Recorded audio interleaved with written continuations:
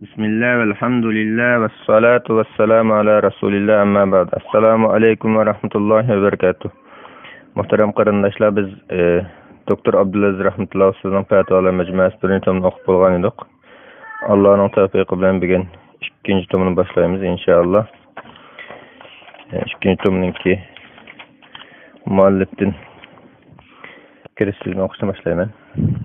Nihoyat shafqatli va mehribon Allohning ismi bilan boshlayman. Barliq hamd sana bizlarni yo'qdan bor qilgan, oxirgi payg'ambar navbatib bizlarni tavhidga chaqirgan va shariatni qonun qilib belgilab bergan olimlarning parvardigori Allohga bo'lsin. Dört ve salam alimlerge rahmet qilib avatilgan dinni bizga to'liq yetkazgan suyumlik payg'ambarimiz Muhammad sallallohu alayhi ve sellemga va uning yo'lini tutganlarga bo'lsin. Cenab-ı Allah'ın tavfiqi bilan bundan 2 yil ilgari Sajiya islom bilimlari to'g'rida o'qirmanlaridan topshirib olgan savollarga qarata bergan fatvolarning bir qismini jamlab Fatvalar majmuasi birinchi tom qilib Qoira Azhar madaniy miras nashriyatida nashr qildirgan edim. Savollar to'xtamay kelib turg'achqa qisqa vaqtlar xeyli ko'p fatvalar yozib tayyorlangan bo'ldi. Natijada birinchi tomga kirgizilmagan fatvalarga yangi yozilgan fatvalarni qo'shib, qaytadan ko'zdan kechirib, Uyg'ur tili va imlo jihatini tuzib, naql va dalil manbalarini texnik to'liqlab, ikkinchi tom qilib nashr qildirishga tutush qildim. Bu yerda menga samimiy taklif fikrlarni bergan, fatvalarni ko'rib chiqish va tayyorlashda yordamini ayamagan har bir qarindishimga, shundaqla meni duolarda yod etib turgan ustoz va o'qirman qarindoshlarga xosan tashakkurimni bildiraman. Fatvalar majmuasining bu tomi birinchi tomidek aqida, ibodat, axloq va muomala qatorliq sohalarda musulmonlar ehtiyojli muhim masalalarni o'z olgan bo'lib, bu fatvalarda islom ko'rsatmalarini amaliy ahvol bilan birlashtirib tahlil qilgan asosda qurbimning yetishicha shariat ro'yiga eng uygun bo'lgan javobni berishga tirishdim. Qarashlarni naql qilishda, hadislarga baho berishda nufuzli ulamolar, mu'tabar muhaddislarning kitoblariga murojaat qildim. Umuman ilmiy o'lchamga qattiq rioya qilishda chong turdim. Aqida dilda e'tiqod qilish kerak bo'lgan ishlarni ko'rsatsa, shariat ibodat va muomalalardagi amalga munosabatlik ishlarni ko'rsatadi. Islom aqidasi dalil faktiga tayinlangan isbotliq ilohiy aqida bo'lish bilan insonning yaratılışidagi tabiatiga mos kelishganligi, aniq va qulayligi, shundaqla muqim va o'zgarmasga qatorliq aloyiqlarga ega. Bu quruq nazariya bo'lmasdan balki insonning real amaliyatiga nisbatan hayotning turli sohalarini o'z ichiga olgan aqidadir. Shariat bo'lsa Janobi Alloh bandalariga belgilab bergan ahkam va tuzumlarni ko'rsatadi. Shariat Qur'on va sahih hadislar bilan isbotlangan, keskin itoat qabul qilmaydigan hukmlarni o'z ichiga olgandek, Qur'on va hadis ro'yiga tayinib itoat qilishga bo'ladigan ahkamlarni o'z ichiga oladi. Shariatda farzligi yoki haromligi yoki mubohligi yoki makruhligi va yoki mustahabligi aniq va keskin masalalarda asosan qarash o'xshamasligi yo'q deyarlik. Qur'on va hadis ko'rsatmalari bu ahkamlarni bildirishda aniq bo'lmasa yoki hadisning sanadi sahih bo'lmasa, bir ishning bularning qaysiga tava ekanligida olimlarning itoatlari, qarashlari o'xshash bo'lmay qoladi. Izlanish va tahlil qilish usullari farqli bo'ladi. Itoadiy masalalarda qarash har xil bo'lishi normal ahvol bo'lsa-mu, biz Uyg'urlarlar emas, butun islom dunyosi miqyosida to'g'ri yetaklovchi metoddan yiroqlish natijasida shaklvozlik, quruq talash tortish va itoatdan qarashdan va ijtihodiy qarashdan birdan bir to'g'ri qarash deb qaralish va bu orqali o'zini upritish, fitna urug' chechib musulmonlar aro ko'ngil og'riq paydo qilish qatorliq illatlar saqlanib kelmoqda. Bu sababdan ba'zi masalalar ustida to'xtalganimda bu turli datalashlarni tugatish yoki hech bo'lmaganda ziynni azaytish maqsadida bir qadar atrofliq va uzunroq javob berish ma'muriyati his qilganligimdan ba'zi fatvolar xilli uzrab ilmiy izlanish va tadqiqot xarakterini olgan bo'ldi. Bu munosabat bilan men uzun yillardan buyon ijtihadlardan, tadqiqotlardan va ilmiy mavqelardan naf olib kelayotgan mayli qadimki sahoba va tabiinlar bo'lsin, mayli undan keyingi Imom Abu Hanifa, Imom Shafiy, Imom Malik, Imom Ahmad qatorliq mujtahid imomlar bo'lsin, mayli ulardan keyingi Imom Navaviy, G'azzali, Ibn Taymiya va Ibn Qayyimlar bo'lsin, mayli yaqinqi davrdagi Shavkani, Rashid Rizo, Ibn Abidin qatorliqlar bo'lsin, mayli hozirgi asrdagi Shayx G'azzali, Shayx Bin Baz, Shayx Albani va Imom Yusuf Qardaviylardek ustozlar bo'lsin. Mayli biz Uyg'urlarga dinimizni to'g'ri sap yetkilish yo'lida fidokorlik qilib kelgan vatan ichi va sirtdagi ulamo ustozlarimiz bo'lsin, barliq kattalarımizga Allohning rahmatini tilayman. Fatvolardagi ba'zi ijtihodiy tahlil va tarjihlar, tarjih qilish, dalillarni selishtirish asosida ikki yakbirlash qarashidan ma'lum bir qarashning kuchli tanlashga iborat. Xulos yakillar ijtihodiy bo'lish nuqtasidan hammaning ilmiy qanoatiga mos kelib ketishi notayin. Shundaqdimi ustozlar va ahli ilmlarning bu vaqtda qimmatli mulohazalarini o'rtoqlashib turishini umid qilaman. Shundaqla har bir o'qirmanning kitobda bayqagan xatolik, savallik yoki diqqatsizliklarga tuzish berishini va fikr taklifini ayamaslikni to'g'rilik bilan so'rayman. Cenab-ı Allah'ın hatalıklarımını afo qilishini, qilgan bu ilmiy xizmatimni salih amallarim qatorida qabul qilishini va bu kitobni xalqimga foydali qilib berishini tilayman. Hurmat bilan Doktor Abdulaziz rahmatulloh. 16 Rabiul Axir 1439 yil Hijri. 3 yanvar 2018 yil miladi.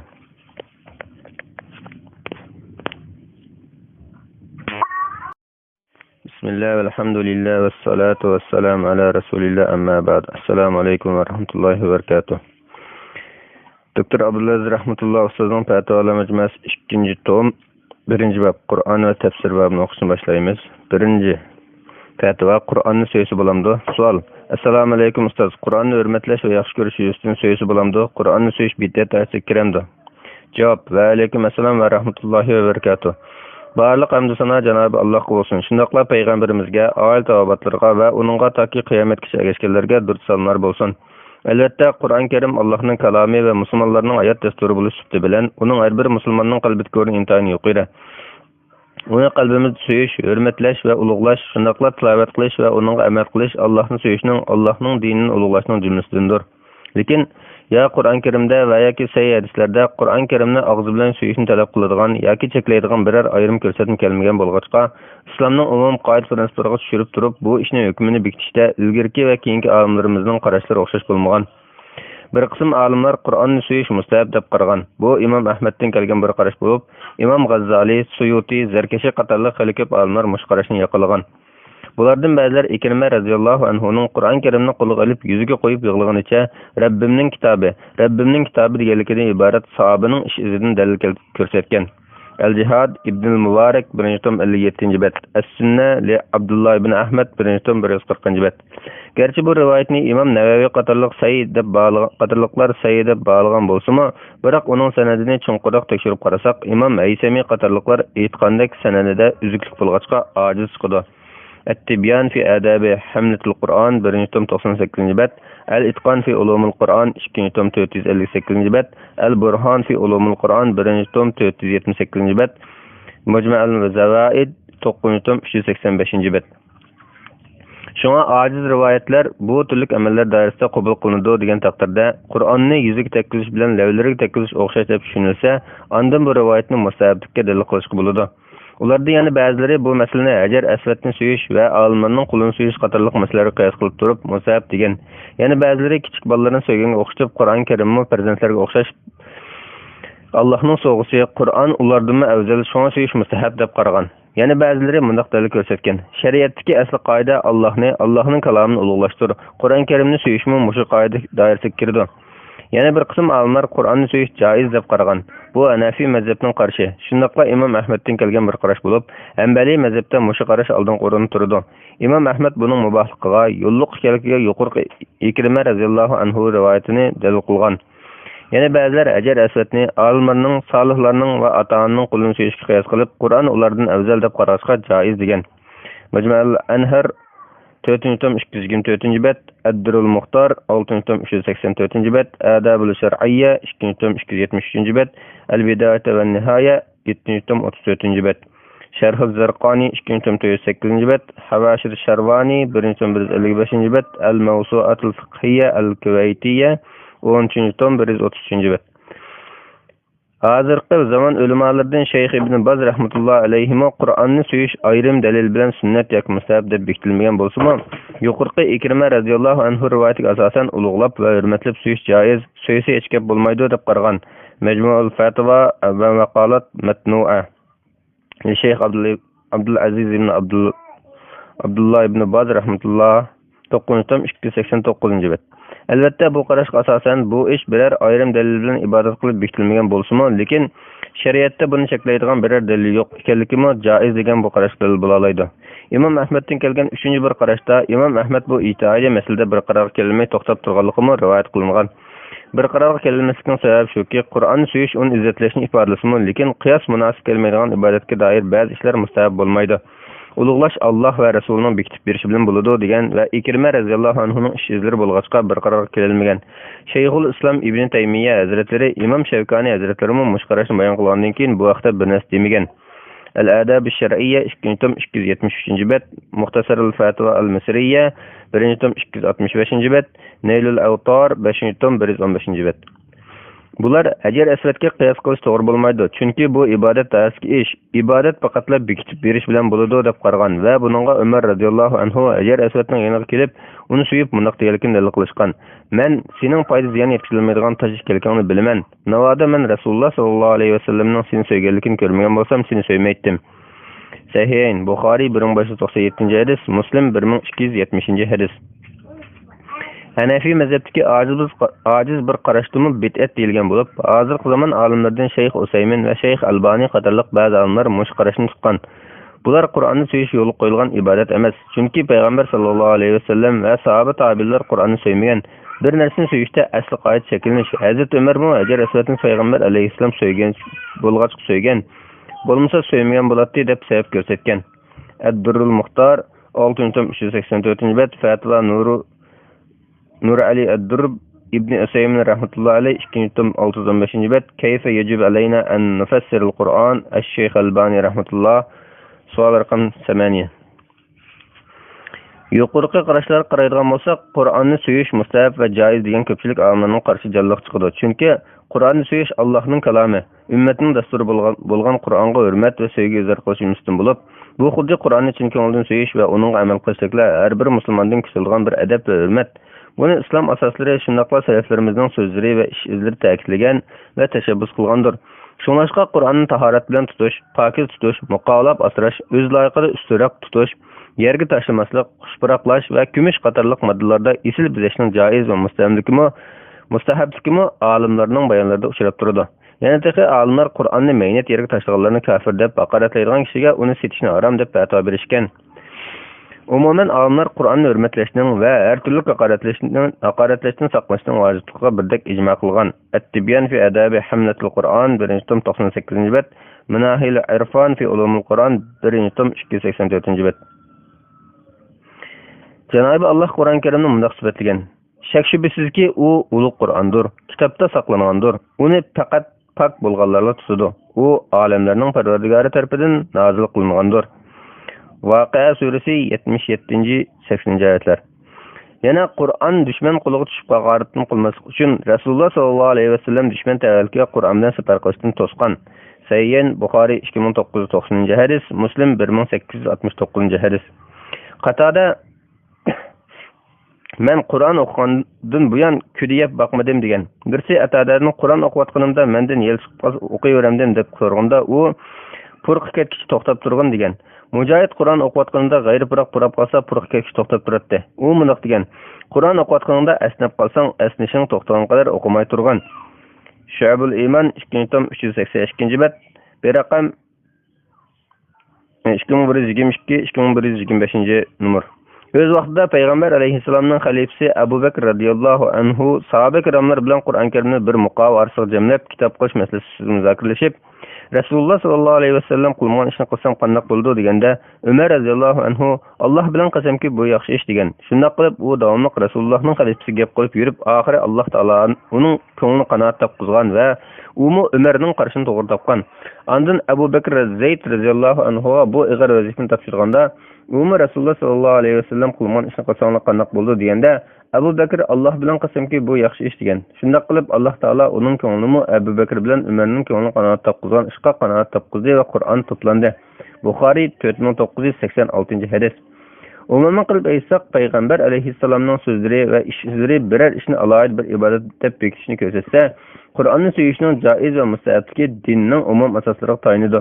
Albatta, bu doiraga yuqoridagi Qur'onni to'plashga o'xshagan cheklanmagan, ozoda qo'yitilgan ishlarmi kirdi. So'yishdan maqsad hurmat izhor qilish bo'lg'achqa, so'yishdan iborat bu ish shariat ko'zlagan umum nishonlarning hukmini oladi. Alloh taolo ahvol ana shundoq. Kimki Allohning dinining belgilanmalarini o'lg'izsa, bu Parvardigorining dargohida uning uchun yaxshidir. Haj surasi 30-oyat. Ahvol ana shundoq. Kimki diniy ishlarni ulug'layotgan bu dillarning taqvoligidandir. Haj surasi 32-oyat degan. Natijada bu doiraga Qur'onni hurmatlashning barliq shakllari kiradi. Bu xuddi Qur'onga hurmatsizlik qilishning barliq shakllari darisi qarab harom yoki makruh bo'lganga o'xshaydi. Uning ustiga Qur'onni suyishning o'zi biror dalil yoki asosga xilof kelmaydigan yaxshi ishdir. Uni qilgan kishi maqtashga arziydi. Demak, bu vaqtda kelgan ojiz rivoyatlar bu ishning joiz yoki mustahabligini bildiradigan asos dalil bo'lmasdan, balki islomning umumiy ko'rsatmalariga qo'shimcha qilinadigan yondashmalardir. Bu vajidan Ikrima radhiyallohu anhuning rivoyati ojiz bo'lsa-mu, bu vaqtda boshqa dalillar yetarli. Yana kelib bu vaqtda alohida cheklash bo'lmoqchiga Malikiylar degandek makruhlikni bildirmaydi. Chunki makruhlik cheklama kelsa isbotlanadi. Ba'zilarning ibodat bekitishi bilan bo'ladi deyishi aslida to'g'ri gap bo'lsa-mu, lekin bu masaladagi joizlik umum ko'rsatmalar bilan bekitilgan bo'lg'achqa, buningda yana bekitish bor bo'ladi.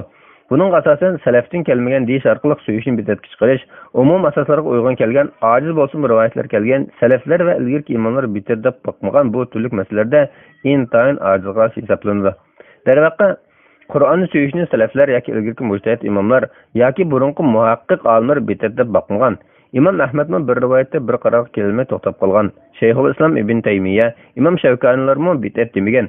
Aksincha İmam Ahmed'dan va yana nurg'un olimlardan joiz va mustahab degan qarash kelgan. Albatta, bu masalada bizga qarashlari yetib kelgan imomlarning eng peshqadami İmam Ahmed bo'lib, u bir qarashida buni bidat deb boqmagan. Balki bidat deyishdan saqlangan va bir narsa demagan. Ilgirkilardan bidat deganlarning kimligi noma'lum. Hanafi mazhab kitoblarida bidat degan qarashga ojiz degan baho berilsa-mu, biroq buni kimlarning bidat deydiganligi tilga ilinmagan. Bidat degan dindan bo'lmaganni foyda qilish deganlikdir. Qur'onga hurmat azar qilish dinda bor ishdir. Umuman qilib aytganda Allohning kalomini hurmatlashning doirasi keng bo'lib, o'shuningdan alqimaymiz deydiganga buning biror cheki yoki biror shakli yo'q. Salaflardan kelgan payg'ambar alayhisolamning maktublarini suyish vaqaliklarimi masalan joiz va mustahabligini ta'kidlaydi. Hadislarda kelishicha Xolid ibn Valid Rasululloh sallallohu alayhi vasallam vafotidan keyin yerini sulhi bilan fath qilganda Shaybon qabilasining bir sahoba payg'ambar alayhisolamning uningga yozib bergan maktubini Hazrat Xolidga olib kelgan. Hazrat Xolid maktubni qo'lga olganda uni so'ygan. Payg'ambar sallallohu alayhi vasallamning bir hujjat maktubi Hazrat Umar ibn Abdul Azizga olib kelinganda, Hazrat Umar ibn Abdul Aziz u hujjatni so'yib ko'ziga surtgan. Al-Amwal 1-tom 237-bel, Futuhul Buldan 1-tom 27-bet. Hayron qolarlik shuki, bu masalada joiz va mustahab degan olimlar Hajar Asadni suyishga qiyos qilib dalil keltirganidek, bid'at yoki mahruh degan olimlarmi o'xshashlar Hajar Asadni suyishga qiyos qilib dalil keltirgan. Qur'onni suyishni mustahab deganlar Qur'onni suyish Hajar Asadni suyishga o'xshash. Balki Qur'onni suyish texim yuqori deb qiyos qilgan, lekin bu qiyos Qur'onni suyishdek illati hukm chiqarishda ta'sir ko'rsatgan sifati aniq bir ishni illati ma'lum bo'lmagan bir ish qiyos qilish jihatdan farqli qiyos bo'ladi. Lekin hurmatlash yuzasidan ota-ona, ulamo va ustozlarning qo'lini suyishga qilgan qiyos to'g'ri va kuchli chiqadi. Chunki har ikkisida illat hukm chiqarishda ta'sir ko'rsatgan sifat aniq. Makruh va bid'at deganlarning Hajar Asadni suyishga qiyos qilishimi farqli chiqadi. Chunki Qur'on bilan toshning farqi bor. Qur'onni suyish illati aniq, u bo'lsa hurmatlash. Ammo toshni suyishning illati bekitilmagan bo'lg'achqa, bir toshni hurmatlashning ibodat qilib bekitilish uchun ayrim bir dalil bo'lishi lozim. Qashtishni suyish sunnat yoki mustahab deyilish uchun yoki uni suyish ibodat deyilish uchun ayrim bir dalil lozim. Tavab qilganda Hajar Asadni suyish sunnat, lekin Qur'onni suyishni ma'lum bir ahvolda sunnat degan ahvol yo'q. Shunga ma'nosini tushungili bo'lgan ibodatni ma'nosini tushungili bo'lmaydigan ibodatga qiyos qilish to'g'ri chiqmaydi. Qur'onni hurmatlash dinimizda bor, suyishmi hurmatlashga tava ish. Shunga Qur'onni suyishni ibodat emas, odat desa, bu keng kuchar mubahlik doirasida qoladi. Agar ibodat desa, bu Qur'onni ulug'lash va hurmatlashning ibodatning bir shakli bo'lishi bilan umum dalillarga tayangan mustahab ish bo'ladi. Qur'onni suyish dilda suyish bilan zid kelingandan keyin navoda suyish uni hurmatlash doirasiga kirmaydi deyilgan taqdirda uni bid'at deyishning o'rni qolmaydi. Shayxul Islom Ibn Taymiya mundaq deydi: Alloh va Rasulining hukmida e'tiborga ilingan aniq sifat al-illa larga tayanmay ikki narsani barobar yoki farq qilib qaragan har qanday kishining qiyosi o'rinsizdir. Majmuul Fatva 19-tom 288-bet. Bo'libmi Hajar Asadni suyish jahiliyat ibodatlariga o'xshab qoladigan bir taraf bor bo'lg'achqa, Hazrat Umar men sening foizing yetkazilmagan tosh kelganini bilaman. Navoda men Rasululloh sallallohu alayhi vasallamning seni so'yganligini ko'rmagan bo'lsam seni so'ymaydim degan. Chunki ma'nosini tushunmasimi payg'ambar sallallohu alayhi vasallam agishish yo'lliq. Agisi oxiratda foydasi bo'ladi. Bu orqali Umar radhiyallohu anhu jahiliyatda toshlarga cho'qinib, texi yaqinga qadar uningdan foydalan ko'ngan har qaysi iqimlardan kelganlarga uqtirib qo'yish, ularning qaymoqish va xato e'tiqodini qo'g'dash va sab tavhid aqidasini xalq olam kengayish uchun haj mavsumida shundoq zakarlab qo'ygan. Sharhul Zarqani ala al-Muatta 2-tom 8-bet. Bu yerda shuni eskartish kerakki, Qur'onni hurmatlash degan eng oldi bilan uni tafakkur bilan tilovat qilib turish, uningdagi amal qilish bilan bo'ladi. Qur'onni lavlari bilan suyish dildagi sevgining belgisi bo'lsa, ondan moslashdi va yarashadi. Ammo amal qilmay suyib qo'yish shaklvozlikdan boshqa narsa emas. Xulosa, Qur'onni suyish keng doirada qo'yitilgan joiz ish bo'lib, ustun o'rinni qo'yishdek hurmat izhor qilish niyati bilan bo'lsa musabab bo'ladi. Shuningdek, Qur'onni hurmatlaydigan har qanday ish alohida belgilangan sunnat, ibodat yoki cheklangan ish deb qaralmagan ekan, yaxshi ishlar doirasiga kiradi. Musulmonlar ara ittifoqni saqlash yuzidan to'g'ri topmaganlarning so'yganlarini igizrak ko'targan yoki ustirak qo'yganlarni ko'rganda ayblish to'g'ri emas. Vallohu alam. 2017-yili 3-oyning 29-kuni. Fatvalar majmuasi 2-tom 1-bob Qur'on va tafsir. 2-fatva. Voqea surasi haqida. Savol. Assalomu alaykum ustoz. Voqea surasini kechasi bir qatim o'qisa paqillik ko'rmaydi deganida sahihmi? Agar o'qish joiz bo'lsa, vitrda namoz ishida o'qisak bo'lamdi. Vitrni bir rakat qilib surani butun o'qimdiq yoki 3 rakat qilib surani bo'lib o'qimdiq. Javob. Va alaykum assalom va rahmatullohi va barakatuh. Barliq hamd sana Janob Allohga bo'lsin. Shundaqla payg'ambarimizga, oil tavobatlarga va uningga toki qiyomatgacha ergashganlarga durud salomlar bo'lsin. Voqea surasi Qur'ondagi 56-sura bo'lib, uningdagi 96 oyatning hammasi yoki ko'p qismi Makkada nozil bo'lgan. Tavhid haqiqatlari va qiyomat kuni haqida to'xtalgan bu sura o'qirmanning ko'nglida iymonni kuchaytirish orqali oxiratga tayyorlanish, salih amallar orqali Allohni rozi qilish ro'yini paydo qiladi. Allah Taalaning birligining dalillari, kamoli qudrati va uning iznolarini bayon qiladi. Sakrat va dunyodan oxiratga yetkish paytlari, oxiratda hisoblangan chog'dagi insonlarning turlari, har bir turning oqibati, har birining jannat yoki do'zaxga loyiq bo'lishining sabablarini, shundaqla Alloh Taalaning qudrati, taqdiri va irodasi oldida insonlarning to'liq ojizligini misollar bilan ko'rsatadi. Voqea surasini o'qisa namratlik etmaslik haqida bir necha hadis kelgan. Biroq bularning ichida biror sahih hadis yo'q. Masalan, Ibn Mas'ud radhiyallohu anhu da rivoyat qilinadiki, payg'ambar sallallohu alayhi vasallam kimki voqea surasini har kechasi o'qisa, uningga menga paqirlik etmaydi degan. Bu hadis bekla ojiz hadisdir. Yana bir variantida Ibn Mas'ud radhiyallohu anhu yuqorqi hadisni rivoyat qilgandan keyin men qizlarimni u surani har kechasi o'qishga buyurdim degan. Bu mu ojiz rivoyatdir. U rivoyat yana Aisha radhiyallohu anhaning ayollariga munaq deganligi kelgan. Sizlardan biringlar har kechasi voqea surasini o'qishdan ojiz kelmasin. Shu'abul iymon bir raqam 2500 292-bet, Fadail sahabi Ibn Hanbal 2726-bet, Feyzul Qadir 6-201-bet, Al-Ilal al-Mutanahiya 1-202-bet, Bayan al-Wahm wal-Iham fi Kitab al-Ahkam 4-663-bet, Al-Mutalib bil-Aliya 15-307-bet.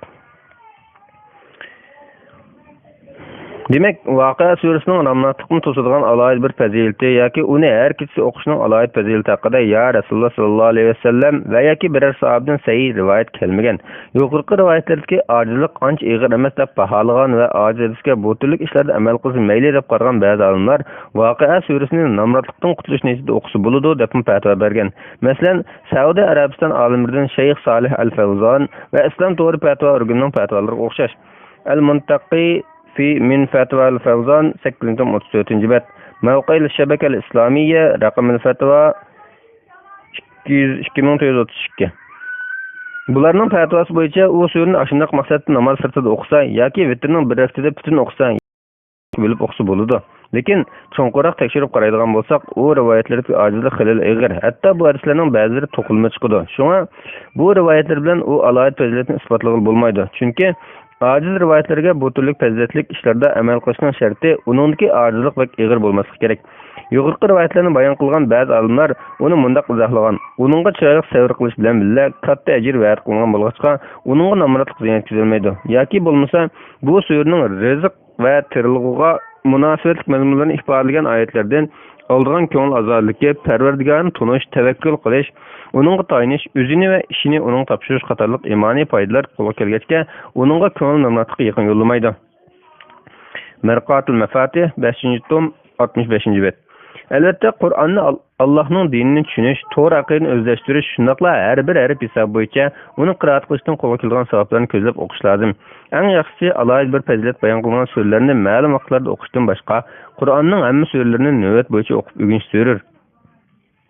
Uni o'qib yaxshi o'rgansa va yaxshi amallarni qilsa, bu ishi o'quvchini oxiratda ajr va martabaga erishtirgandekla uningga dunyodan foydasi bo'ladi. Qur'on o'rgangan kishi dunyoda tortayotgan jabr, zulm, jafo mushaqqatlardan yengillab, Allohning ulug'ligini his qiladi va uningdan yordam tilaydi. Natijada Onunğa keng rizq ata qılınışımı, bərəkət verilişimi, hətta nurgun çıxım ketadigan kasallik yoki balay qazadan saqlanıb qolishimi mumkin.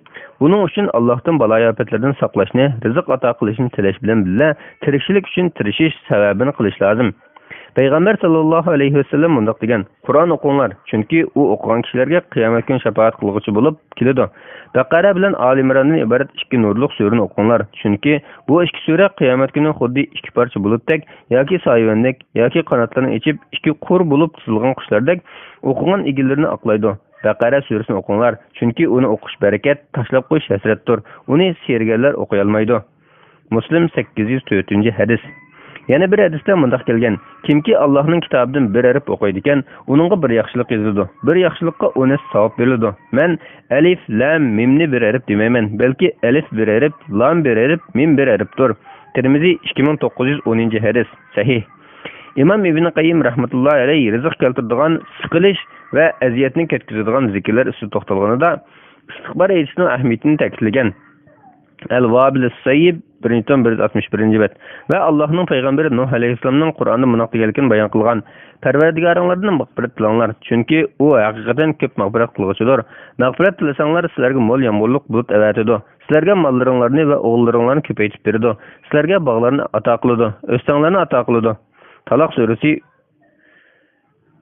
Nuh suresi 10-12 ayetler. Yana bir ayette Allah Teala kimki Allah'tan korkar iken Allah onunğa çıkış yolu berdi. Allah onun oylama yerden rızık berdi. Kimki Allah'a tevekkül kılsa Allah onun kifaya kılıdı. Şübhesiz ki Allah degenini kılgıçıdır. Allah her bir narsa için bir ölçem bekitkendir degen. Vallahu alem. Talak suresi 2-3 ayetler. 2017 yılı 4. ayının 2. günü.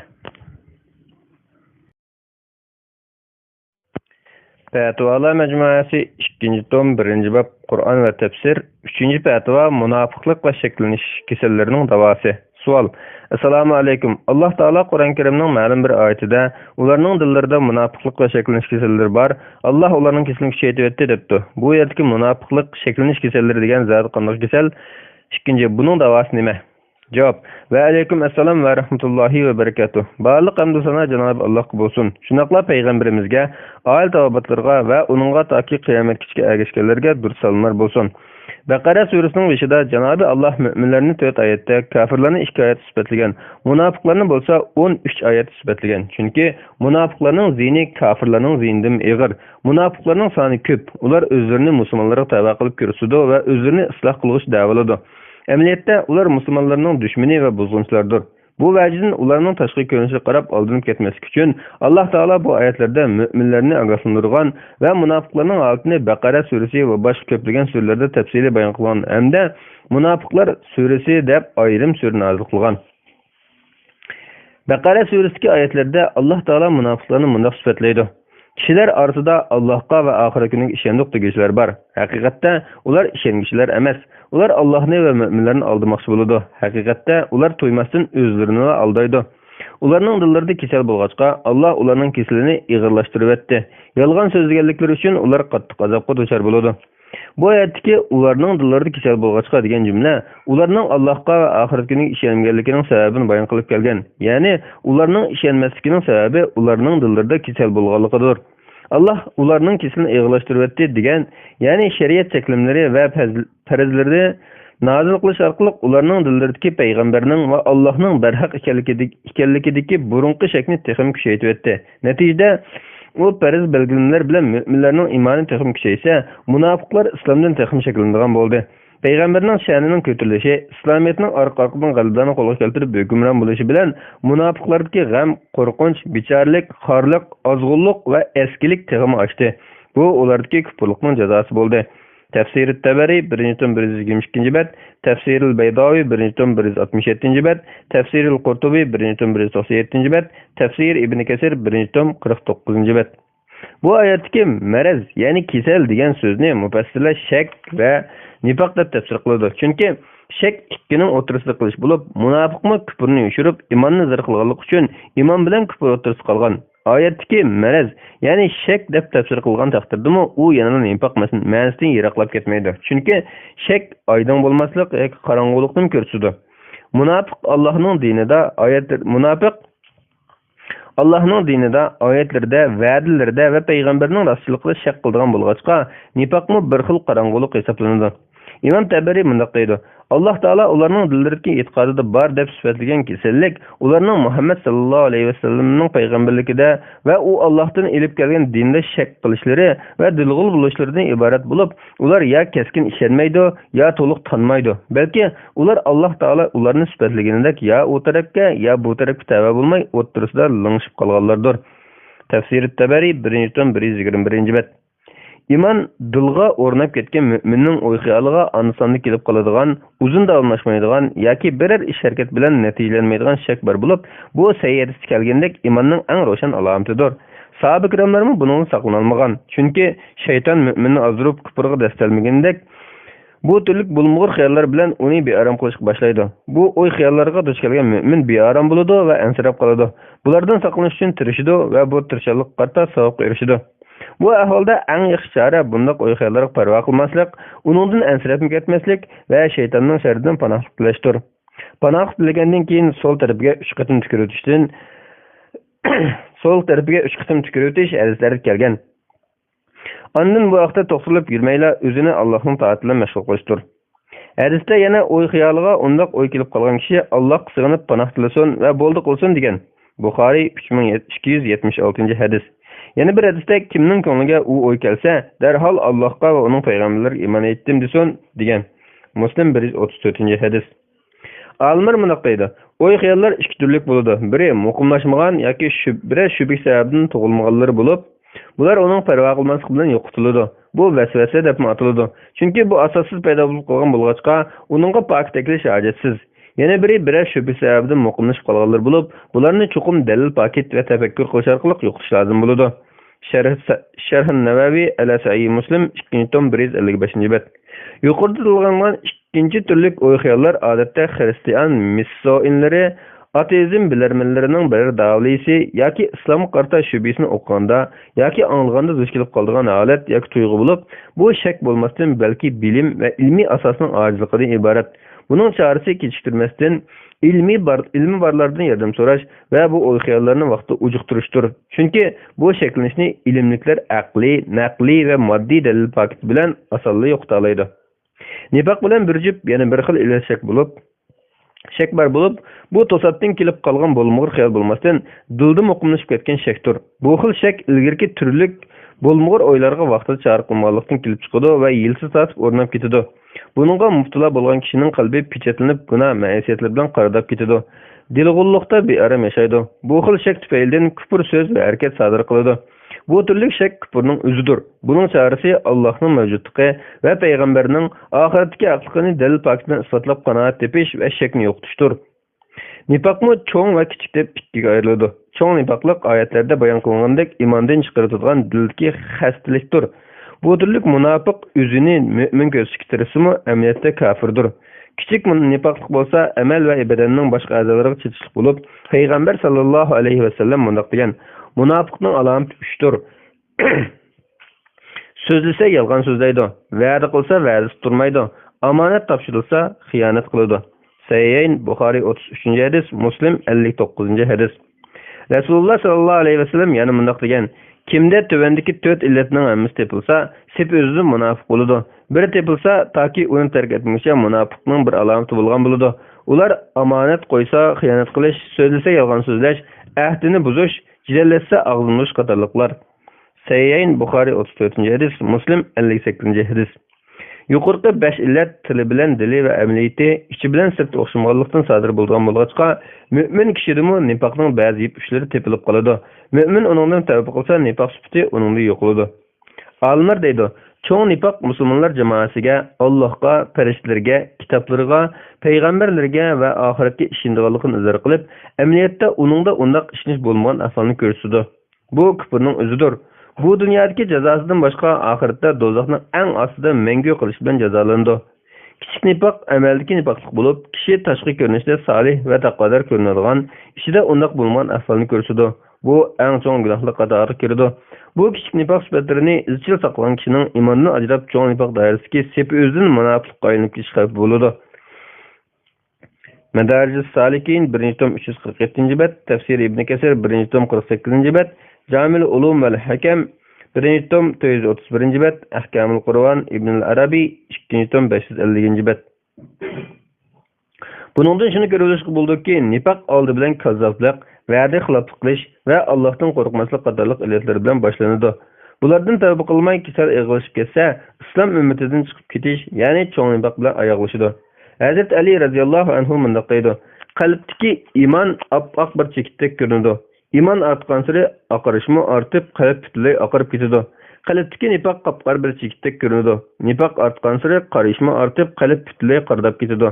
Cini milkida bo'lgan zot bilan qasamki, agar mu'minning qalbini yerib boqsanglar, uni oppoq ko'rsalar. Munofiqning qalbini yerib boqsanglar, uni qop-qora ko'rsalar. Tafsirul Bag'avi 2. tom 340. bet, Musnaf ibn Abi Shayba 6. tom 159. bet. Nifoqning kelib chiqishi ikki tarafdan bo'ladi. Birinchi, biz har doim har yerda duch kelib turadigan turli sinoqlar. Biz bu sinoqlar oldida bitirib turolmagan ahvolda nifoq kesilib giribtor bo'lamiz. İkinci, biz yaşayotgan cemiyette turli sebeplerden nifoq kesilib giribtor bo'lganlar mavjud. Biz ular bilan kunlik turmushimizda aralashib o'tadigan bo'lg'achqa, navoda o'zimizda buning qarshi bir xil immun kuch paydo qilgan ahvolda nifoqlikni har onda ulardan yo'qotib olishimiz mumkin. Demak, nifoq mol-mulk, shahvat, mansab, hasad qatorliq turli sinoqlarga duch kelganda, boshqalar bilan aralashib sinoqni o'tishda ayriladi. Nifoq bilan riyoning munosabati. Riya bir ishni kishilar ko'rsin deb qo'yishdir. Bu qilgan ishdan Allohning roziligini ko'zlamganlik uchun ixlosga zid keladi. Bu hadislarda yo'shirin shirik deb atalgan. Nifoq iymon kufr saqlashdir. Natijada har qanday bir munofiq bo'larkan, u o'zini boshqalar mu'min ko'rsatishga tirishadigan riyokor bo'ladi. Aksiya riyo qilgan har qanday kishi munofiq bo'lib ketmaydi. Chunki riyo butun amallarni bekor qilib o'tmasdan, riyo aralashgan ishni bekor qilib o'tadi. Çoğ nifoqning alomatlariga kelsak, uning yuqorqi kichik nifoq alomatlaridan sirt texmi xatarlik alomatlari bor. Buni oyat va hadislar tafsili bayon qilgan. Biz ularni tövendikdek yig'inchoqlab o'tamiz. Kafirlarni do'st tutib, musulmonlarning ko'zini bo'yash va ularga suiqasd qilish, musulmonlar orasini buzib, o'zini isloh qilish deb da'vo qilish, payg'ambar sallallohu alayhi vasallamni va mu'minlarni masxir qilish, masxir qilganlar bilan o'ltirib qo'yish, muhojir va ansor sahoba kiramlarga uyushlik qilish, jang maydonidan qochish, bahoni ko'rsatish, jangga qatnashib qolganida tuzuk kuch chiqarmaslik, musulmonlar qo'shinida o'sak so'zlarni taqitish va qo'rqinch silish, Allah yo'lida pul xarjlaydiganlarni to'sish, iymon etganlarni kemsitish, riyoxo'rlik qilish, namozni kechiktirish, namoz o'qish eg'ir kelish, bo'libmi bomdod bilan xuftanni ado qilish eg'ir kelish, jamoatga chiqmaslik, Allohni unutib yod etmaslik, Allohga qarata yomon o'ylarda bo'lish, quruq orzularda bo'lish, yomon ishlarga buyurib, yaxshi ishlardan to'sish, bexillik va puxsizlik qilish, dunyo g'ayrismanlik qilib, oxiratni ko'zlamaslik, past ishlarga rozi bo'lish, qasamxo'rlik, da'vo dasturida tarsoqlik bilan cho'ntirilish, og'zini bo'sish, hasadxo'rlik, puxurlik qilish, vaz ta'sir qilmaslik, haqqa qaytmaslik, takabbürlik, müminlarga hakavrlik qilish va kafirlar oldida kuchiklanish, Allohning shariatidan to'sish va g'ayri qonunga rozi bo'lish, o'qigan Qur'onga amal qilmaslik, qilmagan ish bilan maqtanish, mu'minlarning boshiga kelgan musibatlardan xushalanish, g'albalardan bearam bo'lish va kazalar. Yuqorqi nifoq illatlarining har biri insonni halokatga girdobga olib tashlashga yetarlik. Bu illatlar shu insonni tugashtirib qolmay, butun musulmonlar jamoasini tugashtirib o'tadi. Tarixdan buyon musulmonlar sirqiy dushmanning ziynidan orasidagi munofiq, sotqin, xiyonatkorlarning ziyniga ko'plab uchrab kelgan. Imom Ibn Qayyim deydi: "Umuman qilib aytganda, ular oltinniki ko'zni qamashtiradigan saqchilikning o'zidir. Ko'pincha kishilar oltinni yaxshi bilmagachga uning oldinib ketadi. Ustasarraf uni bilib oladi. Unda ustalar intan kam topiladi. Din diyonatga budilik saxta musulmondan ziyonli kishi yo'q. Din diyonat mana shunaqlarning tarafidan buzg'unchilik uchraydi. Bu sebepten Allah Teala ularning ishlarini, sifatlarini shuncha aniq va takrar bayon qilgan. Buning hammasi ularning musulmonlar orasiga kirib olib, musulmonlarga urdigan ziyinning ig'irligidan, musulmonlarning ularni yaqindan tonishi va ularga o'xshab qilishni nazar elish uchundir. Ular quruq arzu bilan aldab Allohning yo'lidan to'sgan, halokatga olib tashlagan bandalar son-sanoqsizdir. Tariqul Hijratayn 1. tom 603. bet. Nifoqning xatiri shu qadar og'ir bo'lg'achqa, sahoba kiramlar, salaflar munofiqlardan bo'lib qolishdan bakla ansiraydi. Ibrohim at-Taymiy: "Men qilayotgan so'zlarimni amallarimga solishtirgan bo'lsam-la, o'zimning boshqalar tarafidan yolg'onchi deb qaralishimdan qo'rqib qolaman" degan. Ibn Abi Mulayka: "Men Rasululloh sallallohu alayhi vasallamning sahobalaridan 30 kishini ko'rganman. Ularning hammasi o'zlari nifaqlik ilit bo'lib qolishdan ansiraydi. Hech biri o'zini Jibril bilan Mikoilning iymonidan nifaqsiz iymonda deyolmaydi degan. Hasan Basridan rivoyat qilinishicha, u mundaq degan: nifaqlik illatidan mu'minlar qo'rqadi, munofiqlar xotirjam bo'ladi. Buxoriy müminning o'zi sezmay turibla amalining bekor bo'lib ketishidan qo'rqishi degan bobda bayon qilgan. Demak, nifaq degan bir maraz, ya'ni kasallik. Buningdan saqlanish, uningdan azar aylash, uningga mubtalo bo'lishni ansirash mu'minning ishi. Salaflarmi uningdan ansirashida o'tgan bo'lg'achqa, ular orasida munofiqlik bugungi kundagidek unni qiyamrab ketmagan. Yuqorida nifaq turlarining naqadar ko'pligini bayon qilib o'tdik. Bunun birisi yoki bir nechasi bilan yuqumlangan kishi intayin xatarlik ahvolda qolgan bo'ladi. Kishi to'ymasdan bulardan bir nechasini yo'qtirib olishi, uning yomon oqibatini bilmay qolishi mumkin. Riyoga oddiy bir misol olaylik. Birisi normal namoz o'qiyotgan chog'ida uning qishig'i bir aylan kirib qolsa, kirgan kishining nazariga erishish uchun namozxonning nafsi uni texim salofat va taqvodor ko'rinishga, qiroatni, ruku sajdalarni texim yaxshi va uzun qilishga undaydi. Shaytonmi masvas soladi. Emniyatda bu namozxon ichki tashqi hammani bilib turuvchi ulug' zotdan g'aflatda qolgan bo'ladi. Katta iltifot qiluvchi Rahman Rahim Allohning uni ko'rib, ko'zib turganligini unutib qolib, ya foyda ya ziyonatsiz qo'ldan kelmaydigan maxluqlarning o'zini ko'zitishiga ahamiyat bergan bo'ladi. Ikki yuzimchilikning oddiy bir misoli bo'lsa, birisi bilan uchrashganda voy deb kulimsirab, orqasidan pichoq urish bo'lib, bu biz xeli yaxshi musulmon deb baho beradigan ba'zi kishilarda kunda digidek ko'rilib turgan alomatlarning biridir. Buning uchun qalbda emas, sirtqi a'zolarda islom aqidasi, islom axloqiga xilof biror ahvol ko'ringan amon uning qarta davolashni darhol boshlash lozim.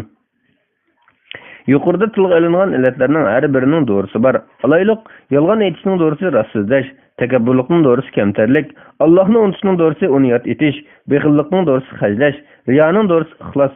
Umuman, yuqoridagi illatning ta'sirini qilib, nafsiga agashmasa, davolash tamoman mumkin. Bu kasallikning eng yaxshi bayquvchisi shu shaxsning o'zidir.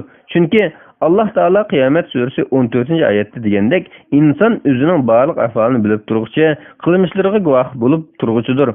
U o'zini boshqalardan obdaroq biladi. Shunga inson o'zini davomli tekshirib, kuzatib turishi, yurish-turish, muomala va amal ibodatlarida benormal biror ahvol sezgan amon darhol tavba qilib o'zini tuzishi, ixlos bilan ish qilishi, mu'minlarga, rasullarga aralashishi, Allohning kuzatib turganligini, munofiqlarga berilgan jazo, mu'minlarga berilgan mukofotni eslashi, bu orqali nifoqning xatarini tushunib yetishi va uningdan ansirab yashashi lozim. Her birimizde aqlli taqdirda u illatlardan biri tepilmay qolmaydi. Bu illatlarga muftila bo'lganlar uningga ko'nib qolgan taqdirda uningdan qutulishimi osonga tushmaydi. Agar inson bu illatlardan qutulishga bel bog'lagan taqdirda, buning eng unumli davosi Allohdan qo'rqish, bir ish yoki bir ig'il so'z qilishdan avval Allohning kuzatayotganligini o'ylasa, ondan yolg'on so'zlamaydigan, xiyonat qilmaydigan, og'zini buzmaydigan bo'ladi. Her kim o'ziga men mu'minmi yoki munofiqmi, menda qanchalik nifoq illatlari bor degan savolni dadillik bilan qo'yib, o'zini tekshirganda o'zini hisob ola olsa, eng muhim qadamni bosgan bo'ladi. Ondan o'zining ahvolini Qur'on Karim va hadislar bekitgan o'lchamga solsa, o'zidagi nifoqni dastlabki boshlanish bosqichida sezib olaydi va uning qoldiqlarini yo'qotishda iroda bog'si yo'qota oladi. Shundala ixlosmand mu'minlar qatoriga kira oladi. Bo'lmasa o'zini mu'min deb qo'llab yuriydi. Nifaq alomatlari ko'rilganida inson ikkining birini tanlaydi. Biri uningga taslim bo'lib, o'zini davolamasdan kesin ig'lashtirib, munofiq bo'lib ketadi va bu orqali dunyo oxiratini qo'ldan berib qo'ydi. Yoki bo'lmasa o'zining va jamiyatning sog'lomligini a'lo bilib, bu qiyin davolash bosqichini boshdan o'tkazib, uzun muddat oxirlashmaydigan cho'ng jihatga atlandi va nafsiga shaytonga qarshi davomli harbiy holatda o'tadi. Bu insonning to'g'ri yo'lda ketayotganligidan derak beradi. Allah Taola'nın fazl merhameti katıdır. Bendide Allah'a yıkılış için bir kadem alırken Allah onunla kucak açıdı. Bunun için her bir Müslümanın nifak ve onun hatırı, ibadet ve onun şartları hakkında eniq tutunuş hasıl kılışı, Allah'a hakiki tevekkül kılışı bilen birge nifaktan kutuluşka, onu yuqtirib olmaslıkka qat'iy niyet kiliş gerek. Eğer Allah onu muvaffaq kılsa, yuqurqlar onun bu dünyadan salamet getirişine yeterlik. İnsan türlü sınaqlarga duch kelib turadi. Muhim bo'lgani xatolashganda tavba qilish va o'zini ro'slashdir. Bo'lmasa bir qavm yoki o'zlaridikini o'zgartmaguncha, bir qavm toki o'zlaridikini o'zgartmaguncha Alloh taolo ulardikini o'zgartmaydi. Hidayat surasi 14-oyatning bir qismi. Yani Cenab-ı Allah'tan qadamlarini haq ustida subatlik qilishni, ixlos, insof, tavfiq ato qilishni, nifaqdan, riyodan saqlanishni tilab turish intayin muhim. Chunki banda hidoyatga, tavfiqqa davomli muhtoj. Nefsi ve şeytan bilan qildigan bu cihat uzun muddatlik bo'lg'achqa, bu uzun safarda Allohning toatiga yordam qilgan solih, diyonatlik, rostchil mu'minlar bilan o'ltirib qo'pish, ular bilan aralashib o'tish nifoq bilan elib bo'layotgan bu jangda to'lim foydali. Chunki inson yaxshilar bilan aralashib, ularning so'zlarini anglaganida, ularning yaxshi axloq singdirishi qulaylashidi. Yo'ldan chetnaganida ularning samimiy nasihati bilan yo'lni tepib oladi. Hadisda Rasululloh sallallohu alayhi vasallam mundoq degan: yaxshi amra bilan nachar amrahning misoli xuddi ipar sotqichi bilan temirchining kuyikini po'ligichiga o'xshaydi. Ipar sotqichi ya sana sovg'at beradi, ya uningdan setib olasan, ya uningdan xushpuroq purib olasan. Kuyik po'ligichi bo'lsa, ya kiyimini kuydiradi, ya uningdan sessiqroq puraysan. Sahih Buxoriy 5534-hadis, Muslim 2628-hadis. Başqalardaki nifaqlıqni tuzashga kelsak, Payg'ambar sallallohu alayhi vasallam Madina munavvar kelib, islom jamiyatining ulun salganda munofiqlik kesili xeli ko'p kishilarda ko'rilgan edi. Ularning ichida 100 obro'yliqlar, Abdullah ibn Ubay ibn Saluldak kattavashlardan bor edi. Madinadagi munofiqlar sepi musulmonlar yo'liqqan eng cho'ng xristianlardan biri edi. Ular musulmonlar sepidagi qurtdek musulmonlarning yangi qilgan gavdasini ishidan vayron qilish uchun turli voqealardan foydalanib, musulmonlarning himmatini bo'shatishga, ularni dindan yondirish va yaltaytishga suiqasd planlarini qilib yuratdi. Payg'ambar sallallohu alayhi vasallam ularning ishini hikmat bilan hal qildi va musulmonlarning yangi jamiyatini chuvulishdan qo'dab qoldi. Payg'ambar sallallohu alayhi vasallam oldi bilan munofiqlik kasalining xatiri bilan oqibatini bayon qildi va uningdan ogohlantirdi. Munofiqlarning sifatlarini fosh qildi. Allah Taala Baqara, Tavba, Munafiqun qatorliq surlarda ularni rasvo qildi. Buning bilan munofiqlarning xatardan saqlanish bilan birga boshqalarning munofiqlashib ketishining oldini oldi. Natijada nurg'un kishilar musulmonlar safiga rostchilik bilan qaytgan bo'ldi. Ularga tavba yo'lini ochiq qo'yish uchun Rasululloh ularning ismini ochiq atamay, sifatlarini bayon qildi. Taki vafot bo'lgan qadar imkon bo'lsa ko'plagan munofiqlarga keng qo'rqoqlik qilib, ularning chekidan oshgan aziyatlarga sabr qildi. Munofiqlik aniq bo'lganlarni o'ltirishga yo'l qo'ymadi.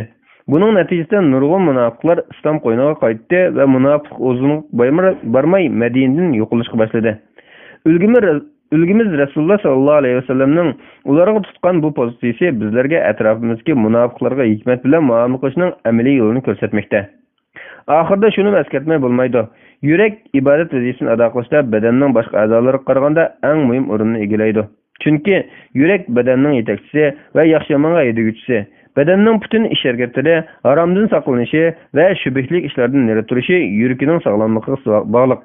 Hadisda Rasululloh sallallohu alayhi vasallam mundoq degan: "Quloq solinglar, insonning badanida bir ishlam go'sht bor. Bu go'sht tuzalsa butun badan tuziladi. U buzilsa butun badan buziladi. U bo'lsa-mu yurakdir." Sahihayn Buxoriy 52-hadis, Muslim 1599-hadis.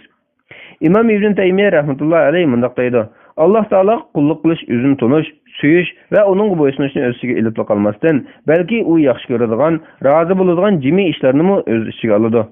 Buning ul asosiy va tegi bo'lsa, dildagi Allohga ishonish, uni tonish, uni suyish, uningdan qo'rqish, uningga qaytish, uningga tavakkul qilish va uning hukmiga rozi bo'lishdan iboratdir. Majmuul Fatva 32-tom 232-bet. Qalbning o'rni ana shundoq katta bo'lg'achqa, salaf solihlarimiz qalb amallariga alohida ahamiyat beradi. Qalbni kuzatib, uni havo-havas va turli illatlardan tozalashga, uni riyo, nifoq, hasad va shuningdek vayron qiluvchi illatlardan, kasalliklardan sog'lom tutishga tirishadi. Hozirgi zamonda bo'lsa, postiga kuchab meg'zini tashlab qo'yish xohishi adab ketdi. Da'vat va islohot faoliyatlarida har bir amal o'z loyiqidagi o'rni va darasi bo'yicha qo'yilmasdan ostini ustun bo'lib ketdi. Rasululloh sallallohu alayhi vasallamning sunnati kiyinish va taqturqi va sunnat ishlarga kelgandek shaklga qartildi. Sunnat esa qalb amallari bilan qilchi munosabat yo'qdek tuyg'u birdan bo'ldi. Natijada dillar qaradab dinni o'rganishni da'atlash qoplab ketdi. Albatta tashqi amallarning ichki qo'zg'atquchisi ixlos va Allohning roziligini ko'zlash bo'lmaganida bu amallar oxiratdan nasibasi yo'q munofiqlarning amallariga o'xshab qoladi. Bu vajidan mu'min banda qalbiga ko'ngil bo'lishi, ixlosni qo'lga keltirishda ijtihod qilishi, shundaqla sirtini tuzashning ichki dunyosini tuzashning oldida tura olmaydiganligini tushunib yetishi intayin muhim. Chunki ixlos va samimiyatdan ayrilib qolgan har qanday taat ibodatning qimmati bo'lmaganidek, savobim bo'lmaydi. Balki tex undaq riyokorlik bilan puchak taat ibodat qilgan kishiga mayli u ko'rinishda Alloh yo'lida pul qazlash, din o'qish va yetkazish, jihad qilishdak naqadar katta taat ibodatlarni qilib ketgan bo'lsin, yanala Allohning qattiq jazosi va'da qilingan. Hadisda qiyomat kuni undaq kishilarning tunji bo'lib hukm qilinganligi, ularga yolg'on aytding, sen jasoratlikka deyilish uchun urush qilganding, olimkan deyilish uchun o'rganganding, qori deyilish uchun Qur'on o'qiganding, sehiy deyilsin deb pul xajlaganding, bularning hammasi deyilib bo'ldi deyilganligi va ularning dum holatda so'rilib do'zaxga tashlanganligi bayon qilingan. Muslim 1905-hadis. Allah bundaqlardan bo'lib qo'yishdan saqlasin. Cenab-ı Allah'tan hammamizni ixlosman, rostchil bandalardan qilishini, dinda subatliq va tavfiq ato qilishini tilayman. Vallohu a'lam. 2017-yil 2-oyning 22-kuni. Bismillah va alhamdulillah va salatu va salam ala rasulillah amma ba'd. Assalomu alaykum va rahmatullohi va barakatuh. Doktor Abdulaziz rahmatullohi sizning fatvolar majmuasi 2-tomni o'qishni davomlashtiramiz. 4-fatvoga kelgan edik. Birinchi bab Qur'onni tafsir. 4-fatvo. Ayol kishi eriga va otasiga Qur'on o'qishni o'rgatsa bo'lamdi? Savol. Assalomu alaykum ustoz. Ayol kishi o'zining eriga Qur'on o'qishni o'rgatsa bo'lamdi? Dadam uyga deganda yurtdagi imomdan o'rgansin desak, hozirgi vaziyatda sal tez to'xtaydi ekan. Uyda onam bilan singlim o'rgatalaydi. Ayol kishining erlarga Qur'on yoki boshqa diniy bilimlarni o'rgatishni hukmi nima? Javob. Va alaykum assalom va rahmatullohi va barakatuh. Barliq hamd sana Cenab-ı Allah'a bo'lsin. Shunaqla payg'ambarimizga, oil tavobatlarga va uningga toki qiyomatgacha erishganlarga durud salomlar bo'lsin. Uyg'urlarda erga yoki otasiga ustoz bo'lmaydi deydigan ba'zi bir gap so'zlar balkim dars intizomiy va topshiriq so'ylash qatorliq o'qishning munsim yurishiga aytilgan bo'lishi mumkin. Bo'lmasa Allohning dinida bunday cheklama yo'q. Cenab-ı Allah Kur'an-ı Kerim'de iyi iman aytqanlar, özüңlarni ve ailanglarni yıkılğısı insan ve taşlar bolgan, rahim kılmaydigan qattiq qo'l perişler muakkil bolgan o'tdan saqlanlar. Bu perişler Allah'ның buyruğundan chiqmaydi. Nimaga buyursa shuni ijro qiladi degan. Tahrim suresi 6-oyat. Bu oyatda Mujahid özüңlarga ve ailanglarga Allah taqdirlik qilishni tavsiya qilib, ularni tarbiyalanglar deb tafsir qilgan. Buxoriy babu qavlihi in tatuba ilallohi faqat sagat qulubakuma. Ali raziyallohu anhu o'zinglarga va oilanglarga yaxshilik va adab o'rgatinglar deb tafsir qilgan. Hasan Basri ularga o'rgatsan, buyursan va to'ssan deb tafsir qilgan. Imom Abu Bakr al-Jassas tafsirisida mundaq deydi. Demak, bu oyat bizning bola-chaqa va oila tavobatlarimizga din va yaxshilikni, shundoqla kerakli adab axloqlarni o'rgatish majburiyatimizning borligini ko'rsatadi. Bu oila tavobatini namozga buyurgan, o'zingmi uning chidamchan bo'lgan degan oyatga o'xshaydi. Taha surasi 132-oyat. Yana Alloh taolaning eng yaqin kishi va aqrabolarini ogohlantirgan Shuara surasi 214-oyat. degan buyruqmi islom ta'lim tarbiyasi elib berish va Allohga itoat qilishga buyurishda yaqin urug' tuqqanlarning oldingi o'rinda turganligini ko'rsatadi. Ahkamul Qur'on lil Jassas 5-tom 364-bet 370-bet. Albatta buningga binoan eri va dadasi qatorliq mahram tuqqanlari yaxshi tarbiyalash vojib bo'lgan oila a'zolari qatoridandir. Yuqorqi oyat taqozosi bo'yicha aytganda kishi o'zini do'zax o'tidan saqlab qilishga buyurilib qolmasdan balki yana oila tavobati qavmiy jamoatini saqlab qo'yishga buyurilgan. Oila tavobati deganimiz eri, ayoli, ota-ona, bola-chaqalar va barliq urug' tuqqanlardir. Ularni do'zax o'tidan qanday saqlab qoladi? Ularga Allohning kitobini qiroat qilib o'qishni o'rgatish bilan kifoyalanmasdan, balki Allohning kitobi payg'ambarimizning sahih hadislari bayon qilgan islom aqidasi, axloqiy va harom, halol muomala ahkomlarini, ya'ni ishlar Allohning dinini o'rgatish tonish lozim. Ularni do'zax o'tidan saqlab qoladigan ishlar ularni ana shunday qat'iy yuzlandirish, yo'l ko'rsatish, to'g'ri buyurish, noto'g'ridan to'sish, nasihat qilish va haq yo'lda minishga ularga yaqinda yordam berish qatorliqlar bilan bo'ladi. Yana ularga islomdagi o'ltirib qo'pish, kiyinish, yeb ichish va yurish turishlardagi sunnat va qoidalarni amaliy o'rgatishmi intayin muhim. Yana Rasululloh sallallohu alayhi vasallam bunday degan: "Har biringlar cho'pondirsizlar, har biringlar o'z padanglarga mas'ul bo'lsizlar. Hokimmi cho'pondir, u o'zining xalqiga mas'ul bo'ladi. Har kishimi o'zining oilasiga cho'pondir, u oilasiga mas'uldir. Ayol kishimi erining uyida cho'pondir, u oilasiga mas'uldir. Qul xo'jayinning mol-mulkida cho'pondir, u shuningga mas'uldir. Demak, hammanglar cho'pon, har biringlar mas'ulsizlar." Sahihayn Buxoriy 5188-hadis, Muslim 1829-hadis. Demak, ayol kishimi o'zining uyi va oilasiga mas'uldir. Alimlerimiz aile tababatıga dinni ögütiş, ularni yaxşılıkka davet qilish, yomonlikdan tutishning vojibligini ta'kidlagan va mundaq degan: aile tababatıning diniy masalalarga ehtiyojini davomli ko'rsatib turish lozim. Sirtdagi yatlarga din ögütish va yo'l ko'rsatish zarur bo'lsa, ko'z oldidagi va oilasilarga ögütish ham zarur. Chunki ular uning yaqin tuqqanlaridir. Bu sababdan ularga diniy tarbiya, ta'lim xizmati ishlash kerak. Oldi bilan ularga dinda eng oldin o'rinda ta'kidlangan, eng foydali, eng muhim mazmunlarni ögütishga tutish qilib, ularga iymon va islomni ögütidi. Uni ögünib bo'lgandan keyin ihson bilan ibodat qilishni ögütib, tahorat ilish, g'usl qilish, tayammum qilish, namoz o'qish va shunga munosib farz, sunnat va fazilat ishlarni, shundaqla dinda bilish lozim bo'lgan ishlarning hammani ögütidi. Bo'libmi ishlarning eng muhimini oldinga o'rin qo'yib turib ögütidi. İhsan deganlik Allohni ko'rib turayotgandek ibodat qilish, Alloh taoloning haqqini ado qilishda samimiy va tirishchan bo'lish, mukammal qilishni ko'rsatadi. Al-Madkhal 1-2-9. İslamning dastlabki davri musulmonlarning intayin ojiz chog'lari edi. İslam davati turli to'siqlarga uchragan Makka sharoitidami eri, otasi, aqslardan burun musulmon bo'lgan ayollar Qur'on va din ahkomlarini tuqqanlarga o'rgatgan va islom dini shu tariqada butun Makkada tarqalgan. Salaflarimiz dinni o'zlari turayotgan oilalarga o'rib tuqqan, sahoba va tabi'lardan o'rgangan. Farzandlari hatto malay dejaklari ichidan katta olimlar yetishib chiqqan. Tabi'inlardan Said ibn Musayyibning kuyovli uning shogirdlaridan biri edi.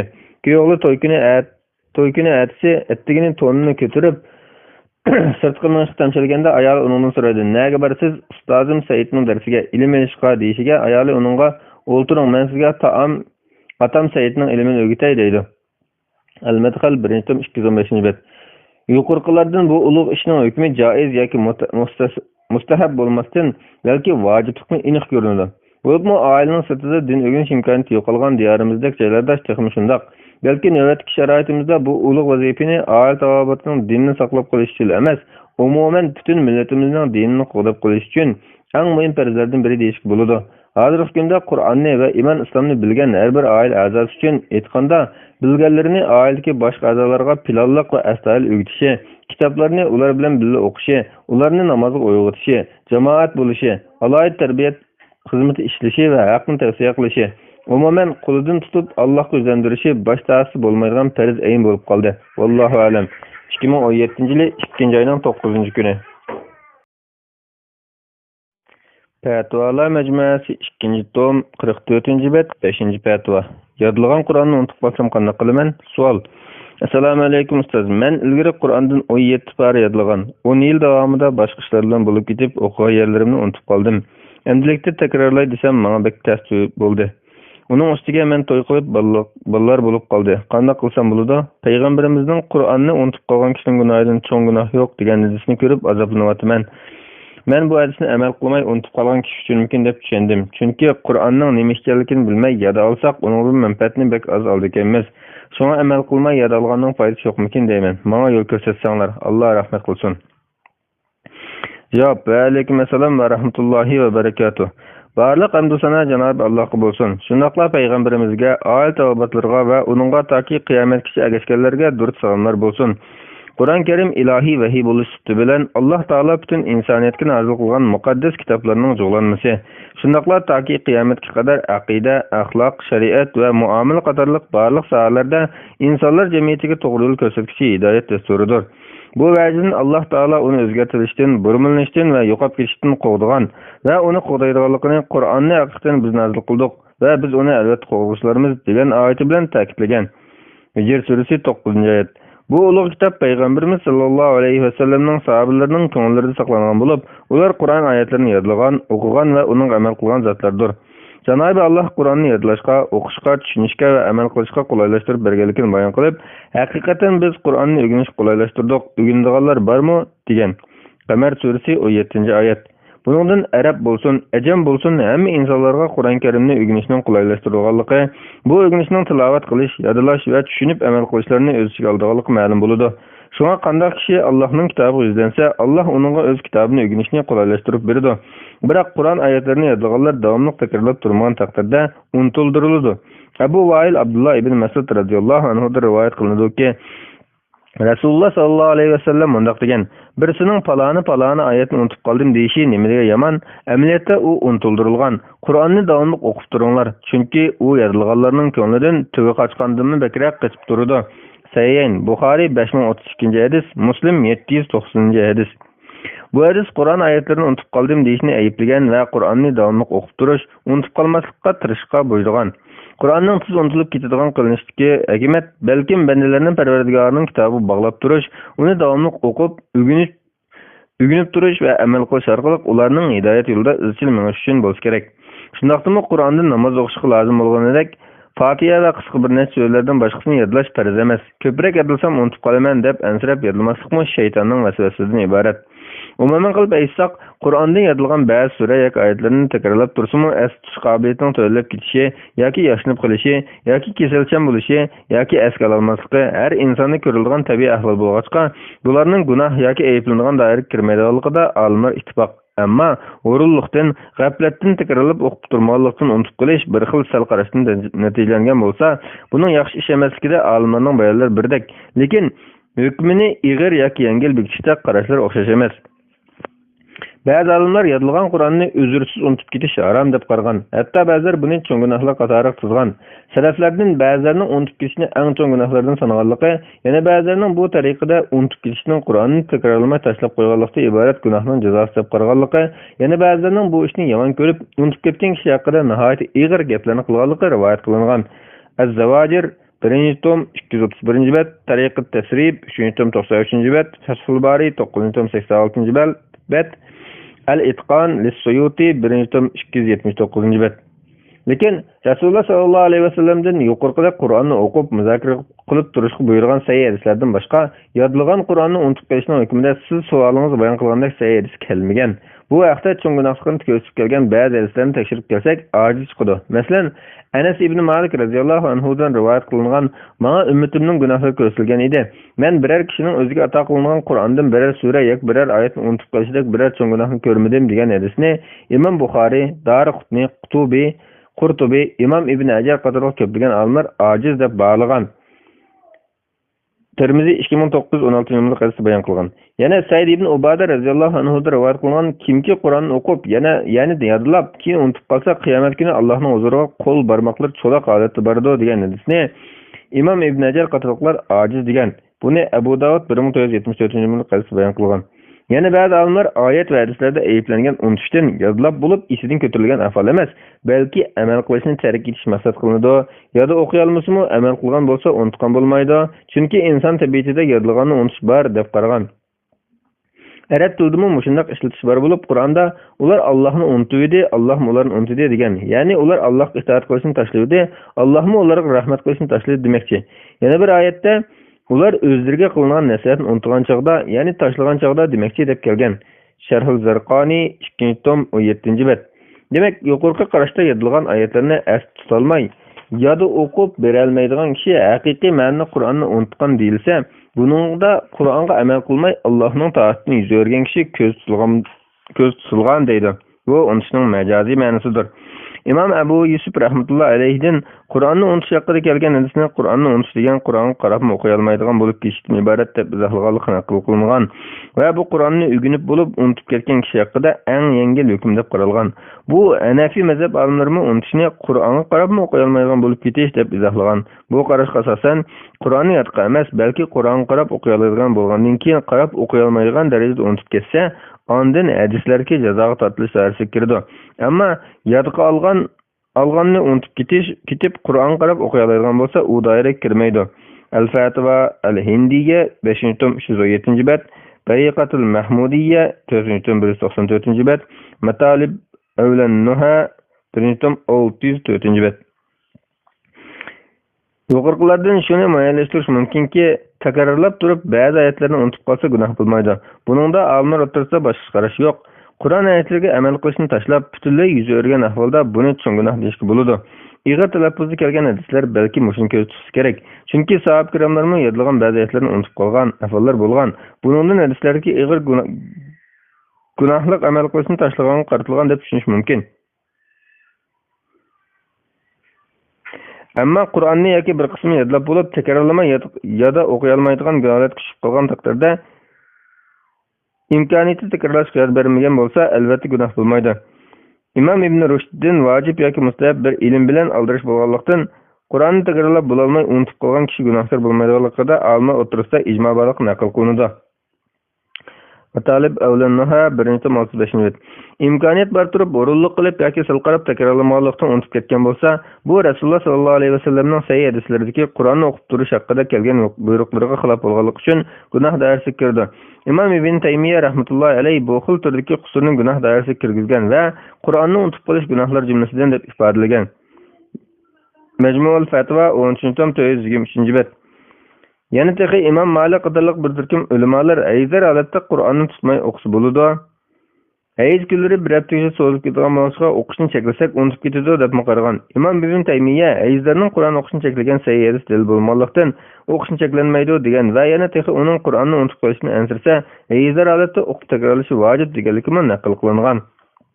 Majmuul Fatva 26-tom 191-bet, Kashaful Qanna 1-tom 147-bet, Al-Mughni 1-tom 96-bet, Sharhul Kabir Lid-Dardir 1-tom 174-bet.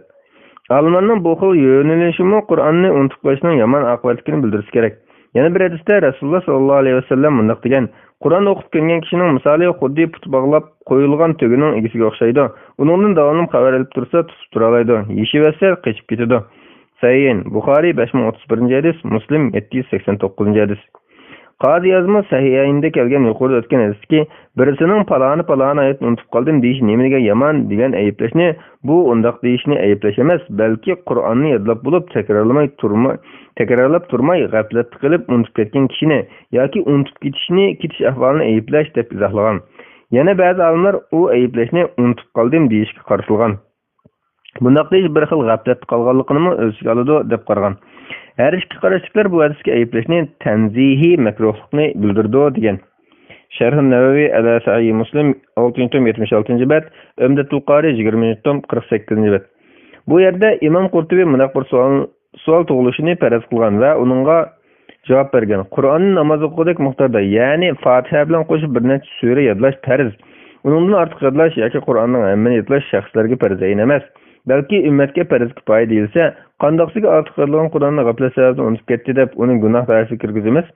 Bu savolga Imom Qurtubi mundaq deb javob bergan. Qur'onni to'liq yoki ko'p qismini yodlagan kishining daraja martabasi ko'tarilgan bo'ladi. Payg'ambar sallallohu alayhi vasallam elib kelgan islom haqiqatlari uning ko'nglida saqlangan bo'ladi.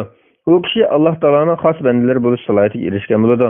Undaq bo'lgan ekan, aşı yuqori martabasiga loyiq ish qilmagan kishiga boshqalardan farq holda ig'riq jazo bekitilishi munosib keladi. Qur'onni takrorlab turmaslik ko'ngil qarilikni keltirib chiqaradi. Az-Zavajir 1-tom 233-bet. Imom Qurtubining bu javobi usul fiqhidagi yana bir masalaga tutishdi. U bo'lsa farz kifoyaga tutish qilish bilan u kishiga farz ayn bo'lib ketamdi degan masala. Qur'onni yodlash olimlarning ijmosi bilan farz kifoya. Yodlab bo'lgandan keyin uzrsiz turib takrorlamay unutib ketsa, Hanbali mazhabga vakillik qilgan qarashda bu qilmishi harom bo'ladi. Yana bir qarashda makruh tanzihi bo'ladi. Buni Hanbali olimlardan ba'zilar tarjih qilgan. Buningga Shafiy olimlar tarjih qilgan yana bir qarash yaqin keladi. Ularning qarashida farz kifoya hukumatga diyat bilan jinoz namozidan boshqasiga tutish qilsa, u farz aynga aylanmaydi. Al-Qawaid wal-Fawaid al-Usuliyya lil-Ba'li 1-tom 188-bet, At-Ta'jir Sharh at-Tahrir 2-tom 884-bet, Al-Bahrul Muhit fi Usul al-Fiqh 1-tom 197-bet. Yuqorqi usul fiqh tadqiqotiga asosan Qur'on yodlab bo'lgan kishiga nisbatan Qur'onni unutib qolmaslikka tirishish farz ayn desak, takrorlamay tashlab qo'yish harom degan yakun chiqadi. Yodlash bilan farz aynga aylanmaydi desak, takrorlamay unutib ketgan kishi gunoh sodir qilmagan bo'lsa-mu, yaxshi qilmagan bo'ladi. Usul fiqh ulamolari o'tirib qo'ygan yuqorqi ikkinchi qarash, ya'ni yodlashga tutish qilish bilan uni yodda saqlash farz aynga aylanmaydi. Unutib ketsa gunoh bo'lmaydi degan qarashni elib aytsaqmi, unutib ketishning o'zi Rasululloh sallallohu alayhi vasallamning hadislarida buyurgan Qur'onni o'qib takrorlab turishni qo'ldan berib qo'yganlikning jazosi yoki oqibati g'aflat qilish tufayli beshiga kelgan musibat deyishmi muvofiq bo'ladi. Yana bir ne'matning qadrini bilmaganlikdan Alloh taolo u ne'matni qo'ldan tortgan bo'ladi. Balki bu tortilish takrorlanmaslik sababidan bo'lmay, boshqa gunoh ma'siyatlar sababidan bo'lgan bo'lishi mumkin. Fathu Mawqil Islom savol va javob raqam 185. Albatta, yuqorqi qarashlar ichida yodlagan Qur'onni unutib qolish cho'ng gunoh qatoriga kirmaydi. Makruh tanzihi deyish jalliqroq. Son günah dairəsiga kirishga munosib keldigini suvda keta bilsin yoki unutsin Qur'onga amal qilmay Allohning taxtining yuzi o'rishdir. Bu qarashni yuqorida bayon qilgan edik. Bu qarash Sufyan ibn Uyayna rahmatullohi alayhidan kelgan bo'lib, uning qarashicha Qur'onni unutish degan uning amal qilmay tashlashni ko'rsatadi. Abu Raja rivoyat qilib deydiki, Samura ibn Jundub radhiyallohu anhu bizga Rasululloh sallallohu alayhi vasallamning ko'rgan tushi haqida mundaq deganligini ko'zlab bergan. Kallasi tosh bilan yanjilayotgan odam bo'lsa, Qur'onni o'rganib tashlayotgan va farz namozni vaqtida o'qimay uxlaydigan odamdir. Buxoriy 1143-hadis. Imom Ahmad rahmatullohi alayhi Qur'onni yodlab keyin unutib ketgan kishi haqida kelgan ko'rsatmalar nima degan qattiq degan. Imom Ibn Abdulbar bu vaqtda mundaq bayon qilgan. Sahabe kiramlardanmi Rasululloh sallallohu alayhi vasallam davrida Qur'onni to'liq yodlaganlari ancha ko'p emas edi. Ular yodlaganlarining ma'nosini tushunib, ahkomlarini egilaydi. Sura oyatlarining nurg'un ahkomlarini yodlamay turib o'rganiladi. Muzayfa ibn Yaman radhiyallohu anhu mundaq degan: "Biz Qur'on o'rganishdan avval iymon o'rganatdik. Zamona oxirida iymondan avval Qur'on o'rgangan qavmlar keladi. Alloh taolaning biz ato qilgan kitobni tegishli ravishda o'qiydiganlar bor. Ana shular uning ishindi. Kimki kitobni inkor qiladigan, ular ziyon tortquchilardir." Baqara surasi 212-oyat. Degan oyatini uningga haqiqiy amal qilganlar, uningga haqiqiy akshidiganlar deb tafsir qilishda olimlar o'tirisida boshqa qarash yo'qdir. At-Tamhid Ibn Abdulbar 14-132-bet. Hozir ahvolimiz qaraydigan bo'lsak, Uzayfa radhiyallohu anhu yuqorqi so'zdan dal bizlarni ko'rsatgandek ko'rinadi. Bulbulda Qur'on o'qiydigan qarilardan jazoni yeydigan, boshqalarning haqqidan qo'rqmaydigan, umuman cho'ng gunohlarni qilaveradiganlar yo'q emas. Qur'on yodlaydigan o'smirlarga tahorat olmay namoz o'qish, yolg'onchilik va shuningdek ig'ir illatlar sinib qo'yilayotganligi odatda uchrab turadi. Yuqorqi oyatda degandek tilovatning haqiqiy ma'nosi uni o'qish bilan birga uning ishonish, uni tadqiq qilish va tushunishga tirishish, uning amal qilish va Allohning amrlariga bo'ysunishdan iborat bo'lsa, og'zida o'qib turib uning amal qilmaslik, uni inkor qilganlik, uni o'qimaganlikdan iboratdir. Undaqda qanday qilish kerak? Abdullah ibn Amr radhiyallohu anhuma mundaq degan: Rasululloh sallallohu alayhi vasallam menga Qur'onni bir oyda bir qitim tamom qilib turgan degan edi. Men buningdan qisqa vaqt tamom qilishga taqdim etdi desam, oxir Rasululloh amsa 7 kun bir tamomlab o'qigan, uningni oshirib etmagan dedi. Sahih Buxoriy 5054-hadis, Muslim 1159-hadis. Bu Rasululloh sallallohu alayhi vasallamning bir sahabiga uning ahvoli qarab qilgan tavsiyasi. Buningdan Qur'onni haftada yoki oyda bir tamomlab o'qib turishning musaffati chiqdi. Ba'zi odamlar vaqti kelgan hadislarga asoslanib 3 kundan az vaqtda bir tamomlashni makruh desa, yana ba'zilar 7 kunning vaqtida bir tamomlashni makruh deb qaragan. Yana ba'zilar izchil odatga aylantirib olmagan asosda qanchalik tamomlasa mayli deb qaragan. Yana ba'zilar har kim ahvoliga qarab vaqt cheki qo'ymasdan tamomlasa bo'ladi degan. Salaflarimizdan Qur'onni bir kishi tamomlaganlarmi 3 kunda, haftada, oyda bir tamomlaganlarmi bo'lgan. Hadislarda kelgan bo'lg'achqa, ba'zi olimlar Qur'onni bir xatm qilishni uzrsiz 40 kundan kechiktirishni makruh deb qaragan. Al-Adab ash-Shar'iyya 282-bet. Albatta Qur'onni bu tariqada o'qib turish qarilarga xos emas, balki har kuni bir sahifə, birər paradan Qur'onga qarab o'qib turishi, uning tarjima tafsirlarini ko'rishi va bu orqali Allohning kitobini o'rganishi har bir musulmondan kutilgan aqlli ishdir. Qur'onni tajvid qoidasi bilan tafakkur qilib o'qish lozim. Takrorlash bilan birga mazmunlarini, aqid ahkomlarini, axloq va tuzumlarini tirishib o'rganish lozim. Ma'nosini tushunmay o'qigan Qur'onga har bir harfga 10 savob hisobida ajr beradiganligi, o'z oldiga bir savob chiqish bo'lsa, mazmunini o'rganish va o'zlashtirish farzdir. O'qib takrorlashning asosiy maqsad Qur'onning ko'rsatmalari, amr farmonlari, cheklamalari, uningda o'rnak qilib sunilgan payg'ambarlarning axloqi va ularning hayotdagi pozitsiya, ish izlarini amaliylashtirish, shundaqla Qur'oncha ruh bilan yashashdir. Shunda qilganda payg'ambarimiz sallallohu alayhi vasallamning bizni: "Ey Parvardigorim, mening qavmim bu Qur'onni tashlandiq qilib qo'ydi." Furqon surasi 30-oyat. deb Allohga shikoyat qilishdan saqlanib qola olamiz. Qur'onni tashlandiq qilib qo'yish degan uningga ishonmaslik, amal qilmaslikdir. Mazmunga amal qilib, ammo o'qib takrorlab turmaslikmi bir xil tashlab qo'yish doirasiga kirib qolish xavfi bor.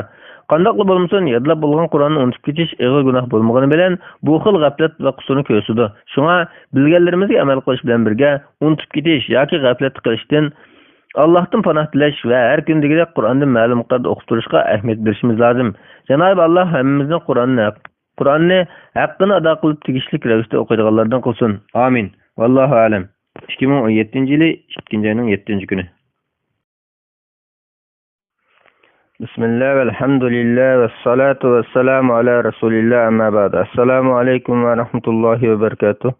Muhtaram qarindoshlar, biz doktor Abdulaziz rahmatullohi ustozning fatvolar majmuasi 2-tom o'qib 6-fatvoga kelgan o'qishni davom ettiramiz.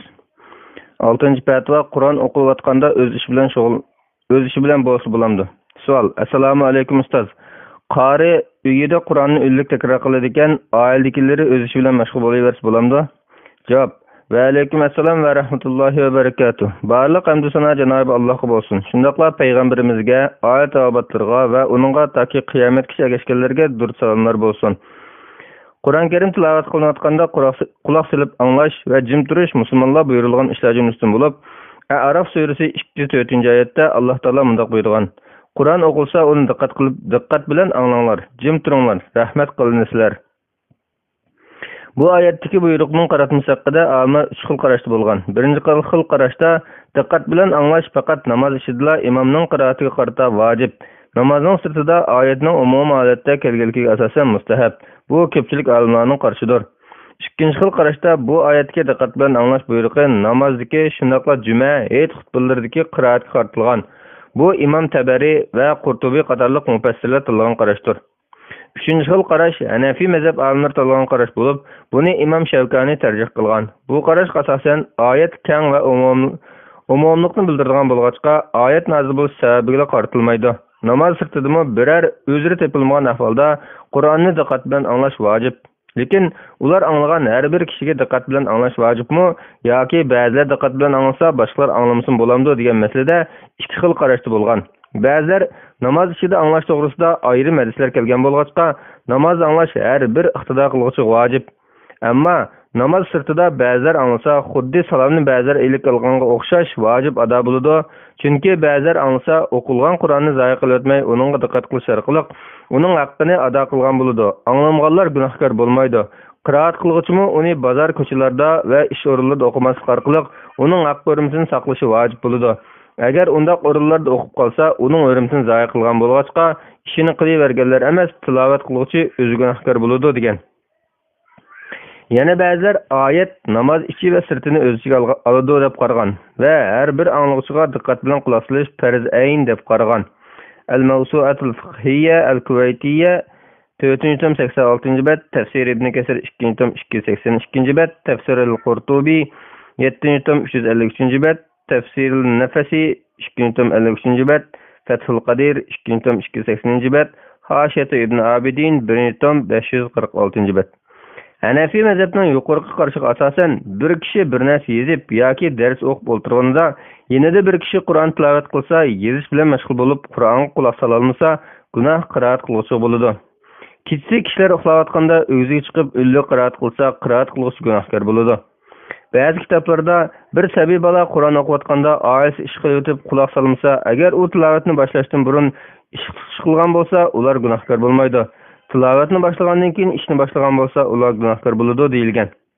Hanafi mazhab olimlari mayli duo, mayli istig'for bo'lsin, umuman Qur'on quloq solishdan to'sib qo'ydigan har qanday ishni makruh deb qaragan. Shunga Qur'on anglayotganda anglash farzga daxl yetkazadigan bo'lg'achqa, salomni ilik olmaydi. Tushkirguchiga yarhamakalloh demaydi. Anglash farzini boshqa bir ish yoki biror fazilatli ish uchun tashlab qo'ymaydi. Chunki quloq solib tinglash orqali Alloh taolo va'da qilgan rahmatdan ko'zlangan maqsad hosil bo'ladi. Al-Bahrul Ra'iq 164-bet, Khashiyat Tahtavi ala Maraqil Falah 153-bet. Qaraydigan bo'lsak, namoz ishida imomning qiroati quloq solishni hamma olimlar birdek vojib deb qaragan bo'lsa-mu, namoz sirtida olimlarning qarashlari vojiblik bilan mustahablik o'rtasida bo'lgan. Vojib deganlarmi vojib kifoya bilan vojib aynining o'rtasida qolgan. Juma xutbasini anglashning vojibligi bu oyat buyruq bilan bo'lmasa-mu, hadislar bilan isbotlangan. Lekin mazkur oyatning namozdagi qiroatni quloq solib tinglash haqida nozil bo'lganligi Hazrat Ibn Mas'ud, Ibn Abbos qatorliq ko'pchilik salaflardan kelgan. Buning asosan namoz ichida imomning qiroatini quloq solib anglash vojib. Bu yuqorida aytganimizdek ijmo qilingan o'rindir. Ammo namoz va juma xutbasi sirtida mayli yenimizdagi qori yoki radio yoki televizor yoki unalg'u qatorliqlardan qilingan tilovatni quloq solib anglash bo'lsa, mustahab ishlar jumlasidandir. Alloh taolo Qur'on o'qilayotganda quloq solib tinglagan va iymon etgan jinlarni jin surasida madiylagan. Imom Izziddin Abdusalom mundaq deydi: Qur'onni quloq solib anglash va uning ma'nolarini tushunishga tirishish targ'ib qilingan adab jumlasidandir. Uning o'rniga quloq solib Anlaşdan əvzəl bolmagan işlər haqqında parang soqush şəriətə qarşı ədəbsizlikdir. İmamның bu sözüdən ehtiyaclı işlərdə parang salsa məkruh bolmaydiganlığı ma'lum buludu. Al-Burhan fi Ulumul Qur'an 1. tom 475. bet. Hatta İmam Rashid Reza tafsirida İmam İbn Munzirning namoz bilan juma xutbasidan boshqa o'rinda Qur'onni quloq solib anglashning vojib emasligida ijmo borligini e'tiqodligini naql qiladi. Chunki qiraat qilgan har qanday kishining qiraatiga quloq solib anglash va jim turishni vojib deyishda, o'quvchi ustozlar ilmini, qozilar hukm qilishni, ilm setim qiluvchilar soat to'xtamlarini, umuman har bir ish egisi ishini tashlab qo'yishni taqozo qilganligi jihatdan intayin qiyinchilik keltirib chiqaradi. Tafsirul Minar 9. tom 552. bet. Buningdan shuni xulosalash mumkinki, maxsus Qur'on so'rinida bo'lib, biror mashg'uliyat bo'lmasa, Qur'on quloq solib ting'ishi vojibdir. Zarur bir ish yoki ehtiyoj tufayli namoz va xutba sirtidagi qiroatga quloq solmasa gunoh bo'lmaydi. Quloq solgach o'z ishini qila olsa mayli. Ish yoki zarur bo'lgan parang va ishlar bilan mashg'ul bo'lib o'qilayotgan qiroatni quloq solib anglamaslik makruhdir. Uylik parang solish texim ig'irdir. İmam Navaviy rahmetullah alayhi mundaq deydi. G'afil qarilar sal qaraydigan ba'zi bir ishlardan saqlanish orqali Qur'onni hurmatlashmi, ko'ngil bilishga arziydigan va ta'kidlab buyurilgan ishlar jumlasidir. Masalan, zarur bo'lmagan ahvolda qiroat asnosida parang yoki varangchuring va kulkidan saqlanish va Alloh taolaning Qur'on o'qilsa uni diqqat bilan anglab, jim turinglar, rahmat qilinsizlar degan buyruqni bajarib keltirish lozim. Abu Davud rivoyat qilgan Ibn Umar radhiyallohu anhuning qiroatdan bekor bo'lgan qadar gap so'z qilmaydiganligidek ishlarni ulgu qilish lozim. Yana qo'li yoki boshqa narsani o'ynab o'ltirmaslik lozim. Chunki u Alloh uning xitob qilayotgan chog'da huzurida undaq qilish bo'lmaydi. Yana diqqatini chechadigan narsaga qarashqimi bo'lmaydi. At-Tibyan fi adabi Hamlatul Qur'on 1. tom 47. bet. Ammo o'qilayotganda Qur'onni boshqalar anglamasin deb qasddan varangchilik qilish bo'lsa, dinga dushmanlik qilgan kofirlarning ishlari qatoriga kiradi. O'z vaqtida payg'ambarimiz Qur'onni yetkazib tilovat qilganda kofirlar bu tilovatni Qurayshlar anglamsin deb o'zaro mundaq tavsiya qilishgan. Sizlar g'alaba qilishinglar uchun bu Qur'on quloq solmanglar, uni ilishtirib o'tinglar. Fussilat surasi 26-oyat. Tövəndə Qur'on o'qilayotsa quloq solib anglamaslikqa va quloq solib anglanmaydigan o'rinda Qur'on o'qishga munosabatli bir necha masalalarning hukmini olimlarimizning bayonlari bo'yicha qo'shib qo'yishni foydali deb qarayman.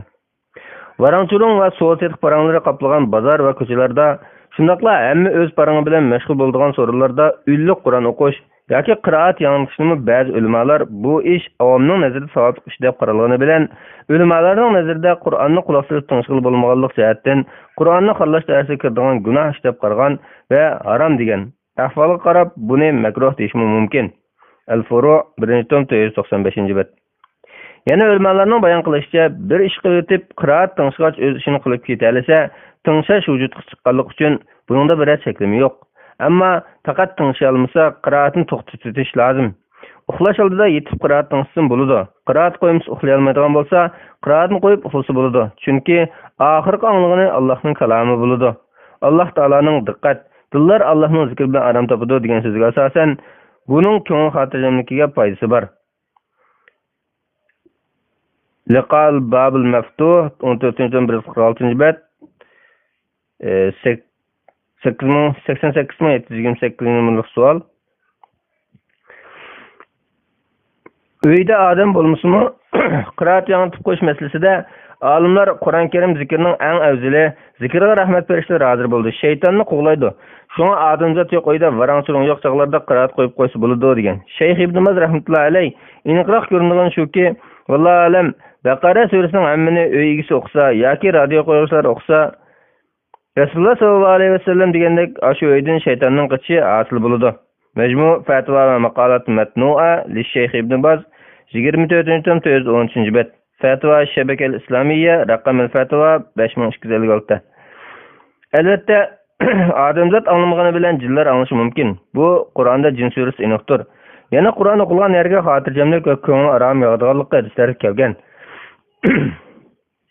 Bara radhiyallohu anhu munaq degan: sahabalardan biri yanında qush arg'amchi bilan bog'liq e'tibor holatda Kahf surasini o'qiyotdi. Üstüne bulut qaplab borgancha yiqilib kelib, eti urkigil turdi. Taң atqanda Rasulullah sallallohu alayhi vasallamning huzuriga kelib, bu ishni Rasulullah so'zlab berdi. Rasulullah u xotirjamlik va arom baxshlaydigan maxluqlardir. Qur'on sababidan tushgandir dedi. Sahih Buxoriy 5011-hadis, Muslim 795-hadis.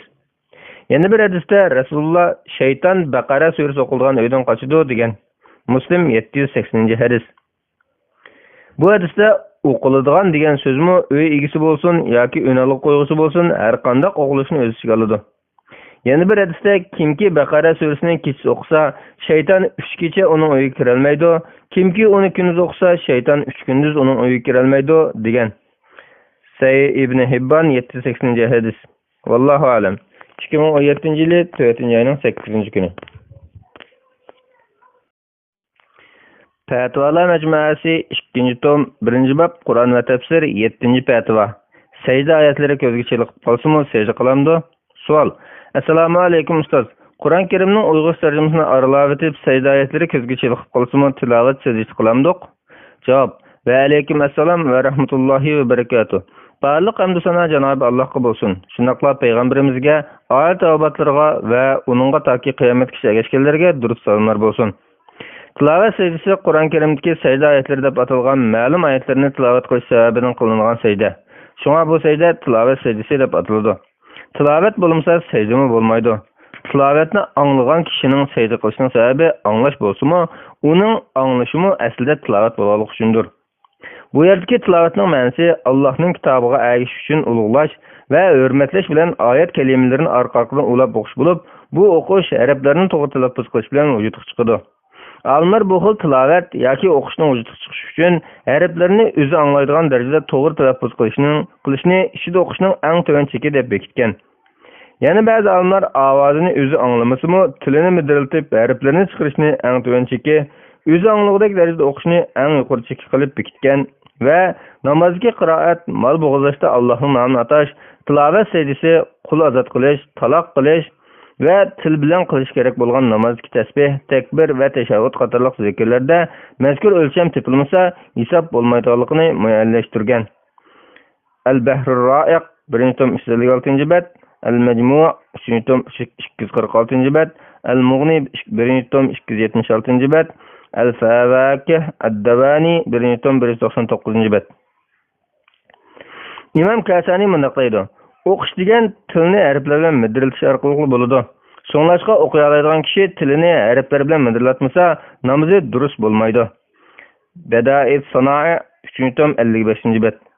Buning asosan mayli sajda oyatlarining arabchasiga yoki uyg'urcha ko'zsun, aqalli taqdirda tili bilan qalbini midiratmasa, bu ko'z yugurtish yoki ko'ngilda o'qishga iborat bo'lib, bu qilg'ini tilovat yoki o'qish darsi kirmaydi.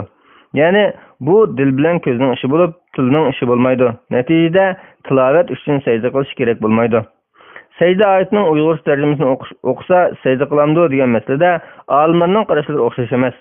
Hanafiy mazhabining qarashida sajda vojib bo'ladi. Boshqa olimlarning nazarida sajda qilmaydi. Al-Fatva Indiya 1-tom 133-bet, At-Tibyan 1-tom 74-bet, Al-Majmu' 4-tom 80-bet, Kashshaful Qanna 1-tom 340-bet. Vallohu alam. 2017-yil 4-oyning 3-kuni. Fatvalar majmuasi 2-tom 1-bab Qur'on va tafsir 8-fatva. Xatma Qur'on duosi haqida. Savol. Assalomu alaykum ustoz. Qur'onni tamom qilib bo'lgandan keyin o'qiydigan payg'ambarimiz ko'rsatib bergan biror duo bormi yoki o'zimiz xohlagancha duo qilamdiq? Javob. Va alaykum assalom va rahmatullohi va barakatuh. Barliq hamd sana Janob Allohga bo'lsin. Shunaqla payg'ambarimizga, oil tavobatlarga va uningga toki qiyomatgacha ergashganlarga durud salomlar bo'lsin. Qur'on Karimni boshdan oxir tamom o'qish, tangshishish va xatm qilish yo'li qo'yilgan ibodatlardan bo'lib, xatmidan keyin duo qilish haqida payg'ambarimizdan biror hadis yoki ko'rsatma kelmagan. Lekin ko'pchilik olimlar ba'zi sahoba va tabiinlarning ishizlariga tayanib, xatm duosi qilishni mustahab deb qaragan. Al-Fatva Indiya 5-tom 317-bet, Tafsir al-Qurtubi 1-tom 30-bet, Al-Azkar 1-tom 85-bet, Al-Madkhal 2-tom 305-bet. Qatada Sabit va Ibn Atiyya qatorliq tabiinlar rivoyat qildiki, Anas radhiyallohu anhu Qur'onni xatm qilganda bola chaqalarini yig'ib duo qiladi.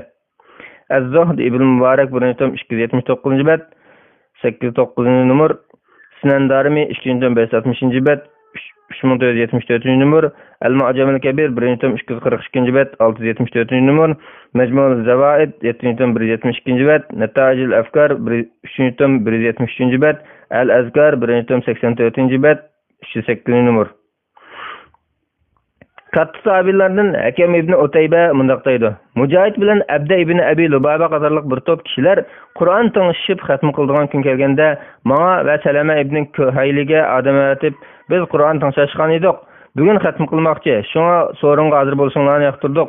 Chunki Qur'on xatm qilinsa tukkanda rahmat tushidi deyiladi deydi. Bu rivoyatlarning sanadi sahih. Mujohid yana Qur'on xatm qilingan chaqda rahmat tushidi degan. Musnaf ibn Abi Shayba 6. tom 128 bet 3040 3042 numaralar. Kitab-ül Masahif 1. tom 358 bet 518 numar. Abdullah ibn Mubarak mu Qur'onni xatm qilganda baliq mu'minlarga ko'plab duo qiladi. Şu'abul İman 2. tom 411 bet 2238 numar. İmam Ahmed rahmetullah aleyhinin oğlu Salih mundaq deydi. Atam bir cümadan yana bir cümagacha Qur'onni bir tamom qiladi. Tamom qilganda duo qilsa biz uning duosiga amin deydik. Bir juma kuni atiganda meni va qarindishim Abdullohni chaqirdi. Duo qilish boshlaydi, biz duosiga amin degil turdik. Siratul İmam ibn Hanbal 1. tom 105 bet. İmam ibn Taymiye rahmetullah aleyhi bir bölük salaflardan xatm qilganda duo ijozat bo'lganligi rivoyat qilingan bo'lg'achqa xatmidan keyin o'ziga, ota-onasiga, ustozlarga va ulardan boshqa barliq mu'minlarga duo qilsa, bu ishi yo'lliq ibodatlar qatoridan bo'ladi. Kechida tahajjud o'qiganda va uningdan boshqa duo ijozat bo'lgan o'rinlardami ularga duo qilishmi shundoq bo'ladi degan. Mecmu'ul Fatva 24. tom 322 bet. İmam İbn Qayyim rahmetullohi alayhi mundaq degan. Peygamber sallallahu aleyhi ve sellem'ge dört salam yollaş o'rinlaridan biri Qur'on xatmi bo'lgan o'rindir. Chunki bu duo o'rnidir. İmam Ahmed xatmidan keyin duo qilishni mustahab deb aniq degan va Anas radhiyallohu anhu Qur'onni xatm qilishni mustahab. Anas radhiyallohu anhu Qur'onni xatm qilganda bola chaqalarini to'playdi degan. Yana bir rivoyatda u Qur'onni xatm qilgan kishining qishiga jamoat yig'ilib duo qilish haqida so'ralganda, "Men Ma'marning xatm qilgan shunaqa qilganligini ko'rgan" deb javob bergan. Yana bir rivoyatda İmam Ahmed Qur'onni xatm qilganda bola chaqalarini yig'ib duo qilishni mustahab deb qarayman degan. İmam İbn Qayyim rahmetullah alayhi mushu tariqada duo qilishning mustahabligini ko'rsatgan salaflarning boshqa ish izlarini bayon qilishni davomlashtirgan. Jala'il Afham 1. tom 102 bet. İmam Navaviy rahmetullah alayhi salaflardan kelgan sahih rivoyatlarni bayon qilgandan keyin xatmidan keyin duo qilish yuqorida bayon qilgan salaflarning ish izlariga asosan mustahabligi ta'kidlangan ishdir degan. At-Tibyan fi adab himnatul Qur'on 1. tom 81 bet. İmam Şevkani rahmetullah alayhi duo qabul bo'lgan fazilatli vaqtlarni bir-birlab bayon qilib, farz namozlardan keyin duo qilishning fazilati va sayyidistin dalilini bayon qilgandan keyin mundaq deydi. Yana Qur'on tilovat qilganda bo'libmi xatm qilganda duo ijobat bo'ladi. Buni Tirmizi Hasan deb berib, rivoyat qilgan Imron ibn Husayn radhiyallohu anhuning munozarasini dalillaydi.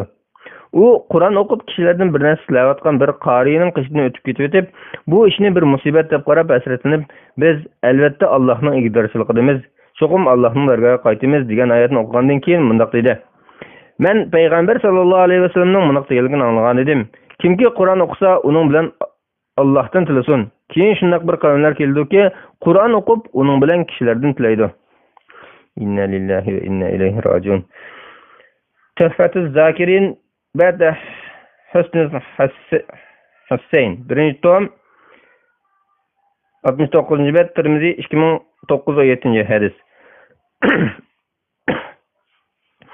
Demek salaflardan keyin yuqorqi sahih rivoyatlarga asosan İmam Abdullah ibn Mubarak, İmam Ahmed, Qurtubi, Navavi, İbn Taymiye, İbn Qayyim ve Şevkani qatorliq ko'pchilik mu'tabar ulamolarning bayonlarida Qur'on xatm qilganda duo qilish mustahabdir. Ammo taravih namozlarida xatm duosi qilishni bo'lsa, İmam Ahmed rahmetullah alayhi Sufyan ibn Uyayna boshliqdagi Makka aholisi, yana Madina va Basra aholisining qilib kelgan ishlariga, shundaqla Osman radhiyallohu anhudan kelgan rivoyatga asoslanib joiz deb qaragan bo'lsa-mu, İmam Malik qatorliq ko'pchilik olimlar taravih namozlarida xatm duosi qilishni to'g'ri topmagan.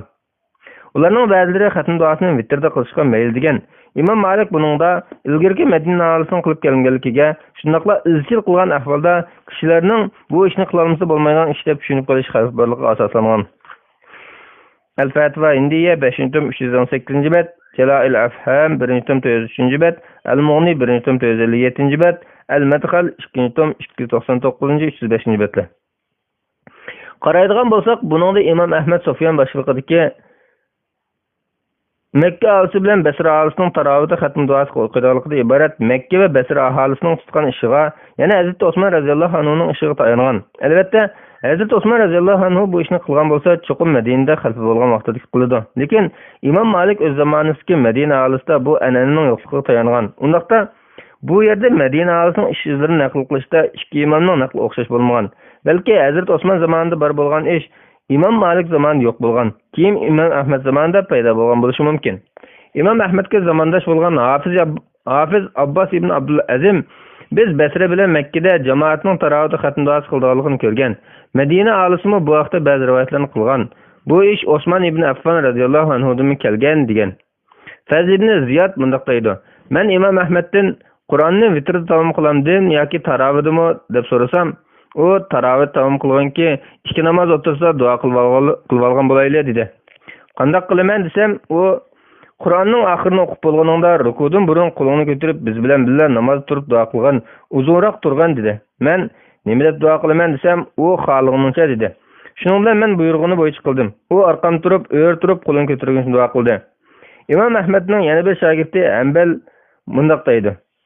Men İmam Ahmadning Qul a'uzu bi rabbin nas o'qib bo'lganida rukudan avval qo'lingni duo ko'targan deganligini anglab, uningdan bunda qilishda qaysi asos tayandilar deb so'rasam, u men Makka aholisining shunday qilganligini ko'rganman.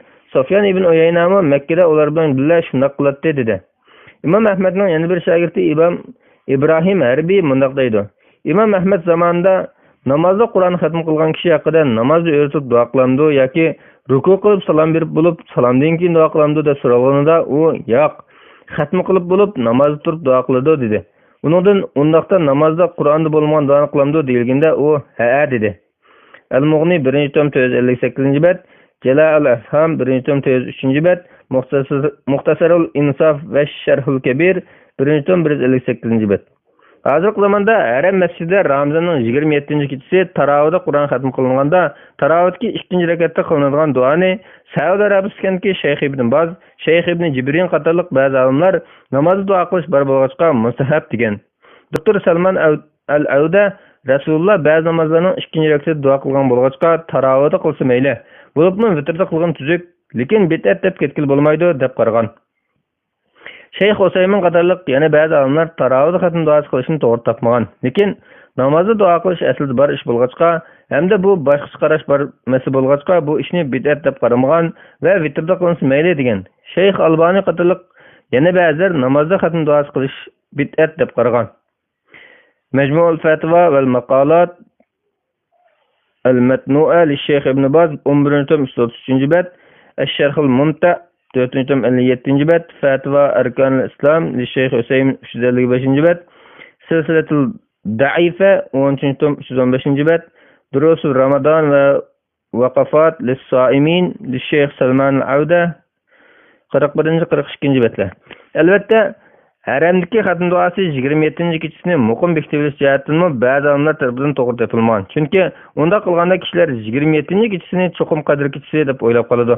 Bu sababdan Shayx ibn Baz rahmatullohi alayhi xatm duosini 29 kechasi qilish to'g'risida taklif bergan. Xatm duosiga kelsak, xatm qilganda duo qilish haqida yuqori deganimizdek payg'ambar sallallohu alayhi vasallamdan bir sahih hadis kelmagachga, bu vaqtda muayyan duo ham kelmagan. Salaf solihlardan tunilgan mujtahid ilmlardan muayyan duo kelmagan. Qur'on Karimning oxiri qo'shib besilgan xatm duolarining hammasi keyingi zamonlarda ba'zilar ixtiyoriy qilgan duolardir. Albatta biz yuqorida Qur'onni tamom qilganda duo qilishning mustahabligini bayon qilgan bo'lg'achqa, bu vaqtda muayyan bir duo kelmagan bo'lsa-mu, duo adab qoidasiga rioya qilgan asosda mayli arabcha bo'lsin, mayli uyg'urcha bo'lsin, xohlagancha duo qilsak bo'ladi. Qur'onda va hadislarda kelgan mazmuni mo'l duolarni qilsa texi yaxshi. Muhim bo'lgani mag'firat tilash, do'zaxdan qutulish, fitnalardan saqlash, Qur'onni tushunish va amal qilishga muvaffaq bo'lish. Qatorliq tilaklarimizni chin dilimizdan tilasak, qafiyalik uzun duolarni yasab, gapdorlik qilish, yuqori ovoz to'lib duo qilish qatorliqlardan saqlansak bo'ladi. Vallohu alam. 2017-yil 4-oyning 6-kuni. Fatvalar majmuasi 2-tom 1-bob Qur'on va tafsir 66 bet 9 numaralı fatva Qur'ondagi bism so'zining ikki xil yozishi. Savol: Assalomu alaykum. Fatih surasining 1-oyatidagi bism so'zi bilan Alif surasining 1-oyatidagi basim so'zining yozilishi o'xshamaydi ekan. Alaq surasining 1-oyatidagi hamzatul vasli harfi ortiq ekan. Nima uchun shunday bo'ladi? Bu yerda biror grammatikalik qoida bormi? Javob: Va alaykum assalom va rahmatullohi va barakatuh. Barliq hamd sanolar Janob Allohga bo'lsin. Shundaqla payg'ambarimizga, oyat obatlarga va uningga ta'kid qiyomatgacha ergashganlarga durust salomlar bo'lsin. Savolingizni bayon qilganda Qur'on Karimda bismi degan so'z ikki xil yozilgan. Biri alifsiz bism degan holatda bu Fatih surasining 5-da Bismillahirrohmanirrohimda, Hud surasi 41-oyatda, Naml surasi 30-oyatda kelgan. Hud surasi 41-oyatda va qalarkabu fiha bismillahi majraha va mursaha inna robbi lag'afurur rahim. Naml surasi 30-oyatda innahu min Sulayman va innahu bismillahirrohmanirrohim deb kelgan. Yuqori ahvollar qaraydigan bo'lsak, bismi degan so'zdan keyin Alloh so'zi kelgan. Ikkinchisi alif bilan bi ismi degan holatda, masalan, Voqea surasining 74 va 96-oyatlarda, shunaqla Al-Haqqa surasi 52-oyatda tasabbih bi ismi robbikal azim deb kelgan. Alaq surasi 1-oyatda bo'lsa Iqra bi ismi robbikal xalaq deb kelgan. Bu ahvollarda bismi degan so'zdan keyin Alloh so'zi emas, Rabbi so'zi kelgan. Qur'on Karimni mushafga yuqoriqidek yozish usulida olimlar birdek ittifoq. Yuqoridagi ahvollarni kuzatgan olimlar Qur'on Karimni yozishda ismi degan so'zning alifini elitish uchun ikki shart topilish kerak. Uning har ikkilisi bor yoki biri kam bo'lsa, har ikkilisi yoki biri kam bo'lsa alif yoziladi degan xulosaga kelishgan. Buningdagi birinchi shart ba harfiga ulinib kelgan bo'lish. Ikkinchi shart ulug'liq ism bo'lgan Alloh degan ism uning keyinda yondashib kelgan bo'lish. Bu shartlar topilmagan ahvolda bismi degan so'z alif bilan keladi. Masalan, tasabbih bismi robbikal azim vazkur ismalloh tabarakasmu robbik bi'sal ismul fusuq deganlarga o'xshash. Qur'ondan boshqa joylarda bismillah shunda qiziladi. Agar boshqa harf bilan kelsa yoki Alloh so'zidan boshqa so'z bilan kelsa alif bilan yoziladi. Masalan, Bismillahi baraka, laysa ismi kasmillah, bismi robbik degandek. Bu Rahman so'zini yengillatish uchun alifsiz yozishga o'xshaydi. Al-Lubab fi ilal bina val i'rab. Abul Baqal al-Akbari 2-88-bet. Doktor G'anim Qadduri bu vaqtda bunday deydi. Asli qoidada alif bilan bism deb yozilish kerak edi. Lekin bu ko'p ishlatilgan bo'lg'achqa Qur'onni mushafga yozishga olgan salaflar alifni elib tashlagan. Ibn Darastahtaviy bunday deydi. Ismi din boshqa so'zlarda yoki u so'z barfi va Alloh azza va jalla so'zi bilan birga kelgan ahvolda alifni elitish bo'lmaydi. Chunki bu umum qoida xilofdir. Ilmul kitabatul arabiyya G'animul Quduri al-Hamd 119-bet. Texnik inchiklab qaraydigan bo'lsak, ismi degan so'zdagi alif harfi aslida shu so'zda bor harf emas, balki vasl alifidir. Shunga ko'p ishlatilgan ahvollarda bu alif qaytarib o'tilgan. Demak, yuqorqi ikki shart topilgan ahvolda alifning tushib qolishiga sabab odatda ko'p chog'larda ko'p fe'llar bilan ishlatilganligi deb yakunlangan. Chunki odatda bismillah degan ibora har so'zning boshlanishida yezish, tahorat elish, tamoq yeyish, jimo qilish qatorliq nurg'un ishni boshlashda intayin ko'p ishlatildi. Ammo bismi robbik yoki bismir-rohman uncha ko'p ishlatilmaydi. Buni Imom Rozi atoqli tilshunos Al-Khalil ibn Ahmaddan naql qilgan. Imom Qurtubiy qatorliqlarni mushundoq tahlil qilgan. Arablar ko'p ishlatilgan so'z iboralarda alifni qisqartirib ishlatgan. At-Tafsir al-Kabir 1-93-bet, Tafsir al-Qurtubi 1-99-bet, Rasm al-Mushaf, Dirasatul Lughawiyya at-Tarixiyya, G'anim al-Quduri al-Hamd 368-bet. Kelgan. Salaf salaflarning bismillah deb alifni yozmasligining yana bir sababi shuki, Qur'onning uchun shaz bir qirotida bismillah bismillah deb qirot qilgan. Chunki ismi so'zini aslatki alifsiz suma deb talaffuz qilish ba'zi arab qabilalarida bor ahvol. Ularning bu talaffuzni Bizim o'shu uchun shoz qiroatni kuchlantirdi. Shoz qiroat deganlik sahih sanad bilan kelgan bo'lsa-mu, mutawatir darajasiga yetmagan, shundaqla Hazrat Osmon davrida yozilgan mushafga udul kelgan qiroatdir. Manahil Irfan fi ulumul Qur'on 1-tom 323-bet. Alifni elifitib yozish bo'lsa, shu uchun qiroatning barligiga diqqatni tortish uchun bo'lsa kerak. Al-ilal al-bayyina fi wajh hazf al-alif al-layyina. Doktor Abdurrahman ibn Abdussalam Nabulusi 20-28-betler. Yana bir sababni Al-Qasim al-Harir bundaq bayon qiladi. Odatda boshlash va tutush qilishda bismillah ko'p ishlatilganlikdan surlarning va maktublarning 5ida yozilganda alif elif boshlanadi. Bismillahning aslisi Allohning ismi bilan boshlayman bo'lib, shaxsning boshlash holati buning o'rnini to'ldiradigan bo'lg'achqa boshlayman degan so'z qisqartirilgan. Agar boshlayman degandek so'zlar bilan kelgan ahvolda alifni yozish lozim. Bu sababdan iqra bismi robbik fasabbih bismi robbik deganda chuqum alifni yozish lozim. Durratul Ghavas fi awhamil Khawwas. Al-Qasim ibn Ali al-Hariri 1-tom 245-bet. Buning binoan bismillahning oldida yoki keyinda u mutaalliq aloqador bo'lgan fe'l kelgan ahvolda alif yozildi. Masalan, atabarak bismillah, bismillah astaftah deganlarga o'xshash. Demak, ism so'zi harfi bilan Alloh so'zi o'tirib kelgan bo'lsa, arab tilida bu ibora ko'p ishlatilib kelganligi uchun yengillatish qoidasi bo'yicha alif elif tashlanib qisqartirilib yozilgan. Qur'onda boshqa joylarda bu tariqada yozishning yana bir sharti yuqorida aytilgandek, bismillahning oldida yoki keyinda u mutaalliq aloqador bo'lgan fe'l kelgan bo'lishdir.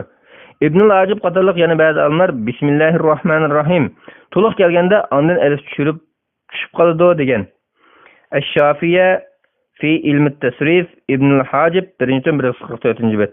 Lekin Hud surasi 41-oyatda o'xshashlar alifsiz va qalarkabu fiha bismillahi majraha va marsaha inna robbi lag'afurur rahim deb kelgan bo'lg'achqa bu shart o'rinsiz ko'rinadi. Mayli qanaqli bo'lsin, ta hozirga qadar musulmonlarning Qur'onni mushaflarga yozishda ayni davrdagi salaflar yozgan usulni ching tutib kelishning sababi zodi nima?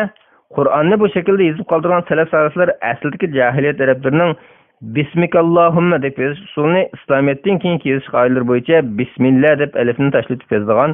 Uningdan boshqa bismi robbik degandek ahvollarda alif bilan yozgan bo'lgan. Keyingi davrlarda Qur'on Karimni har turli o'zgartirish va burunlashlardan qo'dash uchun alohida ko'ngil bo'lgan musulmonlar garchi bu tariqada yozish usuli odatdagi yozish qoidasidan chiqib ketgan yoki ma'lum bir davr yozish qoidasi bo'yicha bekitilgan bo'lsa-mu, Qur'onni shu tariqada aynan yozishga ahamiyat berib kelgan. Bu Janob Allohning o'z kalami bo'lgan Qur'on Karimni qo'dash kafolatining jumlasidan bo'lib, qiroat qilinish qo'dalgandek yozilishimi aynan qo'dilib kelgan. Bu mu Allohning barhaqligi, so'zining rostligining bir isbot deyish bo'ladi. Bugungi kunga Tavrat, Injillardagi xilma-xil nusxalarga aylanib qolmoqligining o'zi uning toki qiyomat qadar o'zgarmay turadiganining yana bir isboti bo'ladi. Vallohu a'lam. 2017-yili 3-oyning 13-kuni. Fatvolar majmuasi 2-tom 2-bob hadis sharif. 10-fatvo payg'ambarimiz peshinning 4 rakat sunnatini 2 rakatdan o'qiganmi? Savol: Assalomu alaykum. Biz peshinning 4 rakat sunnatini bir o'qiymiz, ammo bir imom payg'ambarimiz 2dan o'qigan deydi. Sadi qaysi to'g'riroq? Javob: Va alaykum assalom va rahmatullohi va barakatuh. Barliq hamd sana Janob Allohga bo'lsin. Shunaqla payg'ambarimizga, oil tavbatlarga va uningga toki qiyomatgacha ergashganlarga durud salomlar bo'lsin. Peshindan burun o'qiladigan 4 rakat sunnat namoz farz namozlarning oldi keyinda o'qiladigan sunnati muakkada namozlardandir.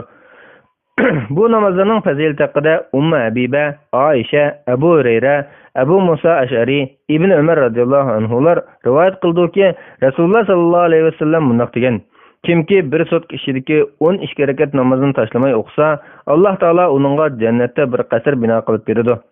Ular bomdodning 2 rakat sunnati, peshindan burun 4 rakat va keyingi 2 rakat sunnat, shomdan keyingi 2 rakat sunnat, xutbandan keyingi 2 rakat sunnat.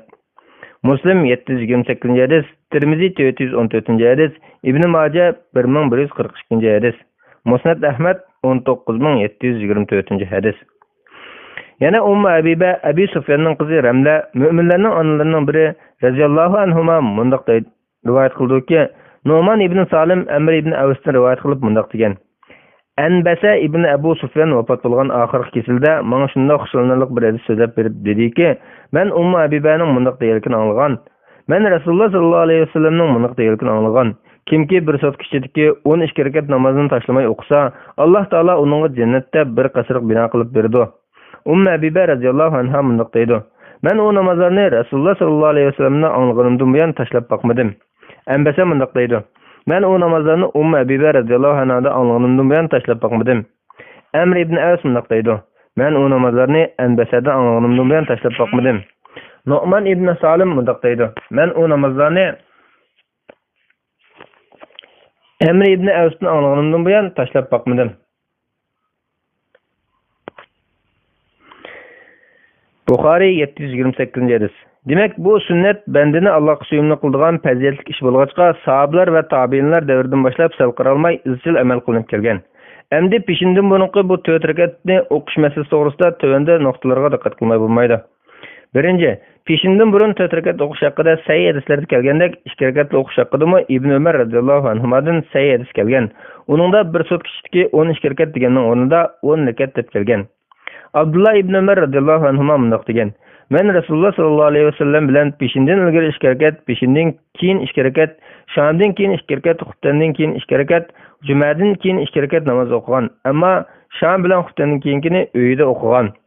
Sahih Buxoriy 1172 hadis, Muslim 729 hadis. Bu hadisning yuqorida Ummu Habiba, Ayşe, Abu Hurayra, Abu Musa Ashari İbn Ömer radıyallahu anhular rivayet kılan hadis bilen bolgan farkı fakat peşinden bunun sünnetinin rekat sanadır. Yukarıdaki hadiste 4 rekat değilse, bu hadiste 2 rekat değilgen.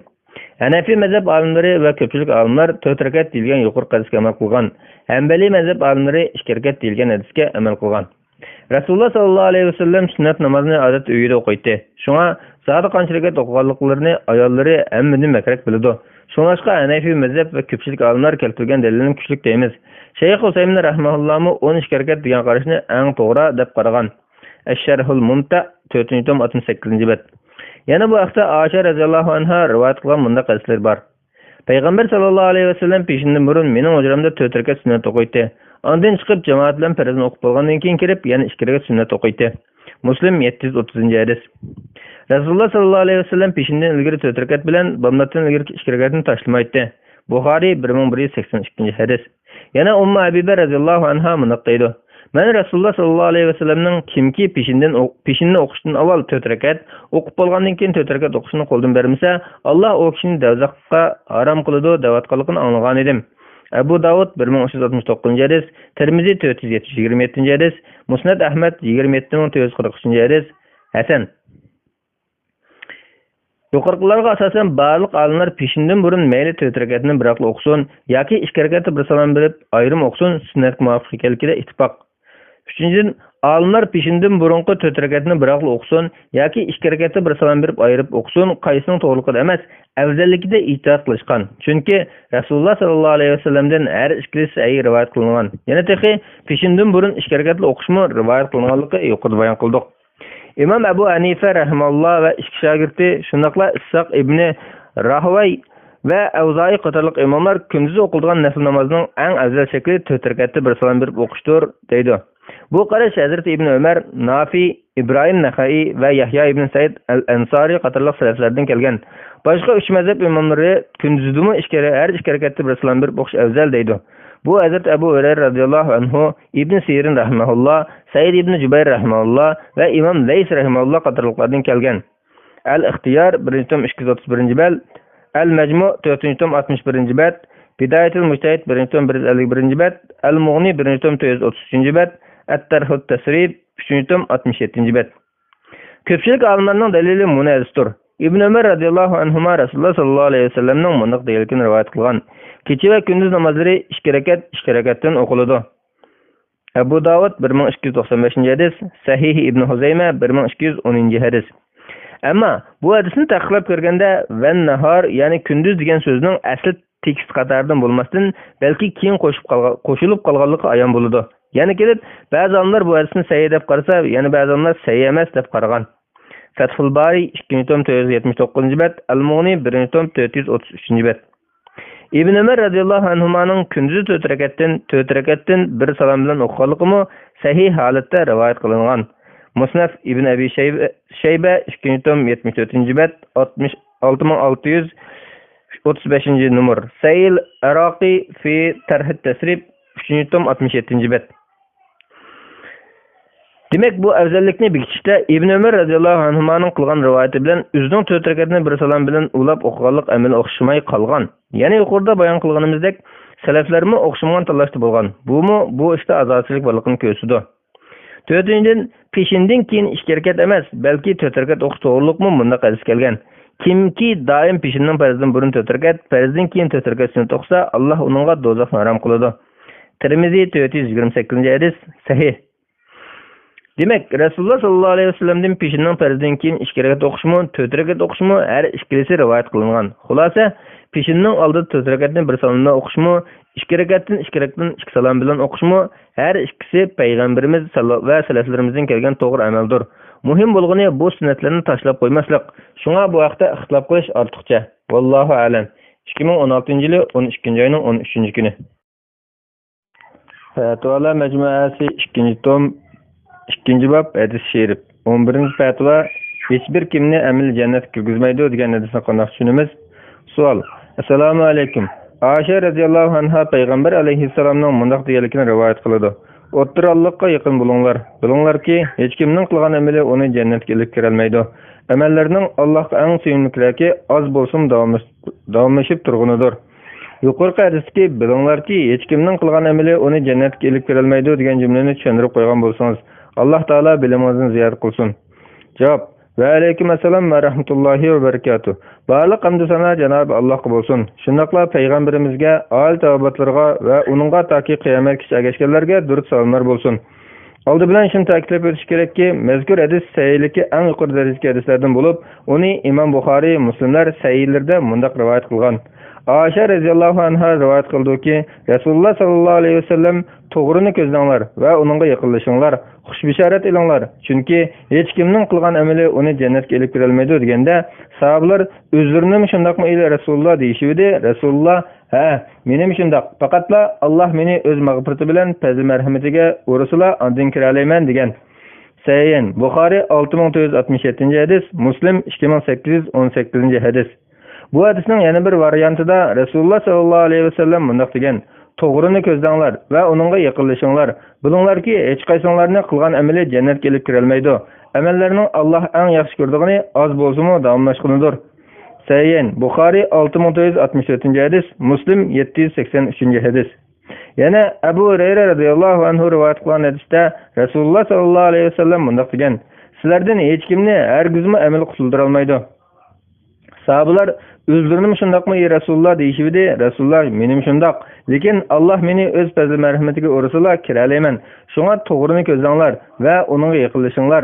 Ertagan oqshom va kechining ma'lum vaqtlaridan ibodatni davomlashtirishga foydalaninglar. O'ttiral bo'linglar, manzilga yetishsizlar" degan. Sahih Buxoriy 6463-hadis, Muslim 2816-hadis.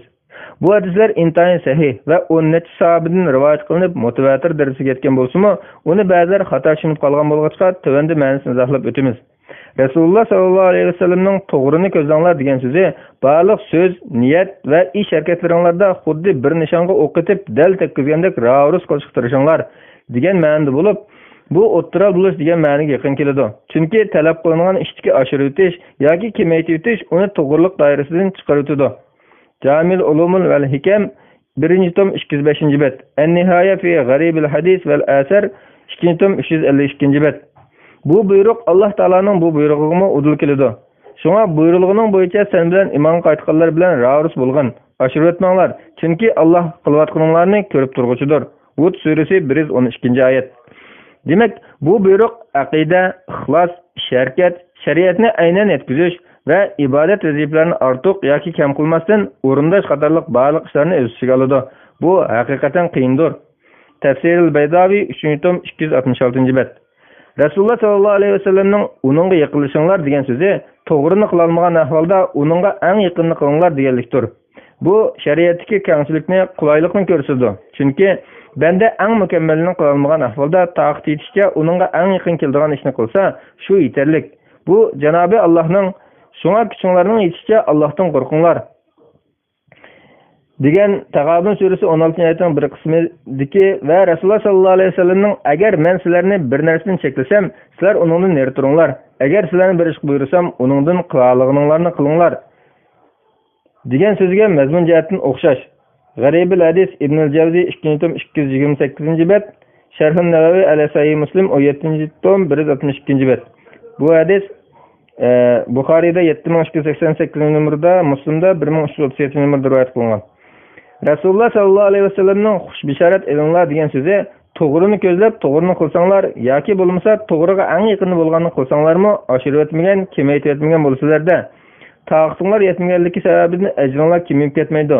Natijada amal oz bo'lsa-mu davomlashgan bo'lsa, katta savob erishadiganlik to'g'risida xush bishorat olasizlar degan ma'noda bo'lib, bu bishoratning foydasi dunyodami, oxiratdami bo'ladi.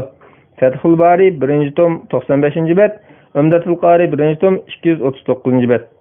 Rasululloh sallallohu alayhi vasallamning chunki hech kimni qilgan amali jannatga olib kirolmaydi degan so'zining ma'nosi katta savobga erishish uchun berilgan bishoratdan u savobni sizlar qilgan toat, ibodat va solih amallarning badali deb o'ylab qolmanglar. Chunki hech kimni qilgan amali jannatga olib kirolmaydi deganlik bo'lib, bu banda qilgan amallari bilan jannatga kirishga haqli bo'ladi. Alloh uni jannatga kirgizshi lozim deydigan Mu'tazila toifasiga radiya bo'ladi. Umdatul Qari 21-tom 227-bet, Tarhut Tasrib 8-tom 228-bet, Sharh an-Navawi ala Sahih Muslim 17-tom 160-bet.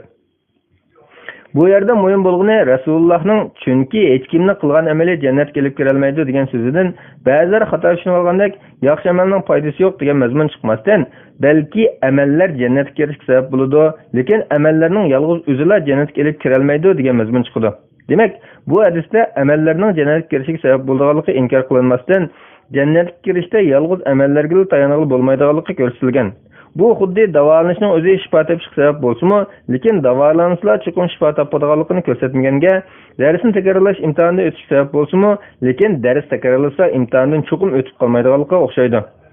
Imom Ibn Taymiya rahmatullohi alayhi mundaq deydi: xuddi urug' terilib, yomg'ir tushsa o'simlik unishga, jimoda ma'ni tugilsa farzand turilishga yetarlik bo'lmaganidek, sababning o'zila uning natijasini keltirib chiqarmaydi. Balki Alloh taolo uni yaratishni iroda qilgan bo'lishi, ba'liq shartlari tepilishi va to'sqinlarning yo'qolishi kerak. Oxirat ishimi shundoq. Yolg'iz amalning o'zi bilan inson saodatga erishib qolmaydi, balki u bir sababdir. Bu vajdan Rasululloh sallallohu alayhi vasallam hech kimning qilgan amali uni jannatga olib kirolmaydi degan. Sahobalar o'zlarini shundoqmi ey Rasululloh deyishibdi. Rasululloh, "Ha, menim shundoq. Faqatla Alloh meni o'z mag'firati bilan fazl marhamatiga o'rtala ondan kira olayman" degan. Mecmuul Fatva 8-tom 70-bet. Demak, yuqorida Rasululloh Allohning fazl marhamatini jannatga kirishga shart qilgan bo'lg'achqa, bu shart bilan tepilsa, ondan amal jannatga olib kira oladi. Lekin Qur'ondagi amal bilan jannatga kirdi degan mazmundagi oyatlarni qanday tushunamiz? Bu oyatlar yuqorqiga zid kelmamdi? Olimlarimizning bayonlarini yig'ib aytadigan bo'lsak, qilgan amallaringlar bilan sizlarga miros qoldirib berilgan jannat ana shudir.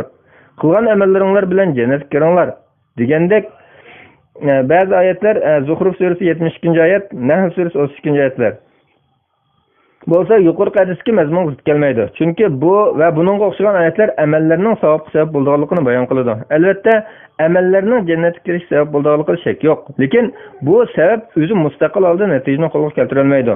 Hadisda bayon qilinganmi dal mushu nuqta. U bo'lsa-mu jannat amalning badali emas.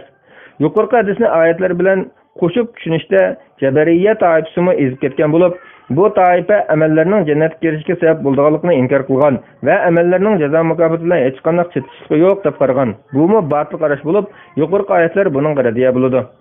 Imom Ibn Qayyim rahmatullohi alayhi bu masalani xato tushunib olgan Mu'tazila bilan Jabariyya toifalari haqida mundaq deydi: bu ikki toifaning har ikkisi qarashlarining bir tarafi to'g'ri, bir tarafi xatodir. Jabariyya jannat amalning badali emas deb to'g'rini topgan bo'lsa-mu, amalning sababini inkor qilishda xato ketgan. Mu'tazilalar bo'lsa, amalning sababini to'g'rini topgan bo'lsa-mu, jannatni amalning badali deyishda xato ketgan.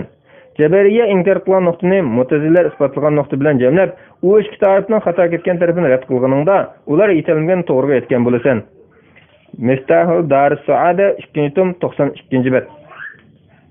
Imom Razi mundaq deydi: Amellerinin o'zi cennetga kirishga haqliq qilmaydi. Balki Janobi Alloh fazl marhamati bilan amellerini cennetga kirishning alomati, belgisi qilganligi jihatdan ameller cennetga elib kirdi. Shundaqla salih amellerning mukofotini to'liq berguchi Alloh taolo bo'lg'achqa, jannatga kirish amaliyotda faqat Alloh taoloning fazli bilan bo'lgan bo'ladi. At-Tafsirul Kabir 14-tom 68-bet. Rasululloh sallallohu alayhi vasallam chunki hech kimning qilgan amali uni jannatga elib kira olmaydi demagan bo'lsa, biz turlik nuqson va qusurlar bilan to'lgan namoz va ro'zalik amallarimiz bilan jannatga kirish haqliq bo'ldik deb o'ylab qolgan bo'lardik. Rasulullohning jannatga kirishi keskin turuqliqmi? Ha, menimi shundoq. Faqatla Alloh meni o'z mag'firati bilan fazl marhamatiga urusla ondan kira olmayman degan so'zimi amal bilan mag'rurlanib ketmaslikni, Allohning fazl marhamatini panohgoh qilishning lozimligini ta'kidlaydi. Uning ustiga inson amallarni Allohning tavfiqi bilan qilgan, gunoh ma'siyatlarni Allohning saqlab qolishi bilan tashlay olgan, bularning hammasi Allohning fazli va marhamatidir. Fathul Bari 11-tom 297-bet. Demak, amallarning jannatga elib kirish uchun chuqum Alloh taolaning mag'firati va rahmati bo'lmasa bo'lmaydi. Amallarning jannatga elib kirishimi Alloh taolaning fazli va rahmatidir.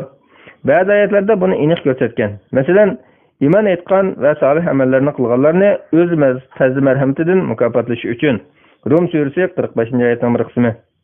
Jannat Allohga va payg'ambarlarga iman etganlarga tayyorlangan. Bu Allohning fazlidir. Uni xohlagan kishiga ato qiladi. Alloh ulug' fazl egasidir. Hadid surasi 21-oyat. Ular ilgirki o'limdan boshqa hech qanday o'limni tetimaydi. Alloh ularni do'zax azobidan saqlaydi. Bu Parvardigoringning marhamatidir. Duxon surasi 56-57-oyatlar. Yüz aqarganlar Allohning rahmatida jannatida bo'ladi.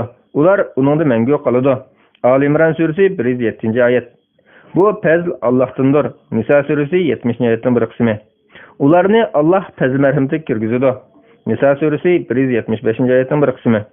Bu oyatlar hech kimning Allohning uning bergan ne'matlari bilan solishtirgandagi arzimas amali bilan jannatga kira olmaydiganligini, faqatla Allohning fazli va rahmati bilan kira oladiganligini, Allohning jannatni va'da qilishining o'zimi bir marhamat ekanligini ko'rsatadi. Chunki naqadar ko'p va savobli bo'lsin, insonning qisqagan umrida qilgan amallari Alloh taoloning uningga oxiratda ato qilgan mangulik ne'mati tugul, dunyoda ato qilgan biror ne'matiga barobar kela olmaydi.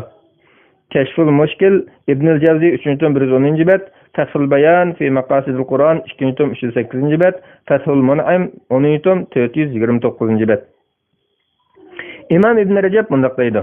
Rasululloh sallallohu alayhi vasallamning chunki hech kimning qilgan amali uni jannatga elib kira olmaydi degan so'zining yoki hech kimni hargizmi amal qiltira olmaydi degan so'zning ma'nosini izohlab beradigan ishlarning jumlasidan biror yaxshilikning savobining 10 essa, 700 essa va uningdan ko'p esilishini Alloh taolaning fazli ihsonidan bo'lganligidandir. Navoda yomonlikqa berganidek bir yaxshilikqa bir savob ato qilgan bo'lsa edi, yaxshiliklar yomonliklarni yo'qotishda kuchaya olmay, amalning isi cho'qim halok bo'lgan bo'ladi. Majmu' Rasail Hafiz ibn Rajab al-Hanbali 4-tom 399-bet. Shayx Usaymin mundaq deydi: Alloh taolo bizdan hisob oladigan bo'lsa, qilgan yaxshiliklarimiz bo'ynimizga qarz bo'lib yuklangan bo'ladi. Chunki u yaxshiliklarning hammasini inom qiluvchi ashi zotdir. U chaqda bizni azoblamoqchi bo'lsa, bizga zulm qilmagan holda azoblagan bo'ladi. Mushundaq tushunsak, ziddiq bo'lmaydi. Sharhul Aqidati Safariniya 1-tom 345-bet. Shayx Sha'raviy mundaq deydi: Alloh taolo bandiga oldin ihson qilib, u dunyoga kelishdan burun hayotini qamdaydigan sharoitni yaratib berdi. Ondan toki balog'atga kelgan qadar hech nimaga buyurmasdan uni ne'matlarni yaratdi. Oldin ato qilgan nurun ne'matlaridan keyin uni ibodatga buyurganida banda buningga ilgirki ihsonga qarta bo'ysunish lozim. Natijada oxiratdagi mukofot amalning mukofoti bo'lmasdan, balki Allohning bandalariga qilgan savob fazlidir. Undaq bo'lganmikan, Parvardigoring buyurganni ado qilganingda, Parvardigoringning Allohburun sana qilgan ihsoniga qarta uning itoat qilgan bo'lasan. Bu chaqda jannat va uning ne'matlar Allohdan kelgan fazl va marhamatlik bo'ladi. Demak, Alloh subhanahu va taolo dastlabki qitimdimi sana fazl marhamat qilgan bo'lsa, oxiratdami sana fazl marhamat qilgan bo'ladi. Texiyana Alloh taoloning sana shariat belgilab ibodat buyurganligining o'zim bir fazlidir. Bir yaxshilikning Allohning huzurida 10 va nurg'un asiga qatlanganligiga qaramamsan, biz bo'lsak, bizga bersin, bermasin, u zotning mulkidirmiz. Tafsir Sha'raviy 19-tom 1138-bet. Qaraydigan bo'lsak, Rasululloh sallallohu alayhi vasallamning Chunki hech kimning qilgan amali uni jannatga elib kirolmaydi degan so'zida o'ttiral bo'lishga buyurgan siyaqti deganligi ma'lum bo'lib, so'zining beshidagi to'g'rini ko'zlanglar va uningga yaqinlashinglar degan so'zimi o'ttiral bo'lishini ko'rsatsa, chunki hech kimning qilgan amali uni jannatga elib kirolmaydi degan so'zimi amalga tayinib ketib, Alloh taolaning mukofoti shu amalning badali deydigan xato tushunchani tuzitish uchun deyilgandir. Rasululloh sallallohu alayhi vasallamning amallarining Alloh eng yaxshi ko'rdigani oz bo'lsa-mu eng uzun davomlashganidir degan so'zimi ummatini oz bo'lsa-mu davomlashgan amalga buyurishdan iborat. Bumi amalda o'zini charchitib, oxirida malollik etgan taqdirda amalni davomlashtira olmay qolganligi, o'ttiral bo'lganda amalning davomlashishiga kafolat qilib bo'lganligi bildiradi. Hamda yuqoridagi o'ttirallikqa buyurganligini texim ta'kidlaydi. Imom Ibn Taymiya bu hadisning mazmunini bunda xulosalaydi. Demak, bu hadis bandining amallariga tayinib ketmay, amallarni baja keltirishda Alloh taolaning uning ato qilgan ne'mat ihsonlariga qarashning zarurligini, amallarni ko'p deb mag'rurlanib qolmasligini bildirdi. Chunki bandining amallari har qancha ko'p bo'lsa-mu, Alloh taolo uningga o'z fazlidan marhamat qilib, uni afv qilmagan taqdirda u amallar bilan hech nima yaxshilik bo'la olmaydi. Bu hadis yana bandining o'zini odatdagi yollanma ishga o'xshatib, qancha ko'p amal qilsam, shuncha ko'p ajrni qo'lga keltiraman deb taqat etmagan ishga kirishib olmasligini, riyokorlikdan saqlanishini ko'rsatgan bo'lib, o'ttirallikdan chetnash uning ziyon yetkazadi. Chunki to'xtamay achchab turgan yo'lovchi musofirni bosolmaydi, itini saq qo'ymaydi. Jamir Rasail 1-tom 151-bet. Rasululloh sallallohu alayhi vasallamning ertagan oqshom va kechining ma'lum vaqtlardan ibodatni davomlashtirib foydalaninglar degan so'zimi ibodat qiluvchilarning yo'lovchiga o'xshatgan. Jannatga ketayotgan yo'lovchining butun vaqtda yo'l mangmay eng munosib vaqtlarni qo'ldan bermaslik, orliqda orom olish orqali ibodat lazzatini tetish, zerikib qolmaslik, oxirida charchamasdan manzilga yetish kerakligi aqalli talabdir. Bumi o'ziga qattiq ibodat vazifasi yuklab olgan ba'zi kishilardagi xato tushunchani tuzitishdan iborat. Shundaqla bu kech-kunduz orom olmay, hamda ibodat va boshqa amallarni o'ziga besim qilib olmay, ertagan oqshom va kechning ma'lum vaqtlarda oz bo'lsa-mu soz va sifatli davomlashtirishga qilingan da'vatdir. Rasululloh sallallohu alayhi vasallamning o'ttiral bo'linglar, manzilga yetisizlar degan so'zimi to'g'ri yo'lda menib, ibodatda o'ttiral bo'lgan bandining charchamasdan, qiynalmasdan jannat va najotga muvaffaq bo'lganligini, va qattiq ibodat qilish yo'lini tutganlarning yarim yo'lda qilib nishon yetilmay qolish xavf borligini ta'kidlashdir. Xulosa shuki, hech kimni qilgan amali jannatga elib kira olmaydiganlik to'g'risidagi hadis sahih va mutawatir bo'lib, bu hadisda amal jannatga kirishga sabab bo'lsa-mu, lekin uning bileti emas. Jannatga faqatla Alloh taolaning fazli marhamati bilan kirgil bo'lganligi, bu vajning ko'p qilishga tayinib olmay, oz bo'lsa-mu sifatli nafl amallarni ixlos va chin ko'ngildan davomlashtirishning zarurligi, jumladan har ishda o'ttiral bo'lish kerakligi ta'kidlangan. Amal bilan jannatga kirish to'g'risidagi oyatlar bo'lsa, amallarning jannatga kirishga sabab ekanligini isbotlab kelgan. Shunga bu oyatlar mazkur hadisning mazmuni bilan birliklik ega. Bu jihatdan oyatlarmi, hadislarmi amallarning jannatga sabab bo'lganligini, shuning bilan birga Janob Allohning fazli, marhamati bo'lmasa, amallar bilan jannatga kirgil bo'lmaydiganligini, Janob Allohning o'z fazli, marhamatini xohlagan bandasiga ato qilganligini ko'rsatadi. Vallohu a'lam. 2016-yil 11-oyning 29-kuni. Bismillah, alhamdulillah, vassalatu vassalamu ala rasulillah, amma ba'd. Assalomu alaykum va rahmatullohi va barakatuh. Biz Doktor Abdulaziz rahmatullohi ustozdan fatvolar majmuasi 2-tomni o'qib, 2-javob hadis she'rib, 12-fatvoga kelgan. O'qishni davomlashtiramiz. Jamoat yoqtirmasimi imom bo'lg'uchi degan hadis to'g'risida. Savol: Assalomu alaykum. Hadisda jamoat yomon ko'rgan kishining imom bo'lishi cheklangan ekan. Bu hadisni qanday tushunamiz? Jamoat ichida imom bilan shaxsiy adovat, chiqisholmaslik, fikr o'xshamaslik yoki imomning ba'zi xatolar tufayli uni yomon ko'radiganlar bo'lsa, ular gunohkor bo'lamdi. Bu xil ahvolda shu hadisga tushamdi. Imomni yoqtirmaydiganlar bir necha kishi yoqtiradigan ko'pchilik bo'lishi tushuntirib qo'yishlarini umid qilaman. Javob: Va alaykum assalom va rahmatullohi va barakatuh. Barliq hamd va sano Janobi Allohga bo'lsin. Shundaqla payg'ambarimizga, oil tavobatlarga va uningga toki qiyomatgacha ergashganlarga durust salomlar bo'lsin. İmametçilik vazifəsinin dinimizdeki o'rni intayin mühim bo'lib, imom bo'lgan kishining jamoat bilan o'qilgan namozlarda imom bo'lish, xutba so'zlash bilan cheklanib qolmasdan, balki yana jamoat va mahalla aholisiga dinni o'rgatish va tashviq qilish, ularni yetaklash va ularga yaxshi ulgu bo'lish, ularni yo'qlab turish va ularning holiga yetish, ehtiyojini qamdash, ularning oila ichi va sirtidagi shundoqla qo'lim qo'shnilar o'rtasidagi da'vatlarni bartaraf qilish va ularni yarashtirish, hatto jamiyat duch kelayotgan turli qiyinchilik va xavf-xatarlarga qarata jamoat va mahalla aholisini safarbar qilish qadar to'liq ahamiyatli mas'uliyatlar bor.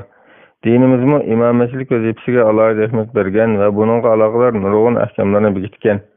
Masalan, jamoat yoqtirmasimi imomatchilik qiladigan kishilar haqida bir qism hadislar kelgan bo'lib, tuvandagi shu hadislar jumlasidandir. Abu Umama radhiyallohu anhu rivoyat qildiki, payg'ambar sallallohu alayhi vasallam bunday degan: "Uchchilik odamning namozi quloqlaridan oshmaydi, ya'ni qabul bo'lmaydi. Xo'jayindan qochgan qul, yerning gipiga unmay, uni xop qilgan holda kechini o'tkazgan ayol, jamoat yomon ko'rsimi ularga imom bo'lg'uchi." Tirmiziy 360-hadis. Tirmiziy, Navaviy, Ahmad Shakir va Albani qatorliqlar hasan deb baholagan bo'lib, mushu baho kuchlik, Bayhaqi qatorliq ba'zilar ojiz deb baholagan. Yana Ibn Abbas radhiyallohu anhu rivoyat qilgan bir hadisda payg'ambar sallallohu alayhi vasallam bunday degan: "Uchchilik odamning namozi boshlaridan bir qarich o'rlamaydi. Jamoat yomon ko'rsimi ular imom bo'lgan kishi, yerni xop qilgan holda kechini o'tkazgan ayol, tashlashib ketgan ikki qarindosh." Ibn Majah 971-hadis. İmam Navaviy, Hafiz Iraqi, Busayri va Shuayb al-Arnaut qatorliqlar hasan deb baholagan. Albani qatorliq ba'zi olimlar ojiz deb baholagan. İmam Şevkani rahmetullohi alayhi aytgandek, yuqorqi hadislarning biri yana birining kuchlantirdi va bir kishining uni yomon ko'radigan jamoatga imom bo'lishining haromligiga dalillik yaraydi. Bu hadislardagi namozdan qabul bo'lmasligi, namoz hollarining quloqlaridan osholmaydiganligi va unda qilgan kishiga shu vajdan la'nat qilinganligi mazkur qilmishlarning haromligini ko'rsatadi. Buning asosan ba'zi olimlar unda kishilarning imom bo'lishini harom degan. Yana ba'zilar makruh deb qolgan. Naylul Avtar 3-2-7. Makruh degan taqdirda tahrimiy makruh bo'lishi kerak, albatta. Yana Hazrat Ali, Salman, Asvad ibn Hilal, Hasan Basri, Abdullah ibn al-Haris qatorliq salaflardanmi ularning shunday holatda imom bo'lishini yomon ko'rganligi naql qilingan. Musnaf ibn Abi Shayba 1-358-bet, 4106-4112-numurlar. Bu yerdagi haromlik yoki makruhlik hukmi imom xos bo'lib, bu ahvolda u imomni yomon ko'rgan jamoatning uning ixtiyo qilib namoz o'qishi makruh bo'lmaydi. Jamoat yomon ko'radigan imom namoz o'qib bergan ahvolda uningda imomatchilik shart tepilsa, uning ixtiyo qilgan jamoatning namozi to'g'ri bo'ladi. Gunoh imom bo'lg'uchi bo'ladi. Hadislarda haromlik hukmi imom qirtilgan. Shundaqla imom tayinlaydiganlarning jamoat yomon ko'radigan kishini ular imom qilib tayinlashi makruh bo'ladi. Bu hukm İmam Şafii rahmetullohi alayhidan naql qilingan. Al-Majmu' 4-240-bet. Yuqorida hadisning darajasi va shundaqla kishilarning imom bo'lishining hukmini bayon qilgan bo'ldik. Endi jamoatning u imomni yomon ko'rishiga munosabatli ahkomlar ustida to'xtalaylik. Birinchi, jamoat imomni shariat yomon ko'rgan biror illat tepaloq sababini yomon ko'rgan bo'lsa, ondan imomning ular imom bo'lishi harom bo'ladi. Masalan, fasiqligi, bid'atchiligi, musulmonlarga xiyonatkorligi, kazzobligi, zolimligi, bilimsizligi, namozini joyida o'qib bera olmaydiganligi va harom tijorat qiladiganligi qatorliqlarga o'xshash. İmam Navaviy bunday deydi: jamoat uni zolim vali bo'lganligi, layoqati yo'q turib imomatchilikni ilib olganligi, pokizlikqa diqqat qilmaydiganligi, namozini joyida o'qib bera olmaydiganligi, aysh ishrat qiladiganligi, fasiqlar bilan o'ltirib qo'padiganligi va shuning o'xshagan shariat ayblangan bir ishi bo'lganligi uchun yomon ko'rgan ahvolda ondan uning imom bo'lishi makruh bo'ladi. Yuqorqi ishlardan hech bir tepilmasa, uning imom bo'lishi makruh bo'lmaydi. Ayb u kishini yomon ko'rganlarda bo'ladi. Al-Majmu' 4-240-bet, Fayzul Qadir 3-324-bet, Al-Bahr ar-Ra'iq 1-369-bet. Ammo shariatda cheklangan biror ish tufayli jamoat u kishini yomon ko'rgan bo'lsa, jamoatning yomon ko'rishi e'tibor qilinmaydi. İmam İbn Qudamah imom bo'lg'uchi diyonatlik va sunnatni chaqirgan bo'lsa, jamoat uni shuning uchun yomon ko'rgan bo'lsa, u kishining imom bo'lishi makruh bo'lmaydi degan. Buni Imom Ibn Taymiyya rahmatullohi alayhi ta'kidlagan. Al-Mughni 2-32-bet, Majmu'ul Fatva 23-373-bet. Qadimdan buyon mahallalardagi har bir masjid jamoati ichida xilma-xil odamlar bo'lib, ba'zilari intayin nadan turuqliq masjidni boshqaraman deb turib oladi. İmomni yoki ba'zi jamoatni patirmaydi. Ba'zilari imomdan insonchilikda bo'lgan kichikgina bir xatolik ko'rilsa, yo'g'on tutadi. İmom to'g'ri ish qilsa qusur topadi. Yana ba'zilari yomon tarafni tutib isloh qilishga kuchaydi. 2. Jamoatning ko'pchiligi yomon ko'rgan bir kishining shu jamoatga imom bo'lishi. Az sonliq yomon ko'rsa, ularga imom bo'lish makruh bo'lmaydi. Imom Navaviy deydi: Imom Shafiiy va Shafiiy mazhabidagi imomlarimiz Alloh ularga rahmat qilsin deydiki, jamoatning ko'pchiligi yomon ko'rgan bir kishining shu jamoatga imom bo'lishi makruh bo'ladi. Az sonliq yomon ko'rsa, ularga imom bo'lish makruh bo'lmaydi. Shundaqla yerim yomon ko'rsa makruh bo'lmaydi. Al-Majmu 4-240-bet. İmam Tirmizi mundaq deydi: Ahmad va Issoqlar bu haqda ko'pchiligi yomon ko'rmoqcha, biri yoki ikkisi yoki uchi yomon ko'rsa, ularga imom bo'laversa bo'ladi degan. Sunan Tirmizi 2-191-bet. İmam G'azzali, Shavkani qatorliq yana bir qism olimlar imomni yomon ko'radigan jamoatning ko'pchilikka emas, sifatiga qaragan va soni oz bo'lsa-mu, jamoat ichidagi diyonatlik va taqvodorlar yomon ko'rsa, shularning yomon ko'rgani e'tiborga ilinadi deb qaragan. İmam Shavkani mundaq deydi: Başqalarının emas, diyanetliklerinin yomon ko'rgani hesap. Neylil Avtar 3-218-bet. Bu qarash asosan jamoat ichidagi diyanetlik, taqvodor, oz sonliq kishilar bir kishining imom bo'lishini yomon ko'rsa, mazkur kishining ularga imom bo'lishi makruh bo'ladi. 3. Mayli qaysi ish sababdan bo'lsin, jamoat bir kishining imomatchilik ustida da'tlash qilib, ikki taraf bo'lib qolgan ahvolda ba'zi olimlar birlik ittifoqlikni zo'r deb qarab, jamoat hammasi rozi bo'ladigan bir kishini imom qilishni ta'kidlagan.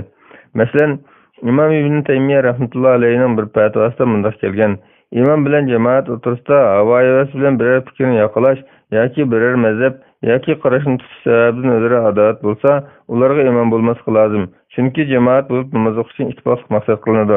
Shunga Rasululloh sallallohu alayhi vasallam sabta ilgir keyin har xil turmanglar, bo'lmasa dillaringlar har xil bo'lib ketadi degan.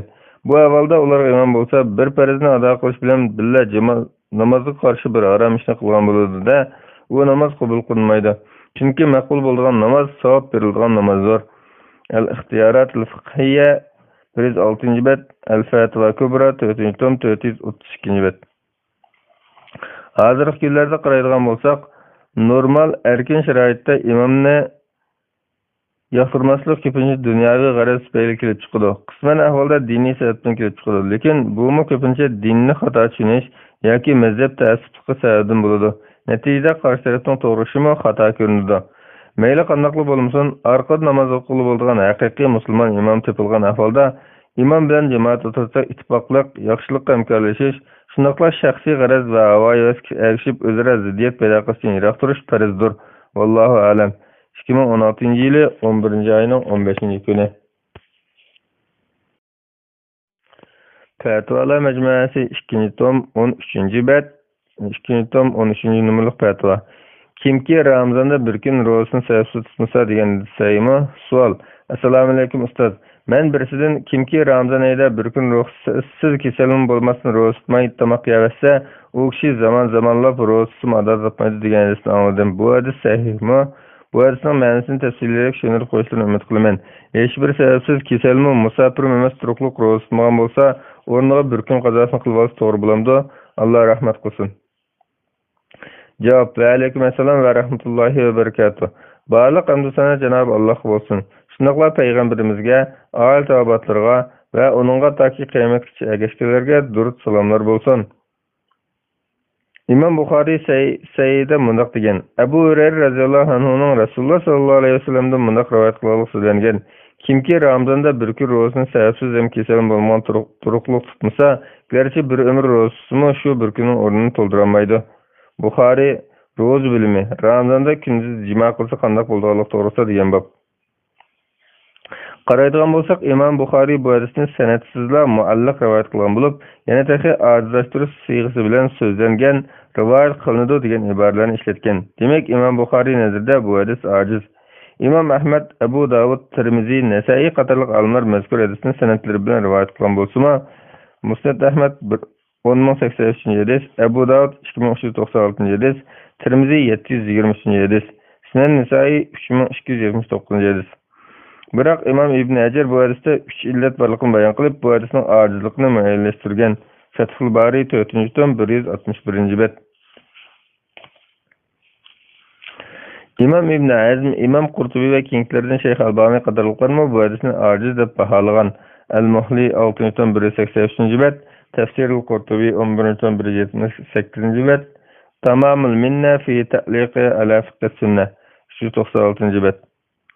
Abdullah ibn Mesud radıyallahu anhu kimki Ramazanda bir gün ro'zasini sebepsiz kesilin bo'lmagan turib tutmasa, garchi bir ömür ro'zasini shu bir kunning o'rnini to'ldira olmaydi deb qaragan.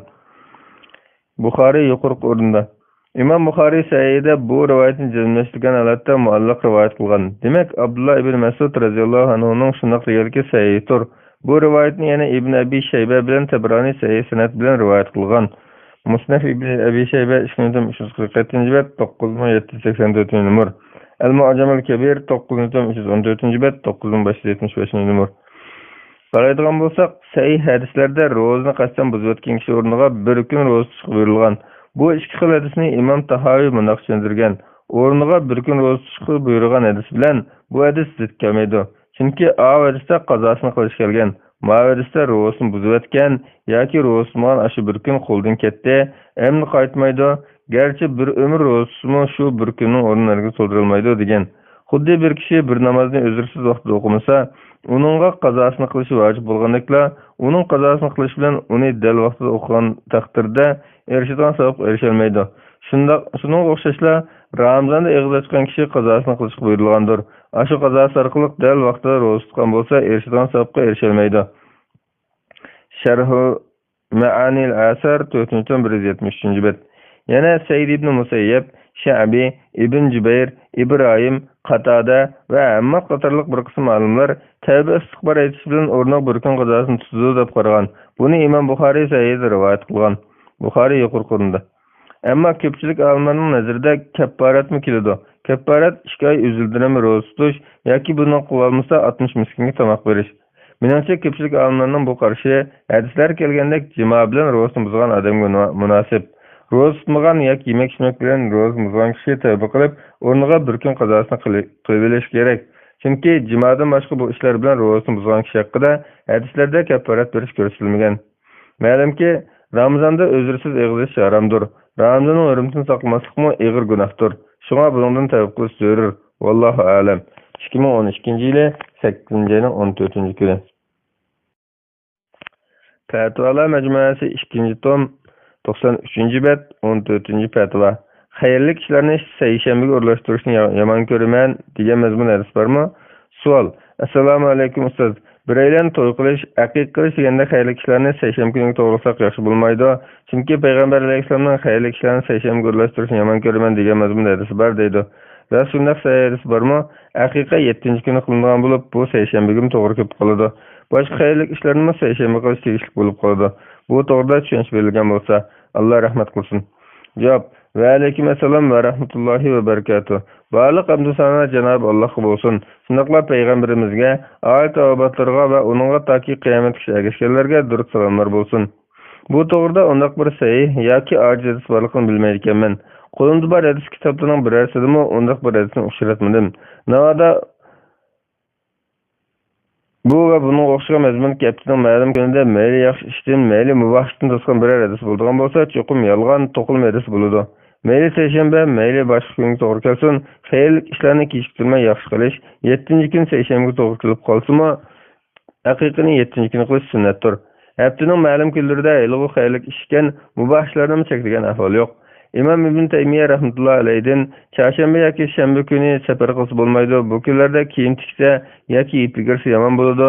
Falon kechida jimo qilsa yomon bo'ladi. Bu vaqtdan yetib degandek so'zlar haqida so'ralganida bundoq deb javob bergan. Demi hamdu sana Alloh xosdir. Bularning hammasi tegi yo'q quruq gaplar. Kishi istixor silib biror muvashni qilmoqchi bo'lsa, udul kelgan vaqt qilsa bo'ladi. Kiyim tikish, ip igirish, to'qimchilik va shunga o'xshagan ishlarni ma'lum bir kunda qilish yomon ko'rilmaydi. Haftaning ma'lum bir kechasi yoki kunduzida jimo qilishmi yomon ko'rilmaydi. Muaviya ibn Hakam radhiyallohu anhu rivoyat qilgan sahih hadisda payg'ambar sallallohu alayhi vasallam shumpal elishdan to'sgan. U mundaq deydi: "Men Rasulullohga, ey Rasululloh, aramizda kahillarga borganlar bor desam, Rasululloh ularning qiziq barmanglar dedi. Men aramizda shumpal oldiganlar bor desam, Rasululloh u degan bir narsaga o'zligidan o'ylab qolgan narsa. Shunga undaq o'ylar sizlarni to'sib qo'ymasin dedi." Əgərdə Rasulullah şumpal iliş irad qılan işini tosub qoymasın deb tosqan bolsa, qandaqmı haftanın ma'lum kunlarida uni tosub qoysun. Lekin payshanba, dushanba, seshanba kunlari safarga chiqish mustahab, ammo boshqa kunlari safar qilish cheklanmagan. Juma kunida safar sababdan juma qazo bo'lib ketgan bo'lsa, olimlar buningda o'xshagan qarashlarda bo'lgan. Ammo hunar kesib, juma qatorliq ishlar haftaning ma'lum kunida yomon ko'rilmaydi. Al-Fatwa al-Kubra 365-bet. Vallahu alam. 2011-yili 6-oyning 3-kuni. Fatvalar majmuasi 2-tom 95-bet 15-fatva. Meyitga kafir ishiltish to'g'risida hadis. Savol: Assalomu alaykum ustoz. Farz ayn nomli Uyg'ur kitobda Payg'ambar alayhisalom meyitni dafn qilganda unga kafir chechinglar degan bir hadisni ko'rib qoldim. Bu ishonchlikmi? Kafir bir xil daraxt yog'isidan ishlab chiqarilgan sharsimon kristal xushpurak modda. Purqi intayin kuchlik, ma'lum issiqlikda asonla parga aylandi. Turli tibbiy foydalardan boshqa g'ayri-puroqni yo'qotish, pokizlash va quritdan saqlash yo'li bor. Odatda 80 xil do'konlarda topiladi. Ta bugunga qadar meyitga ishlatib kelmoqda. Kafir Qur'on Karimda munaqtilgan. Haqiqatan yaxshilar kafir alashtirgan mey bilan to'ldirilgan jamlardan ichidi. Inson surasi 5-oyat. Cevap: Ve aleyküm esselam ve rahmetullahi ve berekatuhu. Barlıq hamd sana Cenab-ı Allah olsun. Şunaqla Peygamberimizge, âli tavabatlarga ve onunğa taki kıyametkiş erişkenlerge durut salımlar bolsun. Meyitini yiyip taraşının hükmü vacip küpay bulup, meyitini supun ve şunu oxşayan pakizlıqçılar bilen pakiz yoğandan keyin, onunla gayri pırak çıkmasıqı ve aşaratlarına yakın kelmesi için, bazı bir xuşboy ve şunu oxşayan neslerini meyitinin bedeni sürtüş ve kipelikini xuşboy bilen ısırıklaş, Qatarlıq Rasulullah sallallahu aleyhi ve sellem'in sayı hadisleri ve sahab kiramlarının işizleri bilen ispatlanan sünnet müstehab işler cümlesindir. Bu insanın hayat vakti izzetligендek ölgen vaktidan izzetleştiği ibaret.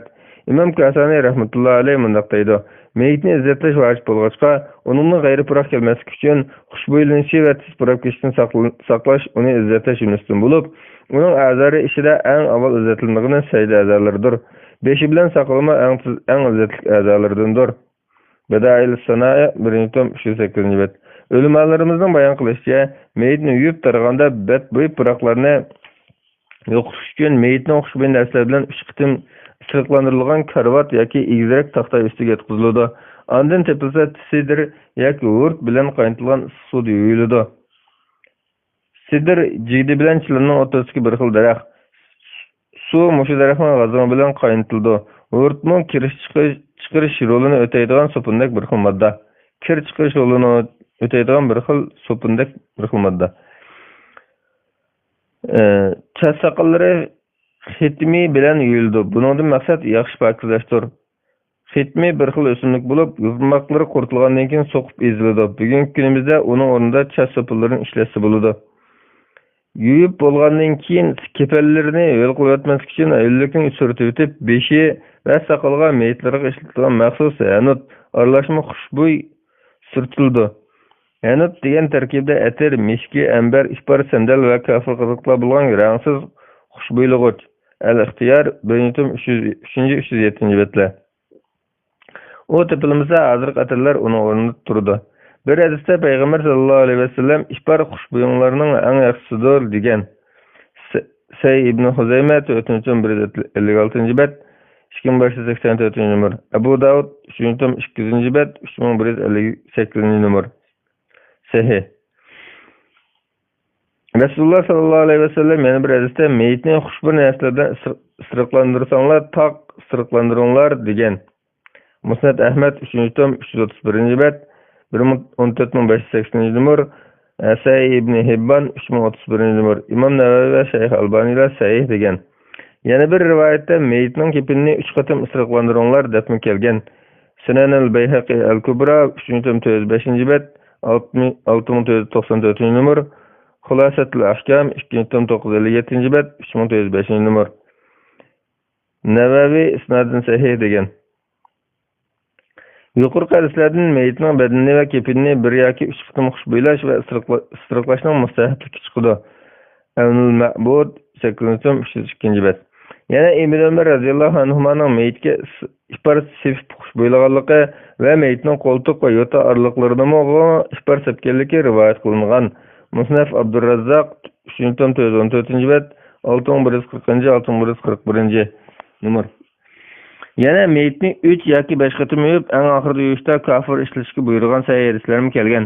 Ummu Atiyya al-Ansariya radhiyallohu anha rivoyat qilib mundaq degan: Rasululloh sallallohu alayhi vasallam qizi Zaynab tugab ketib yuyildigan chaqda bizning yanimizga kelib, uni suv va sizlar bilan 3 qatim yoki 5 qatim yuvinglar.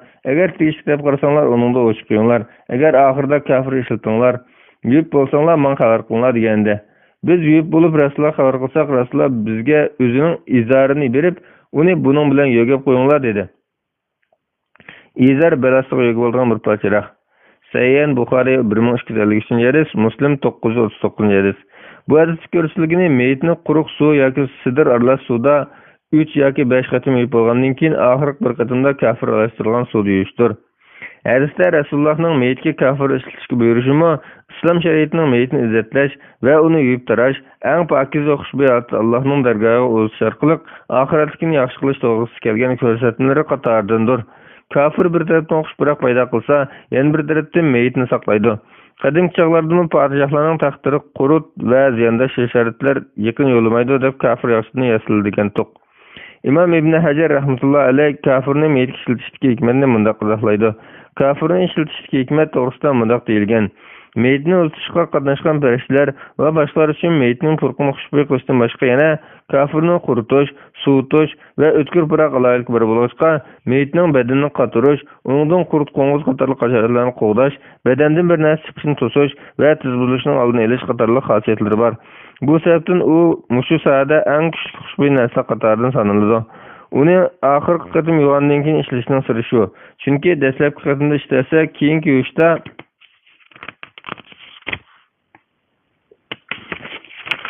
yuvishda suv uni yo'qotayotgan bo'ladi.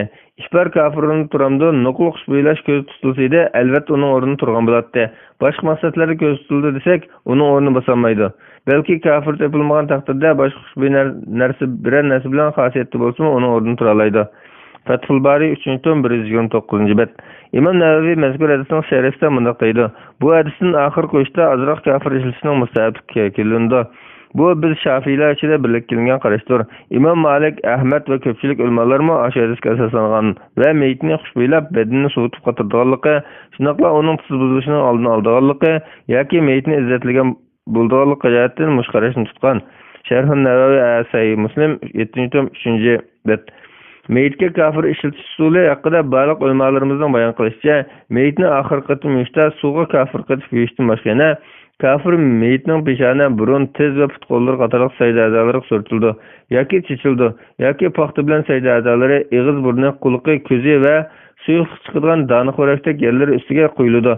Sayda a'zolarini maqsad qilish, sajda qilish tarafiga erishgan mazkur a'zolarni alohida ko'rganlikdandir. Ammo ishbar aralash xushbo'y narsalar bo'lsa, chas soqollari, tizning ish tarafi, qo'ltiq qatorliq kir yig'ilib qolgan joylarga surkiladi. Butun badanga surkishim bo'ladi. Salaflarimizdan shunday ko'rsatmalar kelgan bo'lib, Hazrat Ibn Mas'ud radhiyallohu anhu kafir sajdalar qo'yildi degan. Al-Ixtiyor 1-tom 307-bet, Al-Istizkor 3-tom 25-bet, Al-Mughni 2-tom 171-bet, Al-Majmu 5-tom 154-bet. Musnaf Ibn Abi Shayba 2-tom 451-bet, 10906 numar. Sunan al-Bayhaqi Kubra 3-tom 405-bet, 6996 numar. Isnad zaif. Tabiinlardan İbrahim Naxai meyitning kipini isiriqlanib, aralashma xushbo'y narsalar sajda a'zolari qo'yildi degan va yana yuvib bo'lganda xushbo'y narsalarni oldi bilan sajda a'zolaridan boshlaydi degan. Musnad Ibn Abi Shayba 2-tom 460-bet, 11020, 11022 numar. Isnad sahih. Yana tabiinlardan Misr olimi Yazid ibn Abi Habib meyitni xushbo'ylashda aralashma xushbo'y narsalardan sajda qilgan 7 tasdiq sepish sunnatdir degan.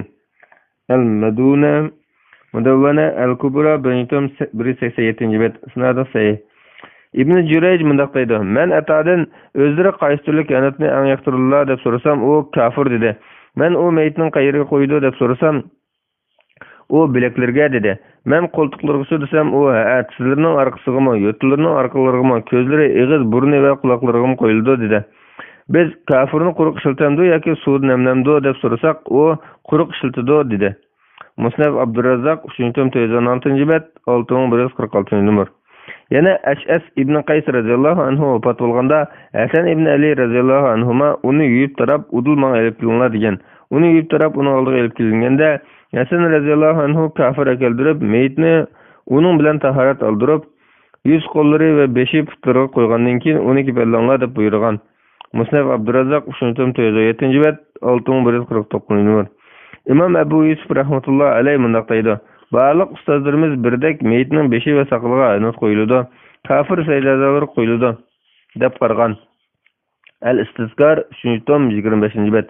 İmam Zufar rahmetullah alayhi kafir ko'zi bilan og'iz burnuq sepiladi. Chunki maqsad kafir chizilgan o'rindan qurt asharatlarni yiroqlashtirdi. Bu azalar shu jihatdan alohida tilga olingan. Uning topilmasi ziyni yo'q.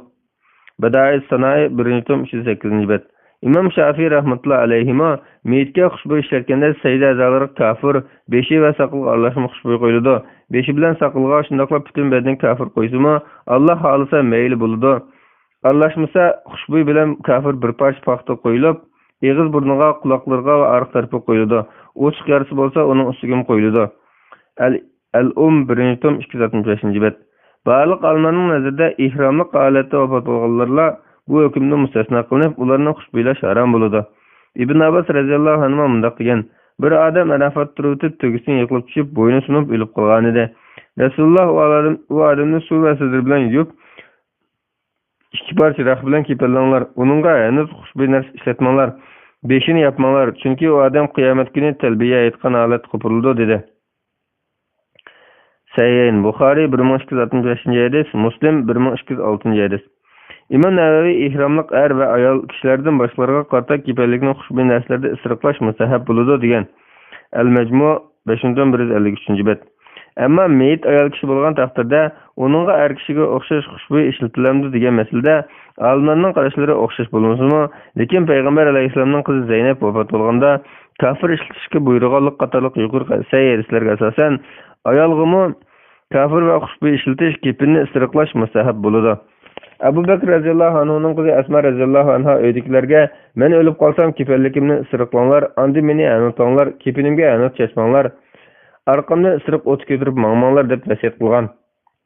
Al-Muatta 1-226 bet 530 numar. Sunan al-Bayhaqi al-Kubra 3-5 bet 6995 numar. Xulasatul Ahkam 2-956 bet 3905 numar. Navaviy rahmatulloh isnad sahih degan.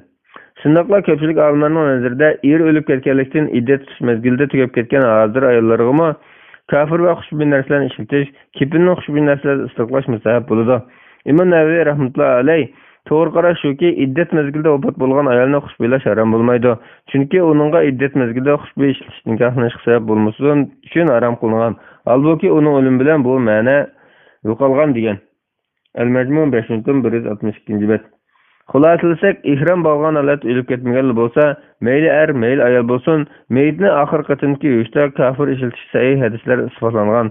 Shunga meyitni kepallashdan burun bedni kafirning o'zini yoki kafir aralashgan xushbo'y narsalarni sepish yoki surtish saat gramlar va salaflarimizdan kelgan mustahab ishdir. Albatta bu meyitni dafn qilganda emas, balki yerlikka qo'yishdan burun uni yuvib taraf kepallaganda bu qilindi. Vallohu alam. 2016-yili 2-ayning 6-kuni. Bismillah valhamdulillah vassalatu vassalamu ala rasulillah amma ba'd. Assalomu alaykum va rahmatullohi va barakatuh. Muhtaram qarindoshlar, biz doktor Abdulaziz rahmatulloh ustozning fatvolar majmuasi 2-tomni o'qib, 3-bob aqida va imom bobiga kelgan 16-fatvoga keldik. O'qishni davomlashtiramiz. Salafi, Ash'ari, Murji'a qanday aqim? Savol. Assalomu alaykum.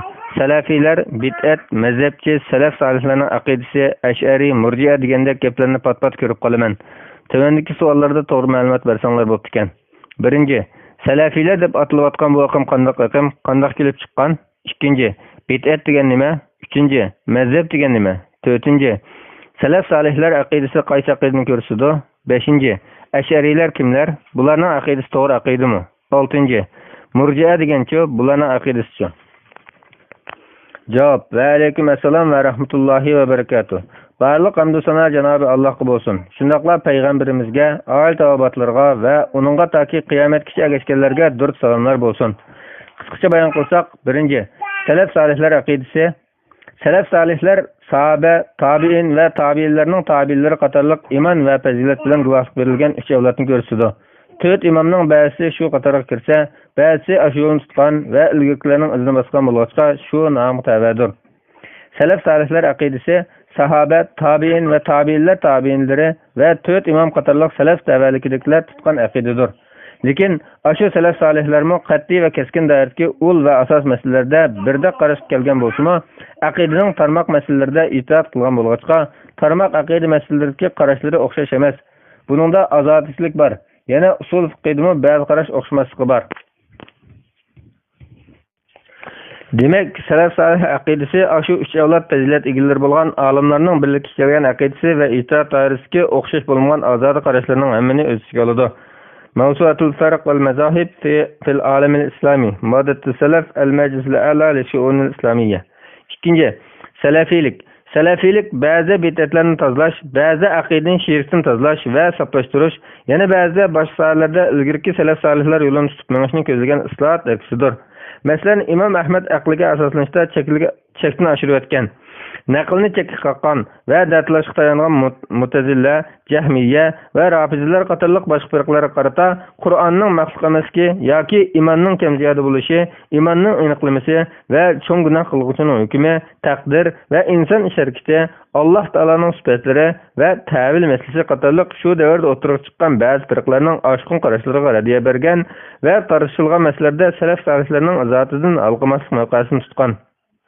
O'rta asrga kelganda Imam Ibn Taymiya ve Imam Ibn Qayyimlar chiqib, ta'vil, sifat ve tavhid masalalarida Mu'tazililar, faylasuflar ve oshqin tasavvufchilarning qarashlarini to'g'ri yo'ldan chetmagan deb qarab, majozni inkor qilgan ve ta'vilni rad qilgan. Devr talab asosida shakllangan bu ilmiy mavqe kelgusidagi majozni inkor qilish ve ta'vilni taltib rad qilishdek ikkinchi bir oshqinlikning maydonga kelishiga yo'l solgan. İmam İbn Taymiye ve onun mezkur ijtihadi mevqasi gerçi aynı devirde icabi rol oynagan bolsunmu, biroq keyingi agashkilarda passivlik ve mutaassibchilik holatning maydonga kelishini keltirib chiqargan.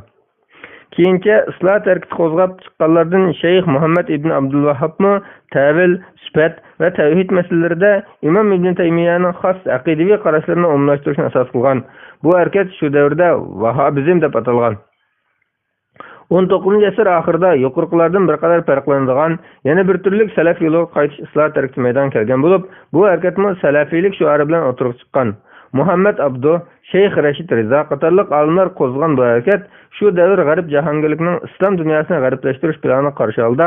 Aslidagi sog'lom islomga qaytish ma'nosidagi salaf yo'liga qaytishni asos g'oya qilgan. Keyincha Vahabizm tutmoqchilar mazkur shuarga tankash qilgan asosda Vahabizm degan atoqdan salafiylik atalg'usiga tadrijiy yetkazgan. Garchi mazkur ikki harakat bir-biriga yaqin zamonda o'tirib chiqqan va keyincha o'xshash ismda harakat olib borgan bo'lsa-mu, mohiyatdan ikkisi ikki xil xarakterga ega. Vahabizmda maydonga kelgan salafiylik fiqhida Hanbali, aqidada Imom Ibn Taymiyaning qarashlarini markaz qilib ilgirilgan bo'lsa, Muhammad Abdu ve Rashid Rizolar elib borgan islohot tarkibida islomni Qur'on ve hadisni markaz qilgan holda davr aqliyatiga uyg'un shaklda sharhlab chiqish, ma'naviyat, e'tiqod ve axloq sistemasini qaytadan qurib chiqish, islom ve musulmonlarning shonliq obrazini yangidan tiklash ve bu sistemini islomning shonliq obrazining namunalari bo'lgan salaf solihlarning metodologiyasi bilan chambarchaslashtirish maqsad qilingan. Umuman bugungi davrda salafiychilikda sab aqidani tutish chaqiriqida o'rtaq xoslik bor bo'lsa-mu, uni Imom Ibn Taymiyaning aqida va fiqh qarashlarini asos markaz qilishga urinayotgan bir harakat deb qarashga bo'ladi. Qaraydigan bo'lsak, salafiylar tarmoq jamoatlarga bo'lingan bo'lib, jamoatlarning o'zaro bir-biridan farqli ham ko'p. Yana kelib ularning hammasi hamma masalalarda birdek qarashda degili bo'lmaydi. Aynı vaqtdagi Manar jurnali Jamoliddin Afg'oniy, Muhammad Abdu, Rashid Rizo qatorliqlarning ta'siriga uchragan diyorimizdagi Abduqodir Damonlam, Sabit Damonlajim, Matqurban Damonlajim, Abdul Hakimxon Maqsum Hojim va Abdullah Ro'z Damonlajimlardek olimlarimizning yaqilgan salafiylik yo'nalishimi bugungi kundagi Shayx Muhammad ibn Abdul Vahhab ta'siriga uchragan Uyg'ur salafiylik yo'nalishining ko'p farqliq. Hozirgi Saudiya Arabiston salafiylik yo'nalishimi burungi Imom Ibn Taymiya va Shayx Muhammad ibn Abdul Vahhabning salafiylik yo'nalishiga farqlanishga qarab maqmoqda. Demek, her qaysi salafiylik yönelişleri her bir devir ve ceydikilerinin özlerinin dikkatini merkezleştirgen meselelerine qarab bir-birinden farklı yol tutkan. Umuman qilib aytsak, bugungi davr salafiychiligida sab aqidani tutish chaqirqi o'rtaq xoslik bo'lib, bu da'voda haqiqiy salaf yo'lini tutdimi yoki chetnab ketdimi, buni tekshirib bekitish lozim. Chunki ba'zilari ba'zi masalalarda haqiqiy salaf yo'lini tutsa, yana ba'zilari salaflarning bir necha qarishidan birini tanlab, salaf aqidasi mushu debmi turib oladi. Yana ba'zilari salafiylikni quruq da'vo qilishidi. Ba'zilarining salaf aqidasi va salaf yo'lining yiroq yoki yaqinligi har bir masalani cho'nqurlab tadqiq qilish bilan oydinlashadi. Ma'sumlik faqat payg'ambarlikga xosdir. 3. Ash'ariylik va Maturidiylik. Ash'ariylik bilan Maturidiylik iqimlarimi Imom Ahmaddan keyin 4-asrda Mu'tazila va boshqa turli firqalarga yardiya berib, ahli sunnat aqidasini qo'llab o'tirib chiqqandir. Ash'ariylar Bag'dod va Arab ellarida tarqalgan bo'lsa, Maturidiylar O'rta Osiyo va bizning diyorlarimizda ham Turkiya qatorliq ellarda tarqalgan. Ash'ariy aqidasi asosan Shafiy olimlarida ko'p bo'lsa, Maturidiy aqidasi Hanafiylarda ko'p. Bular Imom Ahmadning aqliy jihatdan cho'nqurlab izlanmay turilishining o'rniga aqliy izlanishni o'z loyiqida qo'yib, naqlni loyiq o'rniga qo'yib izlangan va turli firqalarning burmalashlari ozg'unliklariga qarata salaf aqidasini qo'g'dashda kalam bilan, ya'ni aqliy bas munozara va izlanishlar bilan shug'ullangan. Masalalarga yuksak aqliy mavqeda Qur'on va hadis ro'yiga uyg'un javob berishga tirishgan. Bu ikki iqim asosan islom ummatidagi ahli sunnatning 90%ni tashkil qiladi. Ash'ariylar Imom Abul Hasan Ash'ari o'z vaqtida Bag'dodda ahli sunnatning Qur'on va hadisga qaytish, salaf aqidasini tutish bayrog'ini ko'targan va Ibana, Maqolat degan kitoblarida ayni davr salaf yo'lini tutganligini aniq yozgan. Misolga olsak, sifat, taqdir, imomatchilik, shafaat, havzi kavsar, sirat, mizon va Allohni oxiratda ko'rish, taklifning manbasi aql emas shariatdir, iymon so'z va amaldir, kam ziyoda bo'ldi degandek masalalarda salaflar yo'lini tutgan. Mavsuatul firq wal mazahib fil alam al-islami maddatus salaf al-majlis al-a'la li shu'un al-islamiyya. Tarix bo'yicha islom ulamolarining tang yarmi degidek Ash'ariylar qatoriga ta'vadir. Bularning ichida Imom Bayhaqi, Navaviy, Ibn Hajardek ahli hadislarmi bor. Albatta, bu iqimmi ahli sunnatning navbatdagi 3 tarmoqining birini tashkil qiladi. Qolgan 2 tarmoqi bo'lsa Maturidiylik va Salafiylik. Ash'ariylarning ba'zi tarmoq aqida masalalarida o'z aralarida farqli qarash bo'lib qolgan ahvollarmi bor. 4. Murji'a. Murji'a atalg'isi eng dastlabda sahoba kiramlar o'tirsida bo'lgan Siffiyyin jangida ba'zi urush vaziyatlarga aralashganlarga qarata birini xato, birini to'g'ri hukm qilmay betaraf turgan, ularning hukmini qiyomatga qo'ygan Abdullah ibn Umar, Said ibn Abi Waqqas va Usama radhiyallohu anhulardek ba'zi betaraf sahobalarni ko'rsatdi. Keyincha cho'ng gunohlar sababidan boshqalarni kafirga chiqargan xavarishlar va har qanday cho'ng gunohni kufr deyishda ularga o'xshab qolgan shialarga qarata inkor sifatida imom bilan kufr atog'larini izohlash va hukmini bekitish o'tirg'i chiqdi. Murjiyalarning ko'p qismi xavarishlarga raddiya berib, iymon Allohni tonish va payg'ambarlarga iymon keltirishdan iborat. Buning asosan kimki Allohdan boshqa ma'bud yo'q, Muhammad sallallohu alayhi va sallam Allohning payg'ambari deb tunsa, u mu'min bo'ladi deb qaragan. Chunki xavarishlar iymon degan Allohni tonish va payg'ambarlarga iymon keltirish, shundoqla farzlarni ado qilish va cho'ng gunohlarni tark qilishdan iborat deb ta'rif bergan. Buning asosan kimki Allohdan boshqa ma'bud yo'q, Muhammad sallallohu alayhi va sallam Allohning payg'ambari deb tunsa, lekin biror farzni qilmay qolsa yoki biror cho'ng gunohni qilib olsa, u xavarishlar nazarida kafir bo'ladi. Murjiyalar nazarida bo'lsa mu'min deb qaraladi. Chunki bu turdagi murjiyalar iymon bo'lsa gunohning iymonga ziyoni yo'q deb qaraydi. Mavzuatul farq wal mazahib fil alam al-islami maddatus salaf al-majlis al-a'la li shu'un al-islamiyya. Mutazillar cho'ng gunoh qilganni kafir demasimi, u fosiq bo'ladi. Lekin do'zax menga qoladi deb qaragan. Natija murjiyalar xavarij, Shia va Mutazillarga qarshi mavqeda turgan. Ularning ba'zilari dilda tasdiqlasa yetarli deb qaragan. Yana ba'zilari dilda tasdiqlamasimi, tilda ixro qilsa yetarli deb qaragan. Yana ba'zilari dilda tasdiqlash bilan birga tilda ixro qilishmi kerak degan. Umuman bu turdagi murjiyalar imonli bo'lsa, amal qilmasimi, gunoh qilsimi ziyon yo'q deb qaragan. Ya'ni bular amalni butunlay yo'q chiqardi. Lekin bu toifa Abbosiylar davriga kelganda asosan yo'qolib ketgan. Bazı ahli hadisler İmam Ebu Hanife rahmetullah aleyhilerdek bazı imamlarını iman kelim ziyade bolmaydı dep qarğalıqqa asaslanıp turup, amalni muhim emas dep qaraydigan dep fuqahalar murjiisi dep atap algan. Emniyette İmam Ebu Hanife rahmetullahi aleyhiler amalni taraq qilishga fatva berib bakmagan. Belki periz ve vacip amellerini kılmış bulmaydı. Haram işlerini, günahlarını kılmış bulmaydı. Bunun xilaflık kılganlar cezaga tartıldı dep qaraydı. Eğer ular imanni aldın orunga amelning keyingi orunga qo'yishni maqsad qilib, İmam Ebu Hanife rahmetullah aleyhi qatorliq olimlarni murjiya demoqchi bo'lgan bo'lsa, buning ziyni yo'q. Balki bir qism olimlar bu xil mavqani bid'atchi murjiyalardan farqlantirib, sunnatga uyg'un murjiyilik deb ta'riflashgan. Chunki İmam Azamning mazkur mavqasi mohiyatda oyat va hadislarga asoslangan. Qur'on amalni imonga ergashtirib, iymon etgan va solih amallarni qilgan deb oyatlar kelgan.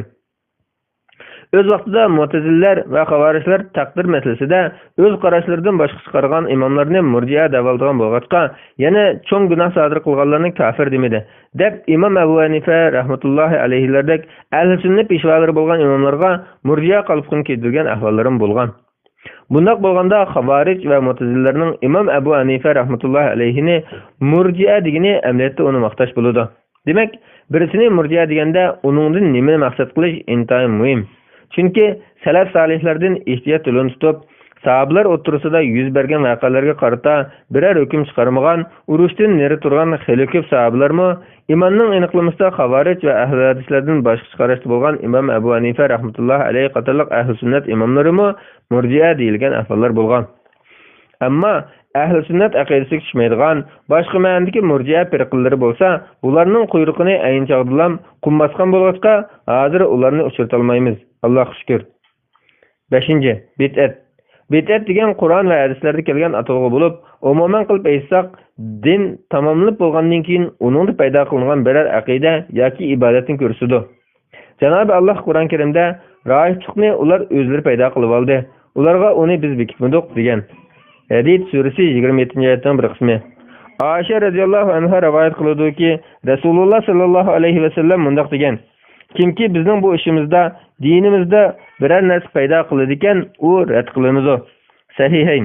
Buxoriy 2697-hadis, Muslim 1718-hadis.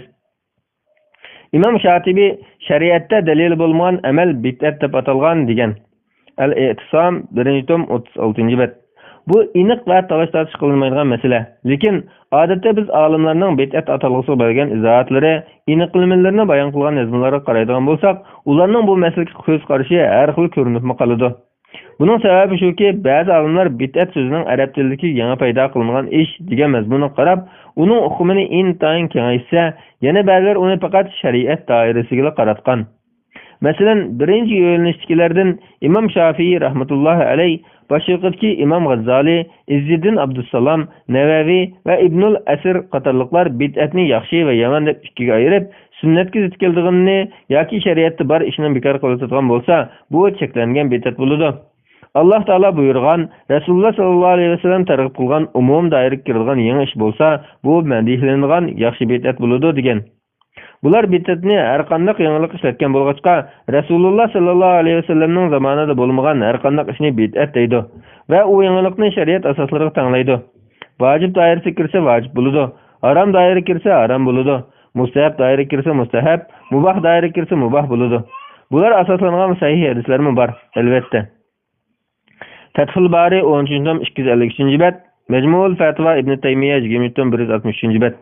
Camil Ulum ve Hikam 1-tom 267-bet, En-Nihaya fi Gharib al-Hadis vel-Asar 1-tom 106-bet, İhya Ulumuddin 3-tom 2-bet, Qawaid al-Ahkam fi Masalih al-Anam 2-tom 172-bet.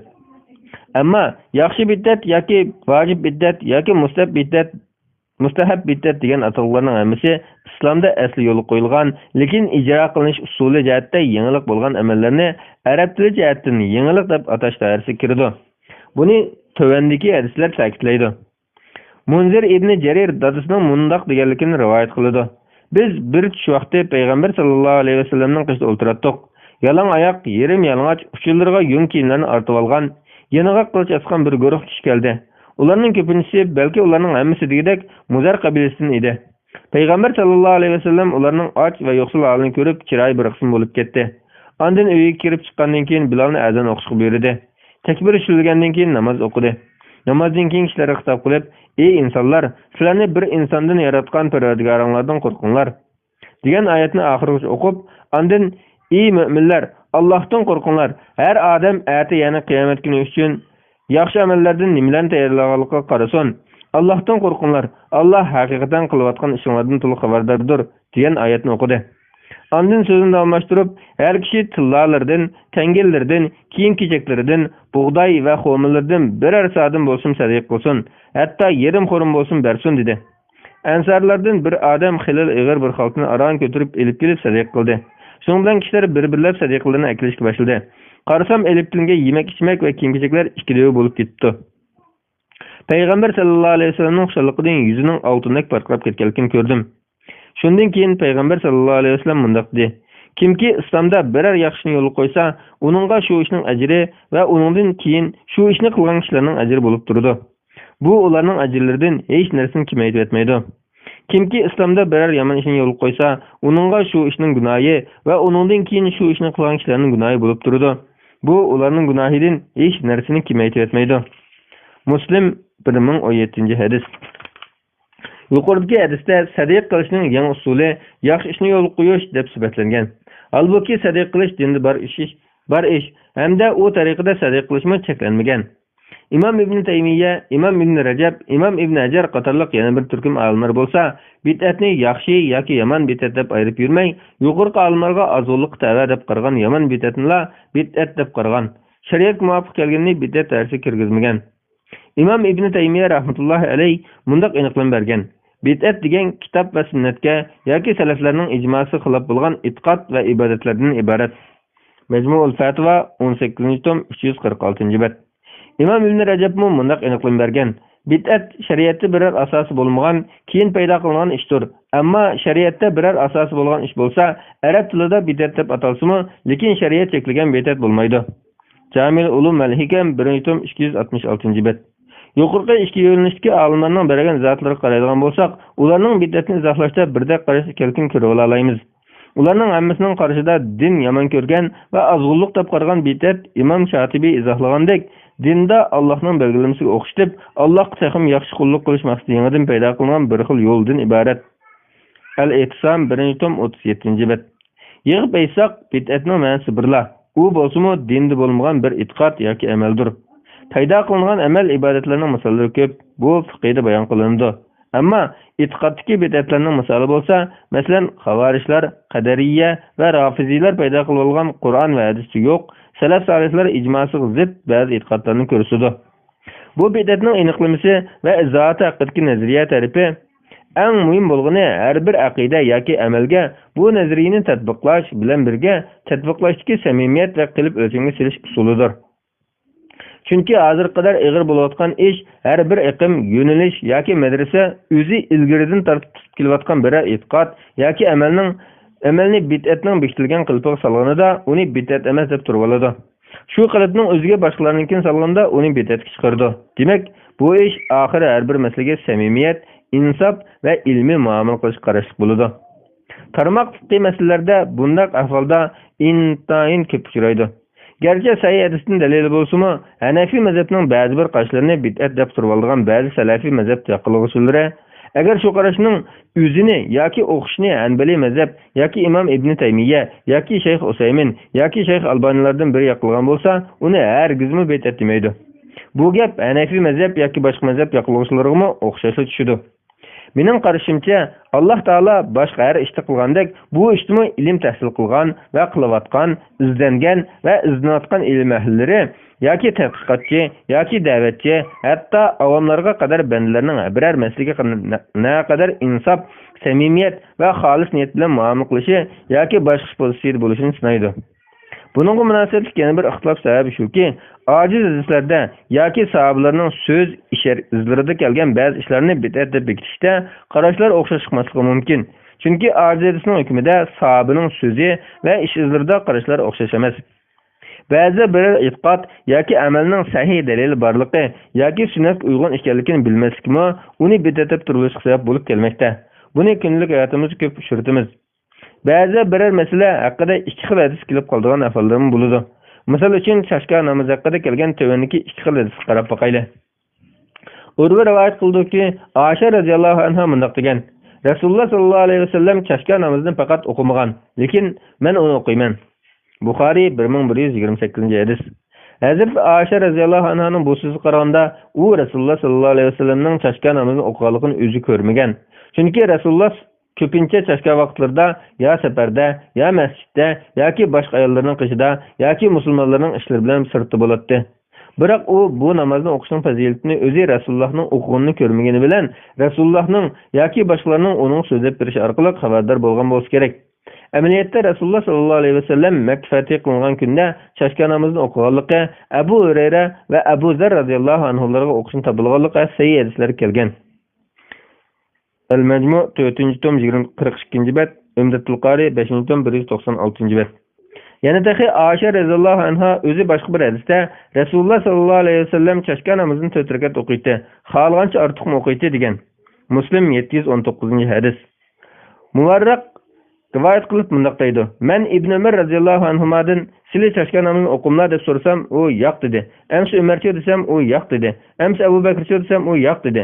Amsa Rasululloh sallallohu alayhi vasallam desam, u Rasululloh sallallohu alayhi vasallam o'qimaydi deyman" dedi.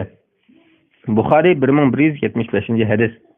Rasululloh sallallohu alayhi vasallamning Abu Bakr va Umar radhiyallohu anhularning chashka namozini o'qiganligini Ibn Umar radhiyallohu anhumaning ko'rmaganligi ularning chashka namozini haqiqatda o'qimaganligini bildirmaydi.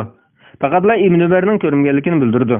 Rasululloh sallallohu alayhi vasallam Makka fath qilingan kuni chashka namozini o'qiganligini Ummu Ani radhiyallohu anha bilan Anas ibn Malik radhiyallohu anhu ko'rgan. Yana Rasululloh sallallohu alayhi vasallam Abu Hurayra bilan Abu Zar radhiyallohu anhularga chashka namoz o'qishni topilgan.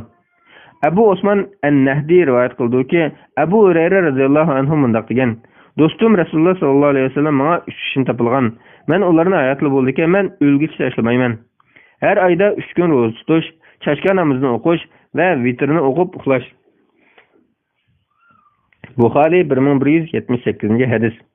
Bu sünnet bir amalni uning sunnati borligidan xabarsiz qolganlikdan bid'at deb sanashning bir misoli. Buningdan shuni ko'rib olamizki, biz sunnatni qancha yaxshi bilganimizda bid'atdan shunchalik turib qolmay, sunnatda bor amalni bid'at deb sanashdan saqlana olamiz. Shunga bid'atchilikning bid'atga chiqarib o'tishning eng unumli dorilardan biri sunnatni o'rganishdir. Buning uchun Hanafi olimlardan Muhammad al-Xodimi bid'atni e'tiqodda bo'lsin, yoki amalda bo'lsin, yoki gap so'zda bo'lsin, sunnatning qarshisidir deb tushuntirgan. Yuqorqi sabablar tufayli bid'at o'lchimini amaliyotga tatbiqlashning intayin qiyinligidan, garchi bid'at haqida ayrim o'nlarcha kitob yozilib ketgan bo'lsa-mu, bu masala keng xalq ommasining kallasida emas, ahli ilmlarning kallasidami taxichi bir taraf qo'linib ketmagandek, g'uvolikni saqlab kelmoqda. Halbuki bid'at hukmi yuqorida aniqlanib berilgandek intayin ro'shan, tushunishlik, oydin masala. Ya'ni din tamomlanib bo'lgandan keyin uningda paydo qilingan biror aqida yoki ibodatdir. Bu ishning dinda qattiq aytilganligida shak yo'q. Rasululloh sallallohu alayhi vasallamning har qanday bid'at azg'unlikdir degan so'zimi shariat cheklagan ashu yomon bid'atni ko'rsatdi. Muslim 867-hadis. Bu yerda shuni eskartish zarurki, bid'atning hammasi o'xshash darajada emas. Buni Imom Shatibiy bunday bayon qilgan. Bid'atlarning aql bilan tushunilgan bo'lganlari tahlil qilinganda uning o'xshagan darajada ekanligi ma'lum bo'ladi. Masalan, uning ba'zi jahiliyat bid'atlaridek aniq kufrlikdir. Buningga Qur'onda tanbeh bergan. Yana munofiqlarning jon va mollarini saqlab qolish uchun din to'niga o'rnalishdan iborat bid'atlarimi va shuning o'xshagan aniq kufrlik ekanligida shak qilinmaydigan ishlarga o'xshash. Yana ba'zi bid'atlar kufrlik emas, balki gunoh ma'asiyat bo'ladi. Yana ba'zi Xavarij, Mu'tazila, Qadariyya, Murji'a va shularga o'xshagan azg'un toifalarning bid'atlaridek kufrlikmi emasmi qarash o'xshash bo'lmaydiganlarimi bo'ldi. Yana ba'zi bid'atlar gunoh doirasida ekanligida bilib kelingan. Masalan, shahvatni yo'qotish uchun aqd qilinish, ro'zlar holatda oftobda o'ri turish, to'y qilmay yashash qatorliqlarga o'xshash. Yana ba'zi makruh doirasida. Masalan, arif kuni kechda duo tilovat uchun yig'ilish, juma xutbalarida islom podshohini tilga olishga o'xshash. Demak, bu ishlarning hammasi bir darajada emaski, hamma ayon. Ahvol shunday ekan, ularning hammasining hukmi bir, makruh yoki harom deyish to'g'ri bo'lmaydi. Al-E'tisam 2-tom 37-bet. Tatbiqlash doirasida yana nurg'un masalalarda qarash birdek o'xshab bo'lmasligi mumkin.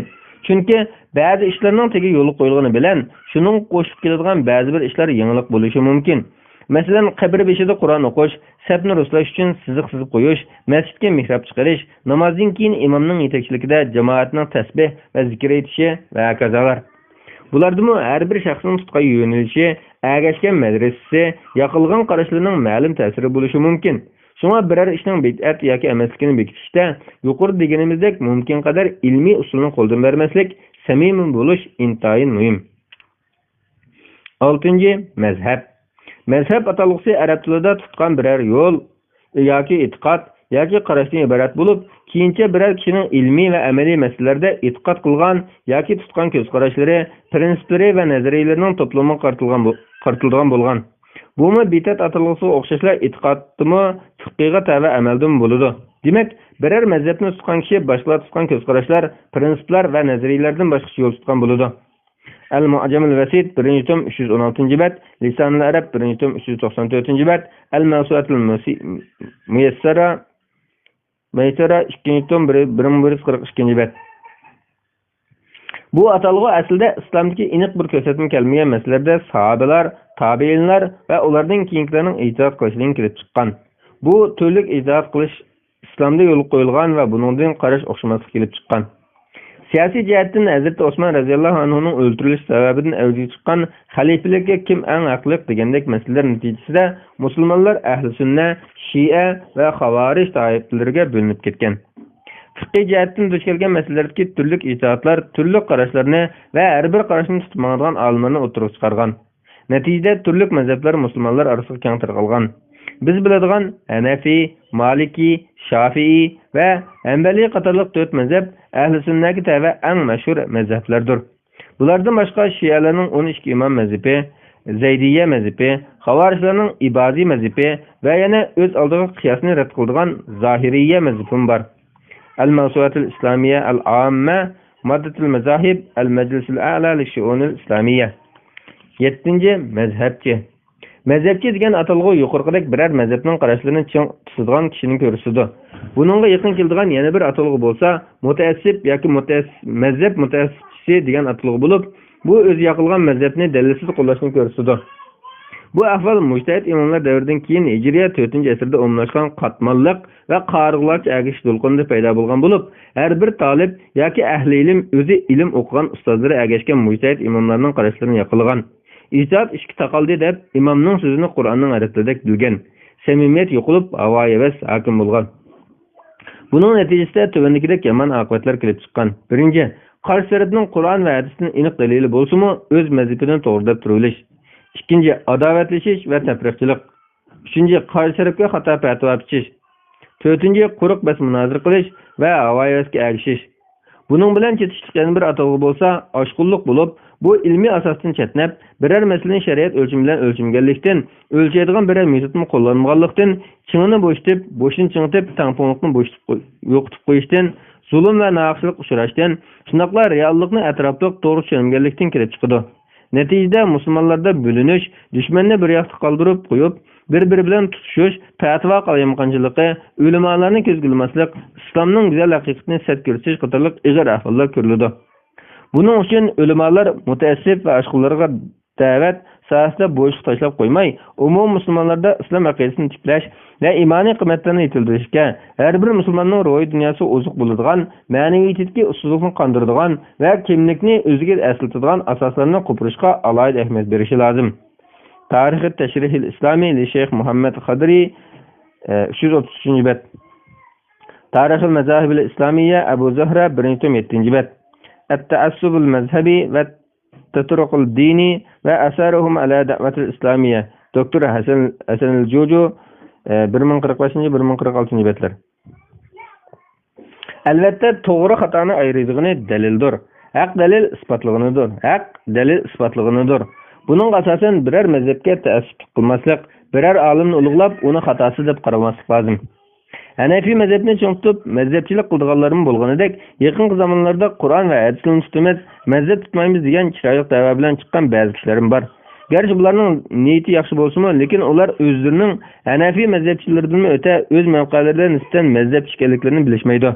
Emniyette ular ya İmam İbn Taymiye qarashlarini, ya Şeyh İbn Baz, yoki Usaymin qarashlarini, hatto Şeyh Albani qarashlarini yüz to'g'risi shu, boshqalarning xato deb o'zlari aytgan mazhabchilik patqiga burni qulqug'is betib ketgan. Bularning oldida mazhabchilik qilmaslik gapi bo'lib qolsa, Hanafi mazhabchilik qilmaslik deb tushundi. Hargizmi Hanabiychilik yoki Ibn Taymiyachilik qilishni tushunmaydi. Bular 4 imam boshchiligidagi salaflarimizning qarashlarini yo'q chiqarib, ijtihod da'vat qiladi-yu, o'zlarida ijtihod salohiyatining yo'qligini bilishmaydi. Mazhab kitoblaridan qochib, ya Ibn Taymiya mazhabi, ya Shavkani mazhabi, ya Albani mazhabini cho'ng tutib oladi. Bular mazhabchilik kasalini davolaymiz deb uningdan ig'ir bo'lgan patparaqchilikni keltirib chiqaradi. Yana ba'zilar ahli hadis yo'lini tutamiz deb chiqadi. Tarixdagi har bir hadis olimini tekshirib chiqsak, uning biror mazhabga tava yoki mansub ekanligini, 4 mazhab imomlarini hurmatlaydiganligini, muqaddaslashtirmaydiganligini ko'ramiz. Yana ba'zilari o'zlarini salafiy deb salafga mansub qilib oladi. Haqiqatda u salafga yo'lga emas, o'zining nafsi bilan havoyi havasga ergishadi. Gizi kelsa salafning qarashlarini cho'rib tashlaydi. Bu sababdan o'zlarini salaflikka mansub qilib olganlar o'ttirdimi nurg'un shaxsiy o'xshagan qarashlar mavjud. Ilgirki 4 mazhab imomlari bo'lsin, yoki keyingi imom Ibn Taymiya, yoki Shayx Usaymin qatorliqlar bo'lsin, hech biri mazhab ta'assubchiligiga chaqirgan emas.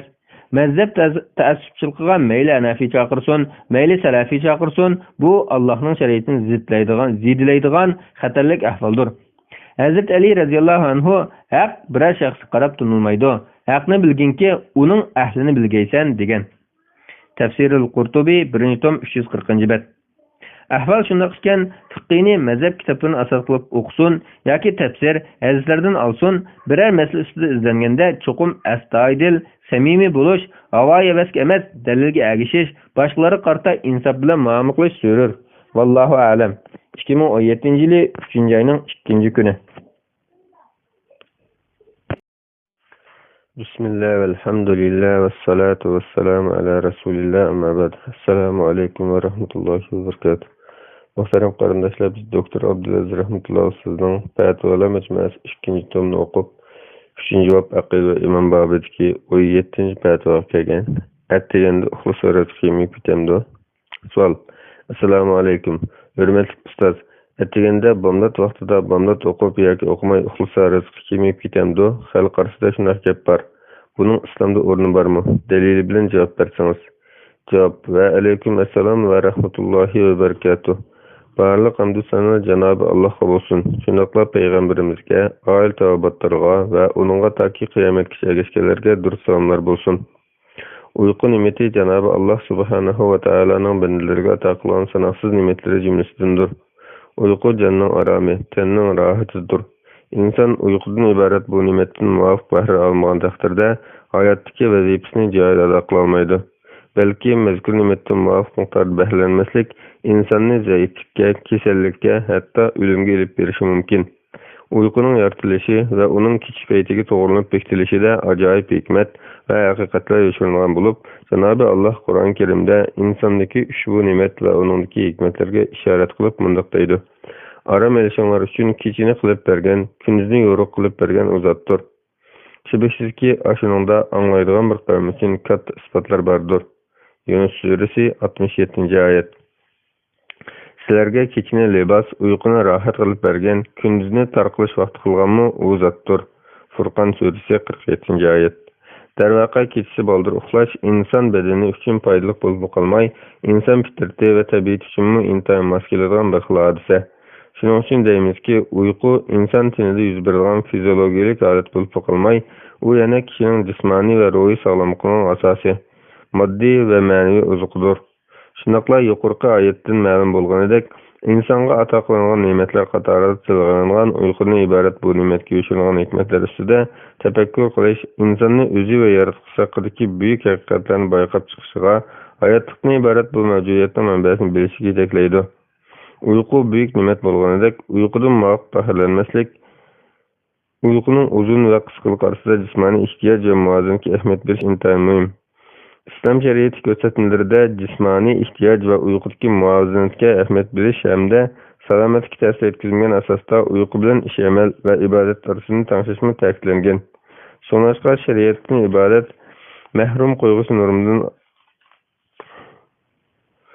Şeriatda ibadatdan mahrum qo'yg'uchi normadan ortiq uyqumi, jismoniyatni buzg'uchi uyqusizlik ustiga qurilgan ibodatmi cheklangan. Şeriatda yo'l qo'yilgan bo'lsa, uyqu va ibodat orasini tangshash, uyqu va ibodatni bir kechada jamlashga to'g'ri kelganda, uyqu orqali tanga uning haqqini bergan asosda ibodat istikini amalga oshirish buyurilgan. Bu xususda Payg'ambarimiz sallallohu alayhi vasallam har birimizning ulgusidir. Hadislar bizga bu haqda xabar berib bunday deydi. Rasululloh sallallohu alayhi vasallam kechining 3dan 1 qilganda turib, bomdodgacha 11 rakat qiyomda turadi. Bilal azan aytgandan keyin 2 rakat namoz o'qib bo'lib, masjidga chiqib bomdodni o'qiydi.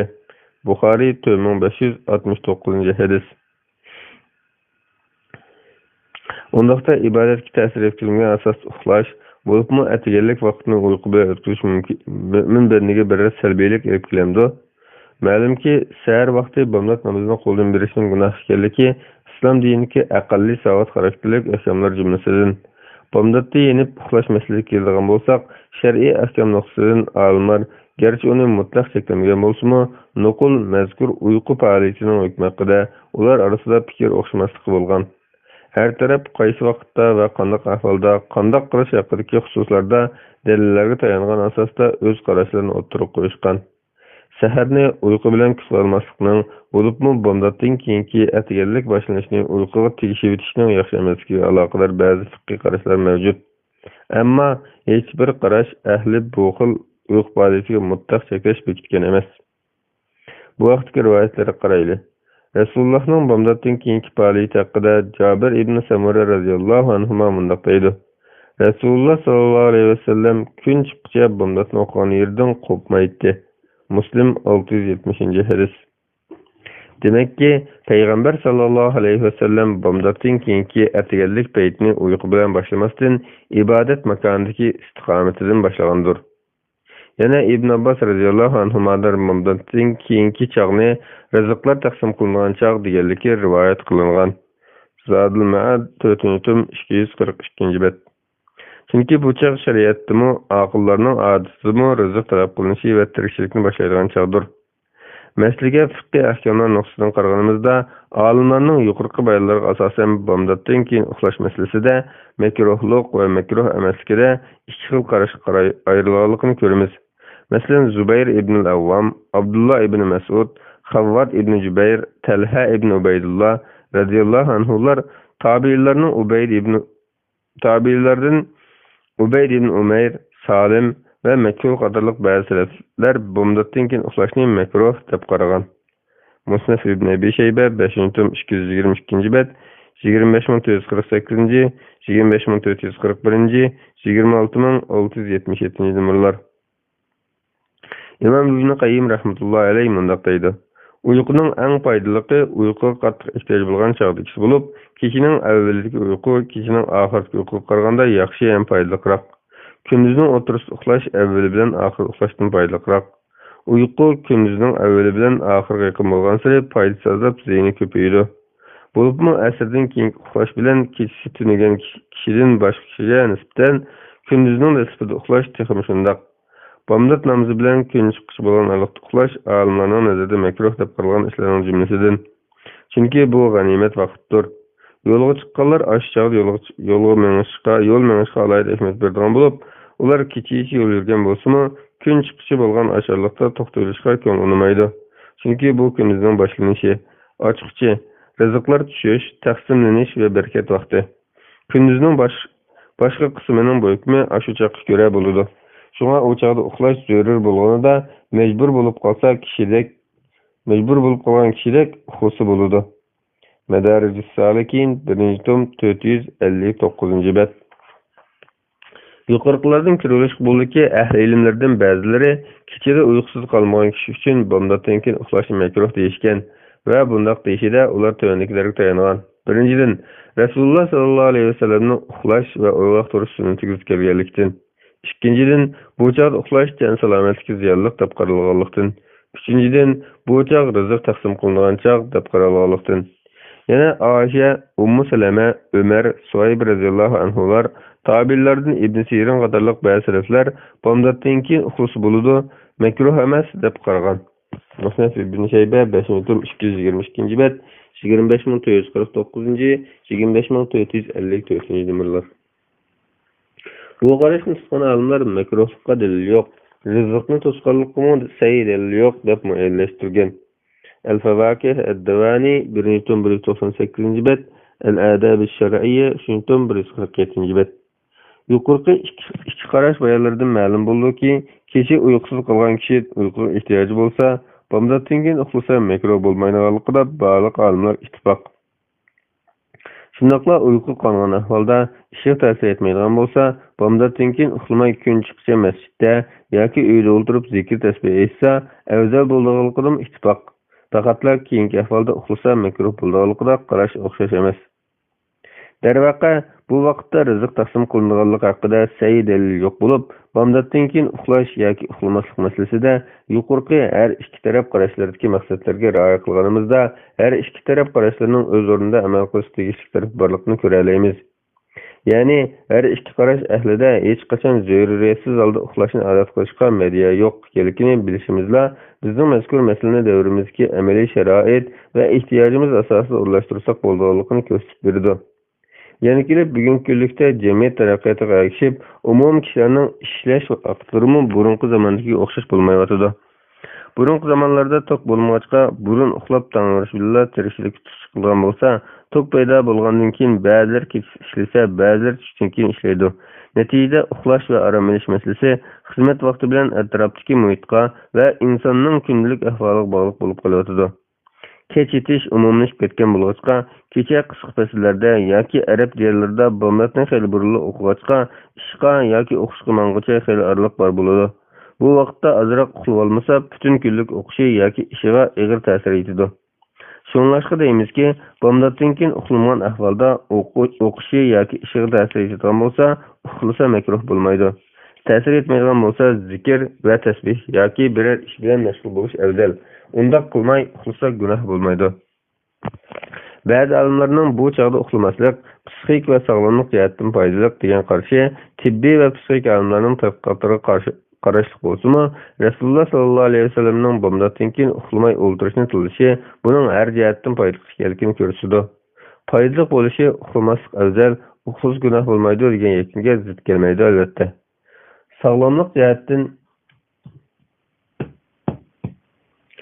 Sog'lomlik jihatdan bedenning uyqu ehtiyoji bo'lgan chog'da uxlab orom olishning foydali ekanligini, bunday ahvolda uxlashning makruh bo'lmaydiganligini hadisda kelgan bu ko'rsatma ta'kidlaydi.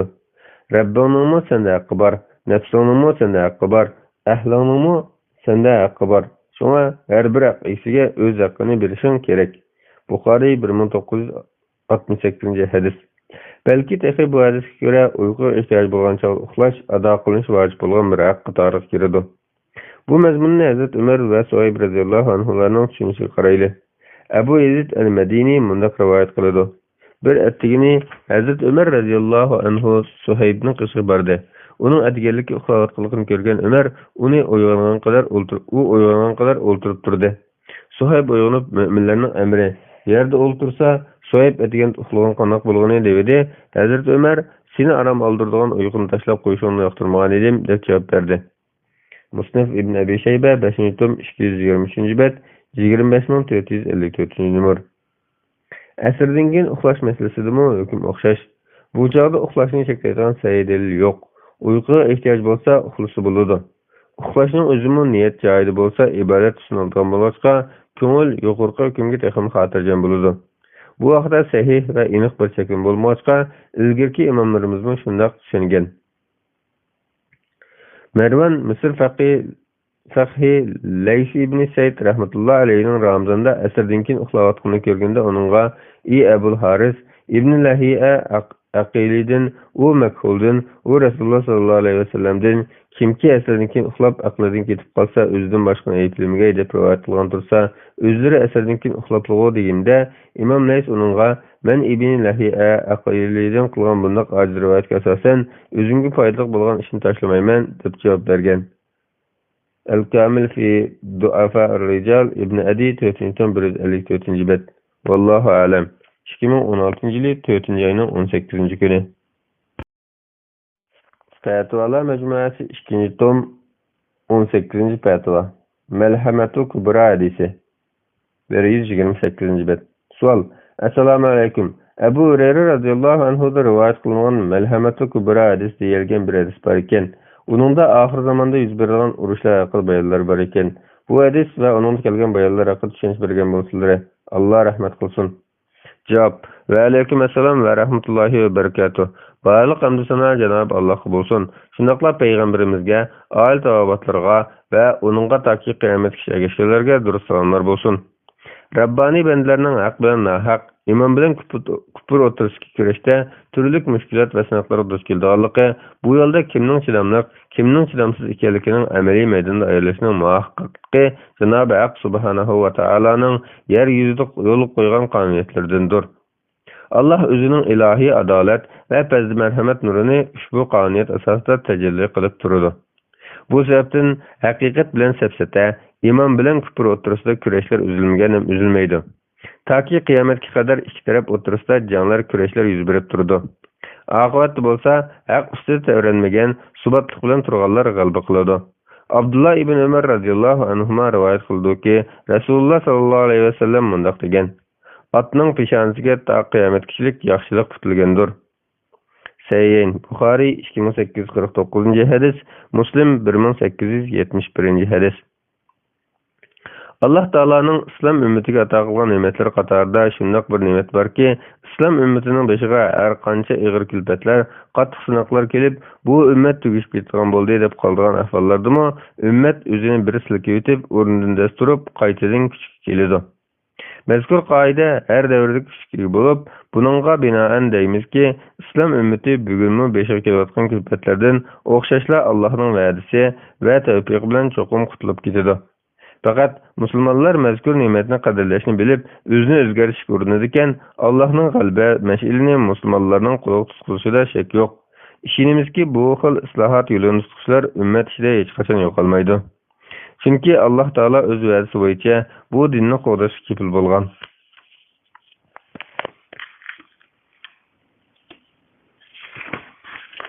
Allah Taala bu dinni qo'llash uchun ana shunday mard erkaklarni, shijoat qahramonlarini yetishtirib turdi ki, ular ilm, ma'rifat, da'vat va jihad maydonidagi chidamchilligi va fidokorliklari bilan bu dinni qo'llaydi. O'chgan izlarni tirildirib, sulg'on oqlarini yashartdi. Ular yerim yo'lda bo'shib qolganlarga, ularga qarshi turganlarga, din dushmanlariga g'alchilik qilganlarga parvo qilmasdan, toki qiyomatga qadar subatlik bilan haqni qo'llaydi. Mana bu Rasululloh sallallohu alayhi vasallam tövendeki hadis bisharat bergan müminler jamoasidir. Umeyr ibn Ani rivayet qildi ki, u Muaviya radhiyallohu anhuning mundaq deganligini anglagan. Men Rasululloh sallallohu alayhi vasallamning mundaq deganligini anglagan. Ümmetimden bir guruh kişiler her qachon, her zaman Allah Taala'nın buyrug'ini bejandil ijro qilib turdi. Ularning mustahkamligidan ularni yordamsiz qo'yganlarmi, ularga qarshi turganlarmi, ularga ziyon yetkazolmaydi. Taki Allah'ın emri her müminin ruhunu kabul kılgan şamal kelgiçe ular şundaq turdu. Sayyin Bukhari 3641 hadis, Muslim 1037 hadis.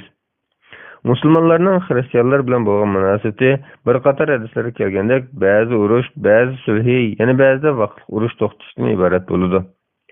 Ba'zi hadislarda qiyomat qoyim bo'lishning alomatlari ichida musulmonlar bilan rimliklar o'tirisida malhama kubra, ya'ni cho'ng jang bo'lganligi, bu jangda musulmonlarning g'alaba qilganligi, undan ularning Istanbulni fath qilishga yurish qilganligi, undan keyin Dajjal o'tirib chiqganligi xabar berilgan. Malhama kubra degan nurg'un insonlar qirilib ketgan cho'ng jang degan ma'noda. Buning doir hadislarning bir qismi Sham diyoriga munosabat bo'lib, bu hadislarning oz bir qismi sahihdir. Bu hadislar müminler bilen kafirler oturusida bo'lgan kurashlarning davomlashadiganligini, hal qilg'ich jangning zamoni oxirida bo'lganligini ko'rsatsa-mu, lekin hal qilg'ich jangni kutib turishga buyurmagan. Faqatla shunday jang bo'lganligini oldin bisharat bergan. Lekin bu sahih hadislarni bugungi amaliy ahvolga o'dillab izohlash alohida dalil isbot talab qiladi. Chunki bu bir g'ayib ish. Navoda hozirgi ahvolni munosib deb qarab hadislarni izohlasak, keyincha uningdan munosib vaziyatlar to'g'ri kelib qolishi mumkin.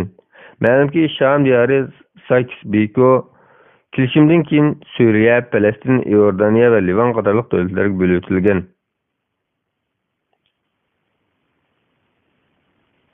Malhama kubra hadisi deb tanilgan mundaq bir hadis Sahih Muslimda kelgan. Abu Hurayra radhiyallohu anhu rivoyat qildiki, Payg'ambar sallallohu alayhi vasallam mundaq degan: Rimliqlar a'moq yoki dobiq degan yerga tushmagcha qiyomat bo'lmaydi. U chaqda Madinadan shu chaqdagi yer yuzining eng yaxshilaridan tarkib topgan bir qo'shin chiqadi. Ular qarama-qarshi saf tuzib turganda Rimliqlar bizning yo'limizni to'smanglar, biz odamlarimizni asir olganlar bilan urushimiz deydi. Lekin musulmonlar Allohning nomi bilan qasamki, qarindoshlarimizni sizlarga tashlab qo'ymaymiz deb turib oladi. Shuning bilan ularning orasida urush boshlandi. Musulmonlarning 3/1 qismi urush maydonini tashlab qochdi. Allah ularning tavbalarini menga qabul qilmaydi. 3/1 qismi o'ltirildi. Bular Allohning nazarida shehidlarning afzallari bo'ladi. Qolgan 3/1 qismi g'alaba qiladi. Shuningdan keyin ular hech qanday qiyinchilik duch kelmaydi. Ular Konstantinopol, Istanbulni ozod qiladi. Ular qilichlarini zaytun daraxiga esib qo'yib, g'animatlarni taqsim qilayotganda shayton yurtinglarni dajjal bosib oldi deb to'laydi. Ular yugurib chiqadi, lekin bu yolg'on bo'lib chiqadi. Shamga yetib kelganlarda dajjal haqiqatan chiqadi. Ular safni tuzab urush tayyorlik qilayotganda namoz takbir aytiladi. Shu vaqtning o'zida Isa alayhisalom tushib, ularga iymon bo'ladi. Allohning dushmani dajjal Isa alayhisalomni ko'rganida xuddi tuz suvda erigandek erishga boshlaydi. Agar Isa alayhisalom uning chiqilmasimi, u erib halok bo'lib ketadi. Ammo Alloh uni Isa alayhisalomning qo'li bilan o'ldirdi. Isa alayhisalom insonlarga neyzining uchidagi qonni ko'rsatdi. Muslim 2897-hadis. Ba'zilar mazkur hadisga Madina bo'lsa, Madina Munavvar, a'moq yoki Dabiq degan joylarni Madina Munavvar atrofidagi joylar deb izohlasa, ba'zilar a'moq Suriyadagi Halab bilan Turkiyadagi Antakiya oraliqidagi Dabiqqa yaqin joy, Antakiyaning shimoliga to'g'ri keladi. Dabiq Halab shimolidagi Marj Dabiq degan bir kent deb izohlaydi. Madina bo'lsa, shahar Madina ma'nosi bo'lib, Dimashqni ko'rsatadi deydi. Yana ba'zilar Halab shaharini ko'rsatadi deydi. Mu'jamul Buldan 1-tom 222-bet, 2-tom 407-bet, Al-Marqa 10-tom 53-bet, Al-Qana'a fima yuhsinu ihatatu bihi min ashratis sa'a lil-Imam as-Sakhawi, tahqiq Muhammad Aqil 43-bet. Faqat jaa ashratuha Mahmud Atiyya 261-bet. Nihayat at-Tarikh ad-Dirasat ash-Shar'iyya Ta'siliyya Jadda Turki bin Isa Abdulli 29-bet. Malhama Kubra jangdan keyin Yahudilar bilan cho'ng jang bo'ladi. Chunki Dajjalning Iron tarafdan chiqadiganligi, uningga Yahudilarning elchiganligi hadislarda kelgan. Anas ibn Malik radhiyallohu anhu rivoyat qilgan hadisda Payg'ambar sallallohu alayhi vasallam mundaq degan: Dajjalga Isfahan Yahudilaridan uchisiga ipak to'n kiygan 70 ming kishi ergishidi. Muslim 2944-hadis. Zaman oxirida Yahudilarning Isfahan'da bo'lishining sababini bilgil bo'lmaydi. Lekin Imom Ahmad rivoyatida Dajjal Isfahandagi Yahudiyya degan joydan chiqadi. Uningga boshlariga toj kiyib olgan 70 ming Yahudi ergishidi deb kelgan. Musnad Ahmad 13368-hadis. Imom Ibn Hajar sahih deb baholagan. Imom Ibn Hajar mundaq deydi: Abu Nuaym Isfahan tarixi degan asrda bayon qilishicha, Yahudiyya aslida Isfahan kentlarining biri bo'lib, Yahudilar turadigan bo'lg'achqa Yahudiyya deb atalgan. Keyincha musulmonlar yerlashib, bir qismda Yahudiylar qolib qolgan. Isfahan Yahudiylardan 70 ming kishi agishdi degan hadis, butun Isfahanlik Yahudi degan emas, shu joydagi Yahudiylar kentidan 70 mingi Dajjalga agishdi deganini ko'rsatish kerak. Fathul Bari 10-tom 328-bet. Yahudiya kenti Paris mamlakatida Kojohodan, ya'ni Yahudilar yo'li deb ataladi. Tarix Asbahan Abu Nuaym Asbahani 1-tom 34-bet. Yahudilar musulmonlarga qarata o'tmanlik qilganlarning eng yomoni. Bular Falastin zaminini tortib olib, zaminni buzg'unchilik qilgandan keyin islom qo'shini tarafidan tarmoq qilinganligini Rasululloh bishorat bergan.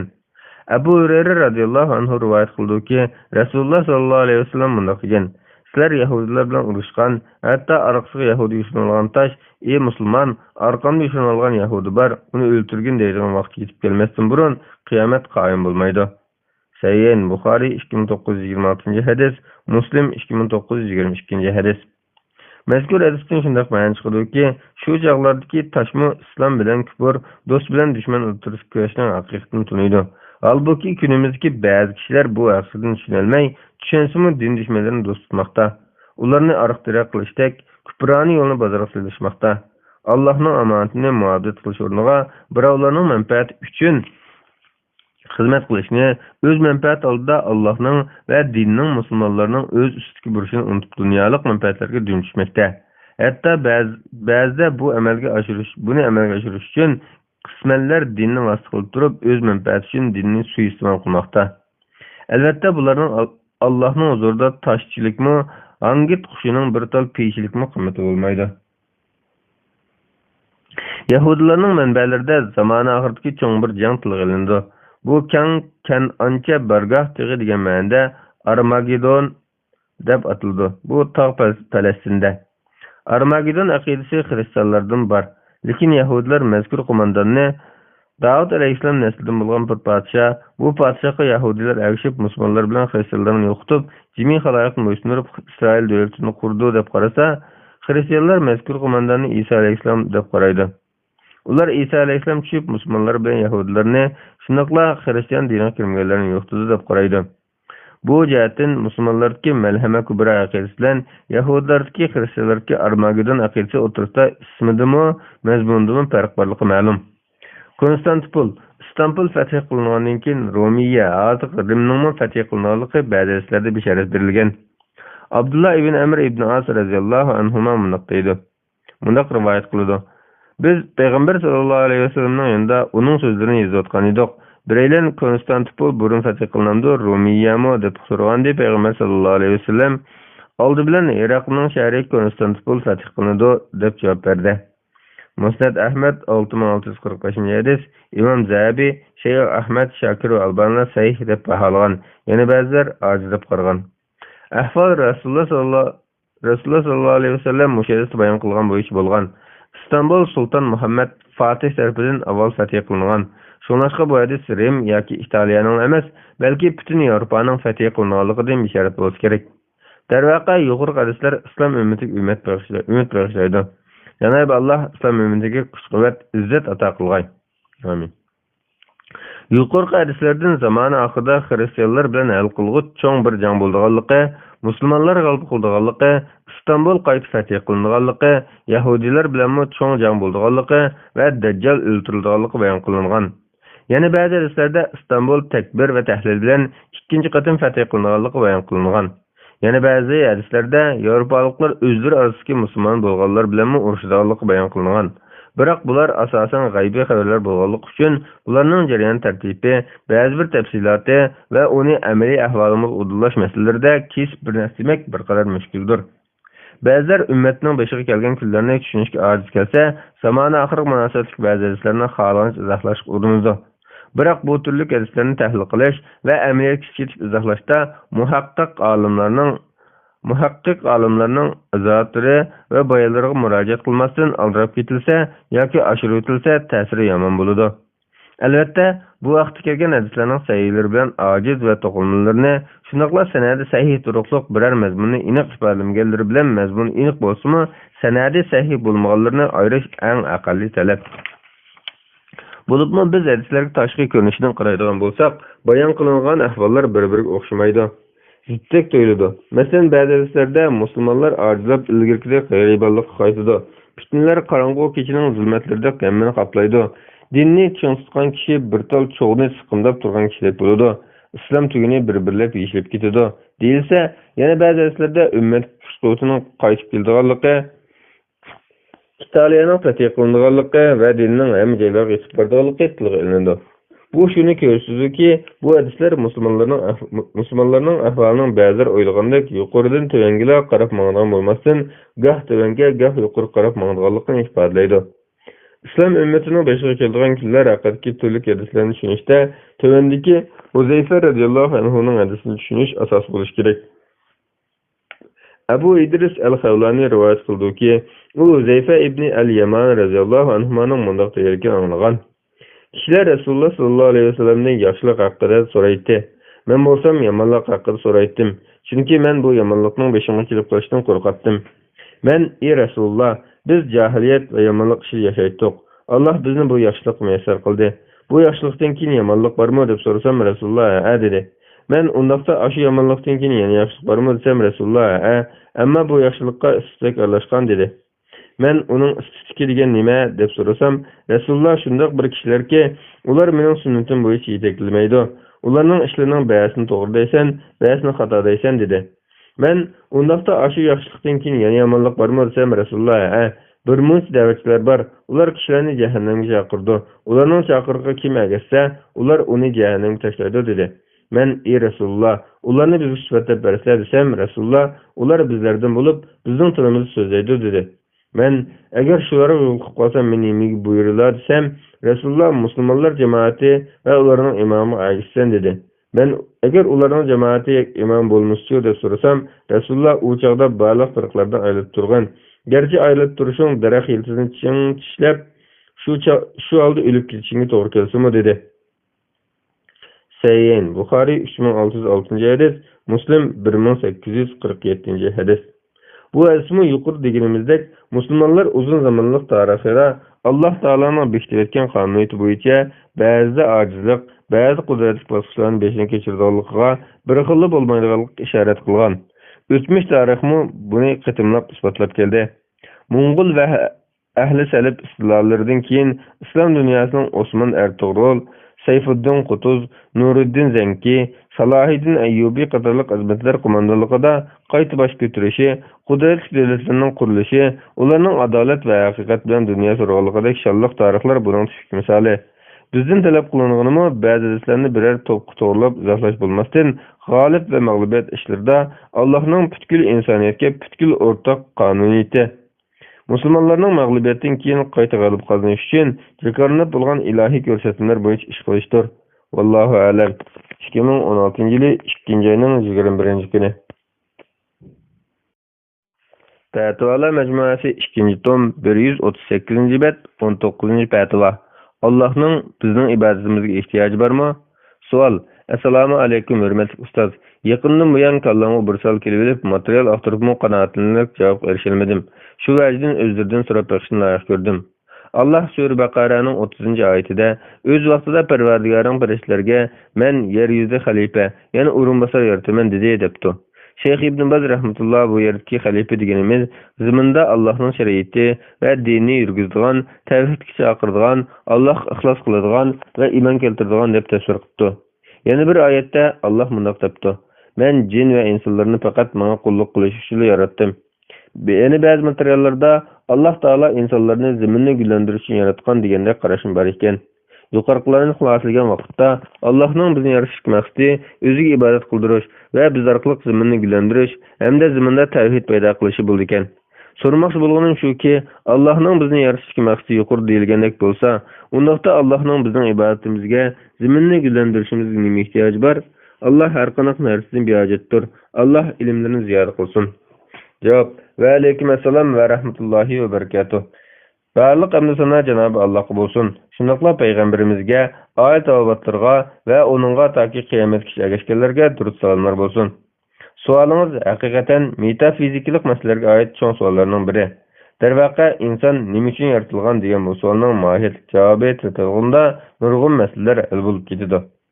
Mezkur meseleni metafizikilik deyişimizde çünkü yaratış Allah'tan başka hiç kim bilmeydiğin gaybi işler katarındır. Kehf surasida Allah Taala shunday qilgan. Ularga osmonlarning va zaminning yaratılishini, ularning o'zlarining yaratilishini ko'rsatganim yo'q. Ozdirg'uvchilarni yordam qilganim yo'q. Kehf surasi 51-oyat. Hadisda Rasululloh sallallohu alayhi vasallam bunday qilgan.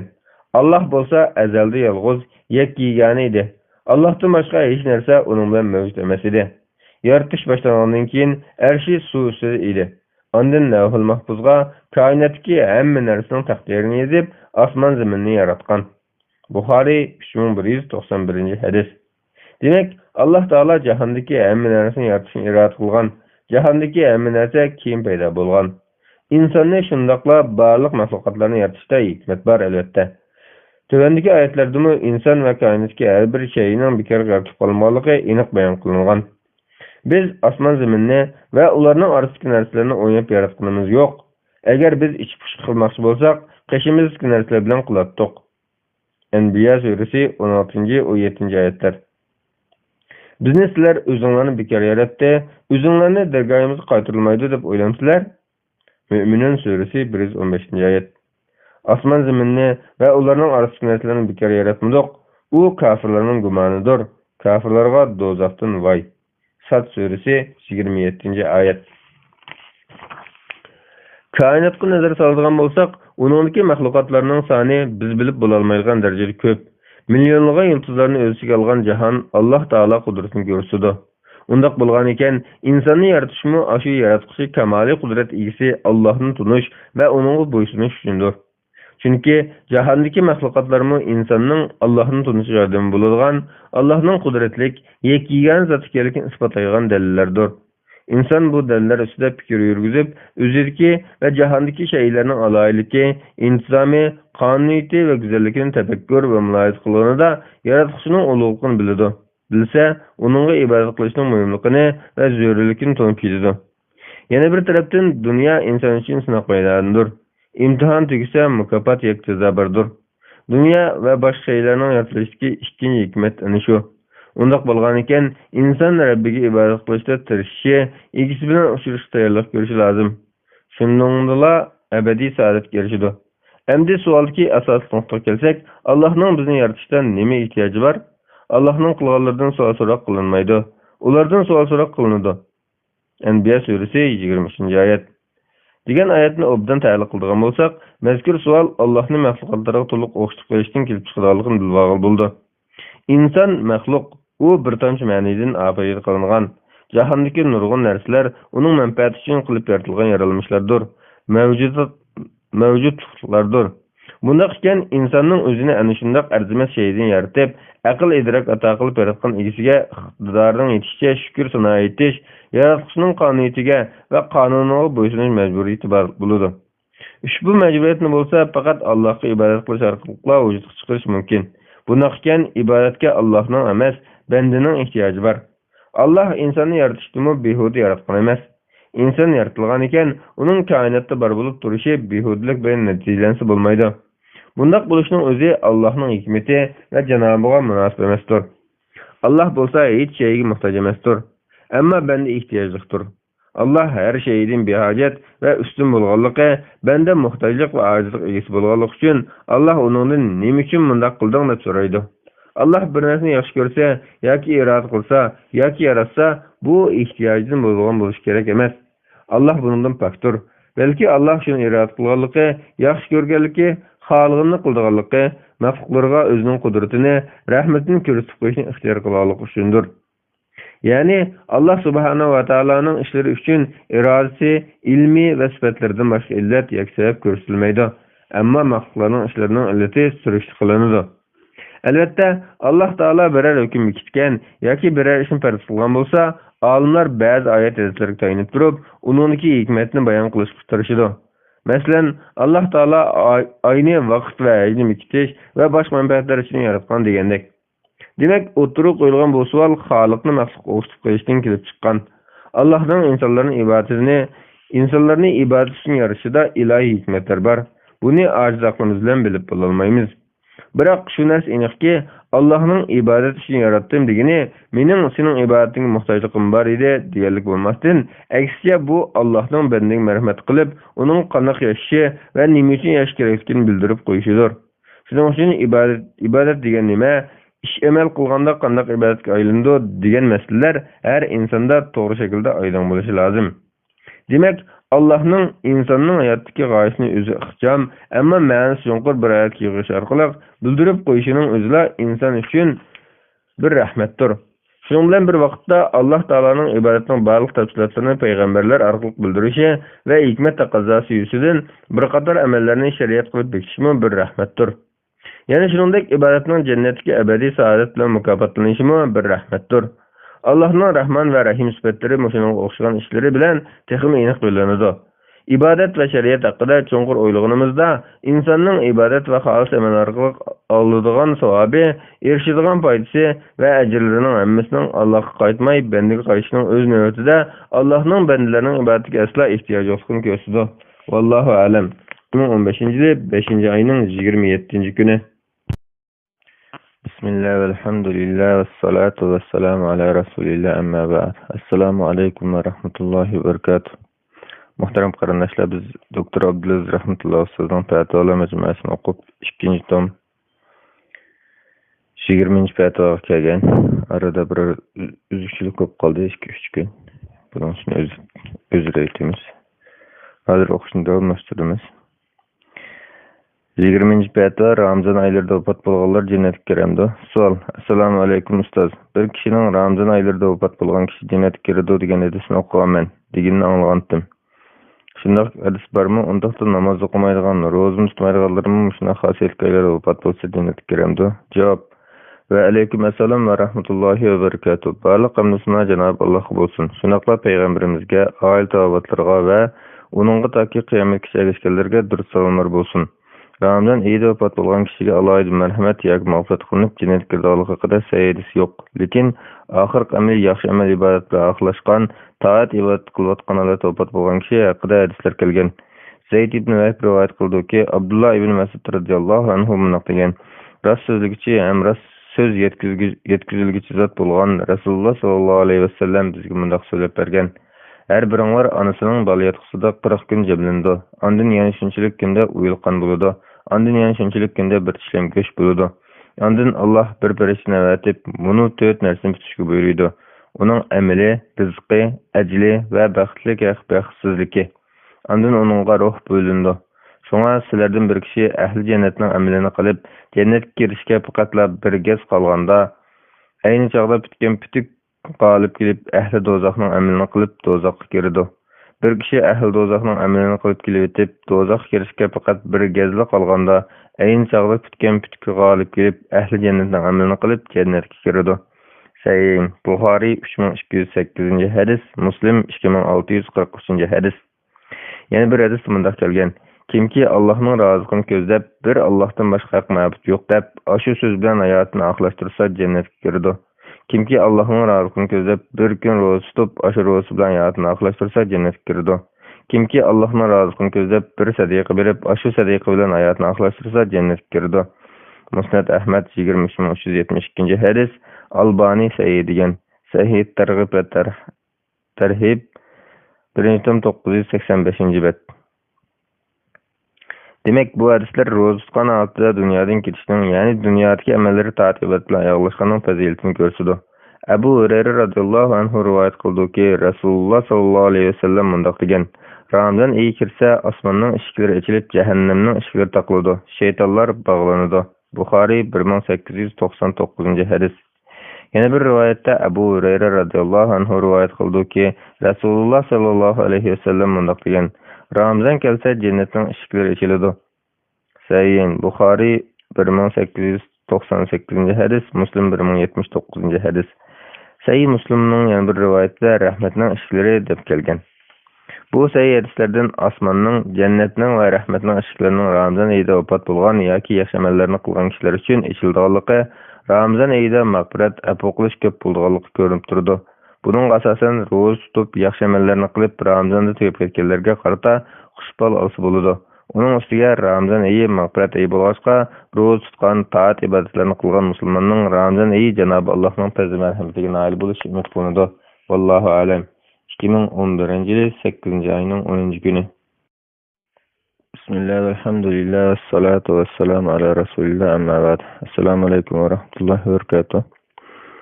Biz Doktor Aziz Rahmatulloh ustozning fatvolar majmuasi 2-tom 21 fatvoga kelgan o'qishni davomlashtiramiz. Aşk maşqlar bölümü tadbirlashning hukmi. Savol: Assalomu alaykum. Nurg'ulg'on Uyg'ur qiz yigitlari har yili 2-14-kun aşk maşqlar bölümünü tadbirlashadi. Buning dinimiz hukmi nima? Javob: Va alaykum assalom va rahmatullohi va barakatuh. Barliq hamdusuna Janob Alloh bo'lsin. Shundoqla payg'ambarimizga, oila tavobatlarga va uningga toki qiyomatgacha erishganlarga durust salomlar bo'lsin. Biz musulmonlar hozir bir yandan din düşmanlar tarafından turli vositalar bilan dinimizdan, axloqimizdan va an'analarimizdan tadrijiy yiroqlashtirishlarga urush kelyapmiz. Yana bir yandan o'zining dinini va an'anasini bilmay cho'ng'ilayotgan yoshlarimiz g'ayri dindikilarning odatlarini singdirib olib, dunyodagi umumiy moda qaralash ergishmagan xatarlik ahvol kelib chiqadi. İçimizde eshittirganimiz shu, din düşmanlarining ziyonkashliklari yetmagandek, musulmonlarning farzandlarida sodir bo'layotgan nodonliklar sababidan e'tiqodimiz, axloqimiz xavf uchirmoqda. Musulmonlar orasiga singib kirib, aqida va axloqqa ig'ir ziyon urayotgan yomon odatlardan biri har yili 2-oyning 14-kuni o'tkaziladigan atalmish oshiq mashqlar bayramidir. Bu bayramning g'ayri din ahlining odatlaridan ekanligi talash-tashvish qabul qilmaydigan har bir haqiqat. Shundoq bo'lg'achqa men bu yerda bu bayramning kelib chiqishi va bu vaqtdagi rivoyatlar ustida alohida to'xtalishim ojiziz. Alloh taolo iymon, islom va hidoyat ne'mat ato qilgan har bir musulmon bu bayramning rimliq butparastlar bilan xristianlardan kelgan odat ekanligini, dinimiz islomda bundoq bayramning mavjud emasligini, shundoqla jamiyatning fitna-fasodga, yoshlarning aysh-ishratga bilishiga yeshil chiroq bo'lib beradigan noshoyan va harom qilingan ishlarni shu kun munosabati bilan halol sanashga, axloqiy jihatdan tushkunlik yo'l ochib beradigan mayli shaxsning va yoki kollektivning bo'lsin, sog'lom turmushiga behudilik va avorchiliklarni olib keladigan bu xil tusdagi bayramlarni tabriklashning haromligini har qanday shaklda bu bayram qatnashishga, tabriklaydiganlarga turli xizmatlarni sunish bo'lmaydiganligini aniq bilish lozimdir.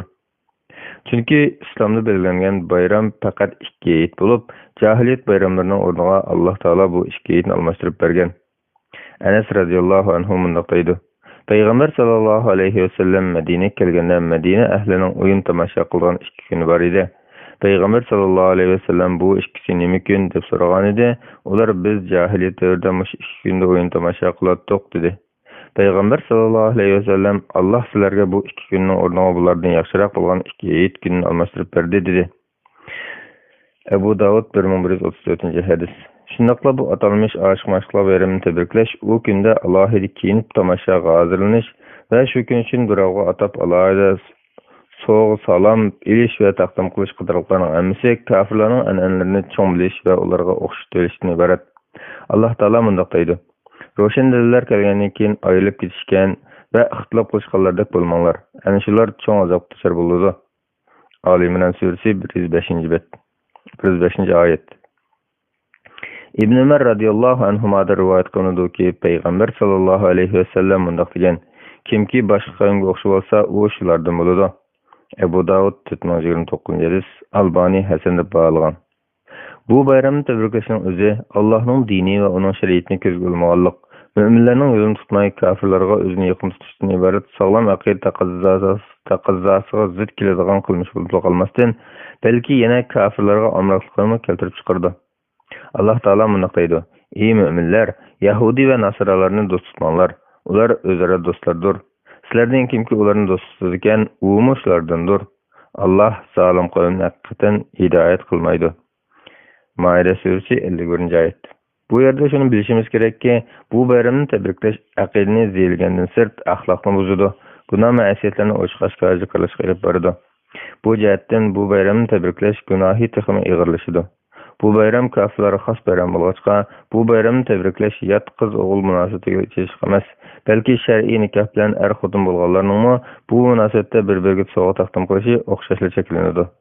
Bu bayram munosabati bilan yoshlarning alohida yasinishi, bayram munosabati bilan pul xaylishi, yot qizlarga gul va boshqa narsalarni sovg'a qilishi, nomahramga aralashishi, bayramning so'rovlariga qatnashishi harom bo'lgandekla, nomahramlar ara nashayan ishlarning sodir bo'lishi uchun do'konlar, oshxonalar, mehmonxonalarning alohida tayyorlik ko'rishi va xizmat sunishimi ig'ir qilmish va cho'ng gunohlardandir. Tijoratchilarning bu kunga xos tovarlarni setish orqali topgan kirimi harom kirimdir. Ota-onalar farzandlarining bunday tabriklashlarga qatnashib qolmaslik uchun ularning oldidan xabarlashimi ularning ustidagi bir mas'uliyatdir.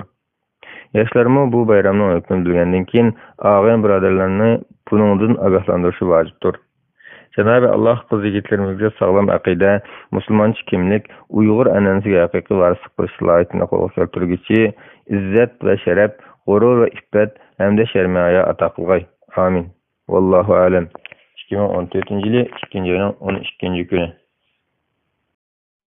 Fatvolar majmuasi 2-tom tahorat va tayammum.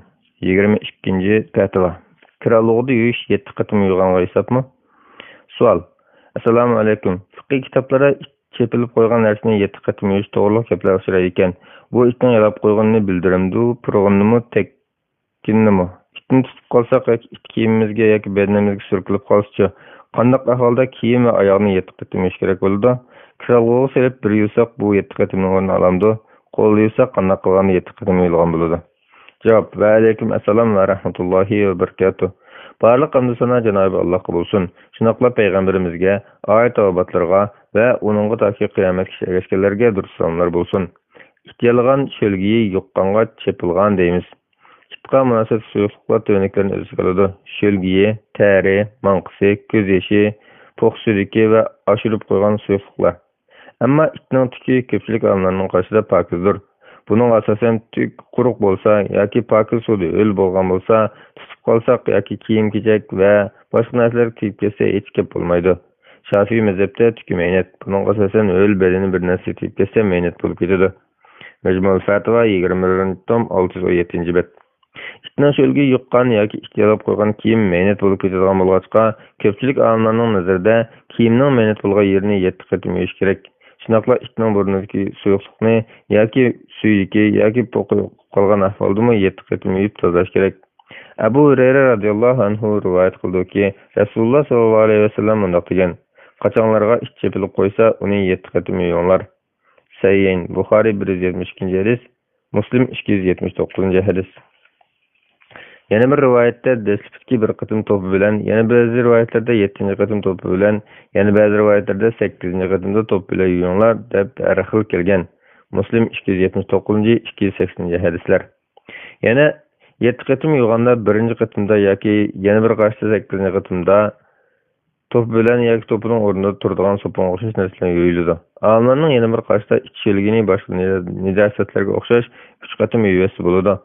İmam Malik, Davud, Zahiri qadarlıq bir qism alimlarning nazarida ichilgiyi yo'qib qolsa, kiyim mehnat bo'lib ketmaydi. Uni mehnatlikdan emas, faqat ibodat nuqsatidan yuyitish mustahab. Al-Majmu 2532 bet. Albatta, ko'pchilik alimlarning qarashi dalil jihatdan xil kuchlik. Uning ustiga ichilgiyi odatda ustixonlarni yumshatadigan mikroblik moddani o'ziga oladigan bo'lganlikdan, uningdagi mikroblarni yalg'iz suv bilan yo'qotib bo'lmoq kerak. It chepilib qo'ygan kiyimni 7 qatim yuvish shart deb qaragan ko'pchilikning qarshi bo'lishi desak, kralg'oning ko'p o'yinishni 7 qatim yuvishga hisoblagan taqdirdami, oxirgi birini yoki 8-sini to'p bilan yuvish sharti to'shmay qolish turganlar gap. Ammo to'pining o'rniga kralg'o solgan sopun va pakiz suyuqlikni qo'ysak, buning bilan pak bo'ldi deyish mumkin. Bu masalada olimlarda ikki xil qarash bo'lsa-mu, sopun va pakiz o'slarning to'pining o'rnida turdi deb qarash muvofiq. Chunki buning bilan hadisda maqsad qilingan mukammal pokizlash vujudga chiqadi. Al-Mughni 1 tom 46 bet, Ravzası Talibin 1 tom 32 bet.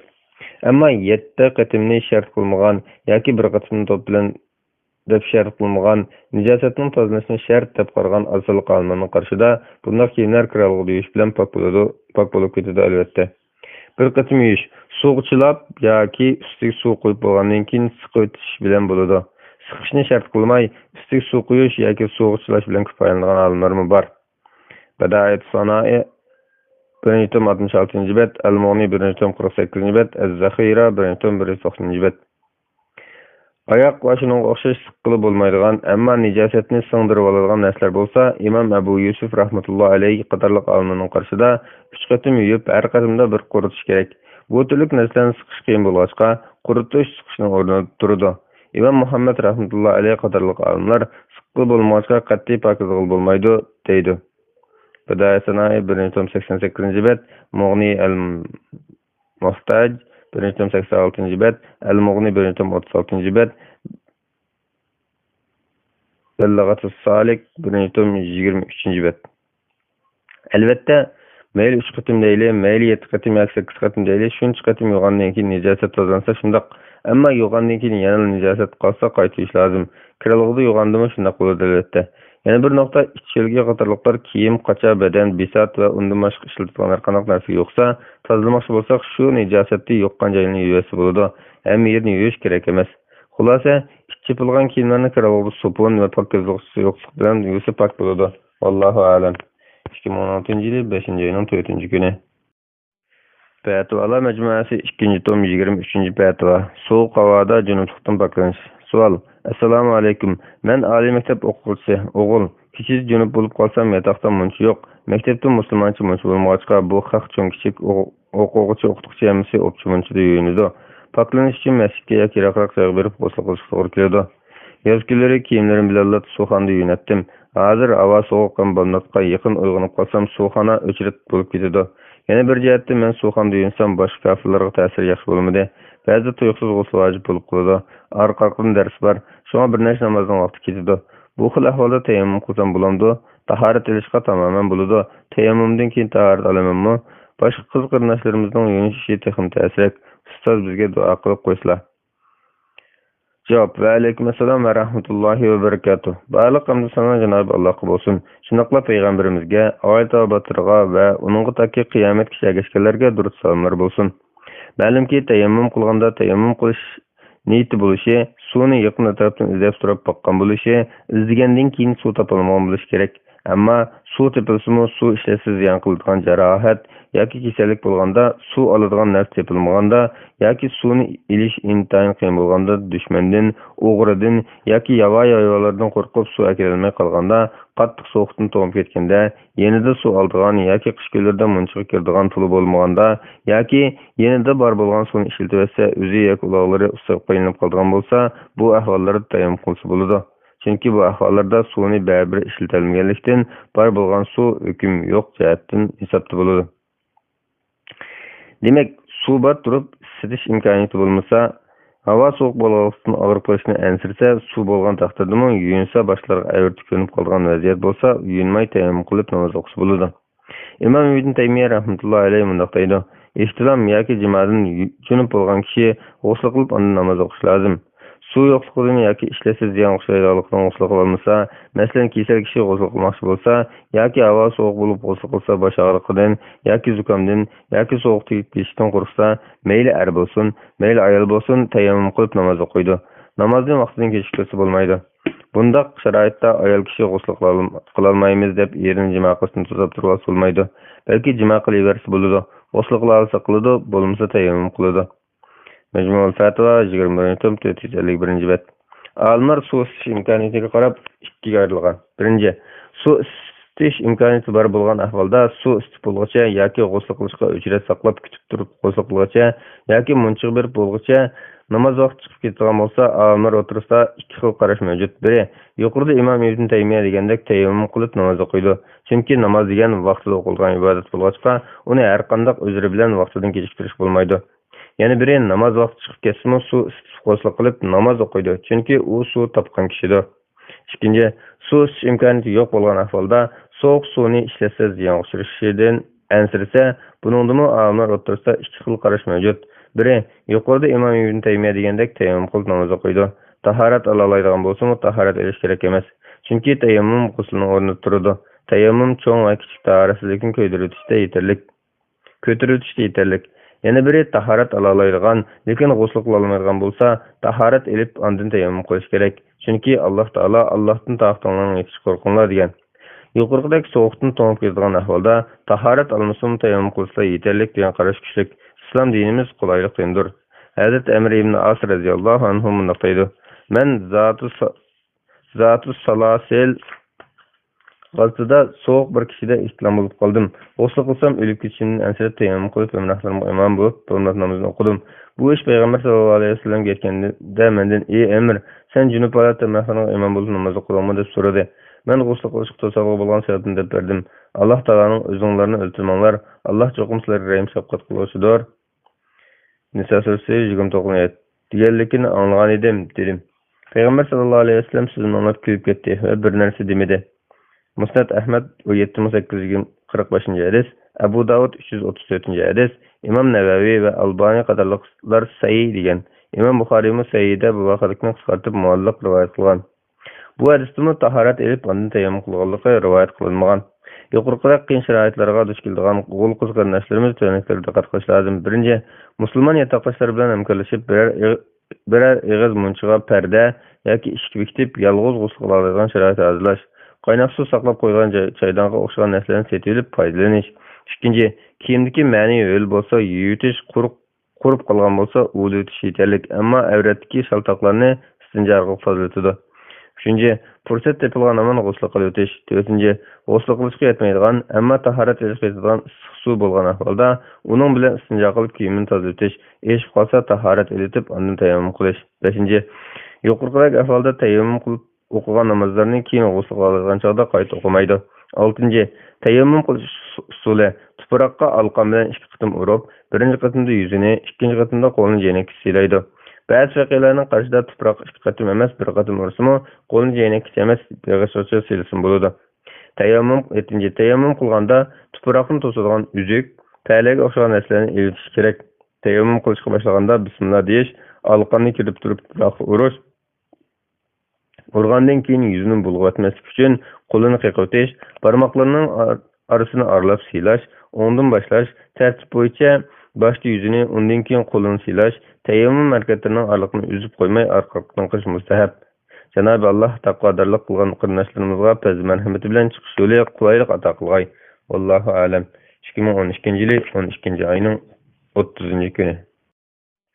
Fatvolar majmuasi 2-tom 24-fatvo. Namoz vaqti kirib bo'lgandan keyin ayiz kelib qolsa. Savol: Assalomu alaykum. Peshin namoz vaqti kirib bo'lganda ayiz kelib qolsa, ayiz to'xtagan kunda bu peshin namozini o'qimdi? Javob: Va alaykum assalom va rahmatullohi va barakatuh. Barliq hamd sana Cenab-ı Allah'a bo'lsin. Shunaqla payg'ambarimizga, oila tavobatlarga va uningga toki qiyomatgacha ergashganlarga durud salomlar bo'lsin. Namoz vaqti kirib bo'lgandan keyin shu namozni o'qib bo'lguncha ayiz kelib qolgan ahvolda toki saqib g'usl qilish namoz o'qimaydi. Buningga barliq olimlar birdek ijmo qilgan. Abu Said al-Khudri radhiyallohu anhu rivoyat qildiki, Rasululloh sallallohu alayhi vasallam ayollar ayiz ko'rgan chog'larda namoz o'qimaydi, ro'za tutmaydi emasmi dedi. Ayollar shundoq deyishdi. Buxoriy 304-hadis. Aisha radhiyallohu anha rivoyat qildiki, Abu Ubayshning qizi Fatima radhiyallohu anha Ubayshning qizi Fatima Rasululloh sallallohu alayhi vasallamning yoniga kelib, "Ey Rasululloh, men ayizim to'xtamay pok bo'la olmaydigan ayolman. Namozni tark etamdim" deganda, Rasululloh "Yo'q, u bo'lsa tomirdan chiqib turgan qon, ayiz emas. Odat kunlari kelganda namozni tark eting. U kunlar o'tib ketganda o'zingizning qonni yuyitib, g'usl qilib, unda namoz o'qing" dedi. Sahihayn Buxoriy 306-hadis, Muslim 333-hadis. Ayiz vaqtidagi namozlarning qazosini qilmaydi. Buningga barliq olimlar birdek ijmo qilgan. Qatada rivoyat qilib bunday deydi: Muaza menga so'zlab berdiki, bir ayol Aisha radhiyallohu anhadan birimiz ayizim bakanganda ayiz mezgilda o'qilgan namozning qazosini qilamiz deb so'radi. U Haruriyalik xavarajmisiz? Biz Rasululloh sallallohu alayhi vasallam bilan bilachig'imizda ayizlar bo'latdiq. Rasululloh bizni uningga namozning qazosini qilish buyurmaydi, yoki uni qilmaydiq dedi.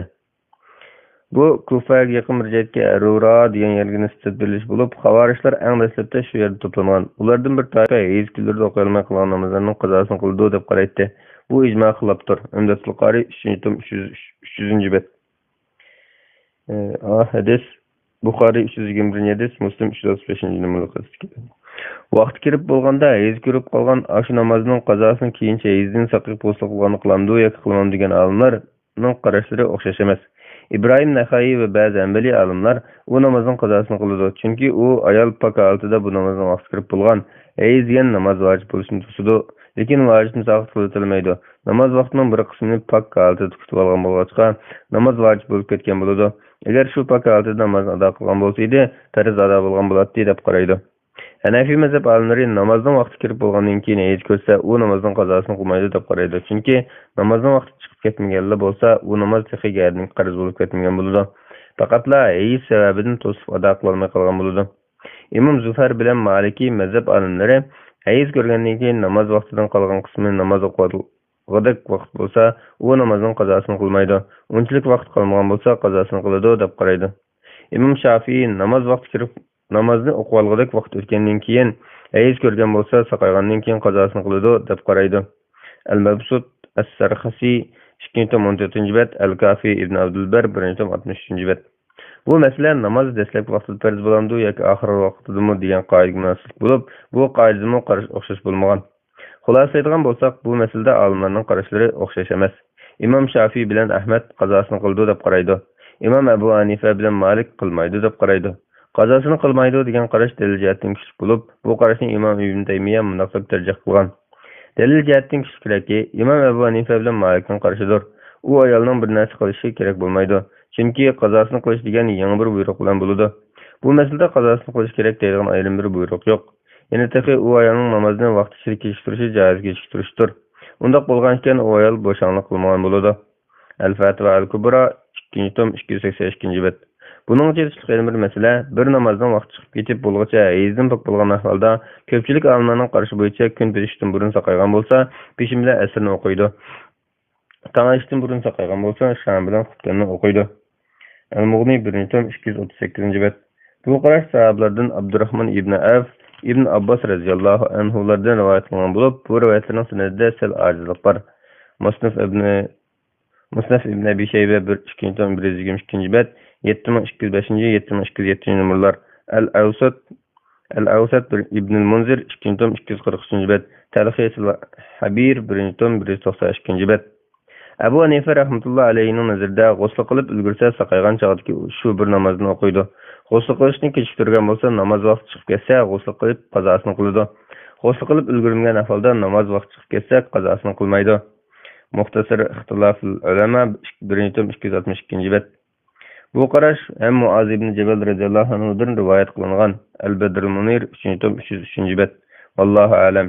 2012-yil 9-oyning 14-kuni. Fetvalar Mecmuası 2-tom Namaz ve Mescid 25. fetva. Asr azandan keyingi netler. Savol. Assalomu alaykum. Odatda asr namozi soat 3lar bilan o'qib bo'lyotdi. Jamoat o'qib bo'lib, yarim soatlardan keyin bir qancha muzil o'qimoqchi bo'lib, masjidga kirganimizda tahorat yo'qlar, tahorat qilsa nafl o'qisak bo'lamdi? Javob. Va alaykum assalom va rahmatullohi va barakatuh. Barliq hamd sana Janob Allohga bo'lsin. Shundaqla payg'ambarimizga, oil tavobatlarga va uningga toki qiyomatgacha erishganlarga durud salomlar bo'lsin. Asr namoziga azan chiqib bo'lgandan keyin asrni o'qishdan burun 4 rakat nafl namoz o'qish ta'kidlangan sunnat. Ya'ni mustahab bo'lib, uningdan ko'proq o'qish mayli. Aisha radhiyallohu anha rivoyat qildiki, payg'ambar sallallohu alayhi vasallam bunday degan: Kimki 12 rakat sunnatni davomli o'qisa, Alloh uningga jannatda bir uy bino qiladi. U peshindan burun 4 rakat, peshindan keyin 2 rakat, shamdan keyin 2 rakat, xuftandan keyin 2 rakat va bomdoddan burun 2 rakatdir. Tirmiziy 414-hadis. Albani sahih degan. Yana bir rivoyatda xuftandan keyin 2 rakat deganning o'rniga asrdan burun 2 rakat deb kelgan. Buning asosan asrdan burungi 2 rakat farzning oldida o'qiydigan sunnatlar qatoridan bo'ladi. Sunan Nisa'i 1473-hadis. Ibn Umar radhiyallohu anhuma rivoyat qiladi-ki, payg'ambar sallallohu alayhi vasallam bunday degan: Asrning farzidan burun 4 rakat namoz o'qigan kishiga Alloh rahmat qilsin. Tirmiziy 430-hadis, Albani hasan degan. Asrning farzini o'qishdan burun o'qigan namoz sunnat namoz demagan taqdirdami, bu namoz ixtiyoriy nafl namoz doirasiga kiradi, ya'ni hadisga uyg'un keladi. Abdullah ibn Mughaffal radhiyallohu anhu rivoyat qiladi-ki, payg'ambar sallallohu alayhi vasallam har ikki azan bilan takbir orasida nafl namoz bor, har ikki azan orasida namoz bor deb shunday qitimda xohlagan odamga degan. Buxoriy 627-hadis, Muslim 838-hadis. Asrning farzidan burun yana tahiyyatul masjid, qazo namoz va 2 rakat tavob namoz qator namozdan o'qish bo'ladi. Faqatla kun sarg'ayib namoz o'qish makruh chog'i kirgan bo'lsa yoki asr vaqti chiqib ketish ehtimol bo'lsa, farzini o'qiydi. Uqba ibn Amir radhiyallohu anhu rivoyat qilib bunday deydi: Payg'ambar sallallohu alayhi vasallam bizni kun chiqayotgan vaqtdan kun nayz bo'yi o'rligicha, kun tiklangan vaqtdan kun qo'yilgangacha va kun petayotgan vaqtdan kun o'ltirgangacha bo'lgan Allohdagi bu 3 vaqtda namoz o'qish va janozamizni tushirishdan to'saydi. Muslim 831-hadis. Asrni o'qib bo'lgandan keyin nafl o'qish makruh.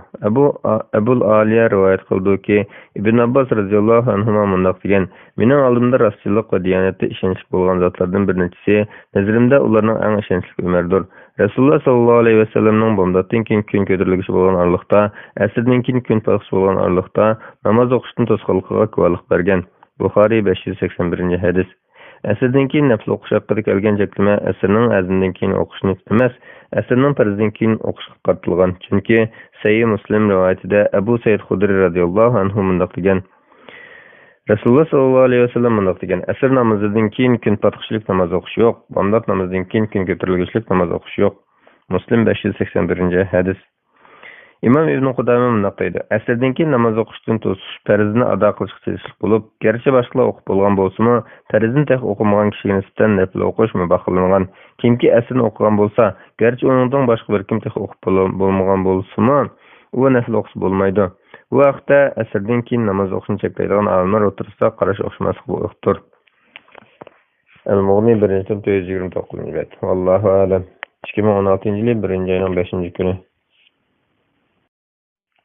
Fatvalar Mecmuasi 2. tom 165. bet 26. fatva. Cuma günü Eid bolsa cuma namazı okulmamdı. Sual. Assalamu alaikum. Bu yıl roza Eid cuma günüge to'g'ri kelib qoldi. Cuma günü Eid bolsa cuma namazı okulmay, Eid namazı bilan peşin okuldu deb anladım. Bu to'g'rimi? Javob.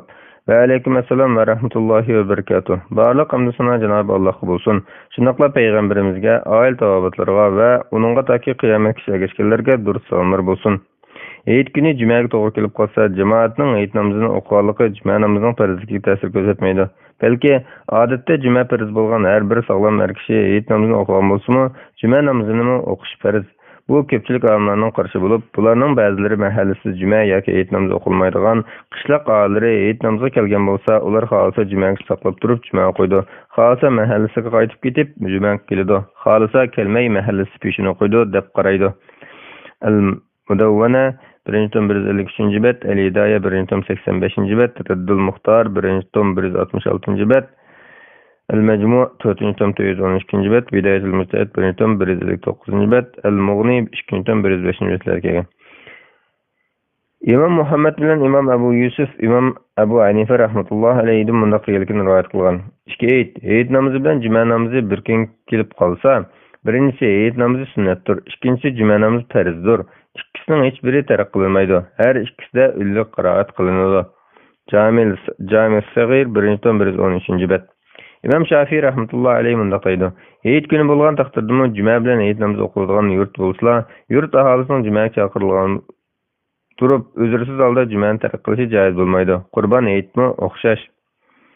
El-Um 1-239 bet. Seyyideller mi Eid günü cuma namazını okuldığalıqını kösüp gelgen. Allah Teala mundaq buyurgan. Ey iman etqanlar, cuma günü cuma namazıga azan etilgan aman Allah'ın yetişkimenler, ilim setimini koyup turunlar. Eğer bilsanlar bu sizler için yaxşıdır. Cuma suresi 9. ayet. Bu ayet cumaga azan tavlanganda darhal berishga buyurgan. Bu buyruq hammakilarga umumdir.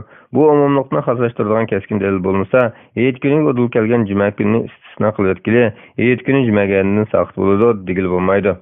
Buni texim ta'kidlaydigan shuki, ya Rasululloh sollallohu alayhi vasallamdan, ya Rashid xalifalardan yoki biror sahobadan Eid namozi sababidan cuma namozini o'qitmaganlik sayyorat isbotlanmagan. Aksi ularning hammasi har ikki namozni o'qigan. Mesela Nu'man ibn Beşir radıyallahu anhuma mundaq deydi. Peygamber sallallahu aleyhi ve sellem iki Eid namazida ve cuma namazida Sure A'lani ve Sure Gâşiyani o'qiydi.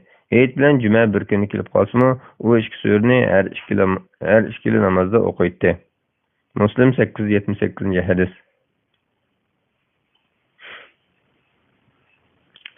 Bu hadis Resulullah sallallahu aleyhi ve sellem'nin her iki namazını öz vaqtida o'qib kelganligining aniq dalilidir. Undaq bo'lgan ekan, Eid namozi o'qiganlik sababli cuma namozini o'qimaslik Resulullahning sunnatiga xilofdir. Cuma namozi bilan Eid namozini solishtiradigan bo'lsak, cuma namozi barliq olimlar birdek farzlikka ittifoq kelgan, uzrsiz kishiga farz ayn bo'lgan muhim namozlarning biridir. Eid namozi bo'lsa, ba'zilarning qarashida sunnat, ba'zilarning qarashida vojib, yana ba'zilarning qarashida farz kifoyadir. Undaq bo'lgan ekan, shariat nazarida to'g'ri turadigan namoz sababidan uning farzligi saqit bo'lib ketmaydi. Abu Ubayda rivoyat qilib mundaq deydi. Men Eid kuni Osman ibn Affan radhiyallohu anhu bilan birga bo'lgan edim. U kun juma kuni edi. U xutba so'zlashdan ilgari Eid namozi o'qib, andin xutba so'zlab mundaq dedi. Ey xaloyiq, bu sizlarga ikki Eid jam bo'lgan bir kundir. Madinaning üstün tarafidagi yizalardan cuma namozigacha kutib turishni xohlaganlar kutib tursin. Qaytib ketishni xohlaganlar bo'lsa, men uning ruxsat qildim. Buxoriy 5572 hadis. Bu hadis Resulullah sallallahu aleyhi ve sellem'nin halifalaridan bo'lgan Hazrat Osman radhiyallohu anhu bilan sahabe kiramlarning cuma namozida Eid kuni o'qiganligini aniq isbotlasa, yana bir tarafdan Eid uchun Madina sirtidan kelgan yiziq qishloq ahillariga aslida cuma farz bo'lmoqqa Eid namozi o'qilib bo'lgandan keyin yizlarga qaytishga ruxsat qilinganligi, Madinaliklarga cuma o'qimasga ruxsat qilinmaganligini isbotlaydi. İmam Ahmed bir qarshida ko'pchilik bilan bo'lsa-mu, Hanbali mazhabga vakillik qilgan yana bir qarshida Eid kuni jumaga to'g'ri kelsa, Eid namozi o'qiganlarning jumaga kelishi saqit bo'lib ketadi. Faqatla imomning jumaga kelishi vojib. Eid namozi o'qimagan yoki Eid namozini imom bilan o'qiyolmay keyin o'qiganlarning jumaga kelishi vojib. Jumaga yetarlik santoshsa, imom ularga juma namozi o'qib beradi. Santoshmasa ular peshin o'qiydi. El-Mughni 2. tom 105. bet, Keşşaful Qanna 2. tom 40. bet. Bu yerde şunu aniq ayırış kerakki, Hanbali mazhab Eid namazini imom bilan birga o'qigan kishining juma namozi o'qimay, peshin o'qishi joiz deb qaraydi. Bu imomdan boshqa jamoatga nisbatan shundoq, ammo imom cho'qim jumaga kelishi vojib. Hanbali mazhabdagi yana bir rivoyatda 40 kishi cho'qim imom bilan juma o'qishga kelishi vojib. Bu qarashga asosan imom bilan 40 kishining jumaga kelishi Eid namozi o'qiganlik bilan saqlanmaydi.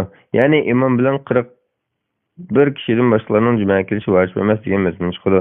İmamның jumaga kelishi vojib degan dastlabki qarash bo'yicha aytgandimi, juma namozi Eid namozidan saqt bo'lib ketadi deb aytib bo'lmaydi. Chunki Hanbali mazhab qarshida Eidni imom bilan o'qigan kishi jumaga kelmay, peshin o'qishga ruxsat. Bu Eid namozining jumaning farzligini bekor qilyapti deganlik bo'lmaydi. Faqatla jumaga kelishining vojibligini bekor qilyapti deganlik bo'ladi. Kelmasa peshin o'qiydi. Agar jumaga kelib qolsa, uning haqqida jumaning farzligi asli keladi, u chog'da jumani o'qiydi. Peshin o'qisa bo'lmaydi. Demak, bu ahvolda u jumaga kelmaslikka ruxsat qilingan bemor va ayol kishilarga o'xshaydi. Ular jumaga kelmasa peshin, kelsa juma o'qishi lozim bo'ladi. Bu jihatdan Hanbali mazhab Eid namozi o'qiganlardan juma namozi saqit demaydi. Hanbali faqihlaridan Imom Bahuti mundaq deydi: Eid juma kuniga to'g'ri kelib qolsa, Eid namozi o'qib peshin o'qisa joiz, jumaga kelish saqit bo'ladi. Vojibga saqit bo'lmaydi. Undaq bo'lgan ekan, Eid namozi o'qigan kishining hukmi bemor va uningdan boshqa jumani tark qilish o'zrisi bor kishiga o'xshaydi. Jumaning vojibligi uning bo'ynidan saqit bo'lmaydi. Natijada u musofir kishi yoki qul kishiga o'xshash bo'ladi. Chunki kelishni saqit qilish yangilatish uchundir. Shunga u kelib qolsa, juma jamoat shakllantira oladi. Jumaga imom bo'la oladi. Avzili ixtilof doirasidan chiqib ketish uchun jumaga kelishdir. Faqatla imomning jumaga kelishining vojibligini saqit bo'lmaydi. Keşşaful Qanna 2. tom 40. bet. Hanbalilarning asoslangan dalillari tovandikicha. Birinchi, Iyaz rivoyat qilib mundaq deydi: Men Muaviya radhiyallohu anhuning Zayd ibn Arqam radhiyallohu anhudan men Rasululloh sallallohu alayhi vasallam bilan birga bo'lganingda, sen Rasululloh sallallohu alayhi vasallam bilan birga bo'lganingda ikki Eid bir kunga to'g'ri kelib qolgan ahvolni uchratganmi deb so'ragan chog'da men shu so'rni bar edim. Zayd radhiyallohu anhu Rasululloh kunduzning dastlabida Eid namozini o'qidi. Ondan juma o'qishni xohlaydiganlar juma o'qisin deb juma o'qimaslikka ruxsat qilgan edi, dedi. Musnad Ahmad 19337 hadis, Abu Davud 1070 hadis. Bu hadisni ba'zi muhaddislar sahih, yana ba'zilari hasan deb qaralgan bo'lsa-mu, lekin Ibnul Madini, Ibnul Qattan, Ibnul Munzir, Ibnul Hajar qatorliq bir turkum atoqli muhaddislar buni rivoyat qilgan Iyas noma'lum kishidir deb muayyanlashtirgan. Yana ba'zilar rivoyat qabul qilinmaydi degan. Ikkinchi, Abu Hurayra radhiyallohu anhudan rivoyat qilinadiki, Payg'ambar sallallohu alayhi vasallam mundaq degan: Bugun ishga Eid bir kunda keldi. Shunga Eid namozi o'qigan odam juma namoziga kelmasa bo'ladi, ammo biz juma o'qiymiz degan. Abu Davud 1073 hadis. Bu hadisning ba'zi muhaddislar sahih, yana ba'zilar hasan deb baholagan bo'lsa-mu, lekin Ibn Abdulbar, Ibn Jawzi qatorliq muhaddislar raviylardan Baqiya ibn Valid ojiz bo'lib, Shu'badan qilgan rivoyat qabul qilinmaydi degan. Raviylardan Ibn Musaffa bilan Vassabiylarmi noma'lum kishilar deyilgan. Uning ustiga bu rivoyat mursal bo'lib, Abu Salihdan mursal kelganligini Imom Ahmad bilan Darqutnilar muayyanlashtirgan va raviylardan Baqiyaning Rasululloh tutashtirib qilgan rivoyatidan hayron qilgan. Rasululloh sallallohu alayhi vasallamdan hadisni rivoyat qiluvchi sahoba bo'lmay tabiin bo'lsa, bu hadis mursal deb ataladi. Tarix Bag'dod 3-129 bet, At-Tamhid Ibn Abdulbar 13-272 bet, Talxisul Habir 2-88 bet. Yuqorqilar asosan mazkur ikki hadis bir-biriga qo'shilgan taqdirdami, birinchi qarashdagi ko'pchilik olimlarning aniq va sahih dalillar oldida putirib bo'lmaydi. Mazkur ikki hadisni sahih deb qaragan taqdirdami, Imom Shafiiy rahmatullohi alayhi keltirgan ba'zi rivoyatlar ruxsat qilinganlarning shariat sirtidan kelganlar ekanligini ko'rsatsa, hadisga biz cho'qim juma o'qiymiz degan so'z Madina aholisini ko'rsatdi. Buning dalili shuki, Umar ibn Abdul Aziz mundaq degan: Rasululloh sallallohu alayhi vasallam zamonida juma bilan Eid bir kunga to'g'ri kelib qolganda, Rasululloh ustun mahalliklar jumani kutib o'ltirish ixtiyoriy degan. Yuqorida biz bayon qilgan Hazrat Osmon radhiyallohu anhuning ustun mahalliklarga ruxsat qilishimi buni ta'kidlaydi. Al-Um 1-tom 239 bet. Shunga Ibn Jurayj Ataning mundaq deganligini rivoyat qiladi. Ibn Zubayrning davrida ro'za juma kuniga to'g'ri kelgan edi. İbn Zübeyir 2 ayet bir günlük elde dedi. De ikkisini joğlap ettigende 2 rekatli okudu. Andın ta esirlikçe şu 2 rekatli başka namaz okumadı. Ebu Davud 1072. hadis. 4. Ve İbn Kaysan deydi. İbn Zübeyir zamanında ayet namazı cümlelik doğru kilip kalan idi. O gün xeyli kötürlüğüse kütüp durup andın çıkıp uzun okup okudu.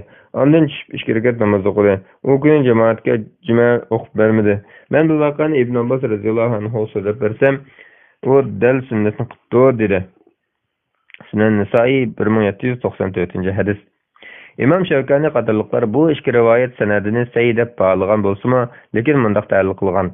İbn Zübeyir radıyallahu anhuma Mekke'de ma'lum muddat urush şarait asida Eid namazını kechiktirib cuma namazı bilan jamlab her birini 2 rekatdan o'qigan bo'lish ehtimoli bor. Chunki İbn Zübeyir radıyallahu anhuma ve İmam Ahmad qatorliq bazı alimlar cuma namazını kun qayrilishdan burun o'qisa bo'ladi deb qaraydi. Yana bir ehtimol balkim urush holatida qaysi sababdan cuma bilan Eid namazını birlashtirib 2 rekatli o'qigan bo'lishi mumkin. Yuqorqi rivoyatlarimiz shuni ko'rsatdi.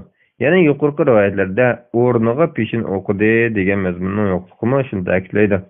Belki bu texi İbn Zübeyir radıyallahu anh'ın Eid namazını okumay cuma o'qish bilan kifoyalangan bo'lishi ehtimolini borligini ko'rsatdi. Agar undaq bo'lsa, Eid namozi jumani o'qitmagan emas, juma namozi Eid namozini o'qitmagan bo'ladi. Yuqorqi rivoyatlarga andin chiqib uzun xutba o'qidi, andin 2 rekat namoz o'qidi degan iboralar İbn Zübeyir radıyallahu anh'ın Eid namozi emas, juma o'qiganligini ko'rsatdi. Chunki xutbani namozdan burun o'qish jumani ko'rsatdi. Eid namozida xutba namozdan keyin o'qilganligi hammaga ma'lum. İmam İbn Qudama İbn Xattabning bunday deganligini naql qiladi. Jumani bu şekilde burun o'qish faqatla kun tiklashmasdilla juma o'qish joiz degan qarashga asosan joiz bo'ladi. Bunun bilan İbn Zübeyir juma o'qigan va u bu juma bilan Eid namozini peshinni saqit qilgan. Al-Mughni 206. bet. Hammaga ma'lumki Eid namozining xutbasi namozdan keyin bo'ldi. Buningga baliq alma ijmo qilgandir. İbn Zübeyir radıyallahu anh'u xutbaning Eid namozidan keyin o'qilganligini biladi. Albatta. Buni tövendeki sahih rivayetlerimi ta'kidlaydi. İbn Jurayj mundaq deb rivoyat qilgan. Ataman so'zlab berdiki, İbn Zübeyir radıyallahu anhumaga xalifalikka bayat qilgan dastlabkilarda İbn Abbas radıyallahu anhuma onunga odam aytib, ro'za Eid namozida azan aytilmaydigan edi. Xutba degan namozdan keyin degan. Buxoriy 959 hadis, Muslim 886 hadis. Muslim rivayetida shu kuni İbn Zübeyir Eid namoziga azan to'lamay, namozni xutbadan burun o'qidi deb qayd qilingan. Gerçi atağa o'xshash ba'zi salaflar yuqorqi İbn Zübeyir radıyallahu anh'ning rivoyatlariga asoslanib, Eid namozi o'qilsa juma saqt bo'lib ketadi. Peshin o'qilmaydi, Eid namozidan keyin asr o'qildi deb qaragan bo'lsa-mu, bu qarash ba'zi olimlar tomonidan qabul qilinmagan qarash bo'lg'achqa, bu qarashma İbn Zübeyir radıyallahu anh'ning rivoyatini xato tushunishdan kelib chiqqanligi muayyanlashidi. Hozir ataning qarashini yoqlaydiganlar bo'lmag'achqa biz u qarashga to'xtalmadik. Xulosalaydigan bo'lsak, Eid juma kuniga to'g'ri kelib qolsa, 2 namozning har birini o'z vaqtida ado qilish sunnat bo'lib, buni Rasululloh sallallohu alayhi vasallamning shunaqla xalifalarining ish izlari dastlabki davrdan tortib qo'llanib kelayotgan an'ana uzrsiz bo'ladigan Allohning jumani ado qilishning farzligi ijmo qatorliqlar isbotlaydi. Eid namoz o'qiganlarga jumaga kelmaslik ruxsat degan qarashlar asoslangan dalillar sanad jihatdan ojiz bo'lish bilan birga mazmun jihatdami ularning sahih dalillar bilan birga tushunib ketish mumkinligi bor. Chunki shahar kanitsidagi juma masjidi yo'q, yaqin mahalladagilarga juma farz emas. Ammo ular Eid namoziga kelib qolsa, imom ularning qaytib Eid tayyorligini qilishga ruxsat qilsa bo'ldi. Chunki ular jumagacha saqlab o'ltirsa, qurbonlik qilish, o'riq tuqqanlar arab fat o'qish jihatdan siqilib qoladi. Albatta, hammalarning birdek qarshida shahar turib Eid namoziga qatnasha olmaganlarga jumaga kelmaslikka ruxsat yo'q. Shunga Eid namoziga ulgurolmay qolganlar jumaga masjid berishi vojib. Vallohu a'lam. 2015-yil 7-oyning 19-kuni. Fatvolar majmuasi 2-tom 173-bet 27-fatvo. Namoz o'qiganda niyatni og'izda qilsa bitat bo'lamdi? Savol. Assalomu alaykum. Namoz o'qiganda niyatni og'izda qilsa bitat bo'lamdi? Bu to'g'riliq bek ko'p odam talash qilganini ko'raman. Menga to'g'ri javobini deb bergan bo'lsangiz. Javob. Va alaykum assalom va rahmatullohi va barakatuh. Barliq hamd sanna Janob Allohga bo'lsin. Shunaqla payg'ambarimizga, oil tavobatlarga va uningga toki qiyomatgacha ergashganlarga durud salomlar bo'lsin. Janob Alloh Qur'on Karimda munaq degan: Halbuki ular dinni Allah xolis qilgan, haq diniga e'tiqod qilgan holda bir Allohga ibodat qilishga va yana namozni arkonlari bilan o'qishga, zakot berishga buyurilgan. Ana shular to'g'ri dindir. Bayyina surasi 5-oyat. Ixlos qalbning ishidir. Ixlosning makoni qalbdir. Namozmu ixlos bilan o'qishga buyurilgan ibodat bo'lib, namoz o'qimoqchi bo'lgan kishi faqat Allohni ko'zlab, Alloh uchun namoz o'qish kerak. Umar ibn Xattob radhiyallohu anhu munbar turib mundoq degan: "Men Rasululloh sallallohu alayhi vasallamning mundoq deganligini anglagan. Amallar faqat niyatga bog'liq. Har bir kishi niyat qilganga erishadi. Qandoq bir odamning hijrati ozg'in dunyoga erishish yoki bir ayolga nikohlanish bo'lsa, uning qilgan hijrati shuningga bo'ladi." Sahihayn, Buxoriy 1-hadis, Muslim 1907-hadis. Niyetning o'rni qalb bo'lg'achqa, tilda Allohga namoz o'qish niyati bo'lsa, namoz ixlos bilan o'qilgan bo'ladi. Namoz o'qishning niyati farz va farzning qazosida bir yandan namoz o'qishdan iborat shu ish qartilsa, yana bir yandan shu namozning turini tayinlash qartilib, peshin, xubdan degandek muayyan bir namozni o'qishni niyat qilishi lozim bo'ladi. Imomning iqtido qilganda iqtido qilishni niyat qilishi lozim bo'ladi. Shunaqla 5 vaqt namoz oldi keyindagi sunnat namozlardami ba'zi munosabatlarda o'qilgan tarovih, kun tutilish namozidek nafl namozlardami dilda qaysi namozlikni muayyanlashtirish lozim. Ammo tahajjud namozini mutlaq nafl namozlarda namoz o'qish niyati bo'lsa kifoya. Demak, niyat Allohning roziligini ko'zlab, amriga bo'ysunib, bir ish qilishni iroda qilishdan iborat. Undaq bo'lgan ekan, niyat tilning emas, dilning ishi. Barliq amillar birdek namozning to'g'ri bo'lishi niyatga bog'liq, tilga bog'liq emas deb qaraydi. Namozni quloq qaqqanda takbir bilan tang ko'ngilda niyat bo'lishi lozim. Uning o'lchami bu namozning qaysi namoz ekanligini bilish, so'rab qolsa asr yoki sham deyilishidir. Imom Muhammad rahmatullohi alayhidan kelgan bir qarashda uydan farz namozni jamoat bilan o'qishga chiqqan kishi sabti turib namozga kirsa, namozga kirgan chog'da niyati yodga kelmasa-mu joiz bo'ladi. Chunki u niyat qilgan ishini o'zliq chiqarish uchun harakat qilayotgan bo'lg'achqa, niyati davomlashgan hisobda bo'ladi deb qaragan. Al-Ixtiyor 1-157-bet. Ammo namozga quloq yiqishdan burun niyat qildim mutarmin deb namoz peshinning 4 rakat farzini iqtido qildim hozir imomga qiblan bijahkabiga degandek niyatni og'izda qilishning hukmida olimlarning qarashlari o'xshash bo'lmagan. Bu turkum olimlar og'izda niyat qilishni mustahab deb qaragan. Yana ba'zilar mustahab emas deb qaragan. Yana ba'zilar bidat deb qaragan. Bu har xil qarashlar 4 mazhabga olimlarning qarashlari bo'lib, Hanafi mazhab olimlari orasidami bu qarashlarning hammasi mavjud. Shuni eskartish kerakki, Imom Abu Hanifa rahmatullohi alayhi bilan shogird Abu Yusuf rahmatullohi alayhilardan tilida niyat qilish haqida biror ko'rsatma kelmagan. Imom Muhammad rahmatullohi alayhidan haj faoliyatida haj qilmoqchi ekanligini eg'iz ifodalash sunnat deganlik kelgan. Lekin u haj faoliyati uzun vaqt talab qiladigan, turli to'siqlarga duch keladigan jafo ibodat bo'lg'achqa eg'iz ifodalash orqali Allohdan osonlik tilash sunnat qilingan deb namozning vaqti qisqa bo'lg'achqa namozda og'zaki niyat qilish mustahab demagan. Bu namozni hajga qiyos qilishga bo'lmaydiganligini aniq ko'rsatdi. Keyingi Hanafi olimlarning qarashlari o'xshash bo'lmagan. Ba'zilar mustahab, ba'zilar bidat, ba'zilar joiz, ba'zilar makruh deb qaragan. Al-Ixtiyor 1-157-bet, Al-Bahr ar-Rayiq 1-295-bet, Fathul Qadir 1-267-bet, Raddul Muxtar 1-106-bet.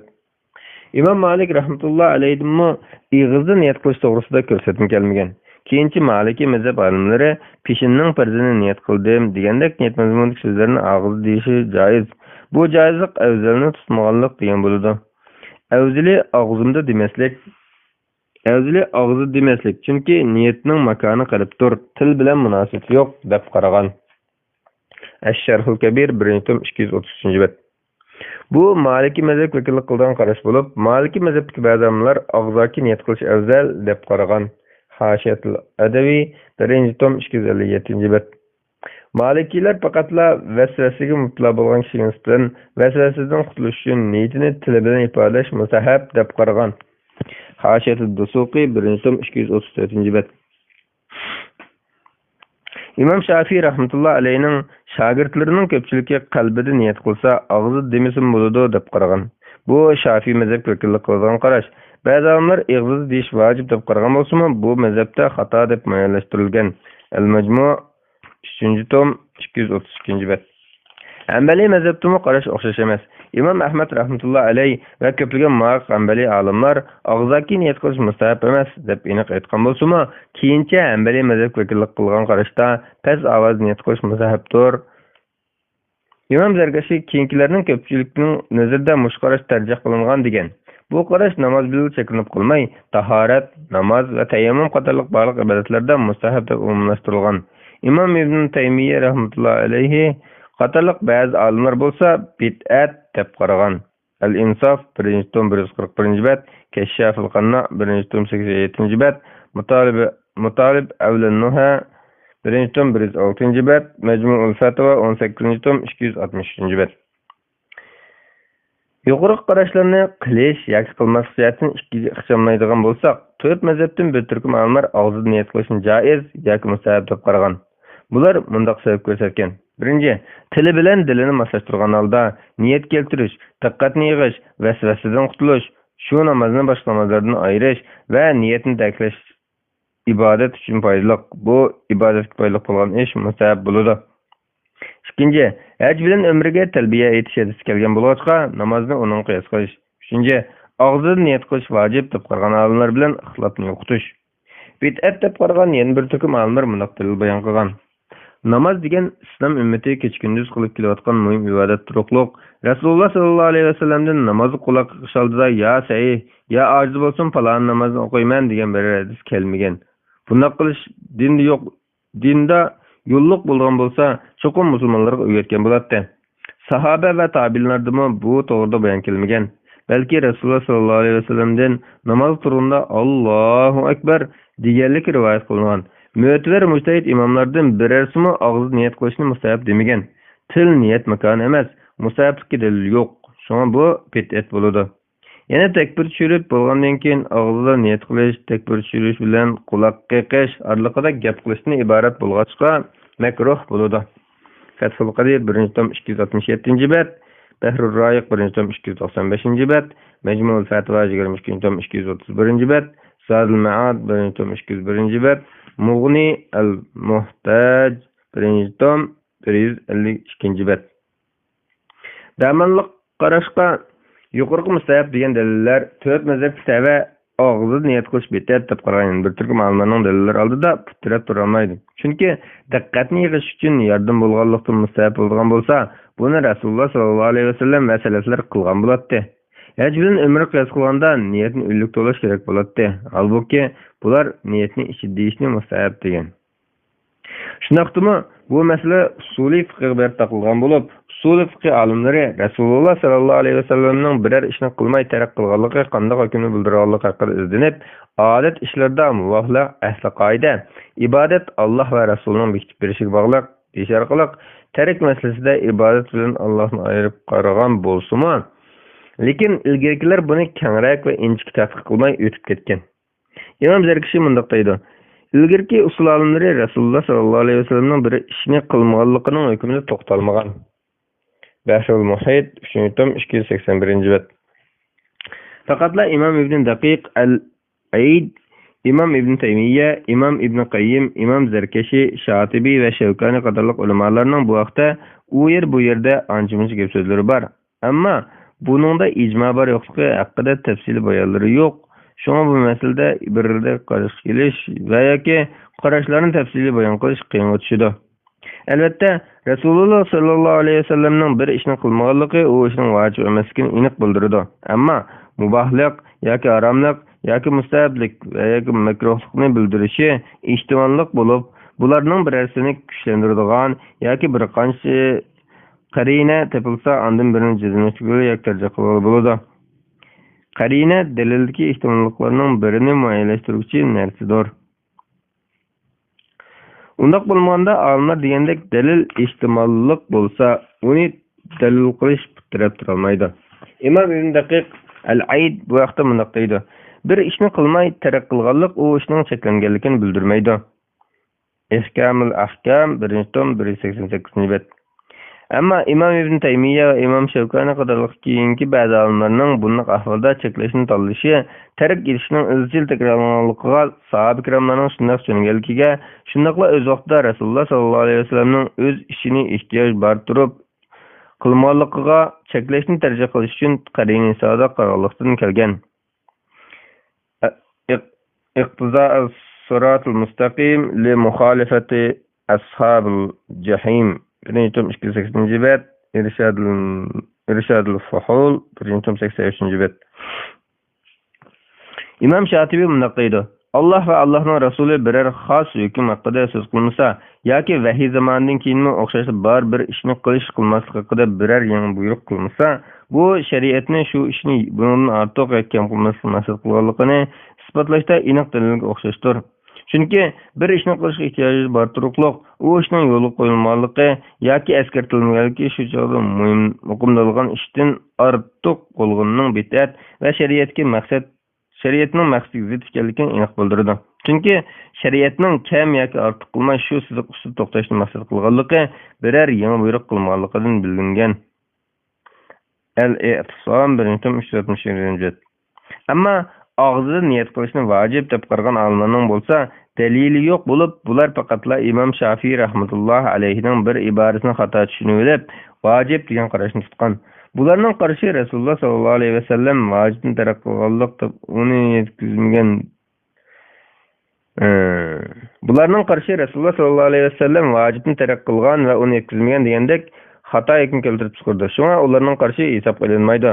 Xulosa, dilda niyat qilish farz. Dilda niyat qilsa yetarli ekanligida olimlar birdek ittifoq. Shunaqla og'izda niyat qilish vojib emas. Og'izda niyat qilish masalasida bo'lsa, eng muvofiq qilish yuqorqi 4 mazhab olimlaridan kelganidek, niyatni og'izda deyish joiz.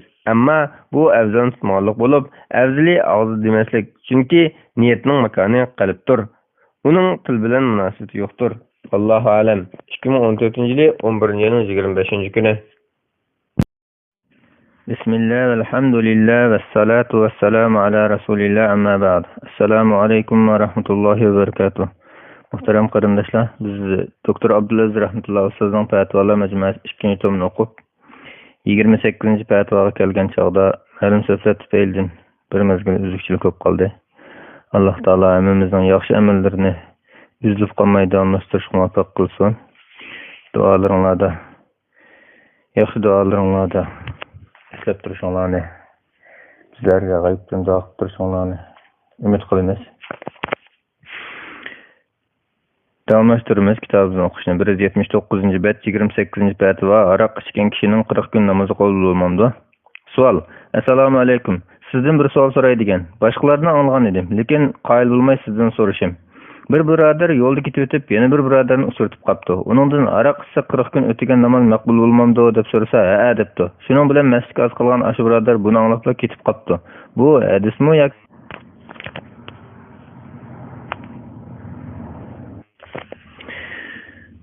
Men ash birodarning so'zini anglab qaytada o'ylanib qoldim. 40 kun namoz o'tmaslik kerakmi yoki boshqa ish qilish kerakmi? Tavba qilishni to'g'ri deyman albatta. Tushuntirib qo'ysangiz, Alloh sizdan rozi bo'lsin. Javob: Va alaykum assalom va rahmatullohi va barakatuh. Barliq hamd sana Janobi Allohga bo'lsin. Shunaqla payg'ambarimizga, oil tavbatlariga va uningga toki qiyomatgacha ergashganlarga durud salomlar bo'lsin. Janobi Alloh subhanahu va taolo insonga aqlini berganda aqlga ziminda izbosar qilish, sinoqdan muvaffaqiyatga o'tish, topshirgan omonatni ado qilish mas'uliyatini yuklagan. Shunaqla uningga dunyodagi safarida insonga yetakchilik qilish, turli xatoliklardan, havo havaslarga ergashishdan to'sib qilish, to'g'ri yo'lga boshlash uchun aqlini bir ne'mat ustida ato qilgandir. Shunga aql ibodat taklif qilinishning sharti va shariatda qo'yilgan 5 cho'ng asosning biri. Ular din, jon, mol-mulk, iffat, nomus va aqldir. Aqlni qo'llash uchun belgilangan moddiy va ma'naviy jazolar dinni qo'llaydi. Chunki aql bo'lmasa ibodat bo'lmaydi. İnstillardan taraf topgan shaytonlarning chiroyli ko'rsatishi natijasida inson aqlining yetakchiligidan, vijdonning cheklashlardan bo'shinib, barliq paskinchiliklarning onasi bo'lgan aroqqa o'zini atadi va uning xumor bo'ladi. İnsanның o'z aqlini ziyonga uchratishi amaliyotda ojizlik alomatlaridan biri bo'lib, navoda u reallikdagi turli xirislarga, ochiq haqiqatlarga duch kelganda qiyinchilikni hal qilish va chora tadbir ko'rish uchun fikr yurgizish va tirishchilik ko'rsatish o'rniga aroq yoki zaharlik chekimlik orqali aqlni yo'qotib, yasham qiyinchiliklaridan o'zini qochirishga tirishadi. Natijada inson zimindagi vazifasini ado qila olmay qoladi. Bu sababdan islom shariati oldi bilan islom jamiyatini aroqdan uzil-kesil bo'lishini bir qancha bosqichda amalga oshirgan.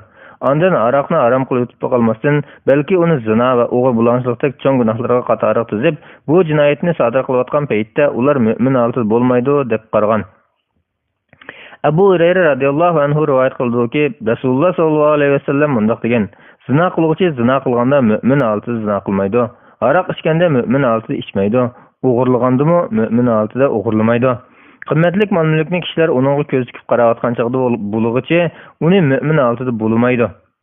Sayyin Buxoriy 2475-hadis, Muslim 57-hadis. Yana bir hadisda aroq ichilishning avjilishning qiyomat qoyim bo'lishining alomatlari qatorida sanagan. Anas radhiyallohu anhu mundaq deydi: Rasululloh sallallohu alayhi vasallam mundaq degan: Ilmning ko'tarilib ketishi, jaholatning yiltiz tortishi, aroqlarning ichilishi, zinoning tarilishi qiyomatning alomatlaridandir. Sayyin Buxoriy 80-hadis, Muslim 2671-hadis. İslam şeriati yana aroq ichish va aroq tijorat qilishni harom qilib qolmay, uning aloqador 10 turli kishiga la'nat qilgan. Anas ibn Malik radhiyallohu anhu mundaq deydi: Payg'ambar sallallohu alayhi vasallam aroq aloqador 10 turli kishiga la'nat aytgan. Ular aroqni yasog'uchi, yasatquchi, ichguchi, ko'targuchi, ko'tartguchi, taqdim qiluvchi, sotquchi, pulini yeguchi, olg'uchi va oldiruvchi qatorliqlar. Tirmiziy 1295-hadis. Albani Hasan sahih degan. Aroqning yo'lini butunlay taqvitish uchun shariat mas bo'lgan darajada ichishni harom qilmay, ozg'ini ichishni harom qilgan. Aisha radhiyallohu anha rivoyat qiladi-ki, Payg'ambar sallallohu alayhi vasallam mas qiladigan har qanday ichimlik haromdir. Bir farq. İçmigicha mas qilmaydigan ichimlikdan bir yutum ichishmi haromdir degan. Farq 3 soat keladigan kamchan qachi bo'lib, hozirgi o'lchamda 6-15 kilogramga yaqin bug'doy sig'idi. Tirmiziy 1865-hadis. Albani sahih degan.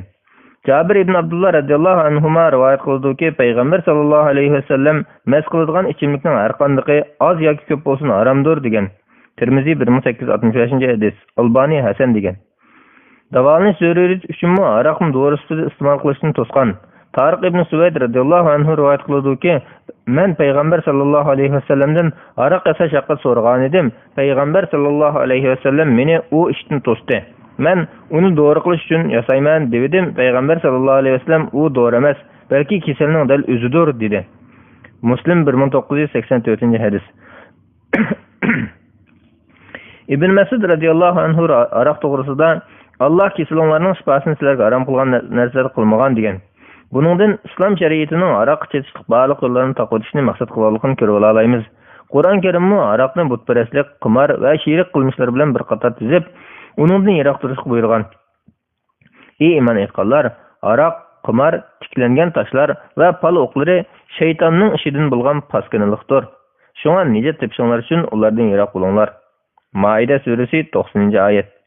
Bu ilahiy chaqiriqni anglagan aman sahoba kiramlar aroqdan uzil-kesil qo'lizdi. Nurg'un foydalanayotgan tijoratchilarmi aroq tijoratini tashladi. Dinga rasullik bilan kirganlar Alloh va Rasulining la'nati uchirmaslik uchun iqtisodiy jihatdan ziyon tortishga qaramay, ilkidagi aroqlarning hammini to'kib etdi. To'kitilgan aroqlar Madina ko'chalarida oqdi. Aroqning cheklanganlik xabari uydan uyga yetkilib, bir necha soat ichida butun Madina aholisi aroq ichishni tashlab, Allohning amriga bo'ysundi. Bu insoniyat tarixida aroqqa qarshi qo'zg'atilgan eng muvaffaq inqilob, tarixiy bir mo'jiza bo'ldi. Yana Rasululloh sallallohu alayhi vasallam davridagi inchik tafsilotlarga qadar qo'ymay qayd qilgan tarixchilarning bayon qilishicha, shu isil davrda aroq ichib jazoga tortilganlarning soni 7 kishidan oshmagan. Bunimi bir mo'jiza deyishga bo'ladi. Doktor Muhammad Salim al-Avvaning Islomda jazo nazariyasi degan kitobi qaranglar. Yana Rasululloh sallallohu alayhi vasallam davridagi inchik tafsilotlarga qadar qo'ymay qayd qilgan tarixchilarning bayon qilishicha, shu isil davrda aroq ichib jazoga tortilganlarning soni 7 kishidan oshmagan. Bunimi bir mo'jiza deyishga bo'ladi. Anas radhiyallohu anhu mundaq degan: "Men Abu Talhaning qo'rosida so'rindikilarga saqiylik qilib o'tatdim. Ularning shu kuni ichgan aroqi fazih edi. Fazih xurmining g'o'risini tayyorlangan bir xil aroq. Shu asnoda Rasululloh sallallohu alayhi vasallam bir jakochini ogoh bo'linglar, aroq harom qilindi deb jakolash buyurdi. Shuning bilan Abu Talha menga aroqlarni idlib chiqib to'kivat dedi. Men chiqib uni to'ksam Madinaning ko'chalarida oqdi." Sayyin Buxoriy 2464-hadis, Muslim 1980-hadis. Aroqning ziyon cho'ng bo'lishqa islom uni jamiyatning yo'qotishga boshqa cho'ng gunohlarni cheklashda qo'llangan usullardan farqli holda bir qancha bosqichlik alohida usul qo'llanib, oldi bilan arablarga e'tiroz bildirmaydigan shaklda aroqda ozroq manfaat bordek ko'rinsimi, uningda cho'ng gunoh borligini muayyanlashtirgan. Ondan kunlik turmush odatini rasga solib, aroq ichish vaqtini taraytish orqali sagak turgan chog' bilan mastlik chog'larining farqini ayirib his qilish fursati bergan. Bu ikki bosqich aroqni cheklashga ul hozirlagan. Natijada aroqning ig'ir ziyni ko'zga ko'ringan ko'p sonliq musulmonlar aroqning harom qilinganligida shak qilmagan va harom qilinishini orzu qilgan. Haram qilgan ilohiy buyruq nozil qilinganida musulmonlarning psixikasi buningga oldin tayyorlangan bo'lg'achqa aroqni darhol tashlay olgan. Hozirgi davrimizda aroqning zinini ig'ir tortayotgan davlatlar Qur'onning aroqni cheklash bosqichlarini, Rasululloh sallallohu alayhi vasallam va sahoba kiramlarning ilohiy buyruqni qanday ijro qilganligidan iborat bu cho'ng mo'jizani cho'nqur tadqiq va tahlil qilish orqali insoniyatni aroqdan xalos qilish chora-tadbirlarini izlashi, shundaqla islomning aqida, axloq va boshqa tuzumlarining insoniyatni davolaydigan birdan-bir shifoliq to'g'ri ekanligini tunishi intayin zarur. Aroq mayli u nimadan yasalishidan qat'iy nazar, aqlni o'z vazifasini to'xtatib qo'yadigan, tafakkur qilishni to'sadigan har qanday ichimlikni ko'rsatdi. Shunga zamonimizga har xil nomda atalgan mast qilg'ich ichimlik, tablet, chekimlik qatorliq barliq narsalar hukm jihatda aroq bilan o'rtaq. Chunki yuqoriqlarning hammasi aroq o'xshash inson aqlini bulg'ag'uvchi va jismoniy jihatdan badanga ziyon solg'uvchi narsalardir. Ibn Umar radhiyallohu anhu mundaq degan: "Men atam Umarning Rasululloh sallallohu alayhi vasallamning munbirida turib mundaq deganligini anglagan. Ey xaloyiq, aroqni harom qilgan oyat tushgan chog'da aroq üzüm, xurma, asal, bug'doy va arpadan iborat 5 narsani ishlatdi. Aroq degan aqlni farqlaydigan narsadir." Sahih Buxoriy 3619-hadis, Muslim 3032-hadis. Yo'qtizgan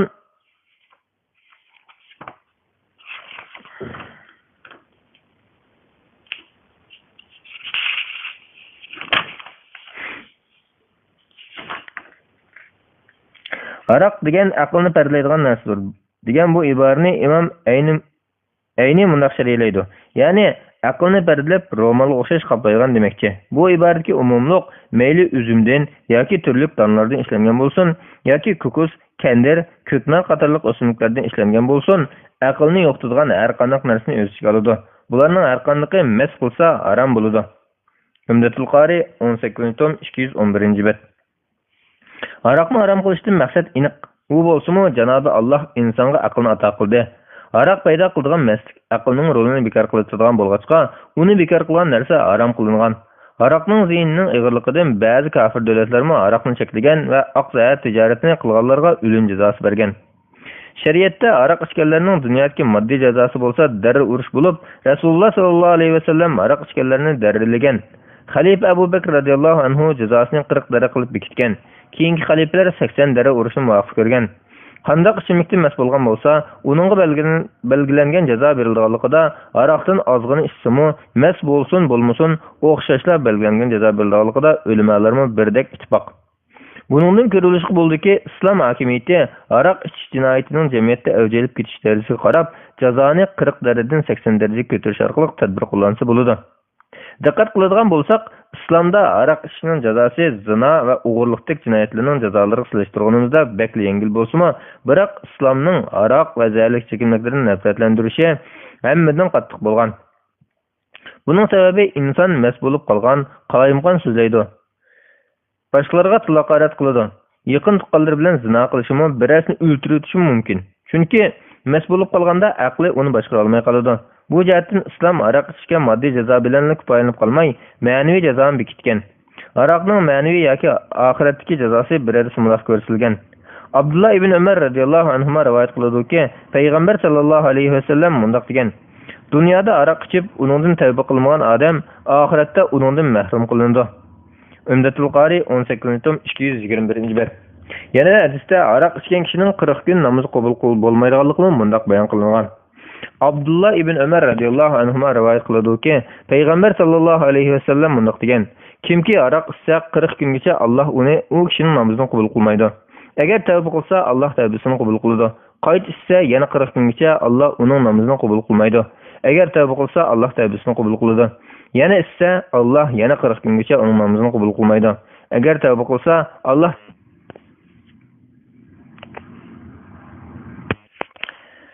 4-nji qatim qaytışsa Allah yana 40 güngacha onun namazını qabul qilmaydi. Tavba qilsa-mu tavbasini qabul qilmaydi va uni Nahrul Xabaldan sug'urdi. Biraylan Ibn Umardan: "Ey Abu Abdurrahman, Nahrul Xabal degan nima?" deb so'ragan edi. U Nahrul Xabal degan do'zax ahlining qon yiringlaridan oqadigan o'stang deb javob bergan. Tirmizi 1862-hadis. Tirmizi Hasan degan, Albani sahih degan. Abdullah ibn Amr radhiyallohu anhuma rivoyat qilib deydi-ki, men Rasululloh sallallohu alayhi vasallamning bunaq deganligini anglagan. Ummatimdan bir odam aroq ichib qolsa, Alloh uning 40 kunlik namozini qabul qilmaydi. Musnad Ahmad 6854-hadis, Sunan Nisoiy 5664-hadis. Albani sahih degan. Bu hadislar sahih bo'lib, dinning tuvruki va baş asosining biri bo'lgan namozning qabul qilinmaydiganligini ifodalashi aniqdir. Lekin mazmuni ustida to'xtaladigan bo'lsak, buningda olimlar ittifoq kelgan nuqtalar bor. Bular: birinchi, mast holatda namoz o'qisa namozi to'g'ri bo'lmaydi. Chunki u nima da'vat qilganini bilmaydi. Keyin qazosini o'qiydi. Alloh taolaning: "Ey iymon etganlar, sizlar mast holatinglarda nima da'vat qilganini bilguninglargacha yana junub bo'lsanglar, yo'l ustida bo'lganlar bundan mustasno, g'usl qilmoqcha namozga yaqinlashmanglar" degan oyatimi shuni ko'rsatadi. Nisa surasi 40-oyatning bir qismi. Ikkinchi, aroq ichganlik jinoyatidan tavba qilib, qayta ichmaslikka bel bog'lagan bo'lsa, tavbasi uning gunohini yuyitadi. Namozi maqbul bo'ladi. Keyin qayta qazosini o'qish buyurilmaydi. Uchinchi, mastga ishilgan chog'da namoz o'qisa 40 kundan keyin qayta qazosini o'qish buyurilmaydi. To'rtinchi, tavba qilmagan taqdirda namoz o'qisin yoki o'qimasin, aroq ichganlik sababidan la'natga uchraydi. Endi hadisdagi har xil tahlil qilingan nuqta qabul qilmaydi degan so'zdagi qabul qilish bo'lib, qabul bo'lish bilan sahihlik munosabati bo'lib, qabul bo'lmaydiganligi sahih bo'lmaydiganligini ko'rsatamdi deganda, olimlar Imom Navaviy, Imom Faroqiy, Imom Qarafi va Imom Ibn Hajar qatorliq ko'pchilik buni mundaq tahlil qilgan.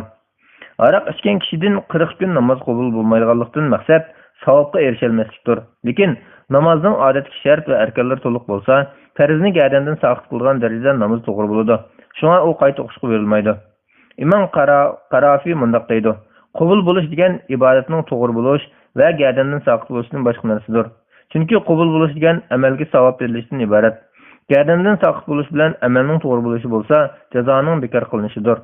U yana mundaq deydi: qabul bo'lish bizga nisbatan bizning ahkomlarimiz doirasiga kirmaydigan g'ayib ish bo'lg'achqa, fiqhshunoslar buni ibodatning sifat tariqasida tadqiq qilib ortiqcha to'xtalmagan. Nafais al-Usul al-Qarafi 1-tom 230-329-bet. Bularning nazarida bu hadislarda namozning tilga olganligi namozning eng afzal ibodat bo'lganligi uchundir. Ya'ni undaq kishidan namoz qabul bo'lmaydigan bo'lsa, har qanday ibodat qabul bo'lmaslikka turganlik. Lekin bu va buning o'xshagan hadislardagi qabul bo'lmaydi degan iboralar aroqdan to'sish uchun qo'rqitib va aroqning yomon oqibatlarini keltirib chiqaradiganligini ogohlantirish uchun aytilgan iboralardir. Chunki u namozning shart va arkonlari bilan ado qilgan taqdirda farz gadindan saqit bo'ladi. Lekin aroq ichishlik fosiqlik namoz va boshqa ibodatlarning mukammal bo'lishini to'sib qo'ydi. Chunki har bir toat ibodatning ikki tarafi bor. Biri ado qiluvchining gadindan saqit bo'lishi, yana biri savobga erishidir. Savobga erishilmaslik qabul bo'lmaslikda ifodalangan. Sahih Muslim bi Sharh an-Navawi 14-tom 227-bet, Umdatul Qari 2-tom 244-bet, Al-Marqa 7-tom 213-bet. Bu olimlar ibodatning sahih bo'lishi, ibodatga savob berishdan iborat, gadandan saqit bo'lishi buyruqqa emas, buyruqqa amal qilishdan iborat deb sahihlik bilan gadandan saqit bo'lishni ayirib qaragan. Ya'ni ibodat gadandan saqit bo'ladi-yu, ammo savobga erishadigan darajada kamil bo'lmaydi. Bu bir xil ta'vil qilish bo'lib, buningga ko'ra aroq ichgan kishining mastga yeshilganda namozni ado qilishi vojib. Namozni ado qilsa savob berilgan taqdirdami, farzni gadandan saqit qilish orqali namozni tark qilganlikning jazosidan qutulib qoladi.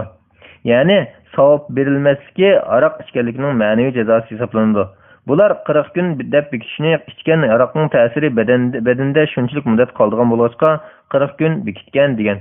Lekin bular turli siyatlar sababidan namoz qabul bo'lmaydi deb kelgan hadislarga qarata, namozi sahih bo'lgan turib qabul bo'lmaydigan ahvollar bilan namozi sahihim bo'lmay, qabulim bo'lmay qolgan ahvollarni ayiradiganga aniq bir o'lcham bekitmagan.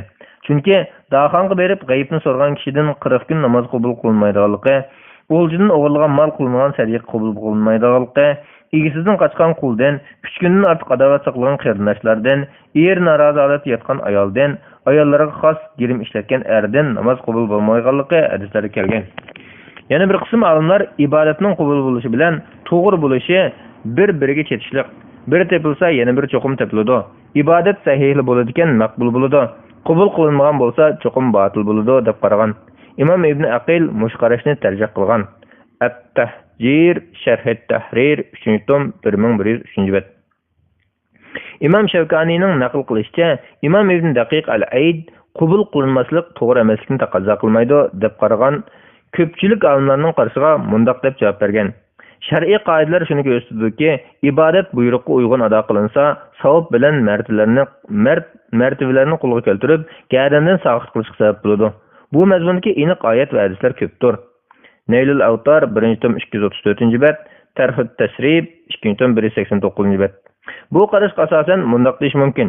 Aroq ichkichining namozining qabul bo'lmasligi aroq ichishdan iborat ig'ir ma'siyatning to'saliq bo'lganligidan bo'lib, xuddi o'ljidan o'g'irlagan molni sadiq qilsa to'g'ri bo'lmagandek, ma'siyatlarning to'atning to'g'ri bo'lishini qisib qo'yish bor ish. Bu aroq ishining 40 kungacha namozning to'g'ri bo'lishini to'sib qo'ydigan darajada ig'ir gunohligini, musulmon kishi namozini 40 kun bekor qilgan bunday qilmishni qat'iy qilmaslik kerakligini ko'rsatdi. Uning ustiga aroq ichgan kishi aroq ichganda mu'min holati bo'lmaydiganligi haqida sahih hadis bor.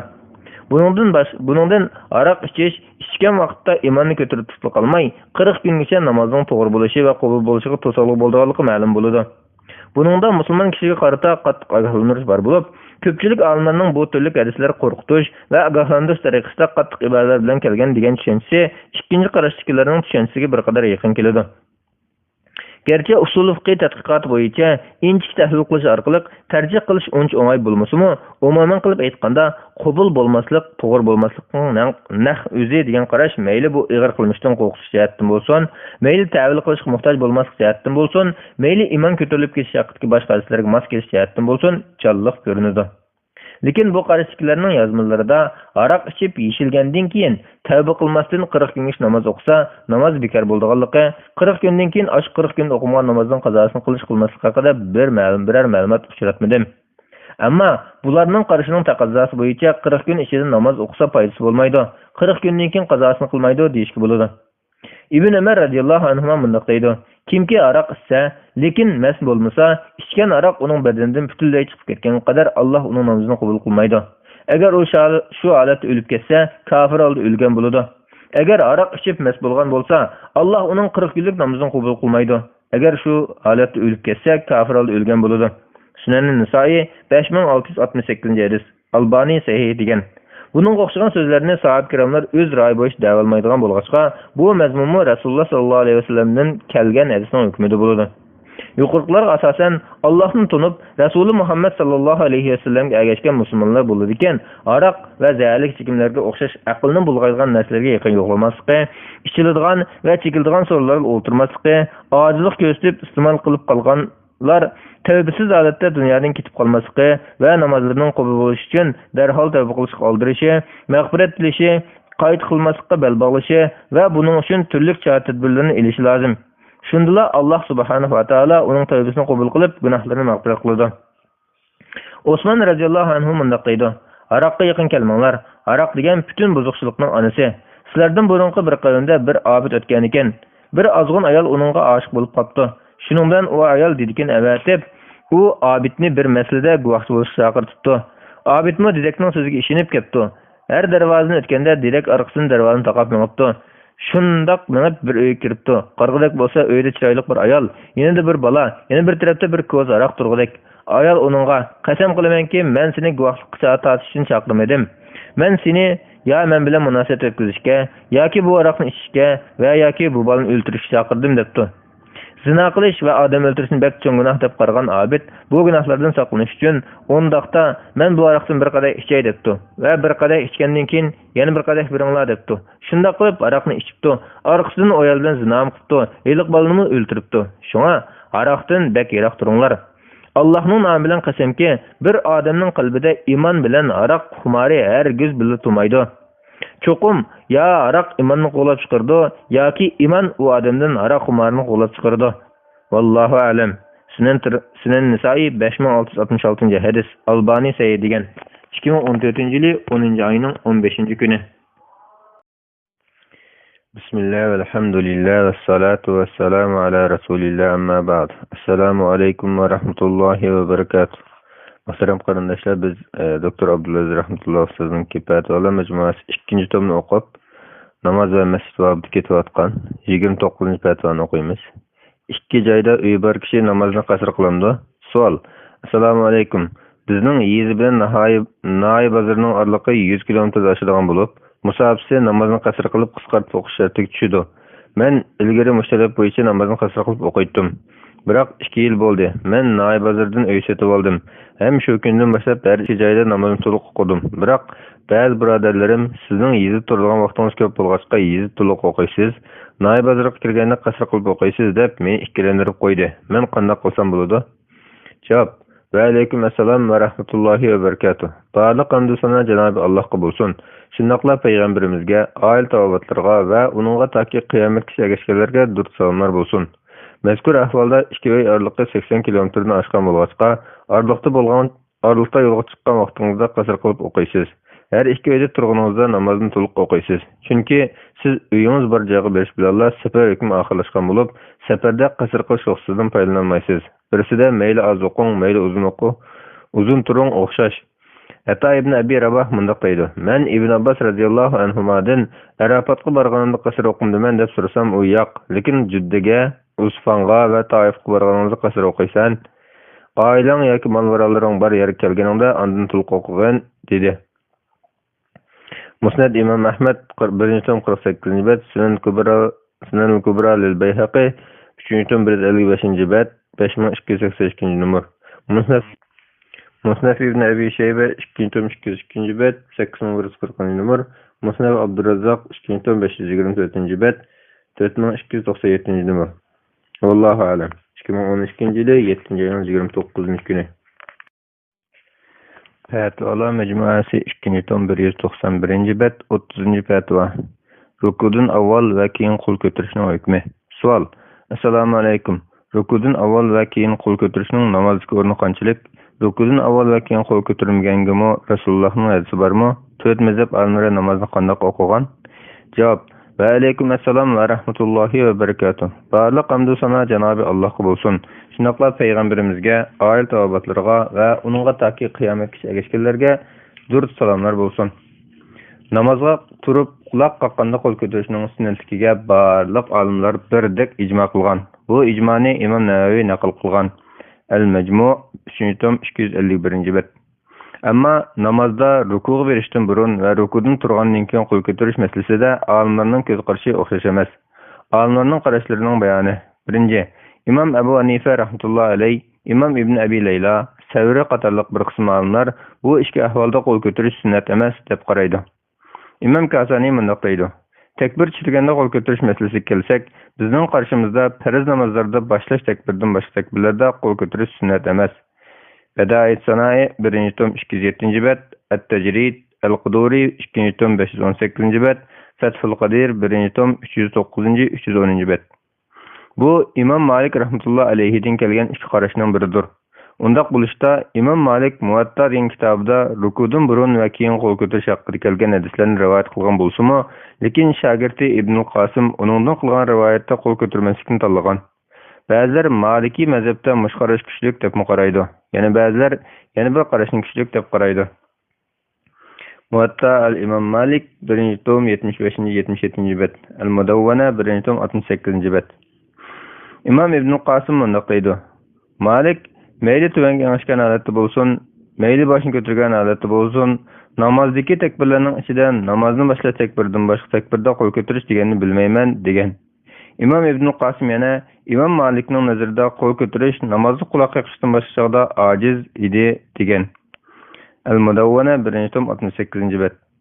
İmam İbn Rushd mundaq deydi: Olimlarning qarashlariga kelsak, Abu Hanife, Sufyan Savri qatorliq barliq ko'fa olimlari namoz o'quvchi qo'lini faqatla quloq qoqqanda ko'taradi deb qaragan. Bu Ibn Qasimning Malikdan qilgan rivoyatidir. Bidayat al-Mujtahid 1-96 bet. 2. İmam Şafii rahmetullah aleyh bilen İmam Ahmed rahmetullah aleyh, İmam Leys, Evzai, İshak ibn Rahvey, Ebu Sevr, şundaqla Abdullah ibn Mübarek, Bukhari ve İbnül Munzir qatarlıq alimler bu iki havalda kol kötürüş sünnet dep qaraydı. Bu qarışıklarını köpçülük alimler deyişki buludu. El-Um 7. tom 200. bet, El-Mecmu 3. tom 354. bet, El-Mughni 1. tom 299. bet, El-İnsaf 1. tom 146. bet. 3.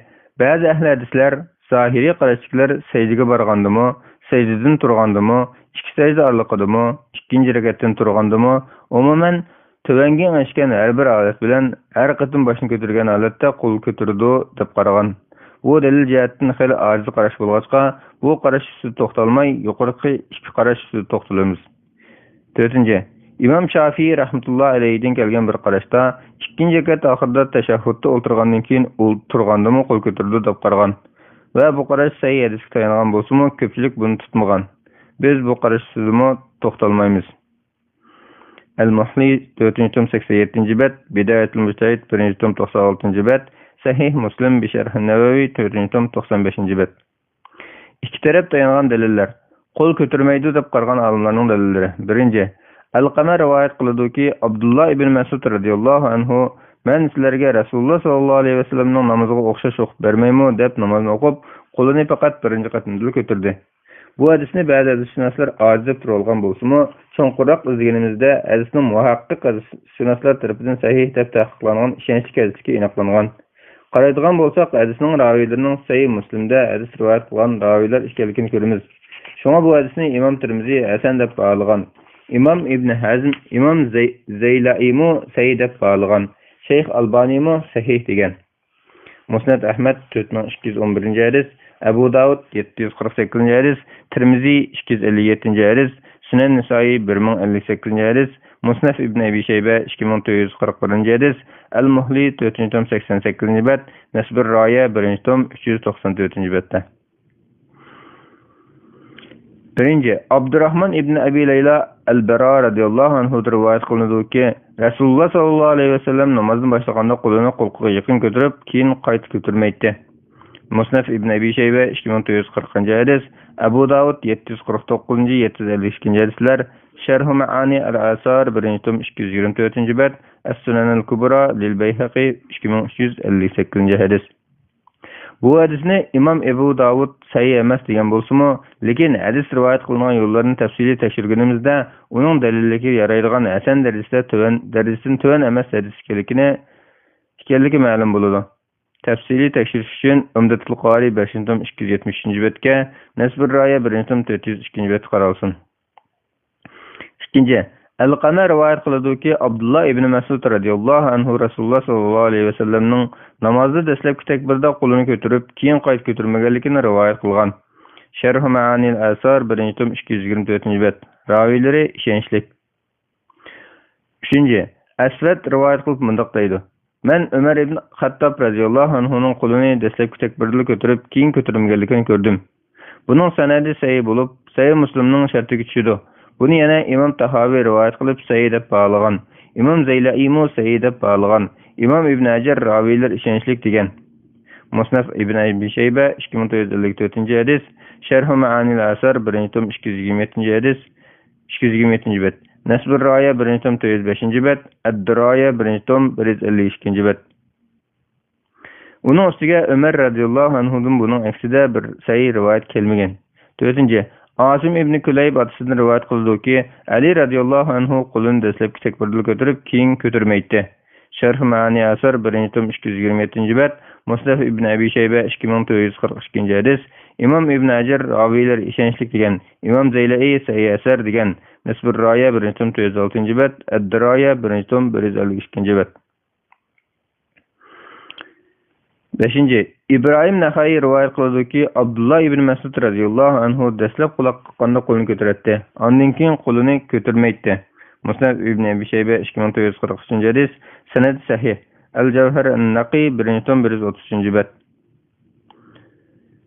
Demek Ali radiyallahu anhu bilen İbn Mas'ud radiyallahu anhular namazdan dastlabki takbirda qo'lini ko'tarib, keyin ko'tarmaydi.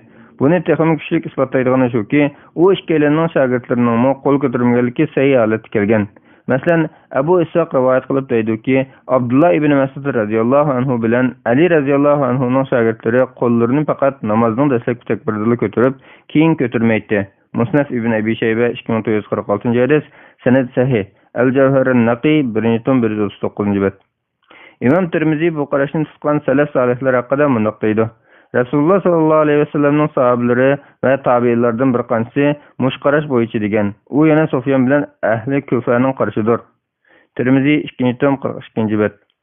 Masalan, tabiinlardan İbrahim Naxai, İbn Abi Layla, Alqama ibn Qays, Aswad ibn Yazid, Amir ash-Sha'bi, Abu Ishaq as-Sa'bi, Haysama, Qays ibn Abi Azim, Mughira ve ki Asim ibn Kulayb qatorliqlar bor. Musnad ibn Abi Shayba 2946-2954 numar, Umdatul Qari 5-tom 272-bet. Yana Abu Bakr radhiyallohu anhudan qo'l ko'tarmaganligi hasan darajalik rivoyat kelgan bo'lib, Osman radhiyallohu anhuning qo'l ko'targanligi yoki ko'tarmaganligi haqida hech bir rivoyat kelmagan. Ibn Umar radhiyallohu anhuning ko'targanligi haqida rivoyat kelgan bo'lib, ko'targanligi sahihroqdir. Qo'l ko'tardi deb qaragan olimlarning dalillari. Birinchi, Abdullah ibn Umar radhiyallohu anhuning o'g'li Salim rivoyat qiladi-ki, uning otasi Abdullah ibn Umar radhiyallohu anhu mundaq degan: "Men Rasululloh sallallohu alayhi vasallamning namoz o'qirganda qo'lini mo'risiga udul kelgach ko'targanligini ko'rdim. Rasululloh rukuga bormoqchi bo'lsa-mu shunday qiladi. Rukudan beshini ko'targanda-mu shunday qilib, Sami Allohu liman hamida deydi. Sajdada undaq qilmaydi." Sayyin Buxoriy 736-hadis, Muslim 390-hadis. Ikkinchi, Abu Qalaba rivoyat qildi-ki, u Malik ibn al-Huwayris radhiyallohu anhuning namozga turganda takbir aytib qo'lini ko'targanligini, rukuga bormoqchi bo'lganda qo'lini ko'targanligini, rukudan beshini ko'targanda qo'lini ko'targanligini ko'rgan ekan va Rasululloh sallallohu alayhi vasallam shunday qilgan deb so'zlab berganligini ko'rgan ekan. Sayyin Buxoriy 737-hadis, Muslim 391-hadis. Üçüncü, Nafi rivoyat qiladi-ki, Ibn Umar radhiyallohu anhuma namozga turganda takbir aytib qo'lini ko'taradi. Rukuga borganda va rukudan turib, Sami Allohu liman hamida deganda qo'lini ko'taradi. 3-rakatga turganda qo'lini ko'taradi. Ibn Umar bu hadisni Rasululloh sallallohu alayhi vasallamdan rivoyat qilgan. Buxoriy 739-hadis. Yuqorida Imam Shafi'i rahmatullohi alayhidan kelgan bir qarashda 3-rakatga turganda qo'l ko'tardi deb qaragan qarash, mushu hadisga 3-rakatga turganda qo'lni ko'taradi degan iboraga tayangan. 4.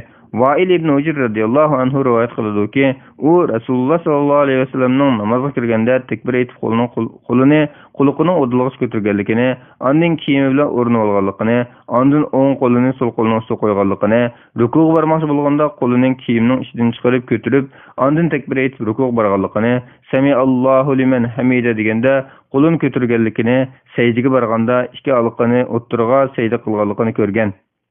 Muslim 401-hadis. 5. Muhammad ibn Amr ibn Atar rivoyat qiladi-ki, men Abu Umayd Sa'idi radhiyallohu anhuning Rasululloh sallallohu alayhi vasallamning sahobalaridan orasida Abu Qatada radhiyallohu anhu bar bo'lgan 10 kishi ichida turib mundaq deganligini anglagan. Men sizlarning ishinglardagi Rasululloh sallallohu alayhi vasallamning namozni eng yaxshi bildiganinglarman. Rasululloh sallallohu alayhi vasallamning rukuga berishda va rukudan turg'unida shundaqla 3-rakatga turg'unidami qo'lini mo'risigacha namozni boshlaganda ko'targanda ko'taradi. O'ltirgan sahobalar uningga rosa aytding, Rasululloh sallallohu alayhi vasallam shunaq namozga qo'ydi deyishgan.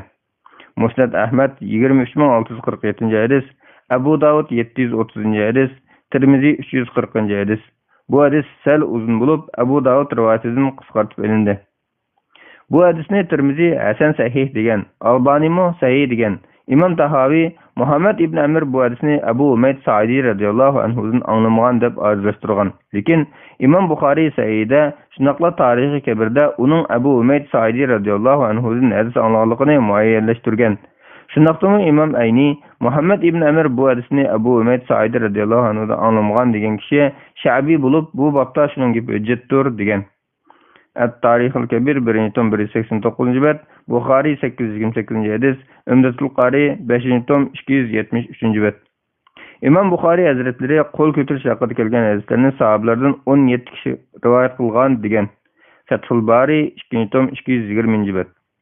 Yuqorqilardan ikki tarafning asosiy dalillarining muhim qismi bo'lib, bularga qarata bu masala mundaq deyish mumkin. Birinchi, qo'l ko'tarish masalasi musulmonlar ijmo qilgan masala bo'lmasdan, sahaba va tabiinlar o'xshash bo'lgan qarashda bo'lgan masala bo'lib, qo'l ko'tarishning hukmi qo'l ko'taradi degan qarashlarning nazarida mustahab ishdir. Qo'l ko'tarmagan ahvolda namozga ta'sir etmaydi. Imom Shafiy rahmatullohi alayhi mundaq deydi: Farzda bo'lsin, naflida bo'lsin, qo'l ko'taradigan joylarda qasddan yoki bilmay yoki unutib qolib qo'l ko'tarmay qolsa, namozni qayta o'qishi yoki sajda sahv qilishi kerak bo'lmaydi. Al-Um 1-tom 105-bet. Ikkinchi, qo'l ko'tarish deb qaragan olimlar, qo'l ko'taradi deb qaragan olimlar ko'pchilik olimlar hisoblanadi. Rivoyat jihatdan qo'l ko'tarish haqida kelgan sahih hadislar ko'pdir. Shuning bilan bir vaqtda qo'l ko'tarmaslik haqida kelgan hadislar ham sahihdir. Sahabalardan İbn Mas'ud radhiyallohu anhuning va uning shogirdlarining, shundaqla umumiy Kufa xalqi bilan bir qism tabiinlarning qo'l ko'tarmay namoz o'qishni tanlaganligi aniq bir haqiqatdir. Ibn Umar radhiyallohu anhudan ikki xil rivoyat kelgan bo'lsa-mu, qo'l ko'targan rivoyat texmi sahihroq.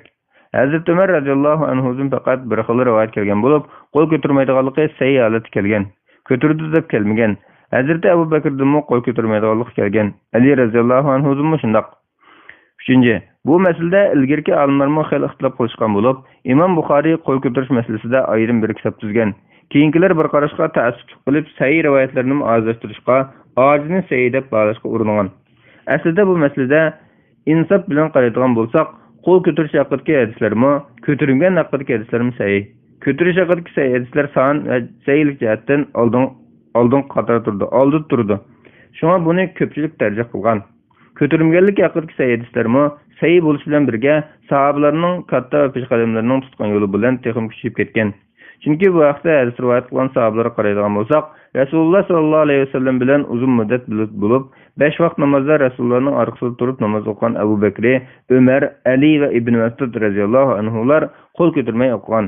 Rasululloh sallallohu alayhi vasallam bilan ancha uzun muddat bo'lib boqmagan, 5 vaqt namozda o'zchi Rasulullohning orqadagi safda emas, saflarning eng orqada turib namoz o'qigan Ibn Umar, Abu Umayd Saidi radhiyallohu anhu qatorliq yosh kichik sahabalar, yana Rasululloh bilan birga Madinada faqatla 20 kun turgan Malik ibn Uwayris bilan Rasululloh bilan birga ozg'in turgan Vail ibn Hujr radhiyallohu anhular qo'l ko'tarib o'qigan. Shunga İmam Ebu Hanife rahmetullahi aleyhi bilen Kufa alimleri Resulullah sallallahu aleyhi ve sellem bilen uzun müddet birlikte bolgan sahabalarının peshqadamlarining yo'lini tarjih qilgan ve İmam Tahaviydek ba'zi Hanafi mazhab alimlari qo'l ko'tarishni mansux deb qaragan. Yuqoridagi ikki qarashning birini tanlab tutgan olimlar birini to'g'ri, yana birini ojiz yoki mansux deb tarjih qilgan bo'lsa-mu, biz har ikki to'g'ri ham sunnatga muvofiq qaysini qilsa sunnatga muvofiq bo'ladi. Rasululloh ba'zi undaq, ba'zi mundaq qilish orqali har ikkisining to'g'riligini bildirib qo'ymoqchi bo'lgan deb qaraymiz. Har kim o'z qanoati bo'yicha xohlagan qarashni tutsa bo'ladi. Mutassiblikdan xoli tadqiq qilgan olimlar bu masalaga mushundaq pozitsiya tutgan. Imom Dehlaviy bu masala ustida atrofli to'xtalib mundaq deydi: Qo'l ko'tarish masalasi Rasululloh sallallohu alayhi vasallam ba'zida qilib, ba'zi qilmagan shaklga chirishlik bir holat bo'lib, hammasi sunnatdir. Her iki xil odatga sahaba, tabiin va undan keyingilar amal qilib mangan, hamda bu Kufa ahli bilan Madina ahli o'zaro birlikka kelolmagan masalalarning biri bo'lib, har bir qarash ahlining o'ziga yarasha mazmun dalillar bor. To'g'risi, mening nazarimda hammasi sunnatdir. Hujjatullohil Baligha Shahu Valiyullahil Dahlavi 1-tom 434-bet. Vallahu a'lam. 2012-yili 6-oyning 9-kuni. Fatvalar Mecmuasi 2-tom 199-bet 31-fatva.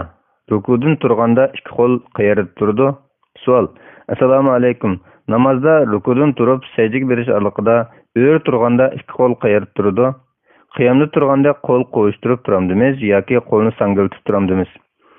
Javob. Va alaykum assalom va rahmatullohi va barakatuh. Barliq hamdu sana Janobi Alloh bo'lsin. Shunaqla payg'ambarimizga, oil tavobatlarga va uningga taki qiyomatgacha ergashganlarga durud salomlar bo'lsin. Odatda namozda rukudan burungi turishimizda o'ng qo'lni so'l qo'lning ustiga qo'yib turish sunnat bo'lib, rukudan turganda qo'lni qanday holatda tutish masalasida olimlar o'rtasida ko'z qarash o'xshash emas. Ko'pchilik olimlar qo'lini tashlab turish sunnat deb qaraydi. Bu Hanafi, Maliki, Shafi'i mazhab olimlarining qarashi bo'lib, Imom Ahmaddan kelgan bir rivoyatda shundaq. Imom Mirg'iyani mundaq deydi: Qoida shuki, sunnat zikr aytiladigan o'yir turishli bo'lsa, qo'l bog'lab turadi. Bo'lmasa qo'l bog'lamaydi. Mushu to'g'ri qarashdir. Bunun asasen qunut duası oquganda ve cinaze namazı oquganda qol bağlap turdu.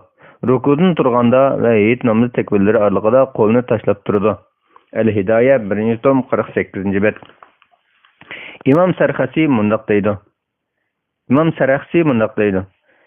Zikir aytildigan öğür turuş uzrap ketadigan bolğaçqa qol bağlaş eng muvafiq. El-Mabsut 1. tom 166. bet. Bularning qarşıda bu arlıqda Semiallahu limen hamide yoki Rabbana va lakal hamd degan zikrlar bo'lsa-mu, lekin bu uzun turish bo'lmag'achqa qo'l bog'lab turmaydi. İmam Kasani mundaq deydi. İmamlarımız ruku bilan secdalikdagi o'yir turishda qo'l bog'lab turishning sunnat emasligiga birdek ittifoqqa kelgan. Chunki bu muqim turish emas.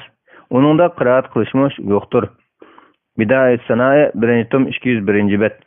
Demek Hanefi mezhep qarşıda ya qiraat qılmaydigan, ya muqim turaqlış uzun turmaydigan, yetkilish basqıçı bolgan öğür turishda ikki qo'lini tashlab turdi. Bu yerda aytib qo'yish kerakki, Hanefi mezhep olimlaridan İmam Kasani qatorliq keyingi bir ko'rib olimlar bu araliqda qo'lni bog'lab turishni sunnat deb tanlagan bo'lib, bu tanlashiga Rafiziylarga xilop ish qilish uchun shunday qilamiz, chunki ular qo'lini tashlab turishidi degan. Fathul Qadir 1. tom 288. bet.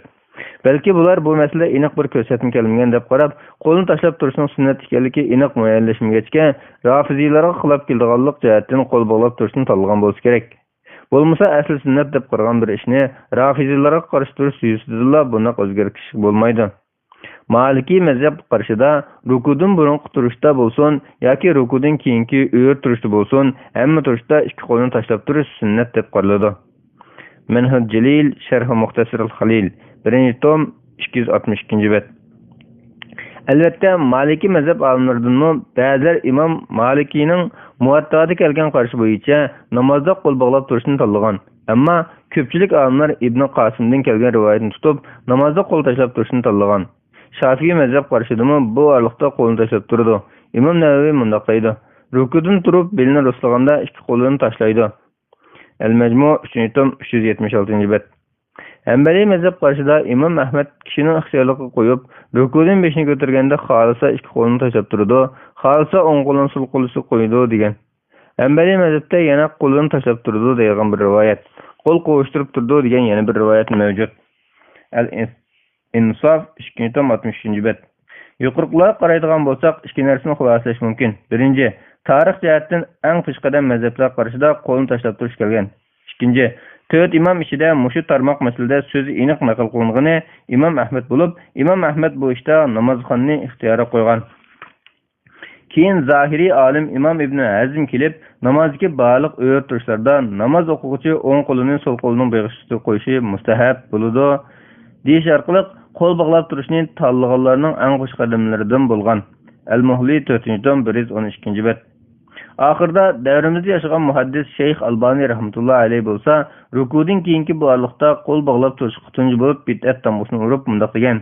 Mush turishda, ya'ni rukudun turishda ikki qo'lni maydaga qo'yishning bid'at ekanligida shak qilmayman. Chunki namoz haqida kelgan hadislar shuncha ko'p turuqliq, uning birasidan qo'l bog'lab turish faqat kelib baqmagan. Unda qilishning biror dalili bo'lgan bo'lsa, bizga yetib kelgan bo'ladi. Buni kuchlantiradigan shuki, mening bilishimcha salaflardan hech kim unda qilib baqmagan. Hadis imamlardan hech kim unda qilishni tilga olib baqmagan. Sifatus salat Nabi sallallohu alayhi va sallam min at-takbir ila at-taslim ka'annaka taraha. 145. bet. Hozirgi olimlardan Shayx Ibn Baz rahmatullohi alayhi bilan Saudiya Arabiston olimlari qo'l bog'lab turishni sunnat deb qaragan. Shayx Albani rahmatullohi alayhining bid'at degan qarashiga bu aniq xatolikdir. Bu hukmni uningdan ilgari biror ahlining ilm deb baqqan emas. Undan ilgari biror ahli ilm deb baqqan emas. Hem bu yuqorqi sayyitlari xilaf deb radiya bergan. Al-Majmu' Fatwa va Maqalat Mutanawwi'a li Shayx Ibn Baz rahmatulloh. Al-Qism as-Sani 137. bet. Lekin bu yerdagi muhim nuqta, mushu masalada talash-tarishni ayiradigan sayyidlar kelganmi?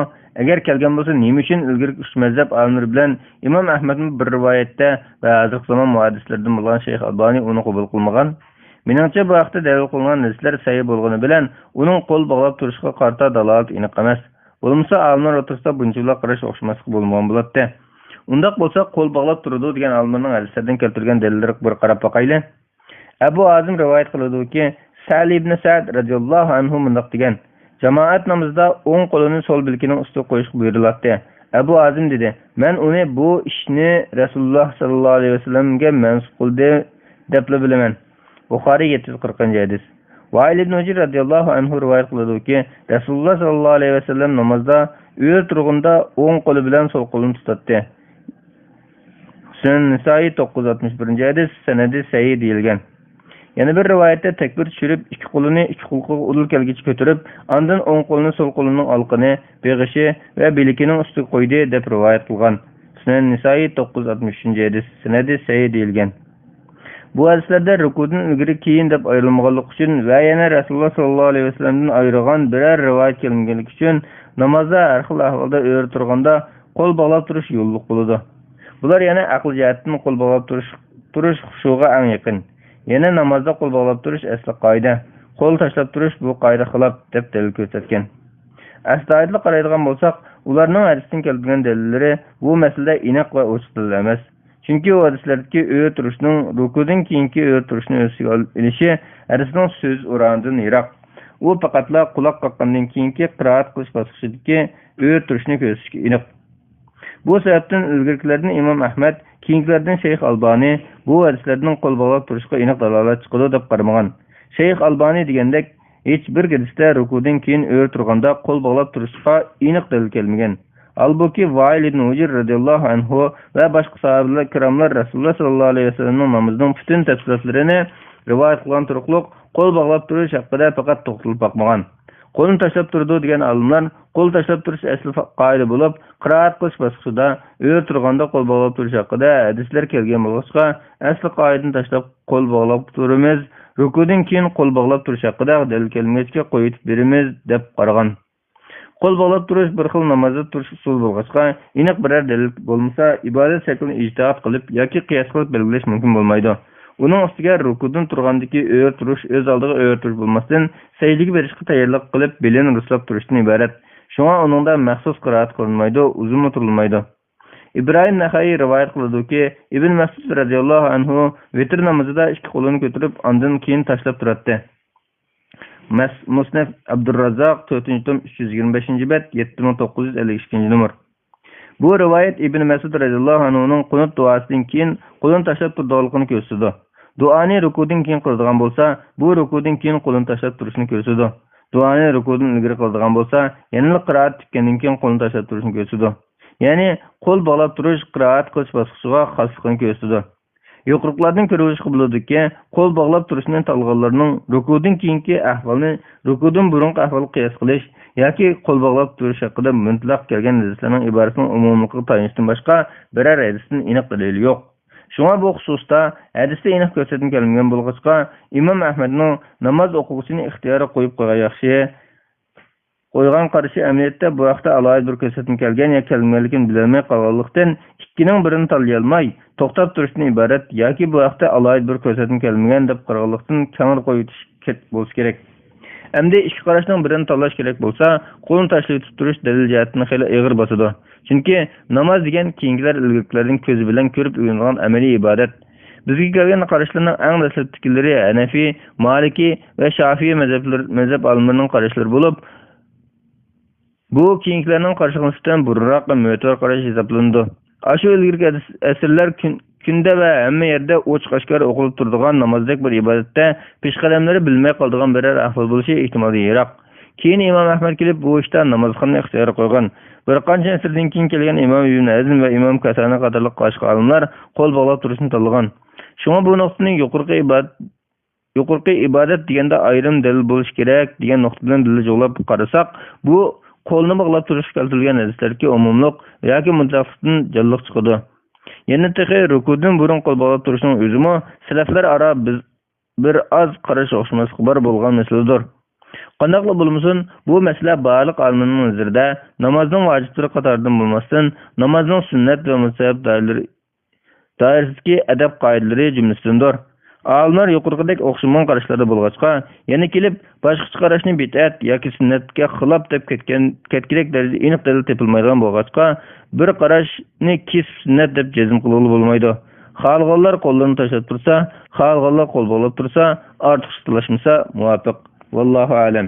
2012-yili 4-ayning 11-kuni. Bismillah velhamdülillah ve salatu ve selamu ala Resulillah amma ba'd. Assalamu alaikum ve rahmetullahi ve berekatuh. Muhterem qarindoshlar, biz Doktor Abdulaziz Rahmatullah Ustazning Fatvalar majmuasi 2-chi tomini o'qib, 205-bet 32-chi fatvoga kelgan o'qishni davomlashtiramiz. Barat kechasi tunash va bu kunda qabristonlikda Qur'on o'qish. Savol: Assalomu alaykum. Yurtimizda barat kechasi tunaydigan va bu kunda uyda yog' puritib, meyitlarning ro'yiga atab quymoq selib qabristonga berib birer qarimni tepib Qur'on tilovat qildirib, quymoqlarni qarimga bergan ishlar kichkimizdan ta'dirus davomlashib kelyotidi. Bu kechada ko'pincha kishilar tunaydi va miroqdagilarmi kelib tuproqqa shunchoqim yo'qlaydi. Bozorga aylandi. Ba'zilar qarim topolmay o'chirib turdi. Shuningizdan barat kechasi qanday kecha? Bu kunda cho'qim qabristonni yo'qlash kerakmi? Xos mush kunda tunashchi. Qabri beshiq berib, o'liklarga Qur'on o'qib berishning hukmi nima deganlarini bilmoqchi. Javob: Va alaykum assalom va rahmatullohi va barakatuh. Barliq hamd sanolar Janob Allohga bo'lsin. Shunaqla payg'ambarimizga, oil tavobitlariga va uningga taki qiyomatgacha erishganlarga durud salomlar bo'lsin.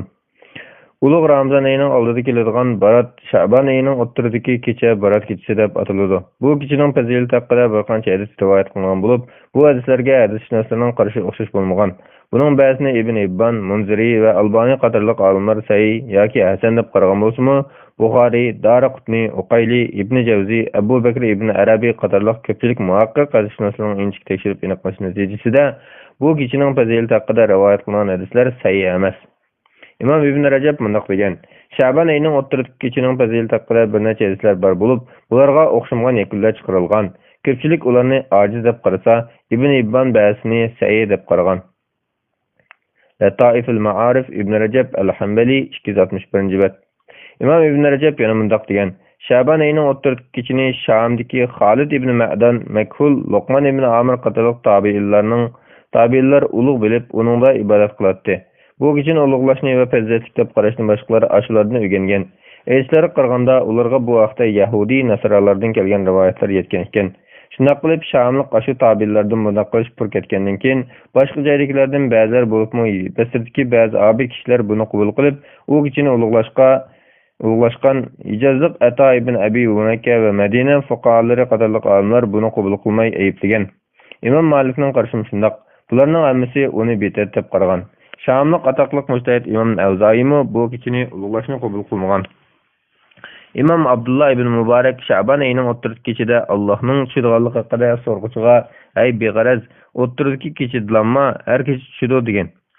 Lataif al-Ma'arif 263-bet. Qanday bo'lmasin, Sha'ban oyining o'rtasidagi kechining fazilati haqida kelgan hadisni sahih deb biroz qilgan taqdirdami, bu fazilatni bizga xabar qilgan zot Rasululloh sollallohu alayhi vasallam bo'lib, bu zot u kechalarda boshqa kechalardan alohida biror ibodat qilmagan. Agar bu shariatda yo'l qo'yilgan ish bo'lsa, Rasululloh sallallohu alayhi vasallam uni oldi bilan o'zi qilib bergan bo'ladi. Yoki bunda qilsakmi bo'ladi. Rasululloh sallallohu alayhi vasallam ashu kechida qalbini shirik bilan musulmonga adovat saqlashdan tozagan holatda uxlashni yo'l qo'ygan. Sha'ban oyining o'rtasidagi kechida ma'lum rakat namoz o'qish yoki tunashlik ma'lum bir xil ibodat qilishning fazilati haqida bir qancha hadislar kelgan bo'lib, bu hadislarning hech biri sahih emas. Aksicha bularning hammasi yolg'on, to'qilma, botil hadislardir. Muhaqqiq hadisshunoslar shunday bog'lagan. Bunday ibodatlarni belgilashning bidat ekanligida ko'pchilik olimlar ittifoq. Shamliq tabiinlar Imom Shafiy, Saq ibn Rahaway qatorliq olimlar bu kecha tunab ibodat qilishni mustahab deb qaragan. Endi sayyaratlar kelgan bo'lsa, Sha'ban oyida ko'p ro'za tutishning fazilati ekanligidir. Abu Salama rivoyat qiladi-ki, Oysha radhiyallohu anha mundaq degan: Rasululloh sallallohu alayhi vasallam biz uni to'xtamay ro'za tutadigan o'xshaydi deb qilgan qadar tutdi. Ro'za tutmagandimi biz uni endi ro'za tutmaydigan o'xshaydi deb qilgan qadar tutmaydi. Men Rasulullohning Ramazondan boshqa oylarda bir oy to'liq ro'za tutganligini ko'rmadim.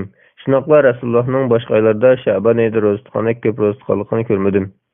Abu Salama rivoyat qiladi-ki, Oysha radhiyallohu anha mundaq degan: Rasululloh sallallohu alayhi vasallam hech qaysi oyda Sha'ban oyida ro'za tutgandek ko'p ro'za tutmaydi. U Sha'ban oyida butunlay degidek ro'za tutib chiqadi. Buxoriy 1970-hadis. Osama ibn Zayd rivoyat qildi-ki, u Rasululloh sallallohu alayhi vasallamga janoblarining boshqa hech bir oyda Sha'ban oyida ko'p ro'za tutganlarini ko'rmadim deganda, Rasululloh sallallohu alayhi vasallam bu Rajab bilan Ramazon oralig'idagi kishilar to'ymay g'aflatda o'tkazadigan bir oydir. u yana bütün emel ibadetler alemlerinin parvarigahı götürüldüğün aydır. Şoňa men emellerimin rozdar altymda götürilişini ýaktyrman digen. Musnad Ahmed 21801-nji hadis. Sunan Nisai 2358-nji hadis. Albani Hasan dep bahalagan. Demek Resulullah sallallahu aleyhi ve sellem bu kişini yaki u kişinin kündüzünü birer ibadet kılıp alayda kılmagan. Sahabe-i kiramlardan mı onda kılalıkını rivayet kılınmagan. Bu kişide alayda tünep ibadet kılış sahabe-i kiramlarının zamanından keyin peyda bolgan. İmam Nevevi mundaqdaydı.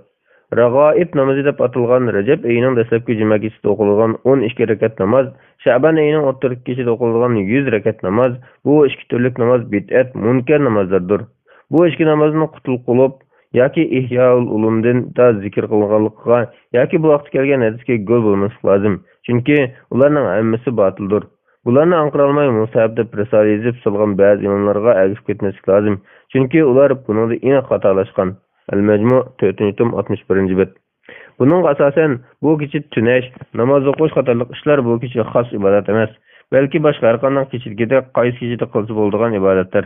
Undaq bolgan iken bu kiçiге alayda xaslaştırып olmay, başka aylardagidek kiçilerde tahajjud okusa, her ayının oturup kiçisi aydan bolduğan 3 gündür roz tutpezek bolgaçqa, Şaban ayının 15-nji günü roz tutsa, yoki adatga hem aylar roz tutqanak düşenbe yoki peşembe günüge togry kelgenlik üçün roz tutsa boludy. Şaban ayının oturup kişide yoki u kişinin kündüzde kabristanlığa beriş, Kur'an okuş yoki yağpurtuş qatarlyklarymyz dinimiz alay köçülmegen. Cenab-ı Allah hammamizni Rasul Muhammed sallallahu aleyhi ve sellemge erişki müyesser kılsın. Wallahu alem. 2011-nji 6-njy aýynyň 12-nji güni. Fatwalar Mecmuasy 2-nji tom 33-nji fatwa zakatny saklaşynyň hükmi. Sual: Assalamu aleykum. Zakat musulmanyň zimmesidäki 5 ferzden işi bar bolgan kılıçyk tegişlik iş. Lekin bäziler muwafiq adam tapylmadymy yoki nime üçin bilmedim. İşletmesimi zakatny kartal saklap turdy eken. Bunun hükmü qandak saklısı bolamdy? Zakatny ayırgandan keyin mançı gün içinde çokum beriş gerek dep bir hadis barmy? Muş togrusyda iniqrak düşünçe aslyklay digen. Cevap: Ve aleyküm assalam ve rahmetullahi ve berekatuh. Barlyk hamdy sana Cenab-ı Allah'a bolsun. Şunaqla peygamberimizge, aýl tawabatlarga ve onunğa taki kıyametki geçkenlerge durus salamlar bolsun. Mal mülki baylyk ölçüm getken kişi zakatny ayırıp berelýän ahwalda saklyp almay derhal berip düşi wajib bolup, keşikdirip etse togry bolmaýdy. Çünki zakat degen pekir miskin ve şu kadarda Allah Taala tılgylgan 8 türüniň haqqy hukukydyr.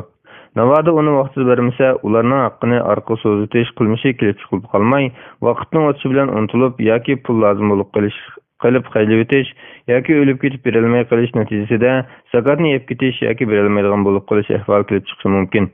Bunundan zakat aldyganlarynyň ziyan usulüşinden başka zakat kädinde kılıştek yaman akybat kelip çykdy. Bu wagtda Hanafi mezhep imamlarından zakatny özürsiz kechiktirişiniň tahrimi mekruhlygy, wajibni wagtda kılmagan ahwalda pasık boluş bilen billa, u kişiniň gowahlyk kabul kılmaýdyganlygy bayan kılıngan. Şerh-i Fathul Qadir 2-nji tom 156-njy bet. Zakatny kechiktirişke birer zörriyet bolmagan ahwalda derhal berýärçi wajib. Keşiktirwese günahkar bolady diýen bu garaş köpçülik alimleriň garşy bolup, İmam Qardawi qatarlyk muhaqqiq alimler muş garaşyny togra dep garagan. Al-Majmu 5-nji tom 301-nji bet, Al-Mughni 2-nji tom 290-njy bet, Haşet Dusuqi 1-nji tom 500-nji bet, Fiqh Zaka 2-nji tom 871-nji bet.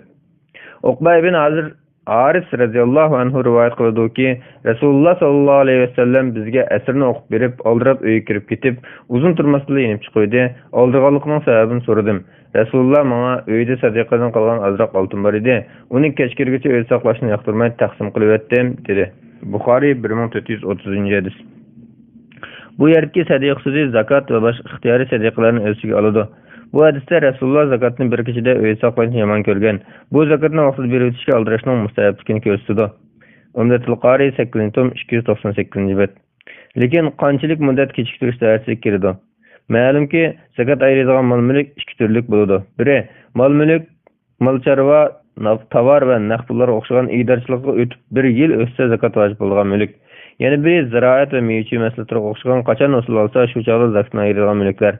Bu türlük mülkte Cenab-ı Allah onun hakkını usul algan günü birinlar dep buyurgan. En'am suresi 141-nji aýatynyň bir kysmy. Pul we tijaret towarlary hamda mal çarwalarynyň zakatini ziraat zakatga kıyas kılgan bolsak, 1 ýyl toşkan günde ýaki äsi biriş wajib, onundan bir qança gün kechiktirsimi günahkar bolady diýen mezmun çykdy.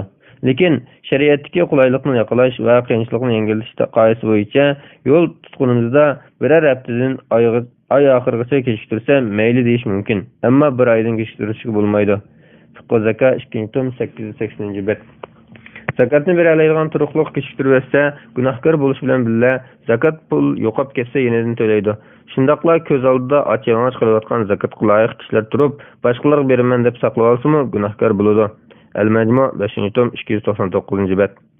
Lekin kechiktirishga majbur bo'lib qolgan yoki vaqtida bersa o'ziga yoki mol-mulkiga ziyon yetadigan to'yinlikdek ba'zi bir ahvollarda ulamolar bir muddat kechiktirishga ruxsat qilgan. Birinchi, zakatni islom hukumati yig'adigan bo'lib, agar yil to'shgan chaqda zakatchi kelmay, o'zi vaqtida bersa zakatchi buni hisob qilmay qayta olgan bo'lsa, zakatchining kelishini saqlaydi. Ikkinchi, zakatni texmi loyiq, texmi muhtoj biriga yoki tuqqan qo'shni keladigan biriga berish uchun uning safardan qaytishiga yoki uning yo'llab berishga bir muddat saqlasa bo'ladi. Uchinchi, zakatga naqd pul beradigan bo'lib, qo'liga naqd pul kirgicha yoki birisidan pul olsa saqlasa bo'ladi. To'rtinchi, biror yurtda ocharchilik yoki yer tevrish yoki urush tufayli yordamga pul to'plash yuzasidan ma'lum miqdorda pul yig'ilguncha zakatni ayirib qo'yib saqlasa bo'ladi. Beshinchi, hukumatdan yoki o'g'ir bulanchilardan qo'rqib, zakatni vaqtida bera olmay qolgan bo'lsa, majbur bo'lganlik jihatdan toki xotirjam bera oladigan bo'lguncha kechiktirsa gunoh bo'lmaydi. 6. Zakat oldiganlarni tepib bo'lguncha yoki bar kishilarning zakatga loyiq yoki emasligini aniqlab bo'lguncha saqlasa bo'ladi.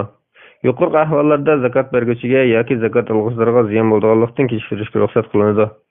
O'lib ketish ehtimoli bo'lg'achqa, bunday kechiktirgan ahvolda zakat pulini ayirib qo'yib, ustiga zakat pul deb bezib qo'ygani yoki bolalarga topilib qo'ygani yaxshi. Demak, yuqorqidek o'zida topilgan ahvolda foydalanish uchun zakatni saqlamaslik kerak. Al-Majmu 5-tom 299-bet, Al-Mughni 2-tom 290-bet, Nihayatul Muhtaj 3-tom 135-bet.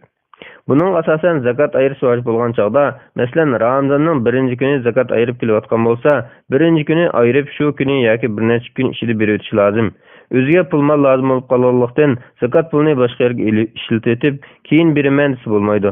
Shunaqla biror joyga yordam to'plash yuzasidan yoki zakatni tarqatishni ansirab qolgan ahvolda bak uzun suzmay Ramazonning oxiriga ketishtirish bo'ladi. Eng afzali Ramazon kelishdan burun zakatga ehtiyoj bor o'rinlarga oldin berib mengib, keyin Ramazonning 1-kuni zakatni hisoblab ko'rib, zakatining qolgan qismini yuritishdir. Ko'pchilik olimlarmi zakatni oldin bersa bo'ladi deb qaraydi. Zakatni yil bo'yi har oyda azroqdan bo'lib berishga bo'lmaydi. İmam Ahmad rahmetullah alayhimo o'roq tuqqanlarga har oyda beradiganga oyliqqa bo'lib bersa joiz bo'lmaydi, ammo vaqtidan burun bo'lib yoki biroq oldin bersa bo'ladi, chunki u kechiktirmagan degan. Al-Mughni 2-tom 290-bet. Buni boshqa olimlarning mundaq ta'kidlagan. Zakatni darhol tarqatish vojibdir, ammo zakatga loyiq kishilar kelsa, yil bo'yi udulliq tarqatish uchun zakat berishning qo'lida qolsa joiz bo'lmaydi. Chunki bu zakatni kechiktirishdan iborat. Hashiyatu Dusuqi 1-tom 500-bet. Bu yerda shuni eslatib qo'yish kerakki, har yili zakat berishni hijriya kalendari bo'yicha Ramazon yoki boshqa bir oyni muqim bekitib ayirish lozim. Bo'lmasa milodiy yil hijriya yildan har yili 11-12 kun taraf uzun bo'lganlik tufayli 33 yilda bir yillik zakat kadinda qoladi. Yana zakat pulini mayli qanday yaxshi niyatda bo'lsin, tijorat qilib olish bo'lmaydi. Balki kechiktirmasdan joyiga berish lozim. Chunki tijorat qilgan ahvolda haq egalarining qo'liga tegmay kechikib ketadi. Darvaqa zakatni vaqtida ado qilib olish ko'ngilni xotirjam qiladi. Chunki inson at o'ziga nima bo'lishini, sharoitning qanday o'zgarib ketishini bilmaydi. Ko'rib turibmizki, bir necha yil burun zakatni xohlagan vaqtda xohlagan yerga bera oladiganlar bugungi kunda zakatni berishga petnolmas bo'lib ketdi. Bu to'g'rida Rasululloh sallallohu alayhi vasallam mundaq ta'rif qo'ygan. Sadiq qilinglar. Sizlarga shunday bir zaman keladiki, kishi beradigan sadiqni ko'tirib yurib, uni oldigan odam topolmaydi. Kishilarga tanilsa, uni tunigun elib kelgan bo'lsan qabul qilgan bo'ladi, bugun uning g'ashtim yo'q deb qabul qilmaydi. Sahihayn. Buxoriy 1311-hadis, Muslim 1011-hadis. Vallohu a'lam. 2016-yili 11-oyning 20-kuni. Fatvalar majmuasi 2-tom 217-bet 34-fatva. Meva, ko'ktat qatorliq setib pul qilinadigan narsalarning zakati. Savol: Assalomu alaykum. Setib pul qilinadigan meva, ko'ktat qatorliq narsalarning usulini yiqqan vaqtda 10 dan beri yoki 20 dan birini beramizmi yoki setib pul qilib pulning zakatini beramizmi? Navoda setilgan puli nesi qilib uzun vaqt ololmasa, u chaqda zakat qanday bo'ladi? Javob: Va alaykum assalom va rahmatullohi va barakatuh. Barliq hamd sana Janobi Allohga bo'lsin. Shundaqla payg'ambarimizga, oila tavobatlarga va uningga taki qiyomatgacha ergashganlarga durud salomlar bo'lsin. Zamindan chiqadigan ziroat usullariga zakat keladi. Janobi Alloh mundaq degan: u yana bidishlik va bidishsiz bog'larni barpo qilgan, mevalari, donlari bir-biriga o'xshamaydigan xurmo daraxtlarini, ziroatlarni, zaytun va anarni bir-biriga o'xshaydigan va o'xshamaydigan qilib yaratgan zotdir. Mevasi pishqanda ularni yanglar, hosil olgan kunda haqqini ado qilinglar, isrof qilmanglar. Alloh haqiqatan isrof qiluvchilarni yoqtirmaydi. An'am surasi 141-oyat. Ziraat, yağmur yoki eriq ostanglardagi bekorlik suv bilan sug'urilgan taqdirda usullarga 10% zakat keladi. Kuch va chiqim bilan sug'urilgan ahvolda 5% zakat keladi. Salim atsi Abdullah ibn Umar radhiyallohu anhudan rivoyat qiladi-ki, Rasululloh sallallohu alayhi vasallam mundaq degan: Osmondan, buloqlardan sug'urilgan yoki sug'ormasimi o'zi yiltizi bilan suv ichadigan ziraatlarga 10% keladi. Suv ekilib sug'urilgan ziraatlarga 20dan biri 5% keladi. Buxoriy 1483-hadis. Ziraat usullarining turlariga kelsak, bug'doy qatorliq oshliqlarga mevalardan xurm bilan uzumga zakat qilinganligida olimlar birdek ittifoq. Lekin uningdan boshqa meva-cheva, ko'ktat, biydiga o'xshash hayvonlarning yem-xajaklari, qizilgul, zafa qatorliq dori-darmoklar, kevaz va chay qatorliqlarga yuqoriroq zakat kelamdi. Ko'pchilik olimlar xurm bilan uzumdan boshqa mevalarga, ko'ktatga yuqoriroq zakat kelmaydi. Setilgandan keyin pul qo'lga kirib 1 yil o'tsa, o'z oldiga yoki qo'ldagi boshqa iqtisodga qo'shilib, zakat keladigan o'lchamga yetsa, ondan pul hisobida 2.5% miqdorda zakat keladi deb qaragan. Bularning ba'zilari faqatla bug'doy, arpa, xurmo va quruq uzumdan iborat 4 turli usulda ziraat o'lcham bo'yicha zakat keladi deb qarasa, yana ba'zilari oziqlik bo'ladigan, saqlanadigan usullarga la zakat keladi deb qaragan. Yana ba'zilari qurutilib kamchallanadigan, uzun muddat saqlanadigan usullarga zakat keladi deb qaragan. Imom Abu Hanifa rahmatullohi alayhining ikki shogirdimi ko'pchilik bilan billa o'xshash qarashda bo'lgan. Al-Mabsut 3-tom 2-bet, Badaiyat Sanoy 2-tom 94-bet, Bidayatul Mujtahid 1-tom 184-bet, Al-Havil Kabir 3-tom 238-bet, Al-Majmu' 5-tom 111-bet, Al-Mughni 2-tom 295-bet. Ko'pchilik olimlar asosan Rasululloh sallallohu alayhi vasallamning uzum bilan xurmodan boshqa meva-cheva va ko'ktatlardan zakat olmaganligiga asoslangan bo'lib, ba'zi bir ojizroq rivoyatlar bilan oyat va hadislardagi umumlikni bildiradigan dalillarni xoslashtirish yo'lini tutgan. Masalan, birinchi Ato ibn Saib rivoyat qilib deydi-ki, Abdullah ibn Mughira Musa ibn Talhaning zamindan chiqqan ko'ktatlardan zakat olmoqchi bo'lganda, Musa ibn Talha uningga undaq qila olmaysan, chunki Rasululloh sallallohu alayhi vasallam uning sadiqi yo'q deydi degan. Yana bir rivoyatda tarxamak, tavuz, anar va shakar qumishi qatorliqlardan zakat apu qilingan bo'lib, Rasululloh sallallohu alayhi vasallam zakat olmay apu qilayotgan deb kelgan. Sunan Darqutni 2-tom 97-bet. Tirmiziy sahih emas, mursal deb bağlagan. Ikkinchi, Rasululloh sallallohu alayhi vasallam Abu Musa radhiyallohu anhu bilan Muaz radhiyallohu anhuni Yamanga din o'rganishga avatganda ularga arpa, bug'doy, quruq uzum va xurmodan iborat mushu 4 narsadan boshqasidan zakat olmanglar degan. Al-Mustadrak ala Sahihayn 1959-hadis. Sunan Darqutni 2-tom 98-bet. Tirmiziy sahih emas deb bağlagan. Bayhaqi ravilar ishonchli degan. Albani sahih degan. Muaz radhiyallohu anhu Rasululloh sallallohu alayhi vasallamga ko'ktatlarga zakat kelish masalasini so'rab maktub yozganda, uning zakat yo'q deb javob bergan. Tirmiziy 638-hadis. Imom Tirmiziy bu hadisning asnosi sahih emas. Bu masalada Rasululloh sallallohu alayhi vasallamdan biror sahih hadis kelmagan degan. Ko'pchilik olimlar yuqoriqlarga tayanib bunday qaragan. O'z vaqtida kishilarning turli ziraat usullari bor turuqliq Rasululloh sallallohu alayhi vasallam undan zakat olmay apu qilayotganligi bu turli usullarga zakat kelmaydiganligini bildirdi. Imom Qurtubiy bunday degan: zakat uzun saqlanmaydigan meva-cheva ko'ktatlarga emas, ochliqqa keladi. Taifda anar, shaptul va o'tirja qatorliq mevalar bor edi. Rasululloh sallallohu alayhi vasallamning undan zakat olganligi biror dalil bilan kelmagan. Tafsir Qurtubiy 7-tom 101-bet. Köpçülük alimlar köktatlarda, xorum bilan üzümden başqa meyvelarda zakat kelmaydiganligining sababini bu usullar odatda kamchilanmaydi, saqlanmaydi, natijada iqtisod shaklida foydalanغىلى bo'lmaydi deb ko'rsatdi. İmam Ebu Hanife rahmetullahi alayhi odatda zamonga tiladigan har qanday ziroatdan chiqqan usulga yuqorqi ziroat usullariga bekitilgan o'lcham bo'yicha zakat keladi. Don, tarxamak va samsaqqa o'xshash o'tyosh, bida, gul, zapa, zarangza, mevchi va o'sma qatorliqlarning hammasi buningda o'xshash deb qarab, oyat va hadislardan mundaq dalil keltirgan. Birinchi, ularning mollaridan zakat olganki, uning bilan ularning gunohlaridan tozalab poklag'aysan. Yana ularga duo qilgin, chunki sening duoying ularga xotirjamlikdir. Tavba surasi 103-bet. Mevchi va ko'chatlarning maldir. Ikkinchi, ey iymon etganlar, sizlar ishlab topganning paklaridan va biz sizlarga zamindan chiqarib bergan narsalardan sarf qilinglar. O'zinglarmi faqat ko'zinglarni yumib turib oladigan narsalarni ilg'ab sarf qilmanglar. Bilinglarki, Alloh behojatdir, hamdiga loyiqdir. Baqara surasi 267-oyat.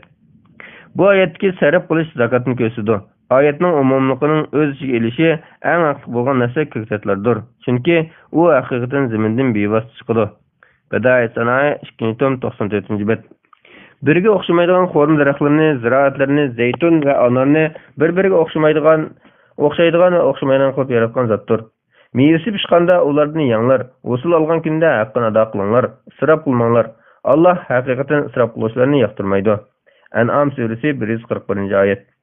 Bu oyatning başida Alloh taolo üzüm, xurmo, ziroat, zaytun va anor qatorliq 5 turlik ziroat va mevchilarni tilga olgandan keyin usul olgan kunda haqqini ado qilinglar deb buyurg'achqa, bu oyat tilga olingan barliq usullarga zakat vojib bo'lganligini aniq ko'rsatdi.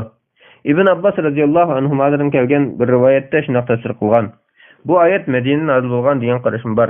Makka nozil bo'lgan degan taqdirdami zakat Makkadan farz edi. Makka oyatlaridami zakatga buyurgan ahvollar bor. At-Tafsir al-Kabir Fakhruddin al-Razi 13-tom 175-bet.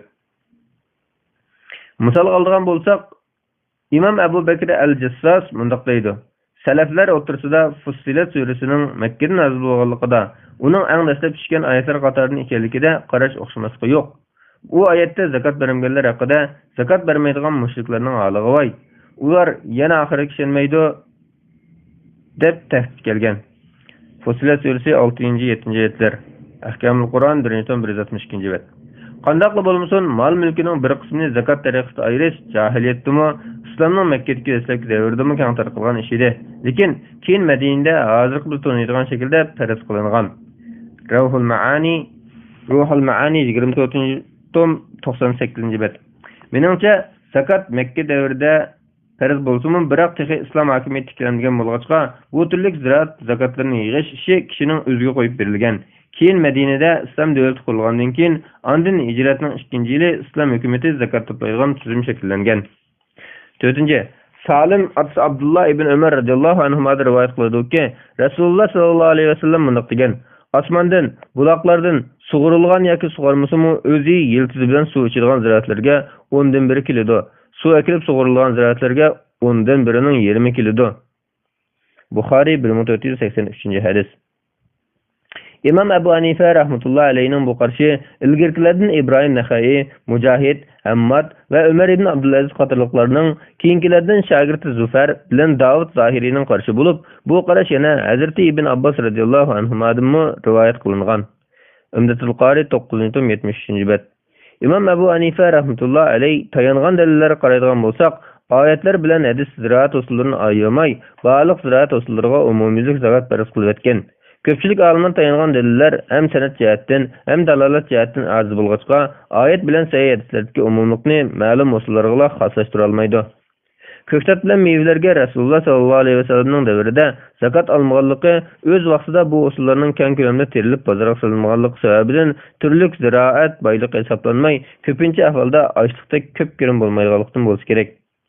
İslam online'da 2001-yili 7-21 doktor Refat Fevzi'nin Nahmedani bergan fatvasi qaralsın. Yoki bu turlik usullarning zakatini Rasululloh sallallohu alayhi vasallam yig'maydigan bo'lib, kishilar o'zlari beradigan idi desakmi bo'ladi. Badaiyat sanoat 2-tom 94-bet. Ammo hozirgi zamonda bo'lsa, ko'ktat bilan meyvelardan necha tonlab usul ilinadi.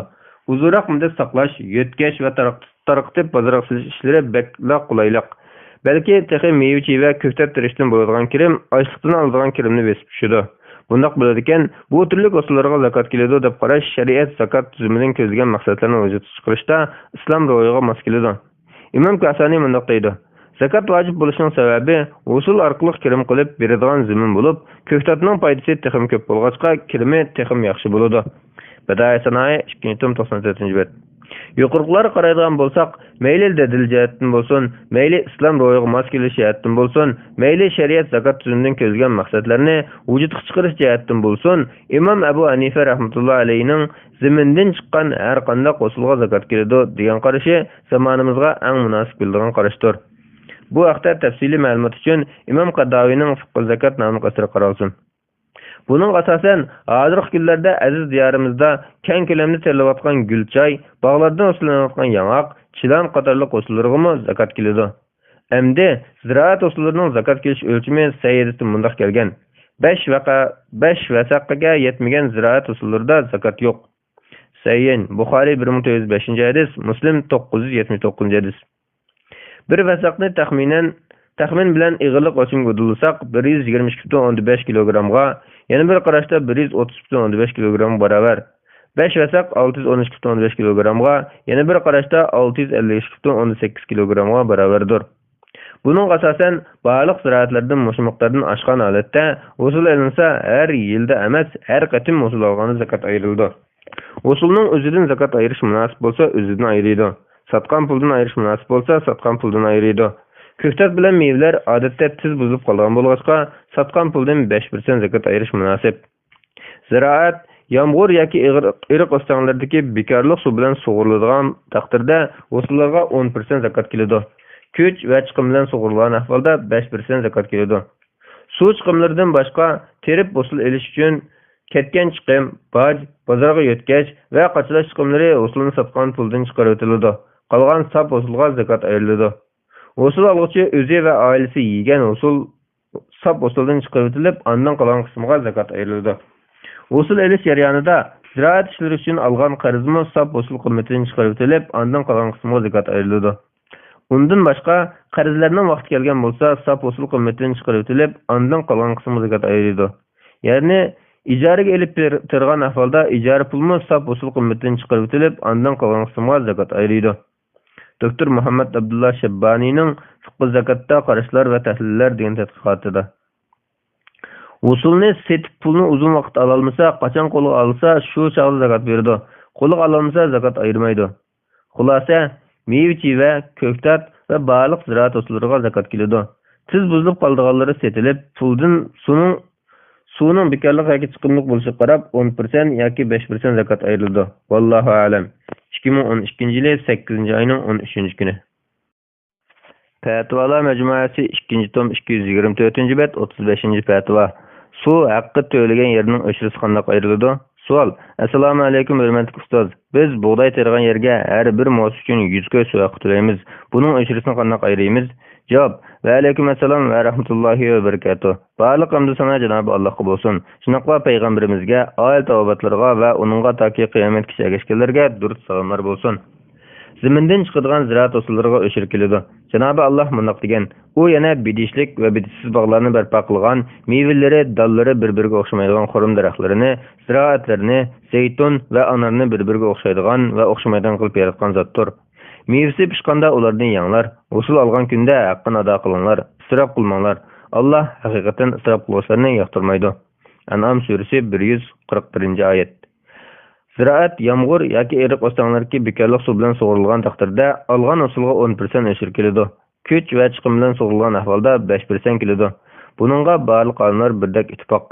Abdullah ibn Umar radhiyallohu anhuma rivoyat qiladi-ki, Rasululloh sallallohu alayhi vasallam mundoq degan: osmondan buloqlardan sug'urilgan yoki sug'ormasimi o'zi yiltizi bilan suv ichadigan ziraatlarga 10% keladi. Suv ekilib sug'urilgan ziraatlarga 10%ning yarmi 5% keladi.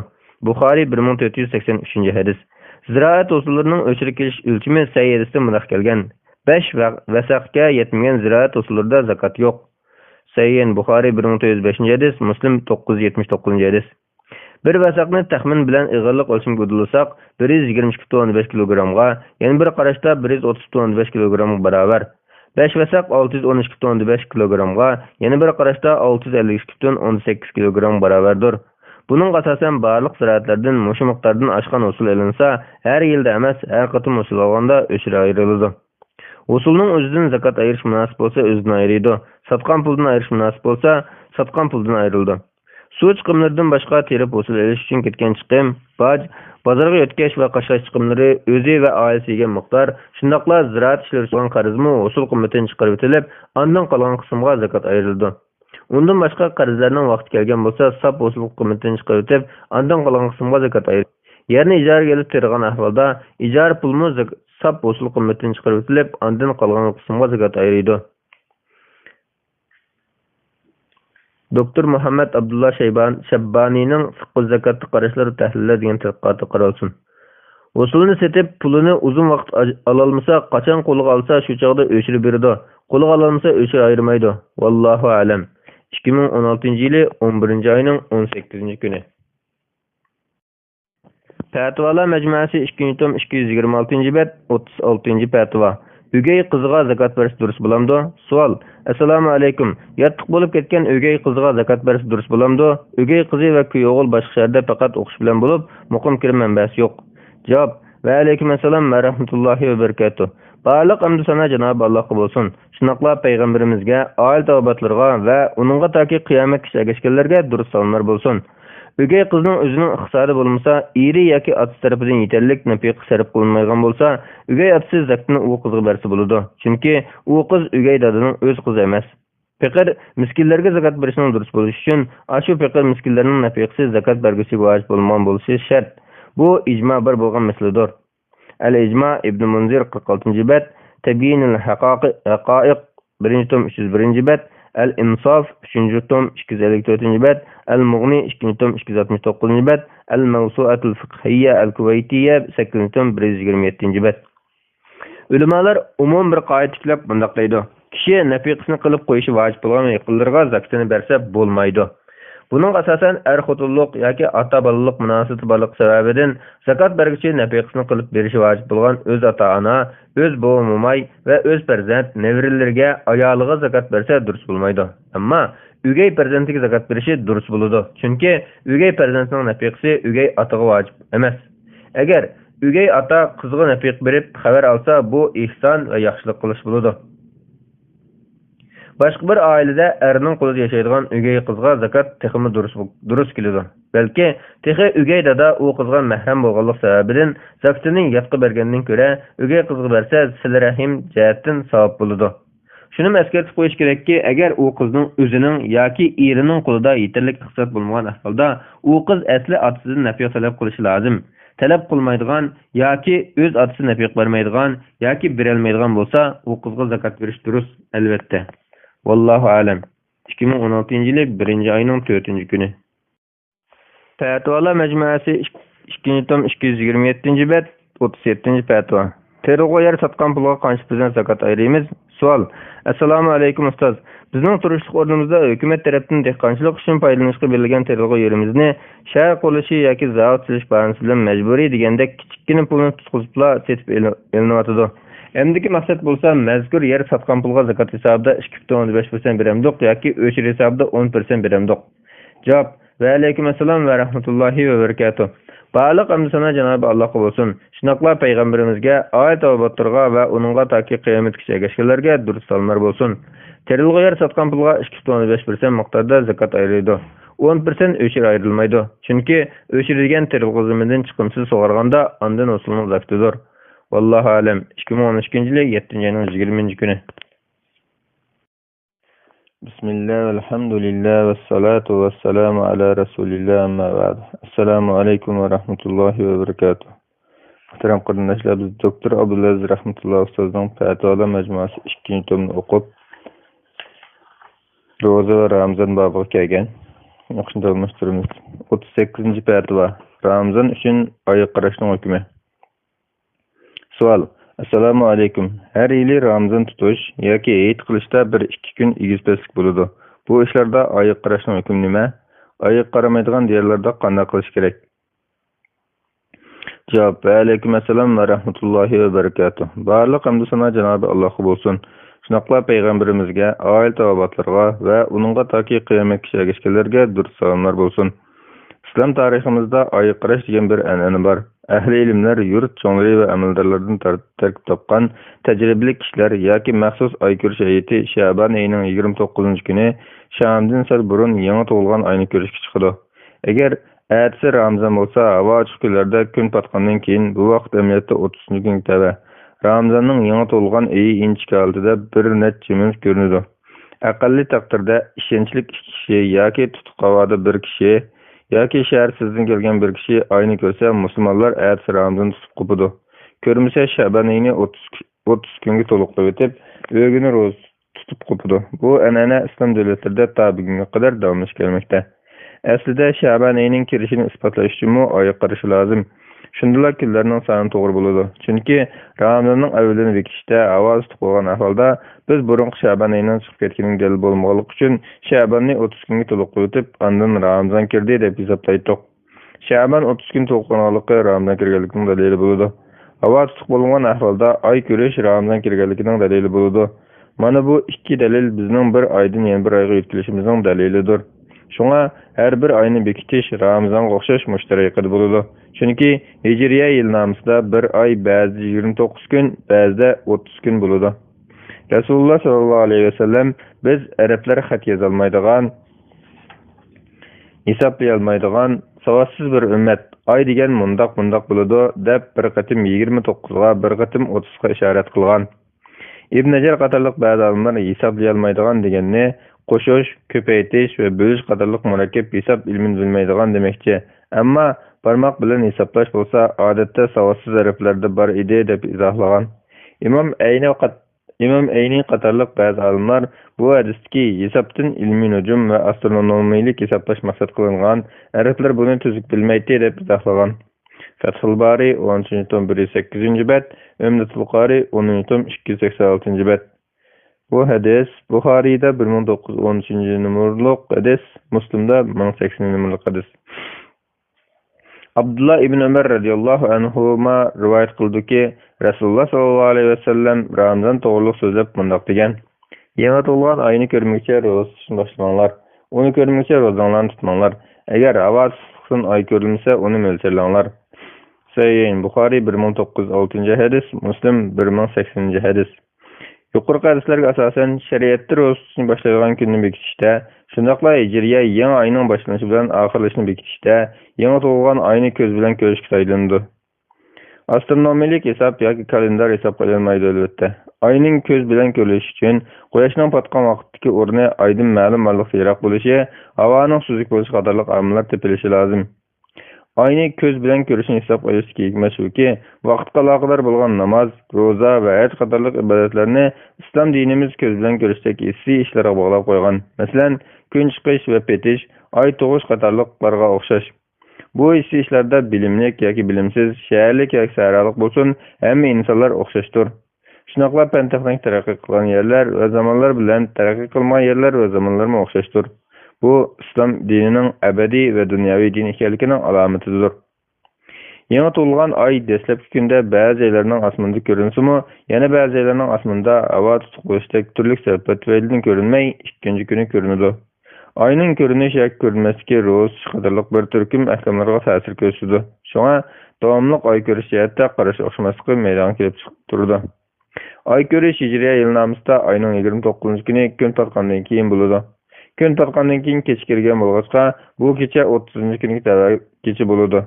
Chunki Hijriya kalendari bo'yicha kech kunduzdan burun kirdi. Kun patgandan keyin 1 minut bo'lsa-mu, oy ko'rinsa shariat bo'yicha yangi oy kirgan bo'ladi. Yuqorqi yangi tug'ilgan oyni ko'rmoqchi ro'zasini boshlamanglar, uni ko'rmoqchi ro'zanglarni tutmanglar degan hadisga asosan, kunduzlik kun tiklashgandan keyin yoki burun oy ko'rinsa yoki 28 kun kechda ko'rinsa shariat hisob bo'lmaydi. Chunki mazkur hadis oy ko'rishning ro'za tutish ig'izishdan burun bo'lganligini taqozo qiladi. Oy ko'rish vaqti bo'lsa, sahoba kiram va tabiinlarning nazarida har oyning oxirgi kuni kun patgandan keyingi chog'dir. Raddul Muxtar 2. tom 392. bet. Ayni ko'rgan guvohchilar ay ko'rgan vaqt, shu chog'dagi ayning o'rni, ayning uchi qaysi tarafga ekanligi qatorliqlar haqida qozining nihoyat inchikka va tafsiliy savollarga javob berdi. Ularning javoblarida qilchilik ilmiy zidlik bayqalsa, qozi uning guvohligini rad qildi. Albatta, ay ko'rgan guvohchida rasullikni ko'rish va aqlli iqtidorga taqishadigan ruhiy va jismoniy illatlardan xoli bo'lishdek turli shartlar topilishi lozim. Yuqorqi shartlar va sabablar tufayli yangi ay kelganligini e'lon qilish ishi xuddandan keyin kechikdi. Hanafiy mazhab qarashida bir qism kishilarning ayga qarashi vojib kifoya. Hanbali faqihlar qarashida mustahab, Maliki va Shafiy mazhablar buning hukmi to'g'risida aniq to'xtalmagan. Fathul Qadir 2-tom 313-bet, Al-Ihtiyar 1-tom 403-bet, Bahrul Ra'iq 2-tom 284-bet, Al-Mughni 3-tom 4-bet. Agar vacibni ado qilish uchun zarur bo'lgan ish vojib bo'ladi degan qoidaga asosan Hanafiy mazhabining ay ko'rishga chiqish vojib kifoya degan qarash kuchli. Chunki bu ro'za vaqt kirishni bilishning birdan bir yo'lidir. Ay ko'rish Ramazon ro'zasining farz bo'lishining sababidir. Undaq bo'lgan ekan, bu ish vojib kifoya bo'ladi. Hukm shundaq. Lekin diyorimizda ay qarash ayeti bo'lmaganlikdan ularga boshqa ay ko'rgan islamonlarga ergashish muayyanlashidi. Vallohu a'lam. 2015-yili 6-ayning 22-kuni. Fatvalar majmuasi 2-tom 39-fatva. Hayit kuni ro'zasi bo'lamdi? Savol. Assalomu alaykum. Juma kuni hayitning 1-kuni ekan, biroq vatanda hayit namozini shanba kuni o'qiydi. Shunga juma kuni ro'zasi bo'lamdi yoki bo'lmamdi? Javob. Va alaykum assalom va rahmatullohi va barakatuh. Barliq hamd sana Janob Allohga bo'lsin. Shunaqla payg'ambarimizga, oila tavbatlarga va uningga toki qiyomatgacha ergashganlarga durud salomlar bo'lsin. Barliq olimlarning birdek ijmosi bilan ro'za hayit va qurbon hayit kunlarida ro'za tutish harom. Bu kunlarda mayli nafla, mayli mutlaq nazr, mayli Ramazonning qazosi, mayli kaffarat ro'za bo'lsin, har qanday ro'zani tutish bo'lmaydi. Chunki bu ishga hayit kunlarida ro'za tutish aniq va sayyidslar bilan cheklangan. Agar bir kishi bu kunlarda ro'za tutish haromligini bilmay ro'za tutgan bo'lsa, ro'zasini buzitishi vojibdir. Bidayatul Mujtahid 1-tom 226-bet, Sahih Muslim Bisharh an-Nawawi 8-tom 115-bet, Al-Mughni 3-tom 51-bet. Abu Ubayd rivoyat qilib mundaq dedi. Men Hayitda Umar ibn Xattob radhiyallohu anhu bilan birga bo'lgan edim. U bu 2 kun Rasululloh sallallohu alayhi vasallam ro'zasini cheklagan kunlardir. Biri ro'zanglarni ig'ir ochgan ro'za etkini, yana biri qurbonliqlarni yeydigan qurbon etkini dedi. Buxoriy 1990-hadis, Muslim 1130-hadis. Yahya rivoyat qiladi-ki, Abu Sa'id radhiyallohu anhu mundaq degan: Rasululloh sallallohu alayhi vasallam ro'za hayit bilan qurbon hayit kunlari ro'zasini cheklagan. Buxoriy 1991-hadis, Muslim 1137-hadis. Ata ibn Mina Abu Hurayra radhiyallohu anhudan mundaq so'zlab bergan: 2 kunda ro'za tutish va 2 xil savdo qilish cheklandi. Ya'ni ro'za hayit kuni va qurbon hayit kuni ro'za tutish, qarab boqmayli tutib beqib savdolashish, qarab boqmayli tovar tashlashib savdolashish. Buxoriy 1993-hadis.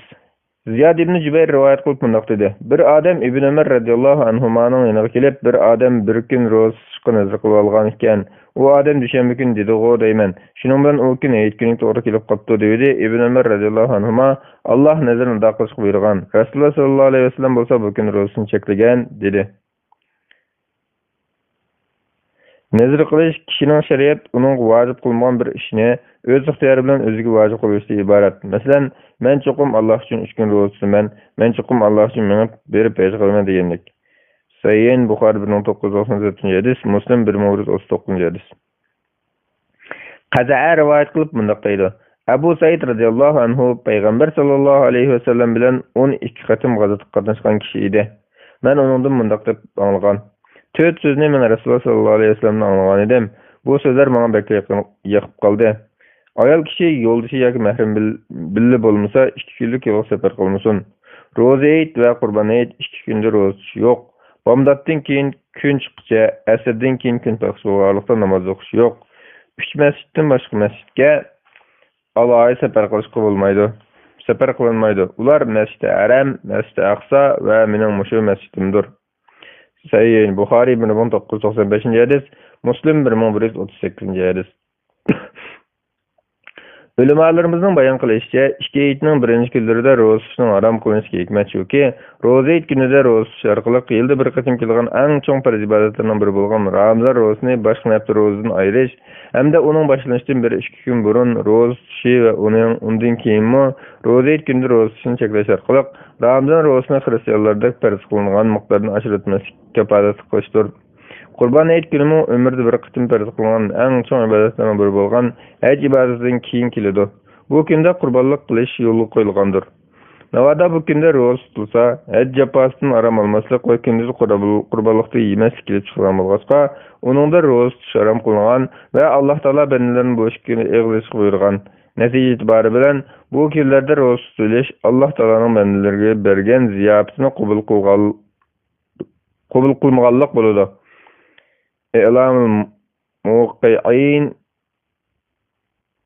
3-143 bet, Fathul Manaim 4-596 bet, İbn-i Qari 7-220 bet, Neylül Avtar 4-352 bet, Adwa'ul Bayan 7-374 bet. Roza ayet günü ayet namazıga berishdan burun naşt qilishning, shundaqla qurban ayet günü qurbanlik go'shtiga eg'izligishning sunnati u 2 kunda roza tutmaslikni ko'rsatdi. Anas radhiyallohu anhu mundaq degan: Rasululloh sallallohu alayhi vasallam roza ayet namazıga bir nechta xo'rmaymasdan mangmaydi. Buxoriy 953 bet. İmam İbn Qudama mundaq deydi: Agar ayet günü Alloh uchun roza tutishni nazr qildim desa, bu gunohni nazr qilish bo'ladi. Buxoriy 953 hadis. El-Mughni 1381 bet. U yana mundaq deydi: ayet günni Ramazonga tayyorlab o'ylab qilib roza tutgan bo'lsa, keyin u kunning ayet günü kelgan ayam bo'lsa, rozasini davomlashtirishi uningga haram bo'ladi. Al-Mughni 17-34 bet. Odatda Zulhijja oyining 5-ki 10 kunda qilingan amal ibodatlarning fazilatining kattaligi oyat va hadislarda bayon qilingan turuqliq bu kunlarning faqat 9 kundala roza tutishning fazilati amal doirasiga kirganligi, 10 kunda roza tutishning harom va ma'siyat bo'lganligi, 7 kunda roza tutishning bo'lmaganligini ko'rsatadi. Agar yil bo'yi tashlamay roza tutsa, rozasman qatorda bo'lganligini shuni ta'kidlaydi. Ata Abdullah ibn Amr radhiyallohu anhu Madir rivoyat qildiki, Rasululloh sallallohu alayhi vasallam yil bo'yi tashlamay roza tutgan kishi rozasman bo'ladi degan so'zni 2 qitim takrorlagan. Buxoriy 1977 hadis, Muslim 1159 hadis. Chunki yil bo'yi tashlamay roza tutgan kishi 2 ayet kuni bilan tashriq kunlarda iborat roza tutish harom qilingan 5 kunda roza tutgan bo'ladi. Tashriq kunlari Qurban ayetining 2, 3, 4 kunlari bo'lib, bu kunlarda Haj surasi 203-oyat tutilgan sanoqli kunlardir. Bu kunlarda roza tutish harom qilingan. Buning asosan Qurban ayetining 1-kunidan boshlab jami 4 kun roza tutish harom bo'ladi. Nubaysha al-Huzali radhiyallohu anhu rivoyat qildiki, Rasululloh sallallohu alayhi vasallam mundaq degan: Təşrif günləri yeb içiş günləridir. Yana bir rivayətdə təşrif günləri yeb içiş və Allah'ın zikir qilish günləridir degan. Yana bir rivayətdə Mina günləri yeb içiş günləridir degan. Muslim 1141 hadis. Urva Aşir radhiyallohu anhadan yana Salim Abdullah ibn Ömer radhiyallohu anhumadan rivayet qildi ki, Aşir radhiyallohu anha bilan Ibn Ömer radhiyallohu anhuma mundaq degan: Qurbanlıq tapılmaganlardan başqalarga təşriq günləri roza tutishga ruxsat qilinmagan idi. Buxoriy 1997-1998 hadis. Yuqoriqlarga asosan roza ayetining 1-kuni roza tutish haram. Bu kunda Ramazon rozasini tamomlash niyatida so'rliq yeyishmi haram. Roza tutib bo'lgan taqdirda shu kunning ayeti kelganini bilgan aman rozasini buzitish vojib. Biror o'rinning yoki shaxsning xaloyiqqa bu kunlardan rozasini tangishi shariat kuzatib bo'lganligi uchun rad qilinadi. Qurban ayetining 1-kuni va undan keyingi 3 kunmi shunga o'xshash. Faqat 5-kundan boshlab roza tutishga ruxsat. Undaq bo'lgan ekan roza ayetining 2-kundan va Qurban ayetining 5-kundan boshlab nafla yoki qazo yoki kafarat yoki nazr rozalarni tutsa bo'ladi. Vallohu alam. 2015-yil 9-oyning 13-kuni. Fatvolar majmuasi 2-tom 238-bet 40-fatvo. Dushanba va payshanba kunlari roza tutishning hikmati. Savol: Assalomu alaykum va rahmatulloh. Ustoz, sahih hadislarda dushanba va payshanba kuni Shavvol oyida 6 kun roza tutish ta'kidlangan va savobning ko'p ekanligi ham deyilgan. Payg'ambarimiz sallallohu alayhi vasallam roza tutishga nima uchun boshqa kunlarni tanlamay dushanba, payshanba kunini tanlaydi? Yana nima uchun Şevval ayida 6 kun roza tutishni buyuruydi? Buning hikmeti nima? Javob.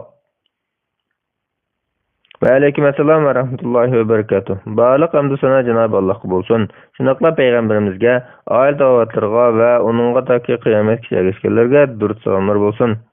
Ramazanda başka bir neçe vaqtlarda roza tutish mustahab ekanligi haqida hadislar kelgan. Masalan, her ayda 3 gün roza tutish haqida Abdullah ibn Amr ibn As radhiyallohu anhuma mundaq deydi. Hayatlı bolsam gün boyu roza tutup kechin namoz o'qib o'tkazaman degan so'zim Payg'ambar sallallohu alayhi vasallamga xabar qilinibdi. Payg'ambar sallallohu alayhi vasallam mendan ay so'zlarni qilgan sanmi deb so'radi. Men ey Allohning payg'ambari, men shunday degan dedim. Payg'ambar sallallohu alayhi vasallam haqiqatan sen bunun qodir bo'lmaysan. Rozani tutgan, rozasizmi yurgan, uyquni uxlagan, qo'p ibodatmi qilgan. Ramazondan boshqa har oyda 3 kun roza tutgan. Haqiqatan har bir yaxshilikqa 10 savob bezdi. Ana shu har oyda 3 kun roza tutish yil bo'yi roza tutgan o'xshash bo'ladi dedi. Men uningda ortiqroqni qila olmayman dedim. Payg'ambar sallallohu alayhi vasallam undaq bo'lsa bir kun roza tutib 2 kun tutmagan dedi. Men uningda ortiqroqni qila olmayman dedim. Payg'ambar sallallohu alayhi vasallam undaq bo'lsa bir kun tutib bir kun tutmagan. Bu Dağıt Aleyhisselam'ın rozası olup en otural rozadır dedi. Bukhari 1975. hadis, Müslim 1959. hadis.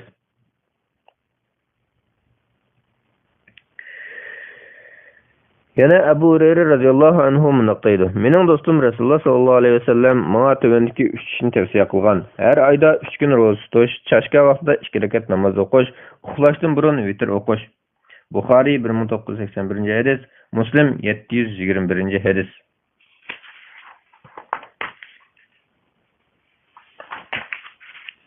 Alimlar Hicriye ayının 13. 14. 15. günlerine to'g'rilab 3 gün roza tutish afzal deb qaraydi. Ba'zi hadislarda shunday bayon qilingan. Ibn Milhan Qaysi at-so'zini rivoyat qilib mundaq degan. Payg'ambar sallallohu alayhi vasallam bizni to'lin oylik kunlarda, ya'ni ayning 13, 14, 15 kunlari roza tutishga buyurib, shu kunlarda roza tutish bir umr roza tutishga barobar deydi. Abu Davud 2949. hadis. Albani sahih degan. Her bir yaşlıkka 10 savob berilgan bo'lsa, ömür boyu adetlense her ayda 3 gün roza tutish Rasululloh bayon qilgandek bir ömür roza tutganga o'xshash bo'ladi. Şevval ayida 6 gün roza tutishning mustahab ekanligi haqida Rasululloh sallallohu alayhi vasallam mundaq degan. Kimki Ramazonda roza tutib, ondan uningga Şevval ayidan 6 kunni agashtirib tutdi ekan, bu butun bir ömür roza tutganga o'xshash. Müslim 1964. hadis. Bu yerda maqsad qilgani bir ömür üzüldürme roza tutish yo'li qo'yilgan deb farz qilinsa, shuning savobi bo'ladi. Ya'ni savobi intayin katta demakki. As-sabilul jarar 2140. Ramazon ayida roza tutish 10 oy roza tutgan bilan barobar. Şevval ayida 6 kun roza tutish 60 kun, ya'ni 2 oy roza tutgan bilan barobar. Bularni jamlasak 12 oy bo'ladi. Yana Arafat kuni başka yerlerdeki kişilerin roza tutuşunun fazileti, Muharrem ayida, Aşura günüde roza tutuşunun fazileti hakkında mı hadisler kelgen. Peygamber sallallahu aleyhi ve sellem mundaq degan. Ramazanның rozasını tutqandan süret, her ayda 3 gün roza tutuş, yıl boyu roza tutqan barabardır. Men Allah Taala'dan Arafat günü roza tutqanlarının ilgirki bir yıllık ve keyinki bir yıllık günahını, Aşura günü roza tutqanlarının ilgirki bir yıllık günahını keçirtishini ümit qilaman. Müslim 1162. hadis. Abu Hurayra radhiyallohu anhu mundaq deydi. Payg'ambar sallallohu alayhi vasallamdan farz namozdan keyin qaysi namozning va Ramazon oyidan keyin qaysi ro'zaning afzallik so'ralgan edi. Rasululloh farz namozdan keyingi afzal namoz kechida o'qigan tahajjud namoz, Ramazon oyidan keyin eng afzallik ro'za Allohning oyi bo'lgan Muharram oyida tutilgan ro'zadir dedi. Muslim 1163. hadis. Yana Şaban oyida ro'za tutish haqida Oysha radhiyallohu anha mundaq degan. Biz Rasululloh sallallohu alayhi vasallamni to'xtamay roza tutgan o'xshaydi deb qilgan qadar roza tutdi. Roza tutmagandimi biz endi roza tutmaydigan o'xshaymiz deb qilgan qadar roza tutmaydi. Men Rasulullohning Ramazondan boshqa oylarda bir oy to'liq roza tutganligini ko'rmadim. Shundaqla Rasulullohning boshqa oylarda Şaban oyida roza tutgandek ko'p roza tutganligini ko'rmadim. Bu oyda ko'p roza tutishning hikmatlari tövendeki hadisda bayon qilingan. Osama ibn Zayd radhiyallohu anhu mundaq deydi. Men Peygamber sallallahu aleyhi ve sellem'ge ey Allah'ın Resulü hiç bir ayda Şaban ayidagidek roza tutganini ko'rmadim desem, Peygamber sallallahu aleyhi ve sellem u ay Recep ayi bilan Ramazon ayining oraliqdagi bir ay bo'lib, kishilar u aydan g'afil bo'ladi. Uningda amallar alimlarning Rabbiga ko'tariladi. Men amallarimning ro'za tutgan holatimda ko'tarilishini yaxshi ko'raman dedi. Sunan Nisa'i 2357-hadis. Albani Hasan degan. Bu hikmatlarning biri Şaban oyi Rajab bilan Ramazondan iborat ikki ulug' oyning oralig'ida keldi. Rajab oyi haram oylardandir. Haram oylar Zulqa'da, Zulhijja, Muharram va Rajab oylari bo'lib, bular Allah osmon zaminni yaratgandan tortib mangulik ulug'langan oylardir. Arablarda bu to'rt oyni ulug'lash İbrahim alayhissalomning zamonidan tortib Payg'ambar alayhissalom kelgandan keyin bu oylarning hurmati to'liq asliga keltirib, bu oylarda qilingan jinoyatlarning jazosimi, toat ibodatlarning savobimi aslanadigan bo'ldi. Bu oylarda zulm qilib silishdan alohida ogohlantirildi. Kishilar bu ikki ulug' oy bilan bo'lib ketib Sha'bonda g'aflat qiladi. Olimlarning deyishicha, bu hadisdan kishilar g'afil qilgan paytlarda toat ibodat qilishning mustahabbi chiqadi. Bu jihatdan Rasululloh yana bir hadisda xuftanni bekla kechiktirib o'qigan va g'aflat vaqtida toat ibodatdan turishning fazilatini bunday bayon qilgan. Yer yuzida sizlardan boshqa hech kim bu namozni kutib turmaydi. Buxoriy 566-hadis, Muslim 638-hadis.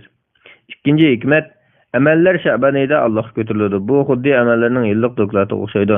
Ya'ni yil bo'yi qilgan amallarning to'plami Sha'ban oyida doklat qilinadi. Bu sababdan zakotni Sha'ban oyida birish yaxshi deb qaragan olimlar bor. Tutilmagan ro'zalarning qazosini Sha'ban oyi chiqib ketguncha tutib o'tishmi mushu jihatdan bo'lsa kerak. Yana kelib Sha'ban oyida ro'zani ko'p tutish ulug' Ramazon oyining kutishga to'liq tayyorlanish jihatdan bo'lishi mumkin. Bu xuddi farzga sunnat orqali tayyorlik qilgandek bir ish. Sha'bandagi ro'za namozga o'xshash farz Ramazon oldidagi sunnat bo'lsa, keyindan keladigan Shavvoldagi ro'zami farz keyindagi sunnatdir. Yana dushanba kuni bilan payshanba kuni ro'za sunnat bo'lib, bu vaqtda hadislarga kelgan. Oysha radhiyallohu anha bunday deydi: Payg'ambar sallallohu alayhi vasallam payshanba va dushanba kunlari ro'za tutishga bakmi tirishadi. Sunan Nisa'i 2360-hadis, Albani Sahih degan. Abu Hurayra radhiyallohu anhu rivoyat qilinadiki, Payg'ambar sallallohu alayhi vasallam bunday degan: Amallar payshanba, dushanba kunlari Alloh taologa ko'tariladi. Men amallarimning ro'zalar altimda ko'tarilishini yaxshi ko'raman. Tirmiziy 747-hadis, Albani Hasan degan. Her ayda 3 gün, ya'ni dushanba, payshanba va undan keyingi dushanba kuni ro'za tutadi. Yuqorqi hadislarda haqidagi muhaddislarning qarashlari o'xshash emas. Ba'zilar sahih, ba'zilar ojiz deb qaragan. Lekin tavandagi sahih hadisda dushanba kuni ro'za tutishning fazilati bunday bayon qilingan. Payg'ambar sallallohu alayhi vasallamdan dushanba kuni ro'za tutish to'g'ri so'ralgan edi. U men tug'ilgan, payg'ambarlik tayinlangan, men qurbon tushilgan kundir dedi. Muslim 1162-hadis. Hamda payshanba kunida ro'za tutishning fazilati bo'lsa, bu hadisda sahih hadisda odatda kelmagan bo'lsa-mu, Shayx Albani qatorliqlar sahih deb qaragan yuqorqi hadislar bilan billa tuvandagi sahih Muslim rivoyat payshanbada ro'za tutishning fazilatini isbotlashga yetarlidir. Buningda ro'za tutish tilga olinmagan bo'lsa-mu, payshanba kunida jannat darvozasi ochilganligi bayon qilingan. Abu Hurayra radhiyallohu anhu rivoyat qildiki, Payg'ambar sallallohu alayhi vasallam bunday degan: Jannatning darvozasi dushanba va payshanba kunlari ochilib, Allohga shirik keltirilgan har qanday bandaga mag'firat qiladi. Faqatla qirinishi bilan o'tirib adovati bo'lgan kishilar mag'firat qilinmay, bu ikkisi yarashganga qadar kutib turinglar, bu ikkisi yarashgan qadar kutib turinglar, bu ikkisi yarashgan qadar kutib turinglar deyiladi. Muslim 2565-hadis. Yuqorqilardan dushanba kuni bilan payshanba kuni ro'za tutishning sunnat va mustahabbi chiqadi. Dushanba kuni ro'za tutishning hikmati yuqorqi hadislarda bunday ko'rsatilgan. Birinchi, haftalik amallar dushanba kuni Allohga ko'tariladi. Yuqorida biz yillik amallarning Sha'bonda ko'tarilganligini bayon qildik.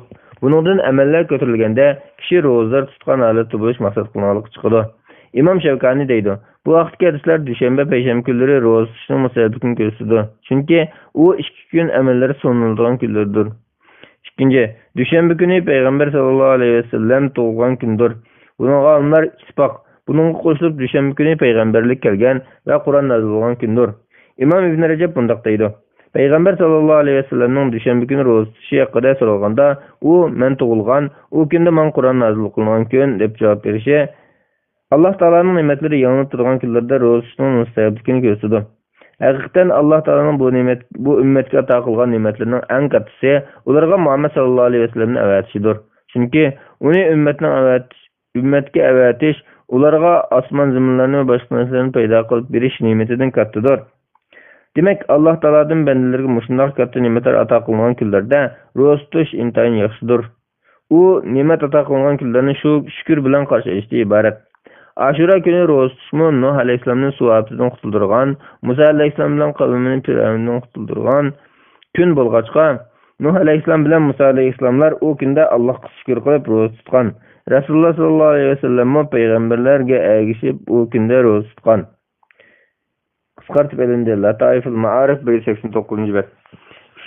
İmam İbn Rajab buni katta ne'matlar Allah Taala'dan bandalarga ato qilingan kunlarda roza tutish izchil qilib keladigan niyat qo'shish qilib olmaslar yaxshi ish deb qayd qilgan. Fathul Bari İbn Rajab 159-bet.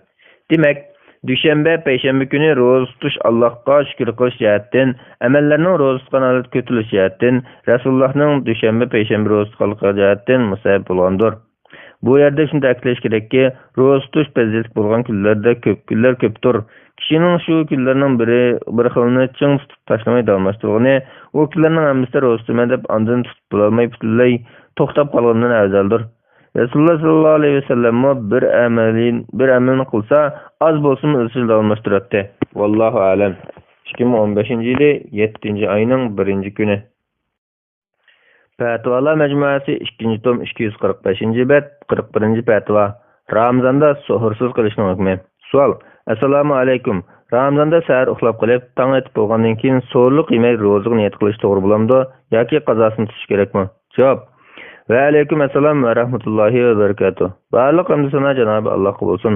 Shunaqla payg'ambarimizga, oil tavbatlarga va uningga toki qiyomatgacha erishganlarga durud salomlar bo'lsin. So'rg'a uyg'onolmaslik odati ko'p yuz beradi. Jamiyatimiz kishilarda so'rliq yemak qilsa ro'za bo'lmaydi degan xato tushunish mavjud. Ular qarmoqqa so'rliqning ro'zaning sharti deb tushunganlik qiladi. Amaliyotda so'rliq yeyishning hukmi sunnat, shart emas. Qazi Iyaz barliq fuqarolar birdek ijmo qildiki, so'rliq yeyish mustahab, vojib emas.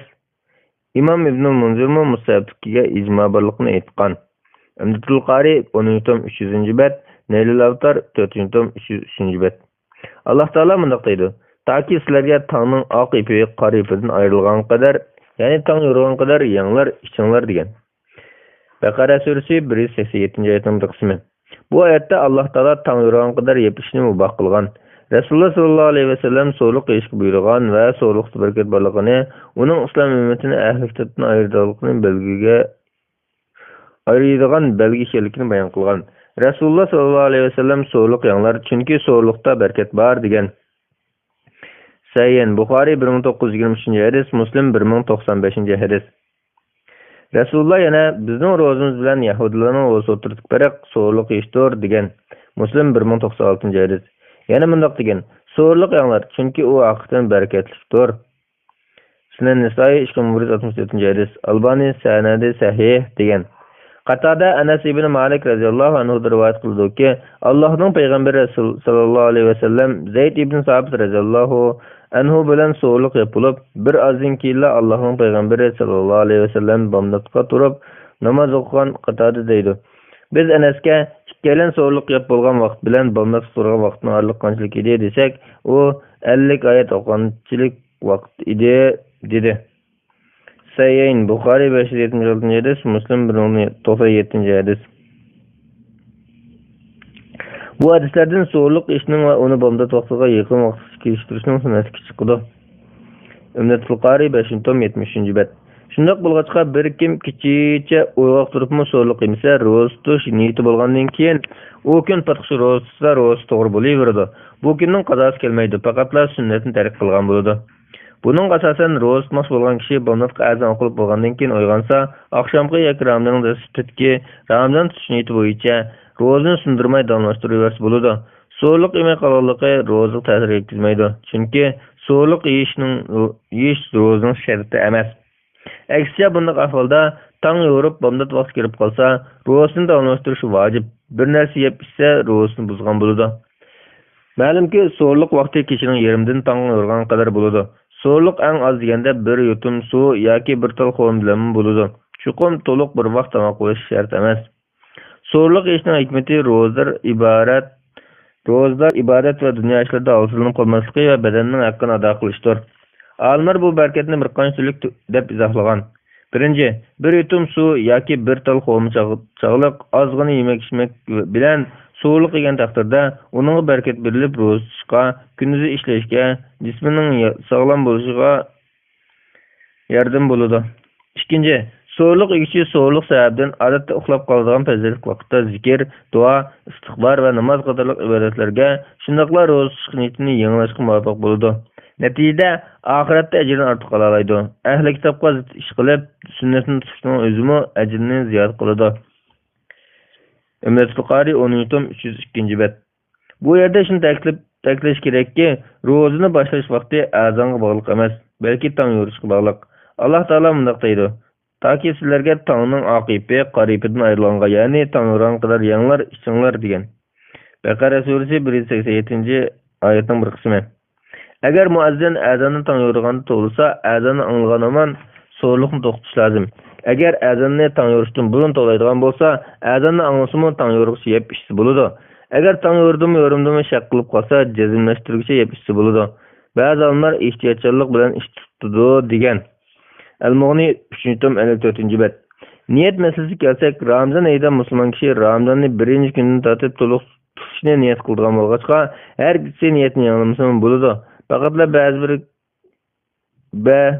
Faqatla bir kishi safar yoki kasallik sababidan ro'za tutmay kelayotgan bo'lsa, ro'za tutay desa kechidan niyat qilish lozim bo'ladi. So'rg'a uyg'onolmay qolgan ahvolda oqshomgi niyatni hisob bo'ladi. Albatta, niyatni dilda qildi, og'zaki qilib yurmaydi. Buning asosan asrdan keyin uxlab qolib, tong yo'rgandan keyin uyg'ongan bo'lsa, ro'zasi to'g'ri bo'ladi. Vallohu a'lam. 2015-yili 6-oyning 30-kuni. Bismillah velhamdülillah ve salatu ve selamu ala Resulillah amma ba'd. Assalamu alaykum ve rahmetullahi ve berekatuh. Muhterem qarindoshlar, biz Doktor Abdulaziz rahmetullah ustozning Fatvalar majmuasi 2-tomni o'qib, 248-bet 42 fatvoga kelgan. O'qishni davomlashtiramiz. 42 fatvo. Mehmondorchilik sababidan nafl ro'zani buzib o'tish. Savol: Assalomu alaykum. Men nafl ro'za tutishni o'zimga odat qilgan edim. Ba'zi so'rovlarga nafl ro'za tutgan kunim to'g'ri kelib qoldi. Ba'zi chog'da men ro'zador edim dedim. Ammo riyo bo'lib qolmaslik uchun so'rni bir narsa yebsam bo'lamdi? Javob: Va alaykum assalom va rahmatullohi va barakatuh. Barliq hamd sana Janob Allohga bo'lsin. Shundoqla payg'ambarimizga, oil tavobatlarga va uningga toki qiyomatgacha ergashganlarga durud salomlar bo'lsin.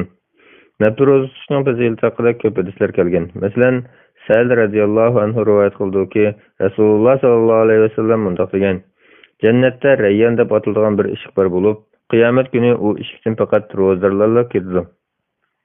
U eshikdan ulardan boshqasi kirmaydi. Ro'za tutishlar qayerda deyilsa, ular o'rinlaridan turishida, u eshikdan ulardan boshqa hech kim kirmaydi. Ro'za tutishlar kirib bo'lganda eshik taqilib qolib, undan boshqa hech kim kirmaydi. Abu Said radhiyallohu anhu rivoyat qiladi-ki, men payg'ambar sallallohu alayhi vasallamning bunday deyilgan anladim. Kimki Alloh yo'lida jihad qilayotganda bir kun ro'za tutsa, Allohning uning yuzini do'zaxdan 70 yil yiroqlashtiradi. Allohning uning yuzini do'zaxdan 70 yil yiroqlashtiradi. Buxoriy 1896-hadis, Muslim 1152-hadis.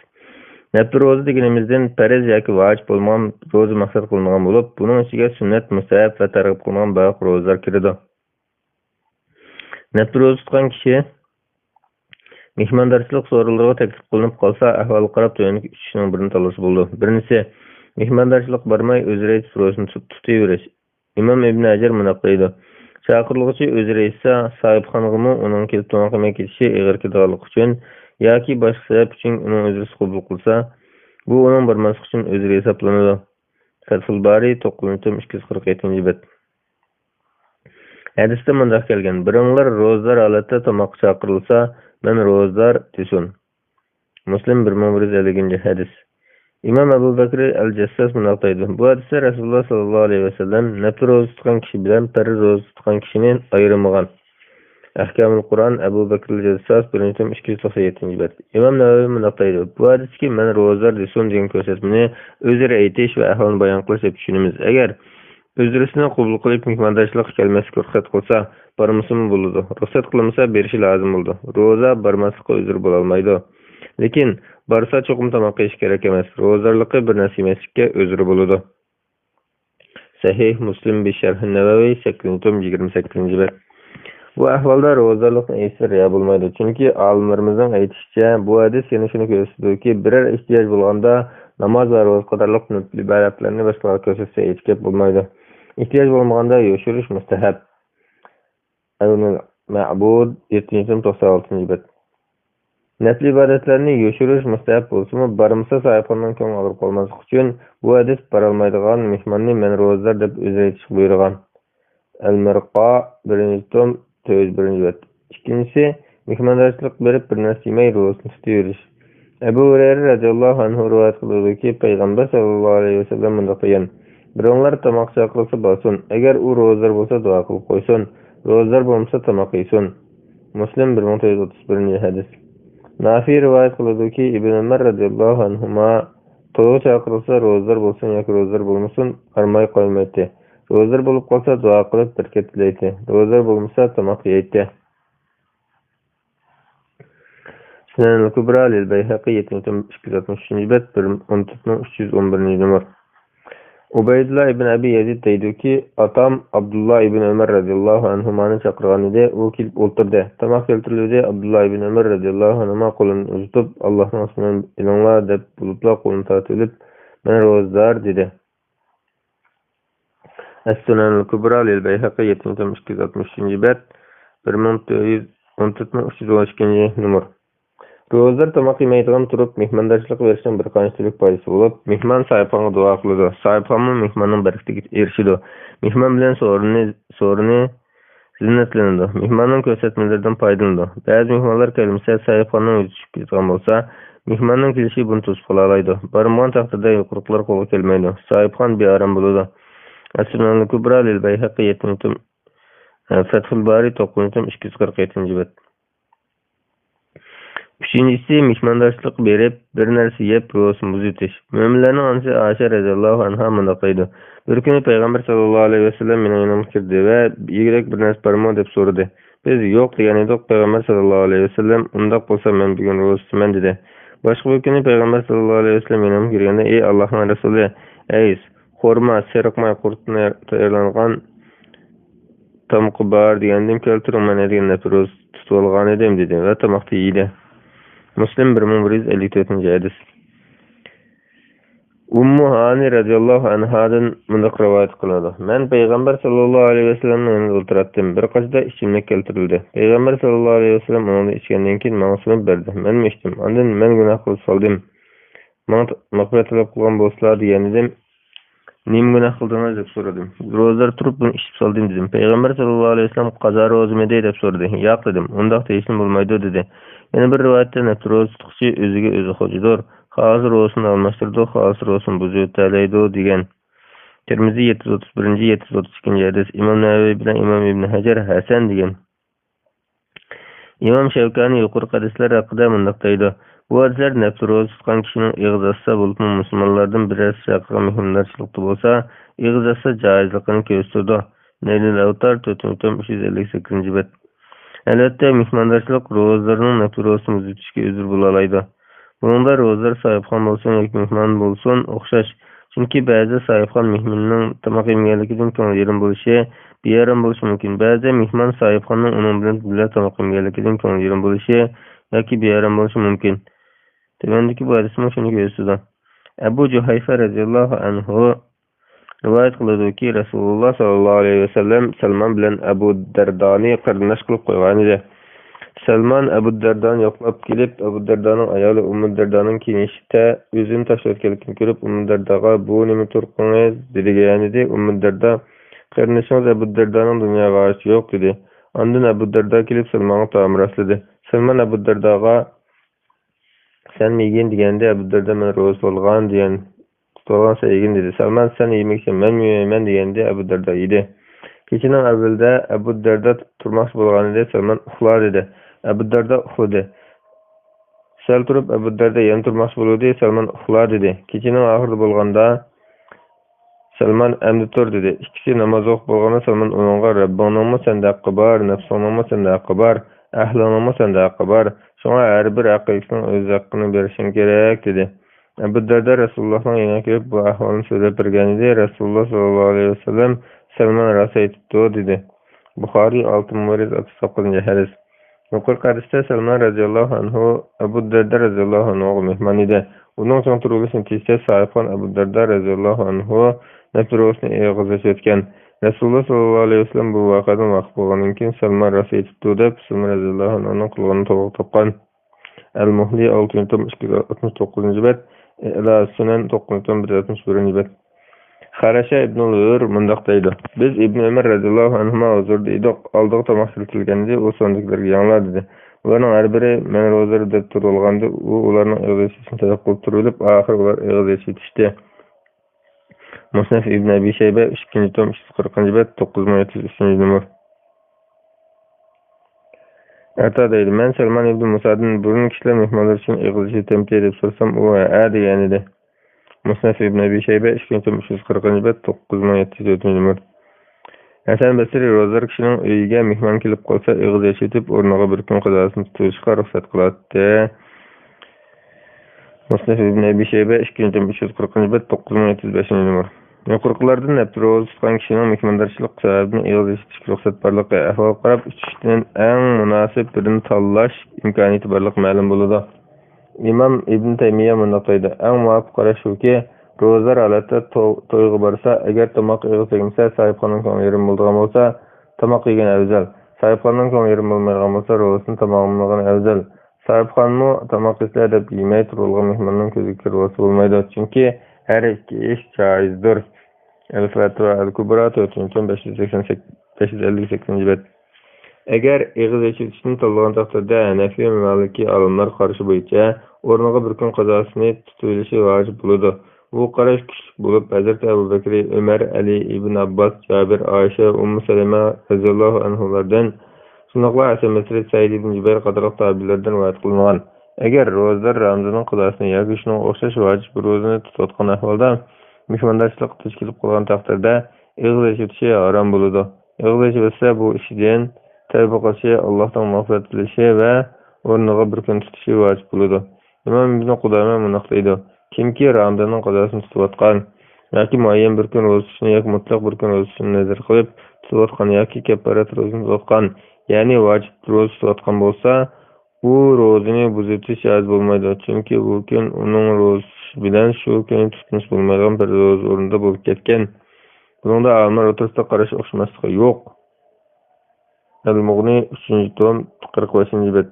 Mezaqos degan kishining shariat uning vojib qilgan bir ishni o'z ixtiyori bilan o'ziga vojib qilishiga iborat. Masalan, men chuqur Alloh uchun 3 kun ro'za tutaman, men chuqur Alloh uchun berib hech qilaman degandek.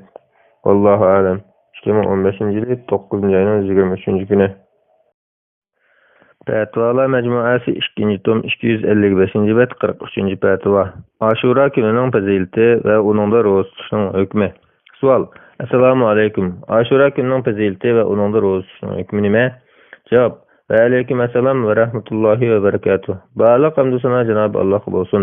Shunaqla payg'ambarimizga, oila tavobatlarga va uningga toki qiyomatgacha ergashganlarga durud salomlar bo'lsin. Ko'pchilik olimlarning qarashicha, Ashura kuni Hijriya kalendarining 1-oyi, ya'ni Muharramning 10-kuni bo'lib, bu kun ba'zi voqeliklar va ne'matlar bo'lgan alohida bir kun bo'lg'achqa, bu kunda ro'za tutish yo'li qo'yilgan. Ba'zi olimlar Ashura kunini Muharramning 9-kuni deb qaragan. Bu qarash Hazrat Ibn Abbas radhiyallohu anhudan kelgan deb qaraladi. Al-Majmu 6-tom 406-bet, Fathul Bari 4-tom 245-bet. Ba'zi manbalarda nurg'ulgan voqeliklarning mushkunda yuz bergan.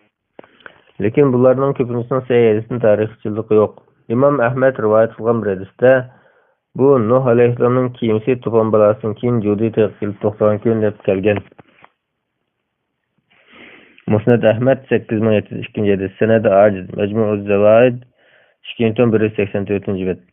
Yana ba'zi kitoblarda bu İbrahim, Musa va İsa alayhissalomdan tug'ilgan kun, İbrahim alayhissalom o'tib tashlanganda o't suv bergan kun, Ayyub alayhissalomga shifolik ato qilingan, Yaqub alayhissalomning ko'zi ochilgan, Yusuf alayhissalomning quduqdan chiqarilgan, Musa alayhissalom sergarlar bilan beslashib, ularni mag'lub qilgan, undaq bo'lgan, bundaq bo'lgan deb kelgan bo'lsa-mu, bularning ilmiy dalili va sahih asosi yo'q.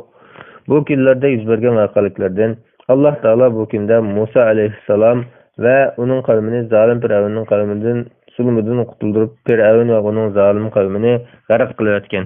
Bu sebepten bu gün Yahudiler tarixida ikki davrni ayırıp turgan fasil kun hisoblangan. Alloh taolo bu kunni munoq bayon qilgan. Öz vaqtida sizlarni qattiq qiynagan, o'g'illaringlarni bo'g'izlab, qizlaringlarni ish qilish uchun tirik qoldirgan Firavun guruhidan sizlarni qutqizdik. Bu Parvardigoringlarning yaxshi odam bilan yomon odamni ajratadigan cho'ng siniq edi. Öz vaqtida dengizni yerib sizlarni qutqizdik. Ya'ni dengizning suyini o'tirdan bo'lib, quruq yo'l hosil qilib, shu yerdan sizlarni salomat o'tkazdik. Firavun guruhini ko'z oldinglarda g'arq qildik. Baqara surasi 49-oyatlar. Lekin Yahudilar bu kunda Firavunning zulmidan qutulgan va ozodlikqa erishib mustaqil davlatni qurgan bo'lsa-mu, keyinchi ular Alloh taoloning bu ne'matiga shukr qilmay, o'zaro isboqsizlik, fitna fasod va zaminni buzg'unchilik qilishib, oxiri Alloh taolo ularni vayronchilik va sargardonchilikqa duchor qilib o'tgan. Musa alayhissalomning qavmi bilan Firavun qo'ldan qutqizganlik voqeasi rost bo'lsa-mu, lekin bu qutqizishning Ashura kunida yuz berganligi Yahudiylarning kitoblaridan kelgan ma'lumot bo'lib, buning rost yoki yo'qligi noma'lum. Lekin qandoqli bo'lmasin, Rasululloh bu kunda ro'za tutishga buyurgan.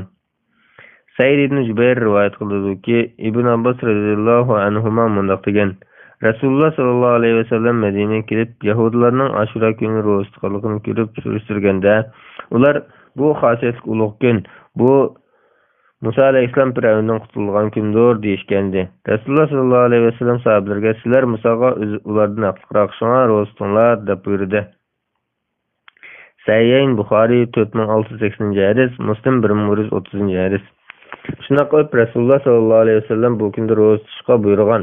Taki Ramazon oyida ro'za tutish farz qilingan qadar bu kunda ro'za tutilgan, Ramazon oyida ro'za tutish qo'yilgandan keyin bu kunda ro'za tutish mustahab bo'lib kelgan. Urva ibn Zubayr rivoyat qiladi-ki, Oysha radhiyallohu anha mundoq degan: Rasululloh sallallohu alayhi vasallam Ashura kuni ro'za tutishga buyurgan edi. Ramazon farz qilinadi. Ashura kuni xohlagan kishi ro'za tutib, xohlagan kishi tutmaydigan bo'ldi. Sahih Buxoriy 2001-hadis, Muslim 1125-hadis.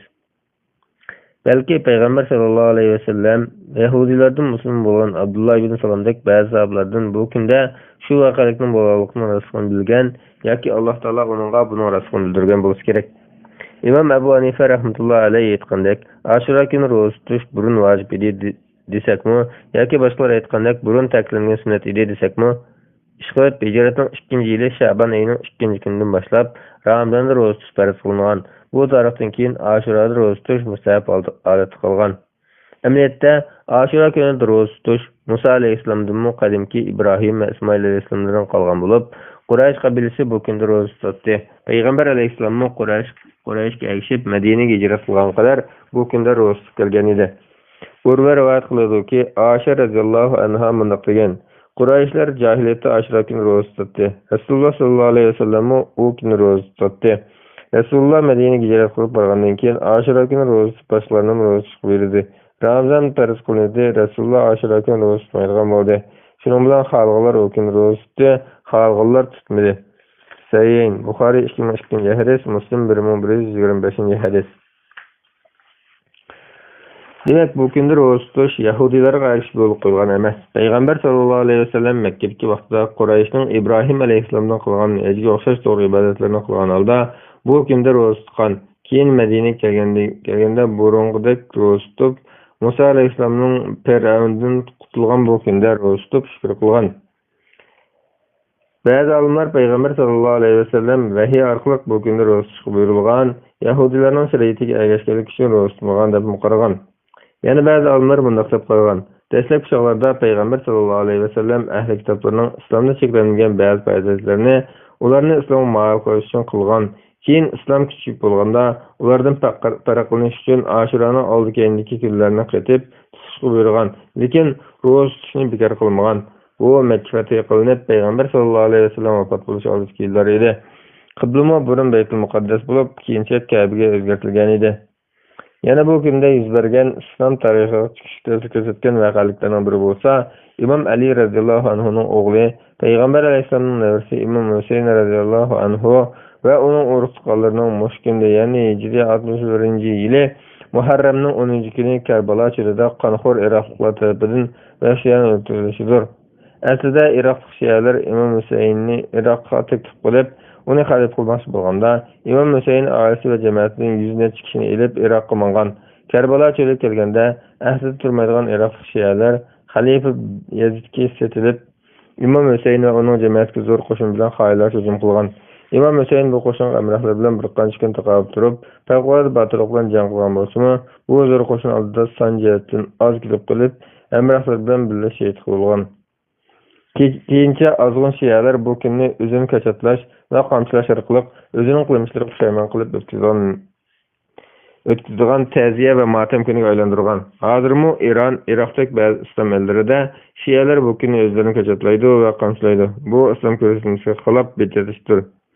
Keyincha shiyalar bilan siyosiy kurashlarda bo'lgan Umaviylar jamoatimi bu kunni o'z manfaatiga qo'llanib har xil tabriklash faoliyatlarini paydo qilgan.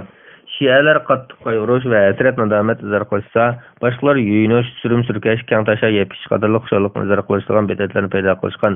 Hatto bu vaqtda yolg'on islam to'qishgan. Lekin bu kunda biz qilishimiz kerak bo'lgan ish bo'lsa, faqatlar ro'za tutish orqali bu kunning fazilatiga erishishdir. Imom Muslim rivoyat qilgan hadisda Rasululloh sallallohu alayhi vasallam Ashura kunida ro'za tutish to'g'ri so'rildi, o'tgan bir yillik gunohlarni yuvitdi deb kelgan. Muslim 1162 hadis. Bu kunda ro'za tutmoqchi bo'lgan kishi 9-kunni qetib ro'za tutishi mustahab bo'ladi. Payg'ambar sallallohu alayhi vasallam Ashura kunida ro'za tutib, sahobalarni ro'za tutishga buyurganda, sahobalar: "Ey Rasululloh, bu Yahudi nasoralar ulg'aydigan kun" deyishgan. Buni anglab Payg'ambar sallallohu alayhi vasallam "Inshaalloh kelar yili kelsa 9-kunni ro'za tutamiz" degan. Biroq Payg'ambar sallallohu alayhi vasallam yana bir yil kelguncha olamda o'tgan. Muslim 1134 hadis. Yana bir hadisda Payg'ambar sallallohu alayhi vasallam bunday degan: "Yahudilarga ish qilib, uning oldida bir kun, orqada bir kun ro'za tutinglar." Musnad Ahmad 2154 hadis. Albani aciz degan. Aysami buni Ahmad bilan Bazzar rivoyat qilgan. Raviylardan Muhammad ibn Abi Layla haqida ozroq gap bor degan. Mujma' az-Zawaid 188 bet. Bularga asosan olimlar bunday degan: Ashura kunida ro'za tutish 3 daraja bo'ladi. Birinchi 9, 10 va 11 3 kun ro'za tutish. Ikkinchi 9, 10 2 kun ro'za tutish. Uchinchi yolg'iz 10 kunda ro'za tutish. Nailul Awtar 4-tom 331 bet. Imom Ibn Taymiya rahmatullohi alayhi bunday degan: To'g'risi bu kunda ro'za tutgan kishining 9-kunni qetib ro'za tutishi mustahab bo'ladi. Chunki bu Payg'ambar sallallohu alayhi vasallam oxirgi umrida ko'rsatgan ko'rsatmadir. Payg'ambar sallallohu alayhi vasallam bunday degan: "Kelar yilga qadar hayot bo'lsam, cho'qim 9-kunni tutaman." Mana bu Payg'ambar sallallohu alayhi vasallam yo'l qo'ygan sunnatdir.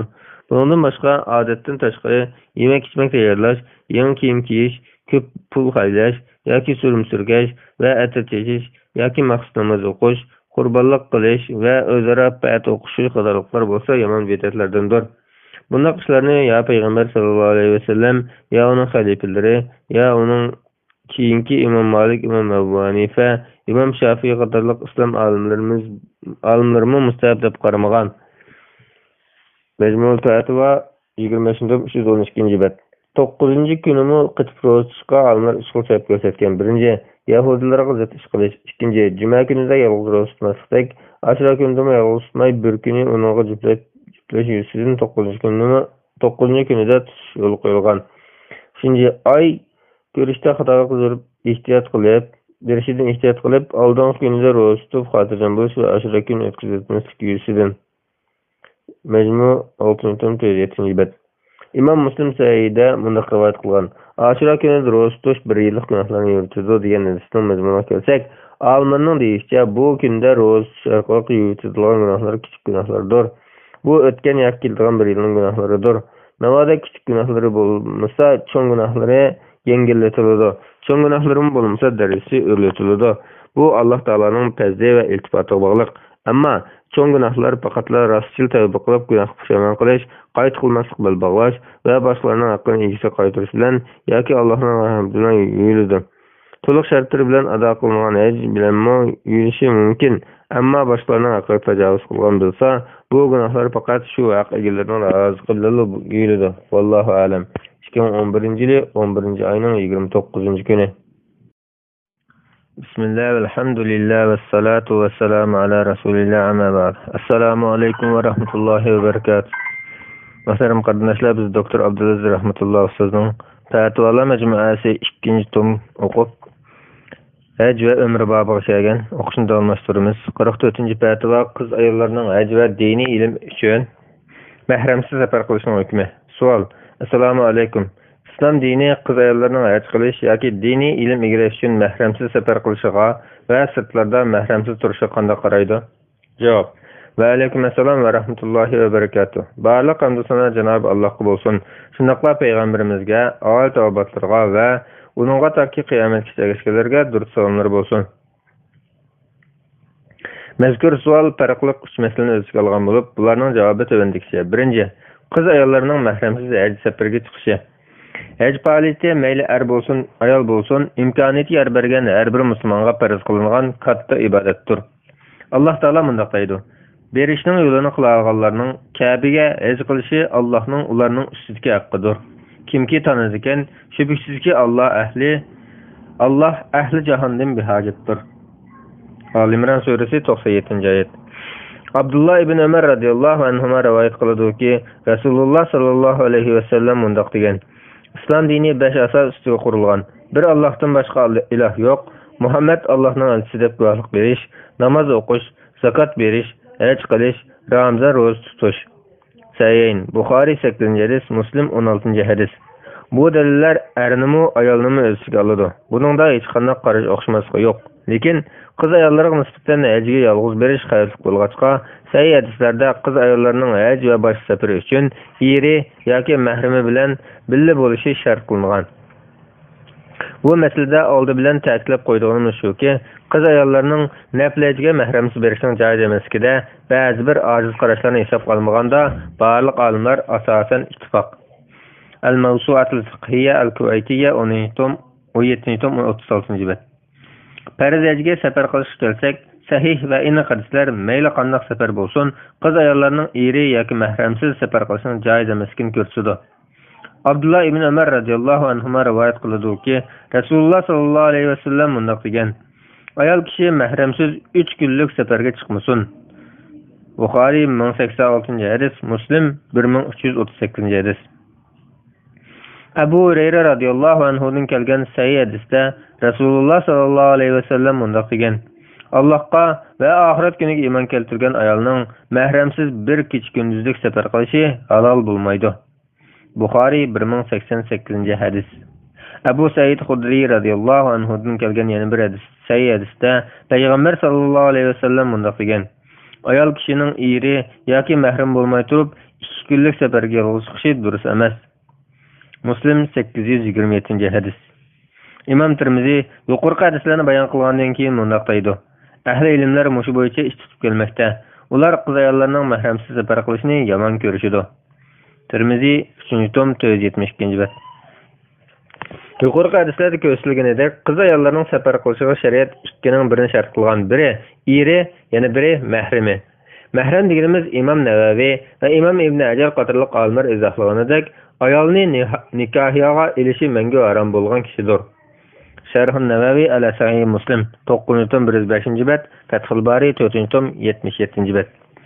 Eri yoki mahram tuqqunni shart qilish shariatning mukammal va ulug'ligining isbotidir. Chunki buni shart qilish iffat nomusini qo'g'dash, qiz ayollarni izzatlik va musulmonlar jamiyatini barliq fitna-fasod va buzuqchilik omillaridan saqlab qolishni ko'zlashdan boshqa narsa emas. Bugungi kunlarda haj safarlarida shariat ko'rsatmasiga rioya qilmay mahramsiz hajga borgan qiz ayollarning muqaddas yerlarda duch kelgan ba'zi echinishlik voqealiklari, bo'zaq qilinishlari, haj qilish bahonasida buzuqchilik to'ni o'rnab olgan yomon niyatlik ayollarning rasvochiliklari bu ulug' shariatning har zaman va har makonga loyiq ilohiy shariatligi. Bu shariat ko'rsatmasiga xiloflik qilingan ahvolda nurg'un masalalar yuz berganligi ko'z oldimizda isbotlanib turmoqda. İbn Abbas radıyallahu anhuma rivayet kıldı ki Resulullah sallallahu aleyhi ve sellem ayol kishi mahremsiz safar qilmaydi. Yat er kishi ayol kishining mahram bo'lmagan ahvolda uning yoniga kirmaydi degan edi. Bir odam: "Ey Rasulullah, men falon qo'shin bilan jangga chiqmoqchi edim. Ayolim bo'lsa, hajni niyat qilyapti" dedi. Rasulullah uning bilan birga hajga chiqqin dedi. Buxoriy 1862 hadis, Muslim 2391 hadis. Qaraydigan bo'lsak, yuqorqi bir necha hadisda so'rg'uvchilarning savollariga qarata 3 kunlik yoki 2 kunlik yoki 1 kecha kunduzlik degandek iboralar kirgan bo'lsa-mu, Ibn Abbas radhiyallohu anhumaning hadisida mutlaq holatda mahramsiz safar qilmaydi degan.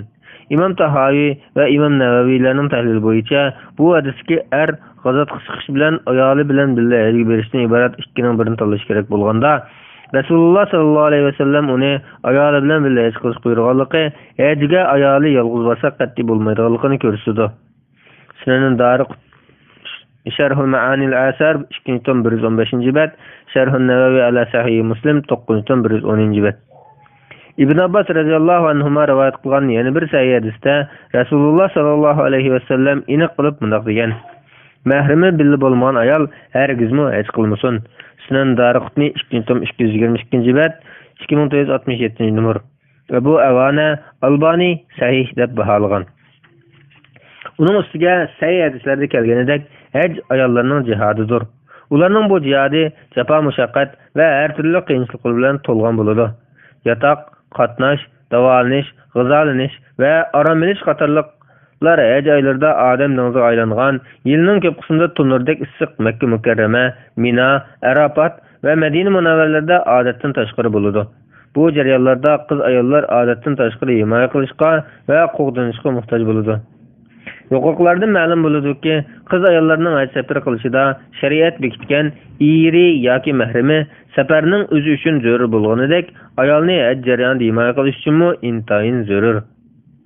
Olimlar yo'l xotirjamligi va mahramning shart qilinishi to'xtalganida, mahram qiz ayollarga hajning vojib bo'lishi uchun shartmi yoki hajni to'g'ri ado qilish uchun shartmi degan masalada izlangan. Hanafi va Hanbali mazhab bilan bir bo'lak olimlar yo'l bexatarligi va mahram haj vojib bo'lishining sharti deb qaragan. Bu Ishsoq ibn Munzirlarning qarishidir. Maliki va Shafi'i mazhab hajni to'g'ri ado qilish uchun shart degan. Vojib bo'lish sharti deyilsa, eri yoki mahram topilmasa, u ayolga haj farz bo'lmaydi degan natija chiqadi. Mushqarash dalil jihatdan kuchli. Imom Ahmad buni aniq ifodalagan. Abu Davud mundaq deydi: "Men Imom Ahmaddan mahrami bo'lmagan iqtisodi bor bir ayol bor. Uning haj farz bo'lamdi deb so'rasam, u yo'q deb javob berdi va mahramni odatdagi hajga berishning yo'lini qilish jumlasidan dedi. Ammo ado sharti deyilsa, haj qiz ayollarga erlarga farz bo'lgandek farz bo'ladi. Ado qiladigan chog'da eri yoki mahram bilan birga bo'lishi shart qilindi. Ammo haj gadiniga farz bo'ladi. Bu ayol eri yoki mahramisiz haj qilsa, farz haj gadinidan saqit bo'ladi-yu, cho'ng gunoh sodir qilgan bo'ladi.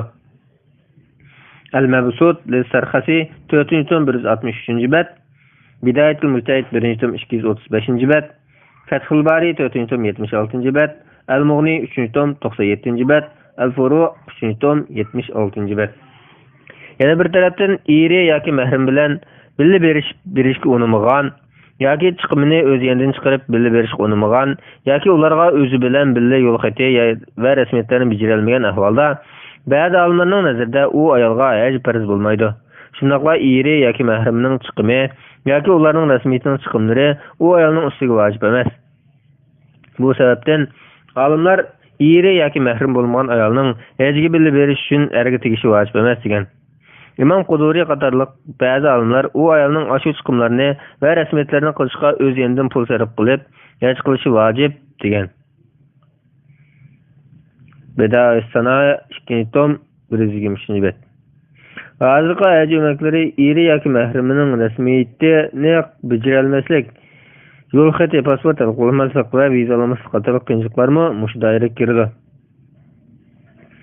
Yuqorida aytganimizdek, eri yoki mahrami birga bo'lishi yo'l bexatarligiga chetishlik shart bo'lib, ilgirki va hozirgi ba'zi olimlardan shariat ko'zlagan maqsad bexatarlik bo'lg'achqa, bu maqsad o'jliq chiqadiganlar bo'lsa, eri yoki mahram bo'lmasin bo'ldi deb qaraganlarmi bo'lgan. Masalan, Imom Shafi'i rahmatullohi alayhi mashhur qarashida iri yoki mahrimi bilan billa barmasimi, ishonchli bir top ayollar hamrohlik qilib borsa bo'ladi desa, Şafilerden İmam Şirazi bir ayol hamroh bo'lsin bo'ladi deydi. Şerh-i Nevavi ala Sahih Muslim 9-104 bet. Maliki alimlar farz hajga iri yoki mahrimni shart qilsa-mu, lekin ular bo'lmagan ahvolda yoki bilib berishga ma'qul kelingan ahvolda bir top er yoki bir top ayol yoki er ayol aralash bir top hamroh bo'lsa, yetarli deb qaraydi. Bunun uchun u ayol o'zi diyanatlik, axloqli bo'lishi shart. Bidayatul Mujtahid 1-235-bet, Mavahibul Jalil 2-521-bet, Al-Fawakid Davani 1-352-bet. İmam Ahmed'den kelgan ajizroq bir qarashda safar jarayonida yot erlarga aralashishdan saqlanan ahvolda yashinib qolgan ayollarga farzajga mahram shart emas. Maliki olimlardan Imam Bajimo shunday qaraydi. Hanbali olimlardan Imam Ibn Taymiyya bo'lsa, bexatar haj qiladigan har qanday haj mahramsiz haj qilsa bo'ladi deb qaraydi. Imam Ahmeddan shunday bir qarash kelgan. Al-Insof lil Mardawi 3-1-bet, Majmu'ul Fatwa 26-13-bet, Al-Furu 3-1-77-bet, Al-Muntaqi Sharhul Muwatta 3-17-bet, Fathul Bari 4-76-bet. İmam Avzai ayol kishi taqvodor bir kishilar bilan hajga farz hajga chiqsa bo'ladi. Uloqqa chiqib tushda er kishi yaqin kelmasdan shoti shiltidi.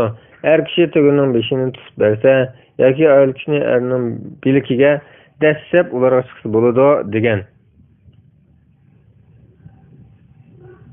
Al-Mughni 3-97-bet. İmam Ibn Azm eri yoki mahrim bo'lmagan ayol hajga chiqaverdi, gunoh bo'lmaydi deb qaragan. Al-Muhli 7-47-bet.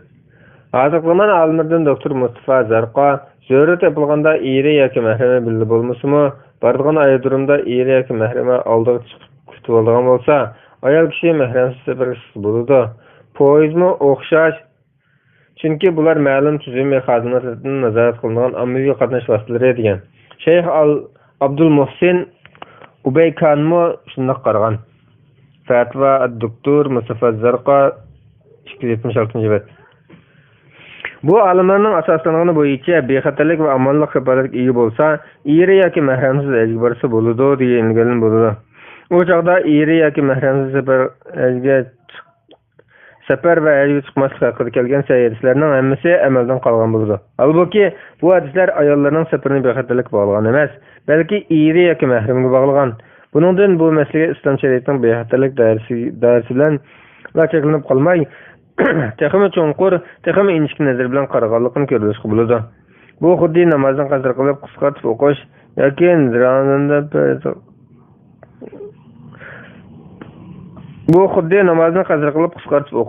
yoki Ramazonda safar altida ro'za tutmaslik ruxsati uchun safardan iborat aloqliq bir illat, hukm chiqarish ta'sir ko'rsatgan sifat bekitilganligiga, u ruxsatning mushaqqatga o'xshash o'lchami yo'q bir illatga bog'langanligiga o'xshaydi. Mushaqqat bo'lmasin safarli bo'ladigan qadar qasr qilish bilan Mushaqqat bo'lmasin safarli bo'ladigan qasr qilish bilan ig'iz echitish ruxsatidan bahramon bo'lganidek, ayollarning haji uchun bexatarlik va amonlik kafolatiga ega bo'lmasin, eri yoki mahram bilan birga bo'lishi kerak. Shunga bu turli qarashlarning hammasi eri yoki mahramini shart qilgan aniq va mutlaq sahih hadislarga zikrilganligi jihatdanmi, bu turli ahkamlarda ayollarni turli fitnalardan qo'g'dash qatorliq shariatning ruhiy va ko'zlagan manfaatini qo'lga keltirishning oldida turadi degan usul qoidami buni kuchlantirdi. Shunga Imom Ibn Munzir ular bu vaqtdagi sahih hadisning ko'rinib turgan mazmunini tashlab, har biri dalil bo'lgan shartlarni qo'yilishgan degan. Al-Mughni 3-97-bet. Yuqorqi oyat va sahih hadislarni shunaqla ulamolarning bayonlarini ko'zdan kechirish natijasida ayollarning mahramsiz hajga berish masalasi bunda xuloslash mumkin. Birinchi, ayollarning nafl hajga eri yoki mahramsiz berishning durust emasligida olimlar asosan ittifoq. Ikkinchi, birga boradigan eri yoki mahramsiz bo'lmaganlarga haj farz bo'lmaydi. Shunaqla farz hajga eri yoki mahramsiz berishi sahih hadislarga tayangan kishilik qarashda durust emas. Ikkinchi, İkinci mesele kız ayollarının dini ilim egileş üçün məhrəmsiz səfər qilishi. Yuqorqi sayadislar mazmuni bo'yicha aytqanimizda kız ayollarının o'qish üçün məhrəmsiz səfər qilish haram. Lekin yurtida dini va fanniy jihatdagi zarur bilimlarni o'rganish fursati yo'q bo'lgan taqdirda mahram tepilmagan yoki tepilsimi billa safarga chiqolmaydigan ahvollarda o'qish istikidagi qiz ayollarning zarur bilimlarini o'rganish uchun mahramsiz safarga chiqishni zaruriyat nuqtasidan joiz demay bo'lmaydi. Bundaq safarga chiqqan ahvoldami bexatarligi yuqori, namahram bilan xoli o'tirib qopmaydigan aeroplan va shuningga o'xshash ommaviy qatnash vositalari bilan bir sutkaga o'zaro ketmagan muddatda safar qilishi, ishonchli bir necha ayollar yoki biror oila bilan hamsafar bo'lishi, boradigan joyda mahrami bo'lishi, mahrami bo'lmagan taqdirda ishonchli kishilardan qo'dilgan tuzumi ching ayollar qilib bilish kerak. İmam Qardavi bu vaqtda qiz ayollar ilm talab qilish uchun mahram bilan boshqa o'tlarga avatilsa bo'ladi. Bo'libmi islom ellarida boshqa ellarga safar qilishda mahram bilan birga bo'lishi lozim.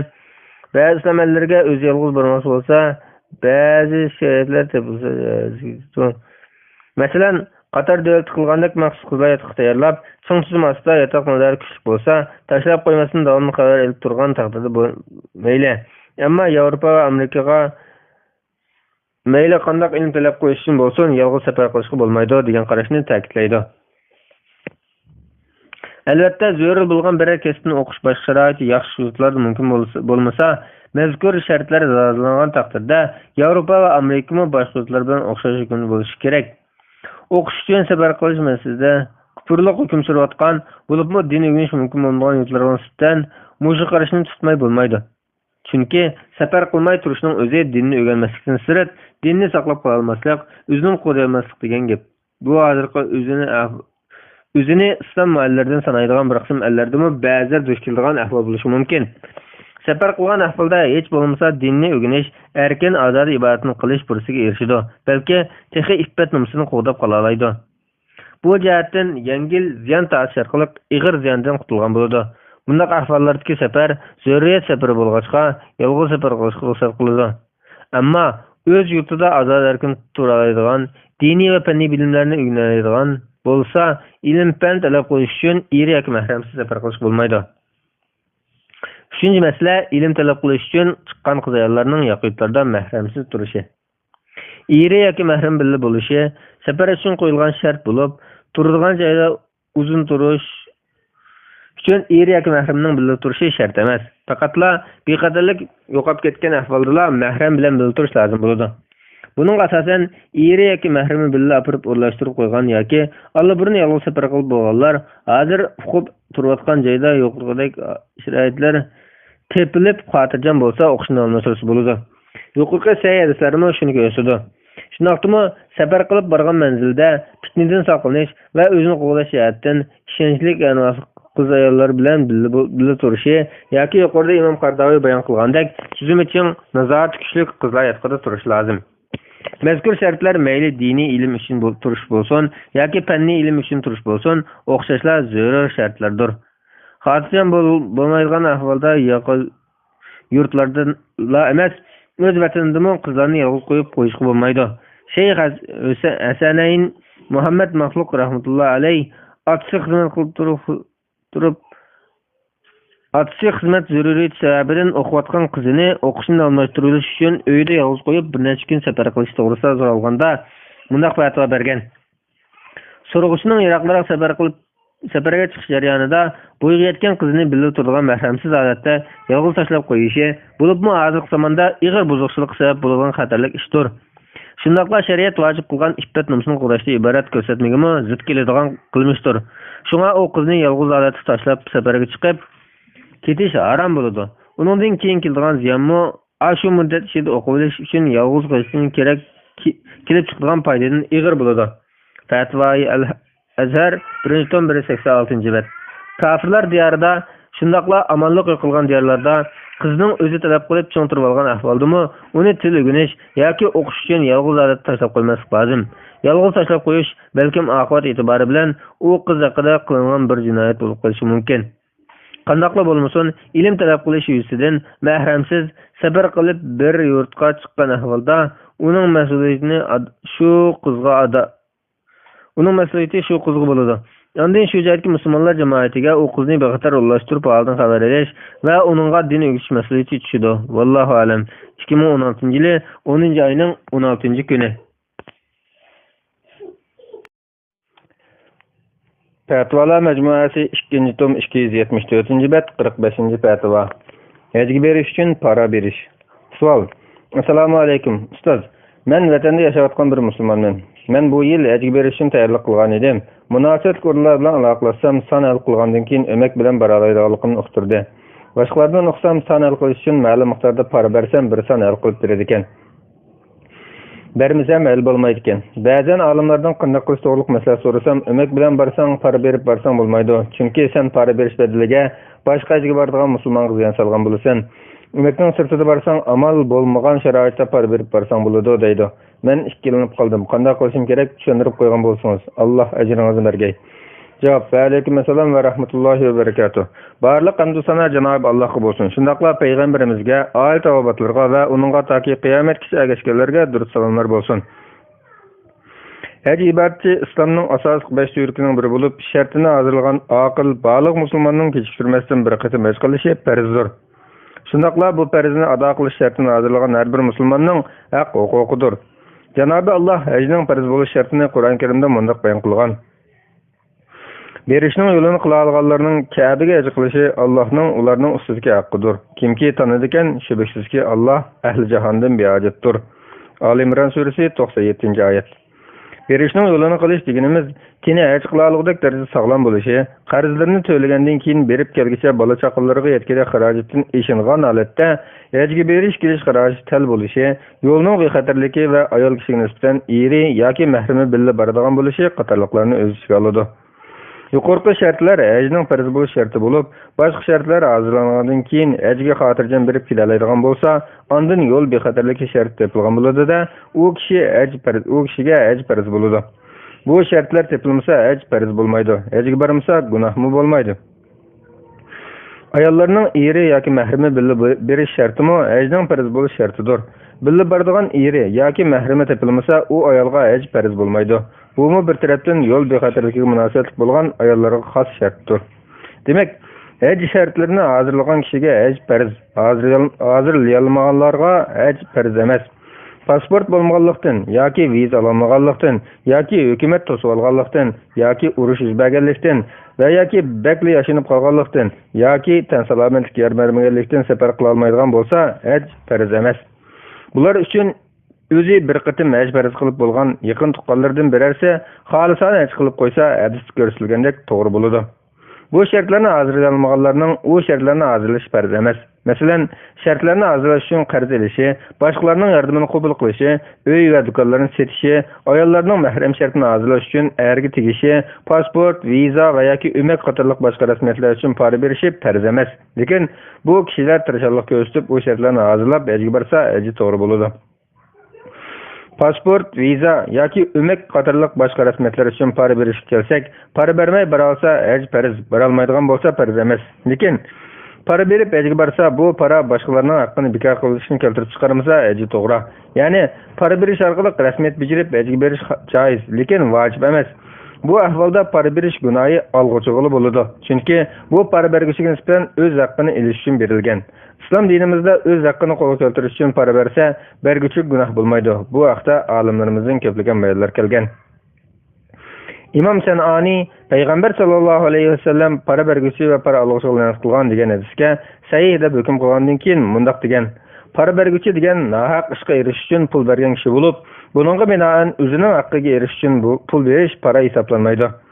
Sublus Salam 3-tom 43-bet. İmam İbn Abiddin mundaq deydi: o'zini va mol-mulkini zulmdan qo'g'dash va haqqini qo'lga keltirish uchun zolim podshoh pul bersa, berguchiga nisbatan para bo'lmaydi. Hoshiyatu Ibn Abidin 6-tom 424-bet. İmam Abu Bakr al-Jassas mundaq deydi: paraning yana bir turi bo'lsa, zulmdan qutulish uchun hokimga berilgan para bo'lib, bu berguchiga cheklanmaydi. Gunohi olg'uchig'ili bo'ladi. Hazrati Jabir ibn Zayd va Sha'bi mundaq degan: zulmdan qo'rqgan kishi o'zini va milini para berish orqali qo'g'disa, hech gap yo'q. Hazreti Ata va Ibrohimdanmi shunday rivoyat qilingan. Hasan al-Basri Payg'ambar alayhissalomning Alloh taolo para berguchiga va para yeguchiga la'nat qilgan degan hadisini rivoyat qilib bunday degan. Bu nahaq bir ishni qilishga yoki haq ishni qildirmaslikqa para berish haqida deyilgan. Lekin haqqingni qo'g'dash uchun para bersang hech gap yo'q. U yana bunday degan. Iffat nomusini qo'g'dab qilish uchun para bersa bo'ladi. Mujohid bunday degan. Mol mulkingni diningni qo'g'dash uchun qalqon qilgin. Mol mulkingni qo'g'dash uchun diningni qalqon qilma. Ahkamul Qur'on Abu Bakr al-Jassas 486-bet. İmam İbn Taymiye rahmetullohi alayhi mundaq deydi.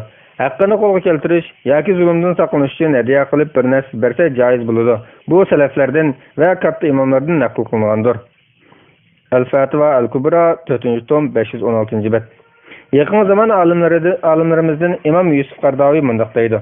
Qaysi bir kishi zoyi bo'lib ketgan haqqini para bermasa qo'lga keltira olmaydigan bo'lsa yoki zulm naqchilik uchrab para bermasa uningdan qutula olmaydigan bo'lsa, uningga nisbatan eng afzali toki Alloh taolo uningga zulmdan qutulish va haqqini olish uchun eng yaxshi yo'llar muyassar qilgan qadar sabr qilib turishdir.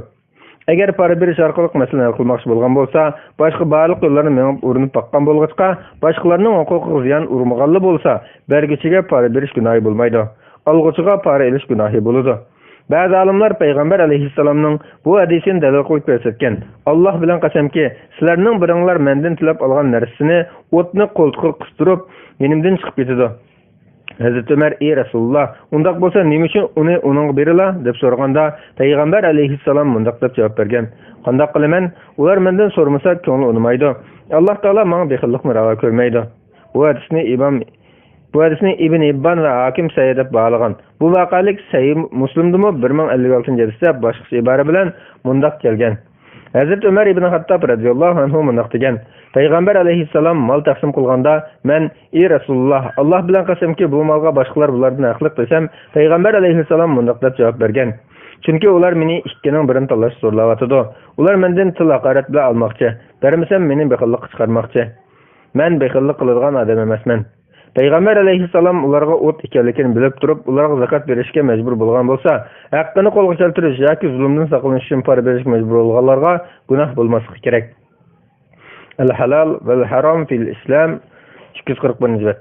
Yuqorqi dalillar hamda olimlarimizning bayonlari ejgi berishdan iborat haqqini qo'lga keltirish uchun para bersa, berguchiga gunoh bo'lmaydiganligini ko'rsatdi.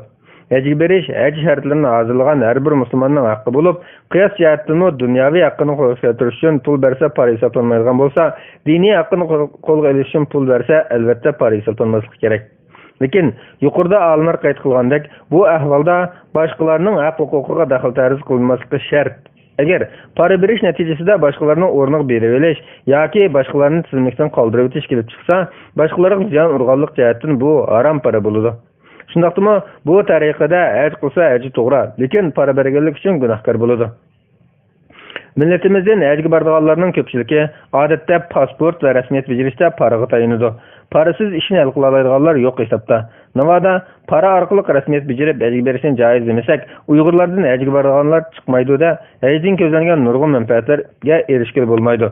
Undaq bo'lgan ekan, bu manfaatlarni qo'ldan berib qo'ymaslik uchun para orqali hajga berish joizlik doirasida qilish kerak. Saudiya Arabiston Fatva komiteti farz haj bilan nafl hajni ayirib, musulmon farz hajni qilgan bo'lsa, nafl haj qilish uchun para bersa joiz bo'lmaydi. Farz hajni qilmagan bo'lib, uni ado qilish uchun para berishdan boshqa yo'l topilmasa, uningga shunday qilishga ruxsat qilindi. Para yegichining u parani elishi harom bo'ladi deb fatvo bergan. Al-Lajna ad-Daima lil-Buhus al-Ilmiyya wal-Ifta as-Su'al as-Sabi' min fatwa raqam 4029.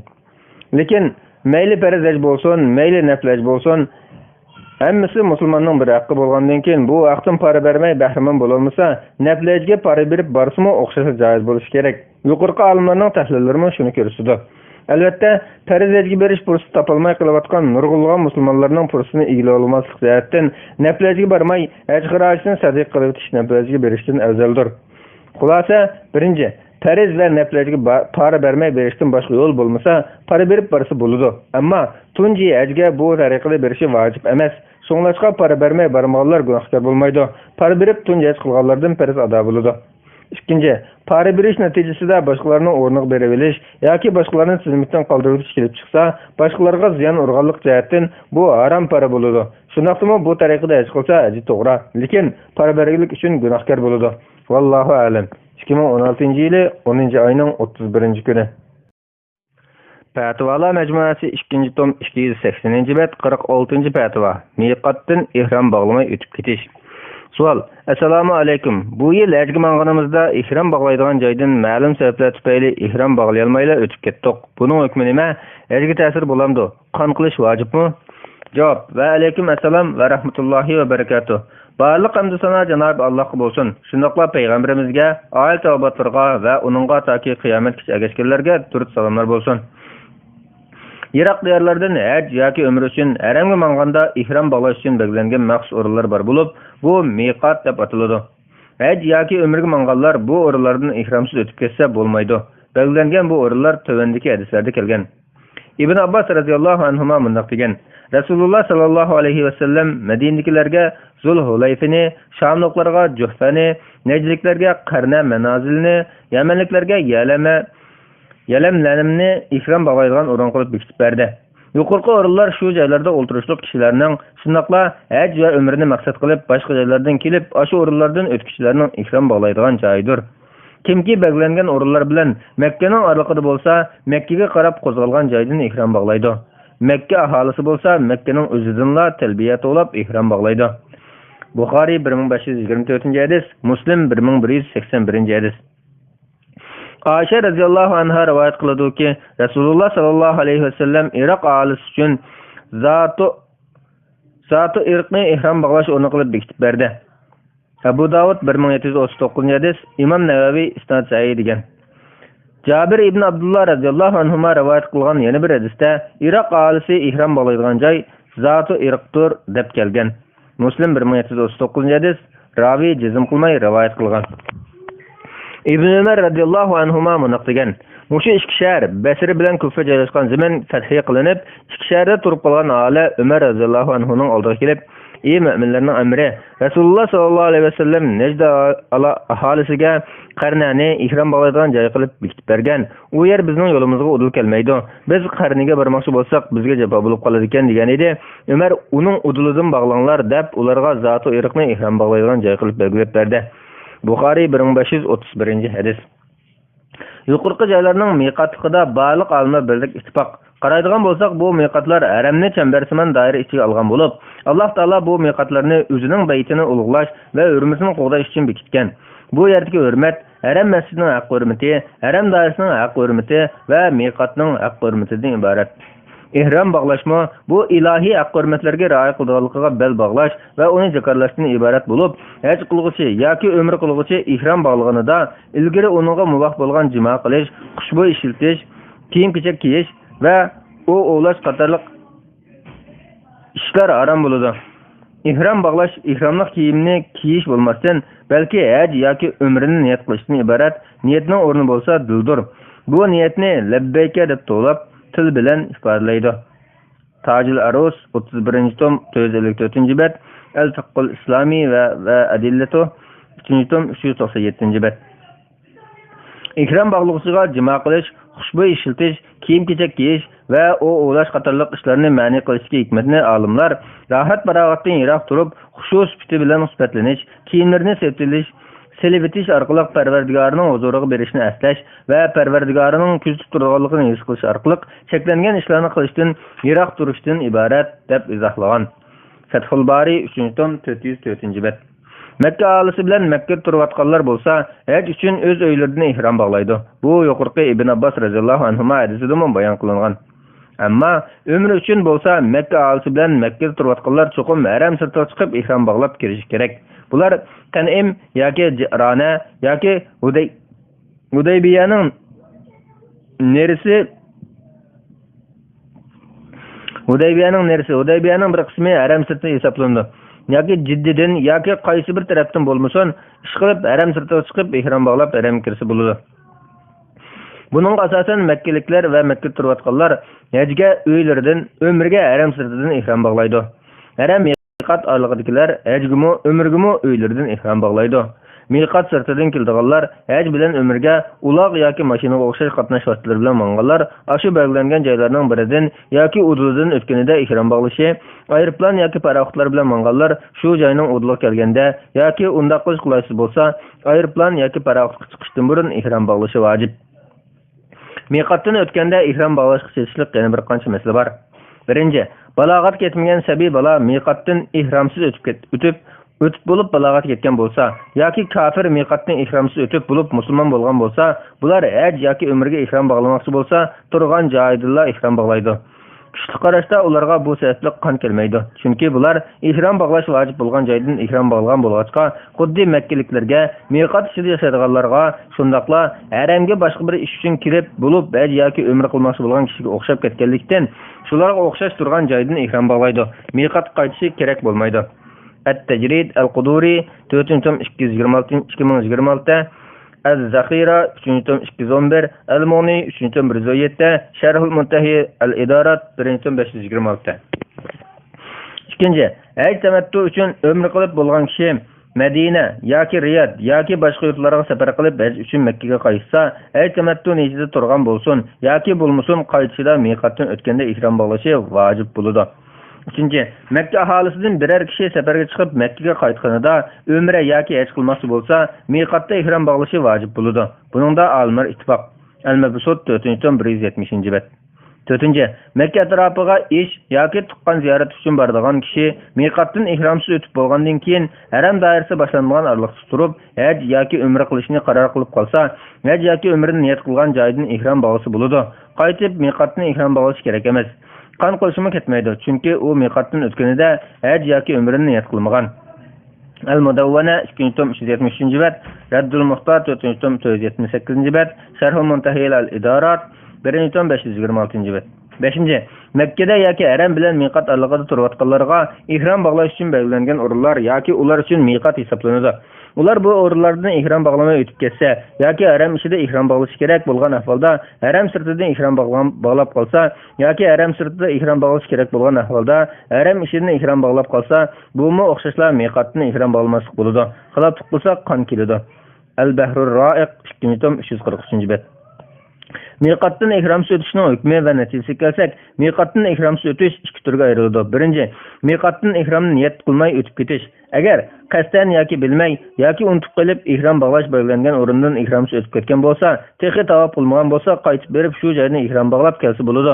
Bu ahvolda hech qanday jazo yoki to'lam kelmaydi. Gunohkormi bo'lmaydi. Ammo miqatdan o'tib ketib, ihrom bog'lab haramga kirib, tavobni boshlab yoki haj umr faoliyatlaridan birisini qilib bo'lgan bo'lsa, uning miqatga qaytishining foydasi bo'lmaydi. Baribir qon keladi. Chunki bu ahvolda haj yoki umrga ihrom bog'lagan kishi kamtik ihrom bog'lagan holda ibodat qilib bo'lgan bo'ladi. Natijada miqatdan ihromsiz o'tganlik uchun bir qo'y qon qilishi vojib bo'ladi. Al-Ixtiyor 1-943. İmam İbn Qudama mundaq deydi: haj yoki umr uchun miqatdan ihromsiz o'tib ketgan kishi miqatni bilib o'tsin yoki bilmay o'tsin, ihromsiz o'tishning haromligini bilsin yoki bilmasin, agar mumkin bo'lsa, miqatga qaytib berib shu joydan ihrom bog'lab kelish kerak. Qaytib shu joydan ihrom bog'lab kelsa, uningga boshqa bir ish qilishi vojib bo'lmaydi. Buningda olimlar orasida boshqa qarash borligini bilmaymiz. Al-Mughni 3-116. Bada'i Sano'i 2-165. Bu ahvolda o'tib ketgan miqatga qaytsin yoki uningdan boshqa yiqroq yoki yiroqroq bir miqatga qaytsin, Hanafi mazhab qarashida o'xshash. Chunki u miqatlarning hammasi ihrom bog'lovchiga nisbatan o'xshash. Raddul Muhtar 2-580. Ammo biror miqat qaytmaylar turgan joydan ihrom bog'lagan taqdirda, barliq olimlarning nazarida bu kishi haj yoki umrdagi bir vojibni tark qilgan bo'ladi. U bo'lsa-mu miqatdan ihrom bog'lab o'tish. Bu ahvolda gunohkor bo'lganligida qarash o'xshamasligi yo'q. Buning bilan qo'shib bu kishi miqatga uzrsiz qaytmoqlik uchunmi gunohkor bo'ladi. Albatta, hukmni bilmagan yoki unutib qolgan kishi qasadlik bo'lmag'achqa miqatdan ihromsiz o'tganligi gunohkor bo'lmagan bilan miqatga uzrsiz qaytmoqlik uchun gunohkor bo'ladi. Miqatga qaytmaslik hajga qistalganlikdan yoki amrah topolmaganlikdan yoki kasallikdan yoki dushmandan yoki soqchidan yoki o'g'irdan qo'rqqanlikdan bo'lsin yoki yo'l bilmaganlikdan bo'lsin, o'xshashlar turgan joyda ihrom bog'laydi. Bu ahvolda miqat qaytmaganlik jihatdan gunohkor bo'lmagani bilan miqatdan ihromsiz o'tib ketganlik uchun gunohkor bo'ladi.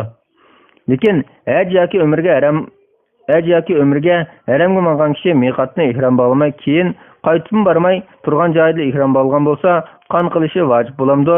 To'rt mazhab olimlari o'z ichiga olgan ko'pchilik olimlar u kishiga qon qilish vojib bo'ladi deb qaraydi. Bular Hazrat Ibn Abbos radhiyallohu anhuning mushu so'ziga tayangan. Kimki haj umr ibodatidan biror vojibni unutib qolsa yoki tark etsa, qon qilishi vojib bo'ladi. Muvatta al-Imam Malik 1.9 bet 940 numar. As-Sunan al-Kubra lil-Bayhaqi 5.30 bet 8707 numar. İmam İbn Abdülber, İbn Mulaqqin ve İbn Kesirler sened sahih deb bahalagan. Fatvalar Mecmuasi 2. tom 285 bet 46 fatva miqatni ihrom bo'lmay o'tib ketish. Davomi. Şeyh Şinqiti mundaq deydi. Bilginki Ibn Abbas radhiyallohu anhuning yuqori so'zini fiqh olimlari oyat va hadislarda kelgan qurbonliklardan boshqa barliq vojib qurbonliklarga ikki jihatdan dalil qilgan. Biri bu ish illati hukm chiqarishda ta'sir ko'rsatgan sifatini bilgil bo'lmaydigan ibodat qatoridan bo'lg'achqa bu so'z hadisning hukmini oladi. Yana biri hadisning hukmini olmagan taqdirdami bu bir katta sahobaning so'zi. Sahobalardan birasining uningdan boshqa so'z qilganligi ma'lum emas. Advaul Bayan 473 bet. İbn Ömer radhiyallohu anhuma minadan qaytish kunida kun tikilishdan burun qaytib ketgan kishi to'g'risida kun tikilishdan burun tosh etib esa tiklashgandan keyin qaytadi. Kun tikilishdan burun qaytib ketgan bo'lsa qon qiladi deb vojibni tark qilganlik uchun qurbonlik vojib bo'lgan. Masail Imam Ahmad 3.182 bet. Imam Ahmad bu rivoyatni olgan. Miqatdan ihrom bog'lamagan kishimi xuddi haj tamattuda haji miqatdan ihrom bog'lamaganlikdan iborat bir vojibni tark qilganlik uchun qurbonlik vojib bo'lgan kishiga o'xshaydi. Bu sababdan uningga har qanday vojibni tark qilgan ahvolni qiyos qilishga bo'ladi. Tabiinlardan ba'zilari haj yoki umrani yechidagi kishi miqatdan ihrom bog'lamay o'tib ketsa hech gap bo'lmaydi degan. Yana ba'zilari miqatga qaytmay haj qilsa haj hisob emas degan. Yana ba'zilari miqatga qaytmay haj qilsa hajdan keyin miqatga qaytib ihrom bog'lab umra qiladi degan. Lekin ko'pchilik olimlarning qon keladi degan qarashi ko'ngil xotirjam bo'lgan qarash bo'lib, Imom Ibn Abdulbar yuqorqi ba'zi tabiinlarning qarashini bu uch xil qarash naql dalili yo'q bo'lish bilan birga aqliy tahlilni to'g'ri chiqmaydiganligi uchun har iqlim fuqaholari nazarida qiyin ham uchun shaz qarashlardir deb baholagan. Al-Istizkar Ibn Abdulbar 441 bet, Raddul Muhtar 2.577 bet, Al-Mughni 3.188 bet, Fathul Bari 3.387 bet, Tarhut Tasrib 5.6 bet. Demek haj yoki umrga manganda miqatdan ihromni niyat qilmay o'tib ketish hajning vojiblardan birini tark etganlik bo'lg'achqa bu ahvolda ko'pchilikning kuchli qarashi bo'yicha bir qo'y qon qilish muayyallashadi. Imkoniyati yor bergan kishi uchun buni boshqa bir ish bilan o'rinlag'ul bo'lmaydi. Qon o'rniga ro'za yoki tomoq bersa bo'lmaydi. Albatta, bu qurbonlikni haj tamattu qurbonligiga o'xshashla Makkada yoki Minoda qilishi lozim. Bu qurbonlikning go'shidan bir qismini o'z yeysi bo'lamdi yoki hammani faqirlarga taqsim berish kerakmi? Bu masalada olimlar o'rtasida qarash o'xshash bo'lmasimi, vojib yoki nafl hadiya qurbonligidan bir qismini yeb, bir qismini muhtoj va saillarga bersa bo'ladi degan ba'zi olimlarning qarashi kuchlidir. Hadiya qurbonlik deganlik haj yoki umr qilguvchi avoid bo'dab Makkada hadiya olib borgan qurbonlik tugul kalalardir. Haşiyat Dusuqi 289 bet. Chunki Alloh taolo Qur'on Karimda hadiya tugullarini sizlar uchun Allohning dinining alomatlaridan qildik. Ularda sizlar uchun xayr bordir. Shunga ularning qator o'rta o'g'izib Allohning ismini tilga ilinglar. Biqinlari yerga tushganda uningdan o'zinglar menglar, qanoatchanligimi, soilg'imi yigizinglar degan. Haj surasi 36-oyat. Hajda qilinadigan qurbonliklarning ko'pincha tamattu yoki qiron uchundir. Yuqorqi oyatning umum mazmuni uning bir qismini yeyish joizligini ko'rsatadi. İbn Ömer radhiyallohu anhuma haramda o o'g'lovning jazosi uchun qurbonlik qilgan. Nazar qilgan molning go'shtini yemaydi, uningdan boshqasini yeydi degan. Nazar qilish kishining shariat uni vojib qilmagan bir ishni o'z ixtiyori bilan o'ziga vojib qilishi iborat bo'lib, masalan, men cho'qim Alloh uchun 3 kun ro'zaman, men cho'qim Alloh uchun menib berib haj qilaman degandek.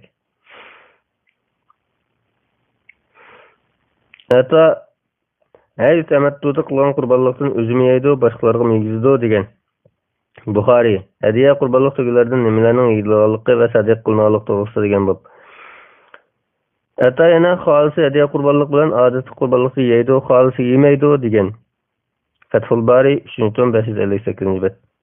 iqtisodi yetmay bir qo'y qon qilolmagan taqdirda o'rniga 10 kun ro'za tutishi lozim. Bu ay tamattuning qurbonligiga qiyos qilib deyilgan hukmdir. Imom Qarafiy mundaq deydi: imkoniyati bo'lmasa miqatdan ihromsiz o'tib ketganlik uchun keladigan qon o'rniga ro'zasi bo'ladi. O'rniga tomoq bersa bo'lmaydi, chunki bu minoda qo'nmaslikdek haj bilan umrini biroq jiklab qo'ysak, haj ishlaridan birini tark etganga kelgan qon. Shunga bu qon tamattu qoniga o'xshash tartib bilan bo'ladi. Ammo ihromlik holatida cheklangan ishlarni qilishga keladigan qon o'rniga ro'za yoki tomoq berishni tanlash bo'lsa, ixtiyoriy bo'ladi. Az-Zaxira 3-tom 209-bet. Allah Taala mundaq degan: kimki hajdan burun umr qilib olgan bo'lsa, hadiya qurbonligidan nima moy bo'lsa shuni qilsin.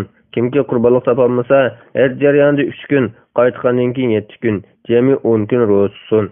Undaq qilish oyasi Masjid-i Haram doirasida o'ltirmaydiganlar uchundir. Baqara surasi 196-bet oyat.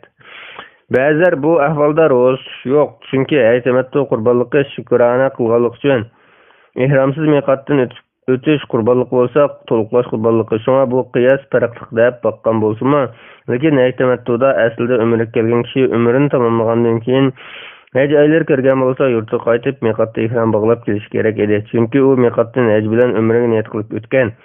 Hajga Makkadan ihrom bo'lgandan keyin hajga ayrim safar qilishdan qutulgan bo'ldi va bu bir qatimlik safarning kamligini qurbonlik bilan to'ldirgan bo'ldi. Undaq bo'lgan ekan, tamattu qurbonligimi to'liqlash qurbonligidir. Buning dalili shuki, Makkalik haj qiluvchi umri bilan haj oylariga tamattu qilganida Alloh uning bo'ynidan qurbonlikni sabit qilgan.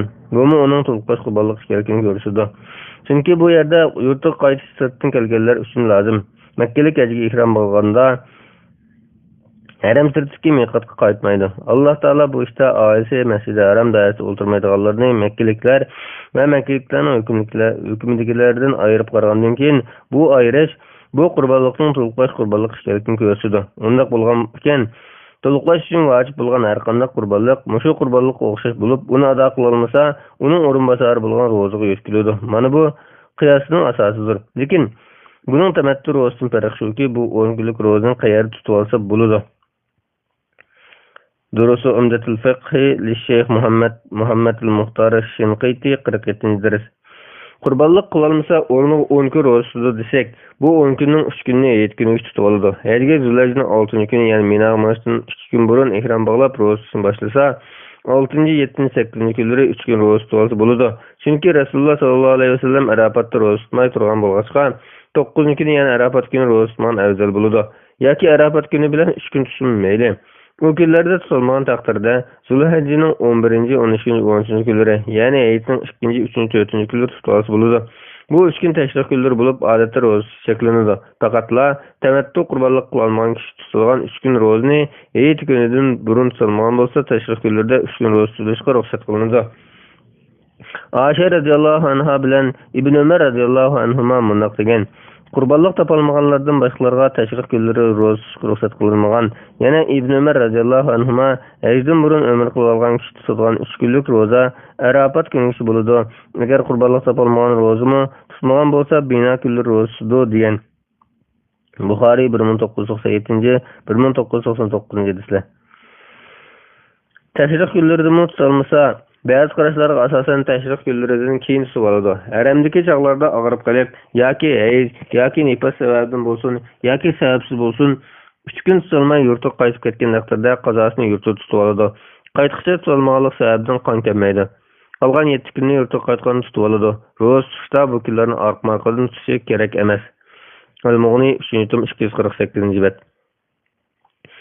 Ikkinchi, miqatdan ihromni niyat qilib, lekin ihromlik kiymay kiyim-kechak kiyib o'tib ketish. Miqatdan o'tganda yanada ihromlik bo'lmaganlikdan yoki ihromlikni yurtaq bilan mangdirib o'tganlikdan ihromlik kiyolmagan bo'lsa-mu, ihrom bog'ladim deb niyat qilishi vojib. Niyat qilgan bo'lsa, garchi ihromlik kiymasa-mu, u kishi ihromga kirgan, ammo kiyim-kechak kiyish orqali ihromda cheklangan bir ishni qilgan bo'ladi. Lekin uchisidagi kiyim bilan ihrom niyat qilgan kishi beshig'i bir narsa kiyib olmay, ochiq tutishi, yop paypoq va ish kiyimlarini silib o'tib, ko'nglak yoki maykasini silib, reda shaklda ustiga ortib olishi, ishtini bilan ihromga kirishi lozim. Chunki izar belning ostini urg'ida kiraq topolmagan odam ishdan kelib, ishtonda ihromga kirdi.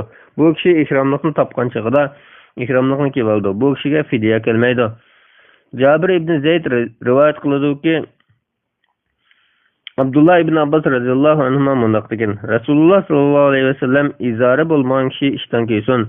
Qo'njisiz kiysa bo'lmagan odam qo'njilik kiyishni, qo'njisini o'shqidan to'g'an qilib kesitib kiysin degan.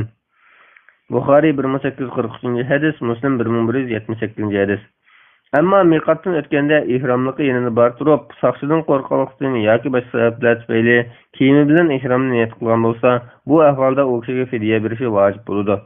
Fidya 3 kun ro'za tutish yoki har bir miskinga yarim sa miqdorda 6 miskinga ochlik yoki ularga 2 vaqtdan yoki 1 vaqtdan tomoq berish yoki bir qo'y qon qilishdan iborat. Qararul Mujamma' al-Fiqhi at-Tabi' للرابط العالمي الإسلامي مجلة البحوث الإسلامية 32 bet. Janobi Allah bu hukmni buni oyatda bayon qilgan. Sizlardan kimki kasal yoki beshida bir bearamchilik bo'lsa, chechin tushirsa, ro'za tutish yoki sadaqa qilish yoki qurbonlik qilish orqali fidya bersin. Baqara surasi 196-oyat. Abdurrahman ibn Abi Layla Ka'b ibn Ujra radhiyallohu anhu rivoyat qiladi-ki, Ka'b ibn Ujra radhiyallohu anhu uning munafsida bergan. Hudaybiya yili Rasululloh sallallohu alayhi vasallam mening yanimga kelganda, beshimdan pitlar to'kilib turardi. Rasululloh pitlaring sana azor berwatamdo dedi. Men ha desam, Rasululloh shishon shurbat dedi. Alloh taolaning sizlardan kimki kasal yoki beshida bir bearamchilik bo'lsa, chechin tushirsa ro'za tutish yoki sadaqa qilish yoki qurbonlik qilish orqali fidya bersin degan oyatni oxiriga qadar mening haqqim nozil bo'lgan edi. Shunga men Rasululloh sallallohu alayhi vasallam menga 3 kun ro'za tut yoki bir faraq oshni 6 miskin sadaqa qil yoki sana oson kelganini narsani qurbonlik qil dedi. Faraq 3 sa kilogramdan kemchan qochib bo'lib, hozir qo'lchimda 6,5 kilogramga yaqin bug'doy sig'di. Shunday hisoblaganimizda har bir paqirga yarim sa 1 kilo 20 gram berdi. Chunki 1 sa 4 mutq barobar. Bir qarashda hozir qo'lchimda 1 saga 2 kilo 40 gram bug'doy sig'di.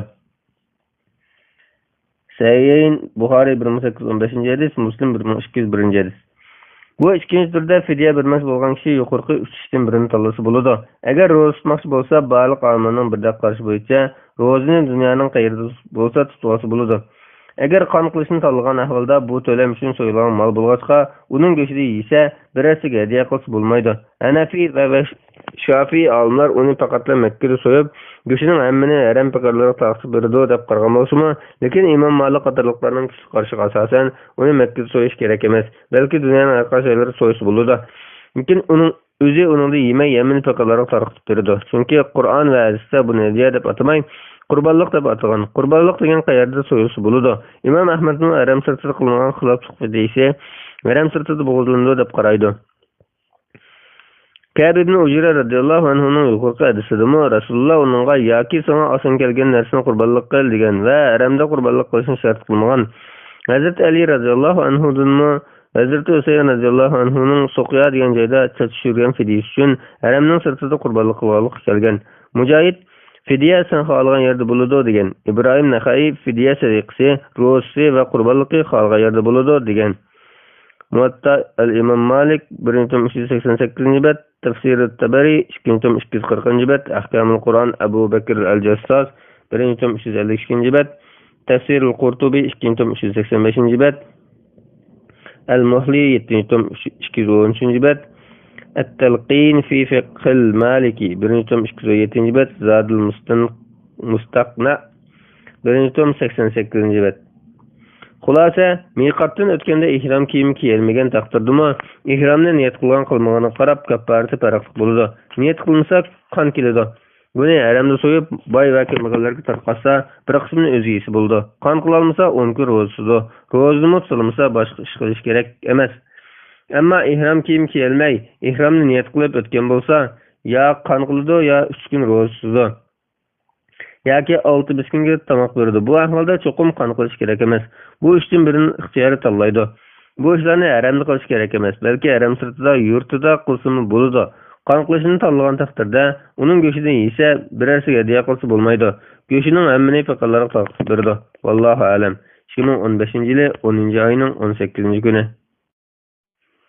Bismillah velhamdülillah ve salatu ve selamu ala Resulillah amma ba'd. Assalamu alaikum ve rahmetullahi ve berekatuh.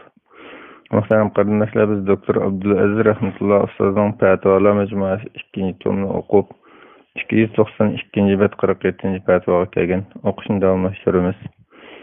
47. petva. Köp ömrü kılışının hükmü nime? Sual. Esselamu aleyküm. Muhterem Ustaz, ben bu yıl ciddiga okuş geldim. Ben turayotgan joy Eremge yakın bolgaçka ömrü kılışkan hayat kulaylık.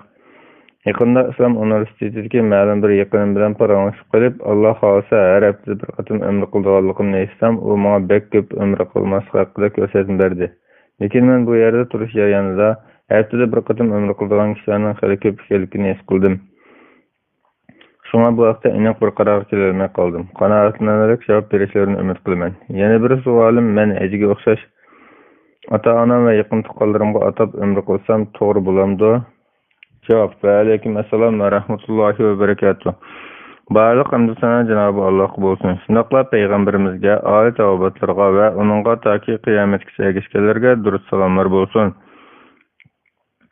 Ömre öz aldığı mustaqil bir ibadet bulup ej bilen billa ada kılsımı ayrım ada kılsım buludu. Ömre degen söz Arap tilida ziyaret kılış, avat kılış ve közleş degendek ma'nolarini bildirdi. Şeriatda bolsa Ka'bani tavaf kılış, Safa Merve'ni sayı kılış ve çatışıyortuş kadarlık ibadetlerini kılış için ihrama kirip Allah'ın beytini ziyaret kılışına ibaret. Ömür kılışının hükümetsizde toxtulduğun bolsak, alimler tuncu katımdan keyin kılgan ömürünün vacip ömeskide birdek ispak. El-İhtiyar 1. tom 390. bet, Haşeti İbn Abidin 2. tom 372. bet, Bidayetül Müstehid 1. tom 236. bet, El-Mecmu 7. tom 9. bet, El-Mughni 3. tom 89. bet, Mughni'l Muhtar 1. tom 360. bet. Hanefi mezhepte ecbaliyetleri ada kılıngan Arafat günü, Kurban Eid günü ve onundan keyinki 3 gün cemi 5 günden başka günlerde yıl boyu ömrü kılsı buludu. El-İhtiyar 1. tom 391. bet, Şerhul Fethül Kadir 3. tom 137. bet. Her ayları da aşı 5 günden başka günde ömrü kılış mekruh bulmaydı. Enes razıyallahu anhu mundaq rivayet kılıdı. Resulullah sallallahu aleyhi ve sellem 4 kıtım ömrü kılgan bulup, özünün acı bilen bildi kılgan ömrüsün başka ömürlerinin ömrüsünü Zulqayda ayda kılgan. Bular Zulqayda ayda kılgan ömrü, keyinkili Zulqayda ayda kılgan ömrü, Hunayn olcularini taksim kılganda Ci'rana'dan Zulqayda ayda kılgan ömrü. Ci'rana Mekke'ye yakın bir cayının bulup, Perem sırtıq təvə bulğaçqa ömrü kılması bulğanlar o yerde ihram bağlap Perem'e kirdi. Ve özünün acı bilen bildi kılan ömrüdür. Bukhari 4148. hadis, Müslim 1253. hadis. Ömrünün en afzal vakti Ramazan ayıdır. Hatta mundaqaydı. İbn Abbas radıyallahu anhuma rivayet kılıdı ki, Resulullah sallallahu aleyhi ve sellem bir ensari ayolga, sizni biz bilen acı kılsın nemi tutup koydu degende, o ayol tugumuzdan birini irim bilen oğul menimki acık ketdi. Yani bir de su tartıp içimiz depti. Resulullah Ramazan kelse onunla ömür kılan. Çünkü Ramazan'daki ömre acı beraber dedi. Müslüm'ün bir rivayeti de çünkü Ramazan'daki ömre sahipta acıga yaki men bilen bilgi kılgan acı beraber degen. Bukhari 1782. hadis, Müslüm 1256. hadis. Bir yıl içinde köp kıtım ömrü kılış köpçülük alimlerinin kaçta müstahap iş bulup, İmam Nevevi mundaqaydı. Bizning mazhabimizda bir yil ichida qayt ömrü kılış mekruh bulmaydı. Belki müstahap buludu. Ebu Hanife, Ahmet ve Selef haleflerden köpçülük alimler şundaq qaragan. Bu qarashni köpçülük alimlerden naql qilganlar ishida Mavridi, Saraxsi, Abdari qatorliqlar bulup, İbnül Munzir bu qarashni Ali ibn Abi Talib, İbn Ömer, İbn Abbas, Enes, Aisha, Ata radhiyallahu anhulardan ve başkalardan rivayet qilgan. Hasan Basri, İbn Sirin ve Malik qatorliqlar yilda bir qıtımdan köp ömrü kılış mekruh. Çünkü bu tavaf ve sa'yini ölçük aldığan ibadet. Şuna ajiga o'xshash yilda faqat bir qıtımda qılındı degen. İmam İbn Abidin, İmam İbn Qudama qatorliqlar bu mazmunni ta'kidlagan. El-Mecmu 7. tom 116. bet, Haşiyet İbn Abidin 2. tom 372. bet, El-Mughni 3. tom 90. bet.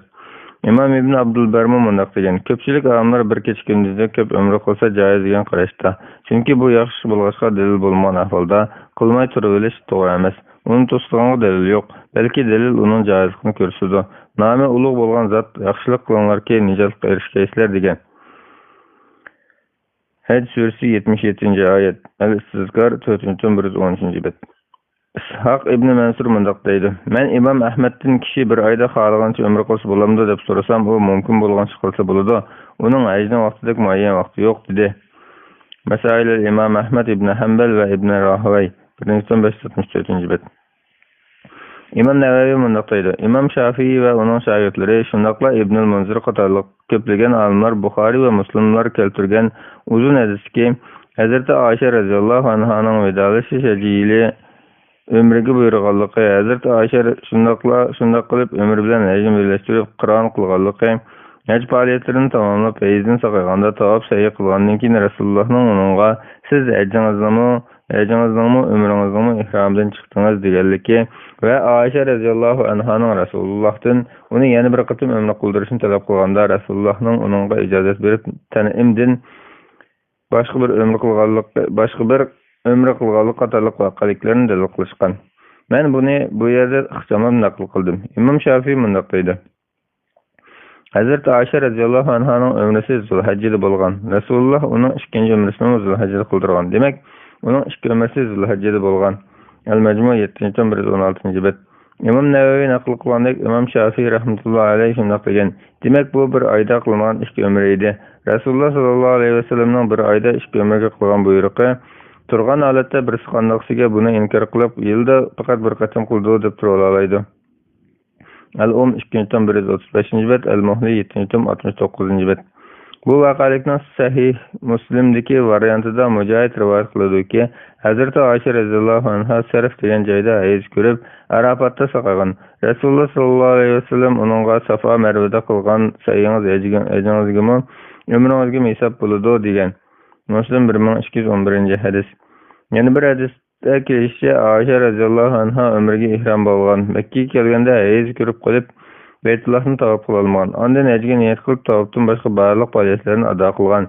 Minadan qaytadigan kuni pak bo'lgandan keyin payg'ambar sallallohu alayhi vasallam uningga tavafingiz hajingizgami umringizga hisob bo'ladi degan. Lekin u unimay umr qilaman deb turib olgandan keyin Rasululloh uni qarinishi Abdurrahmon bilan Tanimga avatgan va hajdan keyin umr qilib olgan. Muslim 1211-hadis. İmam Navawi yana bu ve ilgirki hadislarning sharhida mundaq deydi. Bilginki Rasululloh sallallohu alayhi vasallamning sizning Safa Marvada qilgan sayingiz hajingizgami ömringizga hisob bo'ladi degan so'zida Ayşe radhiyallohu anhaning ömrü bilan hajni juplab qilganligi, ömrini amaldan qoldirish uchun rad qilmaganligi, balki ayrim ömür faoliyatlarini davomlashtirishni tarq qilganligi aniq dalil bor. Mushu babning beshida biz buni muayyonlashtirib bo'lganmiz. Aşı o'rinda Rasululloh sallallohu alayhi vasallamning bu yerdagi sizning Safa Marvada qilgan sayingiz hajingizgami umringizga hisob bo'ladi degan so'zi dalil qilingan edi. Sharh an-Navawi ala Sahih Muslim 8-156-bet. İmam İbn Qayyim rahmetullohi alayhi va Hazreti Ayşe radhiyallohu anhaning bu hadisdan haj umr ibodatlarining eng muhim asoslari suzib ilinganligi bayon qilingandan keyin bu asoslarning 6-si bir yilda emas, balki texi bir oyda ikki umr qilishning joizligi degan. Zadul Ma'ad 2-175-bet. Abu Hurayra radhiyallohu anhu rivoyat qiladi-ki, Rasululloh sallallohu alayhi vasallam mundaq degan: bir ömre yana bir ömreki günahlarını paklaydı. Günah aralashmagan hajga jannatdan boshqa mukofot yo'qdir. Sahih Buxoriy 1773-hadis, Muslim 1349-hadis. Bu hadismi bu ikki ömrning bir yil ichida yoki 2 yil ichida qilinishi bayon qilinmagan. İmam İbn Hajar bu hadisning sharhida mundaq deydi: bu hadisda Malikilarga o'xshagan bir yil ichida bir qadamdan ortiq umr qilsa makruh bo'ladi deb qarag'anlarga, shundaqla ulardan boshqa oyda bir qadamdan ortiq umr qilsa makruh bo'ladi deb qarag'anlarga qarshi umrini ko'p qilsa mustahabligiga dalil bor. Undaq qarag'anlar Rasululloh sallallohu alayhi vasallam yilda faqat bir qadamla umr qilgan. Rasulullohning ish harakatlari vojib yoki mustahabligini bildirdi deb dalil ko'rsatishga bo'lsa-mu, mustahab amniyati Rasulullohning ish harakatlarida cheklanib qolmaydi. Chunki Rasululloh ummatidan mashaqqatni ko'tarish uchun ba'zi mustahab ishlarni tark qildi. Halbuki Rasululloh so'zi orqali mustahablikni ko'rsatib qo'ygan bo'ldi. Shuning bilan chek qo'yib olmasdan mustahablik sifatlandi. Bu hadisning umum va mutlaq kelganligi haj bilan umrining faqat barliqini taqozo qiladi. Chunki umrimi hajga o'xshash yilda bir qatimla qilinadigan bo'lsa edi, hajga o'xshash bo'lgan bo'ladi va ikkisini ayirmayla bir haj yana bir hajga deb barobar qilayotgan bo'ladi. Mecmuul Fatva 26-268-bet, Avnul Ma'bud 5-329-bet. Sahab kiramlarının bir ayda bir neçe qatim ömrü qılğanlıq kelgen bolup, İmam Şafii Anas ibn Malik radiyallahu anhu'nun Mekke'de turup çeçi yanıdan ezip beji qarayışlar çıkıp ömrü qılğanlığını rivayet qılgan. Al-Um 2135 bet, Sunan al-Bayhaqi 4344 bet, bir rakam 8512.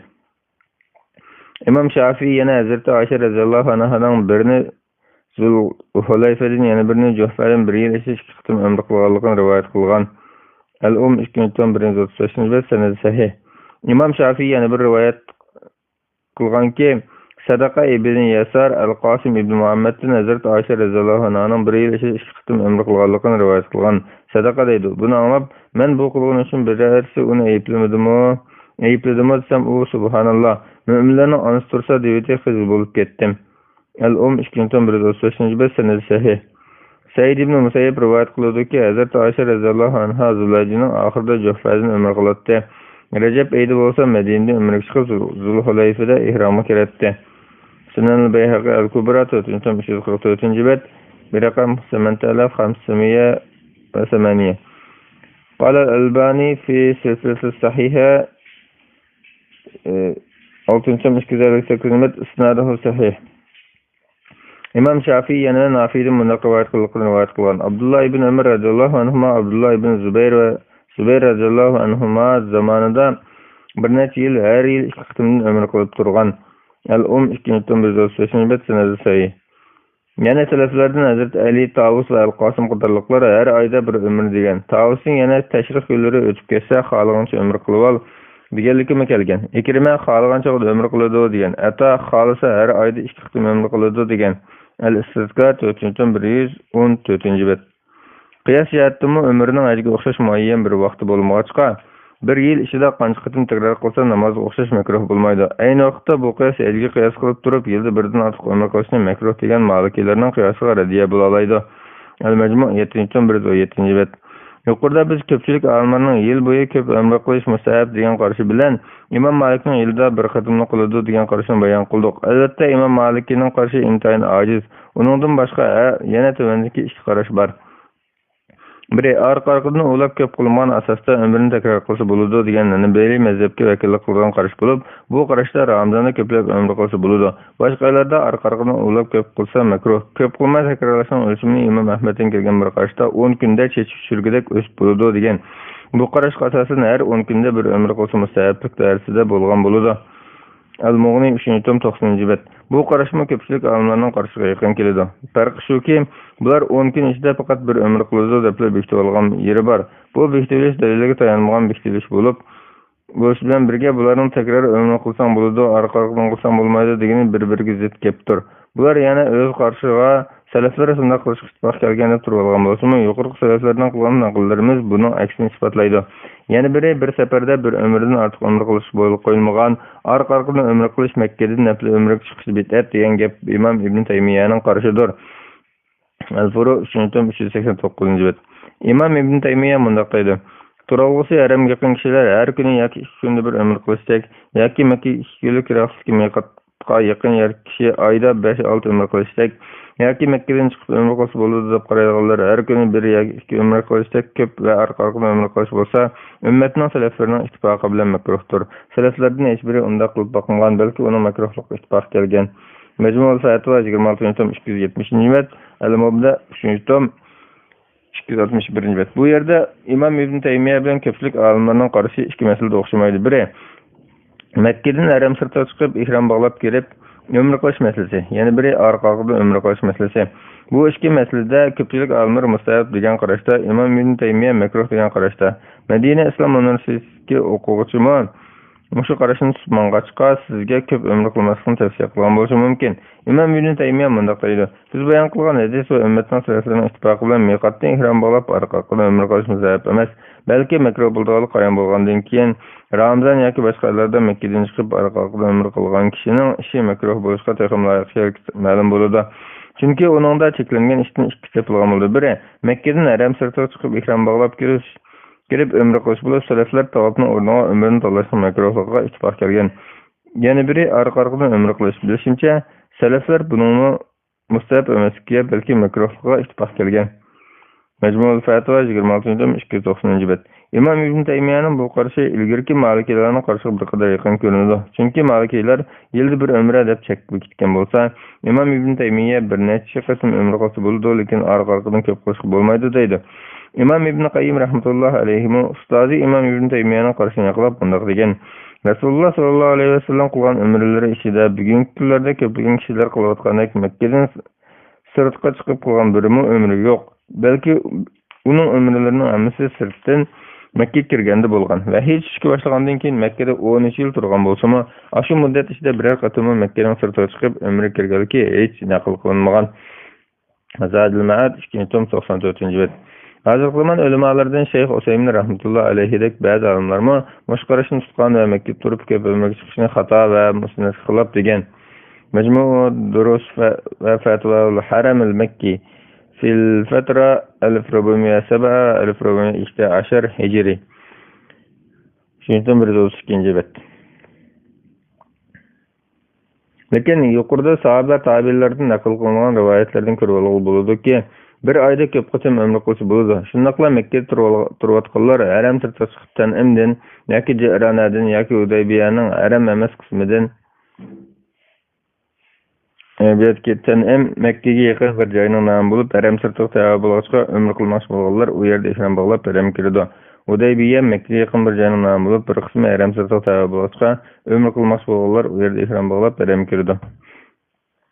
Yoki Jiddan umrga ihrom bog'lab kirib umr qilsa bo'ladi, bid'at bo'lmaydi. Bu masalaflarning ish izlaridir. Yuqorida Hazrat Oyisha, Anas radhiyallohu anhularning Mekke'dan halol daire haram sirti ko'rsatildi. Halol dairəyə çıxıb ihram olub ömrü qılğanlıqı bayan qılındı. Yana İmam Malik Urvadan rivayet qilishçə Abdullah ibn Zubayr radhiyallohu anhuma Tanimdən ömrü ihram bağlagan. Urva deydi, keyin men onun Kəbə ətrafında 3 aynışını ildam mənib aylanğanlığını gördüm. Muvatta 1-365 bet. Hazreti Ayşe radhiyallohu anha vaqaligida Tanimdən ömrü ihram bağlashni Ayşe radhiyallohu anhaga yoki shuningdek ahvol duch kelganlarga xos deyish ayrimlariga muhtoj. Əməliyyatda bunun xaslığa delili yo'q bo'lib qolmay, aksiga yuqorida İbn Zubayr radhiyallohu anhumanın rivayeti shunaqla tabiinlardan kelgan rivayetler onun xos emasligini ko'rsatdi. Bir kishi Tavusdan men Minada 2 kun turib qaytib kelgan, umr qilsam bo'lamdi deb so'raganida u "A" degan. U yana umr qil so'ralganida tashrih kunlari o'tib ketsa, kelar yil qadar xohlagan joyda umr qil degan. Ikrima imkoniyating bo'lsa umr qilgan degan. Musannaf İbn Abi Shayba 3-129 bet. Rasulullah sallallahu aleyhi ve sellem bir yılda fakat bir qadamla ömür qilgan. Mekke'den Tanimga chiqib ömrga kirmagan deganga qarata İmam İbn Azim mundaq javob bergan. Buningda dalili yo'q. Chunki tark qilishga rag'batlanadigan ish makruh bo'ladi. Rasulullah hijrat qilgandan keyin faqat bir qatam mashq qilgan, faqat 3 qatam ömr qilgan. Sizlar degandek bo'lgan bo'lsa, butun ömrde bir qatamdan ortiq qilishni makruh deyishinglar, butun ömrde 3 qatamdan ortiq ömr qilishni makruh deyishinglar kerak bo'ladi. Halbuki sizlar undaq demaysizlar. Rasulullohning ummatiga jafo yoki bir zulm qilsin deb qilishni yoqtirgan ishlarni tark qilganligi sayyalat isbotlangan. Al-Muhli 769 bet. Jafo yoki bir zulm qilsin deb qilishni yoqtirgan ishlarni tark qilganlikning misollarini Imom Shatibiy tafsili bayon qilgan. Al-Muvaffaqat 461 bet. Ata Tanimdan qilgan umr haqida so'raganda u umr degan ata yana Makka alisini bo'lsin, boshqa yerlik bo'lsin, umr qilmoqchi bo'lganlar Tanimga yoki Iranaga chiqib shu yerdan ihrom bo'lsin degan. Akhbar al-Makka lil Fakihi 560 bet bir raqam 2839. Yuqorqi naqllardan İmam İbn Taymiyyaning salaflar tavafning o'rniga umrni to'lashi makruhlik isbot kelgan degan so'zning to'g'ri emasligi, salaflardan ba'zilarining tavafning o'rniga umr qilishni afzal deb qaraganligi, ba'zilarining bo'lsa tavof afzal deb qaraganligi ma'lum bo'ladi. Bu vaqtda cheklagan aniq bir dalil kelmagan tursa, sahoba va tabi'lardan umr qilganligi rivoyat qilingan tursa, bir umra yana bir umrlik gunohlarni poklaydi degandek umrni ko'p qilishning musaffiki sayyi dalillar tursa, ömredek faziletlik bir taat, ibadet bilen Cenab-ı Allah'a yaqinlashishni, xayrlik ishlarni ko'p qilishni bid'at deb cheklatish to'g'ri bo'lmaydi. Makkalikning umr qilmoqchi bo'lsa, Makkadan ihrom bog'lamay, haram sirtga chiqib ihrom bog'laydiganligi 4 mazhab imomlarining qarshi bo'lmasdan, balki İmam Zaylai, İmam İbn Qudama, İmam İbn Hajar va hozirlardan Shayx Shinqiti qatorliq ko'plagan olimlardan Bu haqda icma barlıqı naql qilingan. Tabiyyinul Haqaiq 2-8 bet, Al-Mughni 3-111 bet, Fathul Bari 3-387 bet, Advaul Bayan 4-488 bet. Haqqida icma barlıqı keltirilgan bundaq bir meselede İmam İbn Taymiye, şagirdi İmam İbn Qayyim ve Şeyh Usaymin rahmetullahi aleyhlerinin Mekke'den ömürge çıkış yolu koyulmagan mekruh, bid'at, xata iş deyişini yoki shunda qilgan kishining nadorlik chiqarishini qabul qilish bo'lmaydi. Tekshirib qaraydigan bo'lsak, safar qilib kelib orqa-orqada umr qilish, qilmaslik yoki Mekkedan tanimga chiqib umr qilish yoki o'rniga tavob qo'yish qatorliq bu masalalarga qarash o'xshamasligi joiz yoki joiz emasligi bo'lmasdan balki qaysi afzal degandidir. Takrarul umra val iksar minha lid-doktor Abdullah ibn Hamdul Qatmil مجلة الفقه الإسلامي السنة 11 العدد 13 صفحة 291. Hayran qilarliq shuki, İmam İbn Taymiye yuqorida biz bayon qilgan sahoba va tabi'inlarning har oyda yoki imkoniyat tepasida umra qilish to'g'risidagi so'zlari va ish izlarini bayon qilgandan keyin bunday deydi. Bu vallohu alam Muharram umridir. Hacılar adette Mekke'de Muharrem'e durup andın ömür kılattı. Bu nakıllar Mekke'den sırık çıkıp ihram bağlap girip ömür kılışına yol koyulgan ibadetlikin körüsüdü. Bununla talaş tartış yok. İmamlar onun caizliği ittifak. Bu İbn Sirin'den kelgen Resulullah sallallahu aleyhi ve sellem Mekke ailesiga tanimni bekitip bergen degan meşhur hadisning mazmunudur. Mecmuul Fatva 26-269 bet. İbn Sirin'nin bu rivayeti mursal bolsunmu senedi sahihtir. أخبار مكة للفاكهي 556 بيت برقم 2825. المراسل لأبي داود مجلد 1 صفحة 145 برقم 135. مصنف ابن أبي شيبة جزء الثالث صفحة 266 برقم 4075.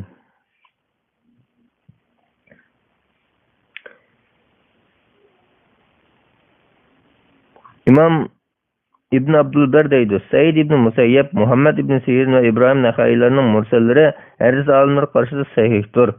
Et-Temhid Cüzül Evvel Safha 30. Yani gelip ömürden erişilen sevap tartkan cepa bilen kılgan çıkımı karata buludu. Ondak bulgan iken tanimden köp ömre kılışını çekleşki bulmaydı. Resulullah sallallahu aleyhi ve sellem Ayşe radıyallahu anh'a şundak degen. Eyizden baklanğanda tanimni berip ömre kılıp palan yerik gelin. Lekin ömrünüzün sahabı tartkan çıkımızı yoki cepayınızı karata buludu. Sayyen Bukhari 1787 hadis, Muslim 1211 hadis. Ata ana ve başkalar ornida ömür kılışıp kelsek, Ebi Zerrin radıyallahu anhu rivayet kıldı ki, o Resulullah sallallahu aleyhi ve sellem'in huzuruna gelip, ey Resulullah, menin atam hac yoki ömür kılalmaydigan, tügüdümü olturalmaydigan, yaşanıp ketken çoğun aksakal degenide, Resulullah atağının oradan sen hac ve ömür kılgan degen. Sünen Tirmizi rakam 930 hadis sahih. Bu hadis tehe ayat bolsunma hac baralmaydigan kişiler üçün xalasany hac yoki ömür kılıp koyuş bolduğunu görsüdü. Burayda radıyallahu anhu rivayet kıldı ki bir ayol Resulullah sallallahu aleyhi ve sellem'in huzuruna gelip ana mec kılmay tügep ketken onun atap hac kılam dep sorudu. Resulullah onun atap hac kılan dedi. Sünen Tirmizi rakam 929 hadis sahih. Bu hadis meyit kişiге hac ömür kılıp koyuşunun caizligini görsüdü. Alimler ayat bolsun yoki meyit bolsun başkalarga ömür kılıp koyuş caiz dep qarasımı ba'zi tafsilatida qarashlari o'xshash emas. Hanafi mezhepte birisinin telifi bilen ömür kılıp koyusu buludu. Şafii mezhepte ayat durup baralmaydigan bolsun yoki meyit bolsun başkaları ömür kılıp koyuşu buludu. Gədində vacib ömrü yükülünüp kalgan kişi ada kıladıgan turukluk ada kılmay tügep kesse, onun ömrüsünü ada kılıp koyuşu azım buludu. Nefil ömrünü öz ada kılalmaydigan bolsa, meyitki kılganlık ada kılıp koyuşu buludu. Hanbali mezhepte ayat kişiге telifi bilen ömrü kılıp koyuşu buludu. Meyitqa nefile ve vacib ömrü kılıp koyuşu buludu. El-Mughni 395 bet, El-Mevsuatul Fiqhiyye El-Kuveytiyye bi ihtisar min maddetil ömre ve enil gayr. Xulasasak küçük delillerge dayangan köpçülük alimlerinin qarşı boyunca siz kılgandek ciddi taraftaki haram sırtını sefer kılıp özünüz için xalgancha ömür kılsanızmı, ciddide Medine ve Taif qatarlıq şehirlerge berip qaytışda ihram bağlap ömür kılsanızmı, Mekke turup Ca'ranen, Tan'im, Hudaybiye ve Arafat degендek haram sırtına çıkıp ihram bağlap xalgancha ömür kılsanızmı buludu. Ata-ananız yoki boshqa yaqinlarga atab umr qilsangiz bo'ladi. Saudiya Arabiston Fatvo komitetimi o'zi uchun umr qilib bo'lgandan keyin otasi uchun umr qilishning hukmi nima? Atasının ömrüsünü Mekke mükerremdeki ihram bağlaş orun tanımından kılgan bolsa, ömrüsü doğru mu yoki asli miqatdan ihram bağlap qilish kerakmi degan savolga shunday fatvo bergan.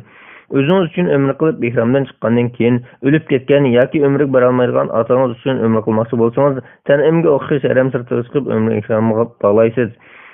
Miqatga safar qilsangiz kerak emas. اللجنة الدائمة للبحوث العلمية والإفتاء السؤال الرابع من فتوى رقم 11638. Şeyh İbn Baz rahmetullah aleyhi bu vaqt so'ralgan savollarga to'g'ri javob bergan. Savol: Makka ahliga umr qilish vojibmi? Javob: Boshqalarga o'xshash umrda bir qatim umr qilish vojib. Mushu to'g'ri qarashdir, chunki dalillar ularga umum. Savol: Kishilarning hajdan keyin tanim yoki jironadan ko'p umr qilishning hukmi nima?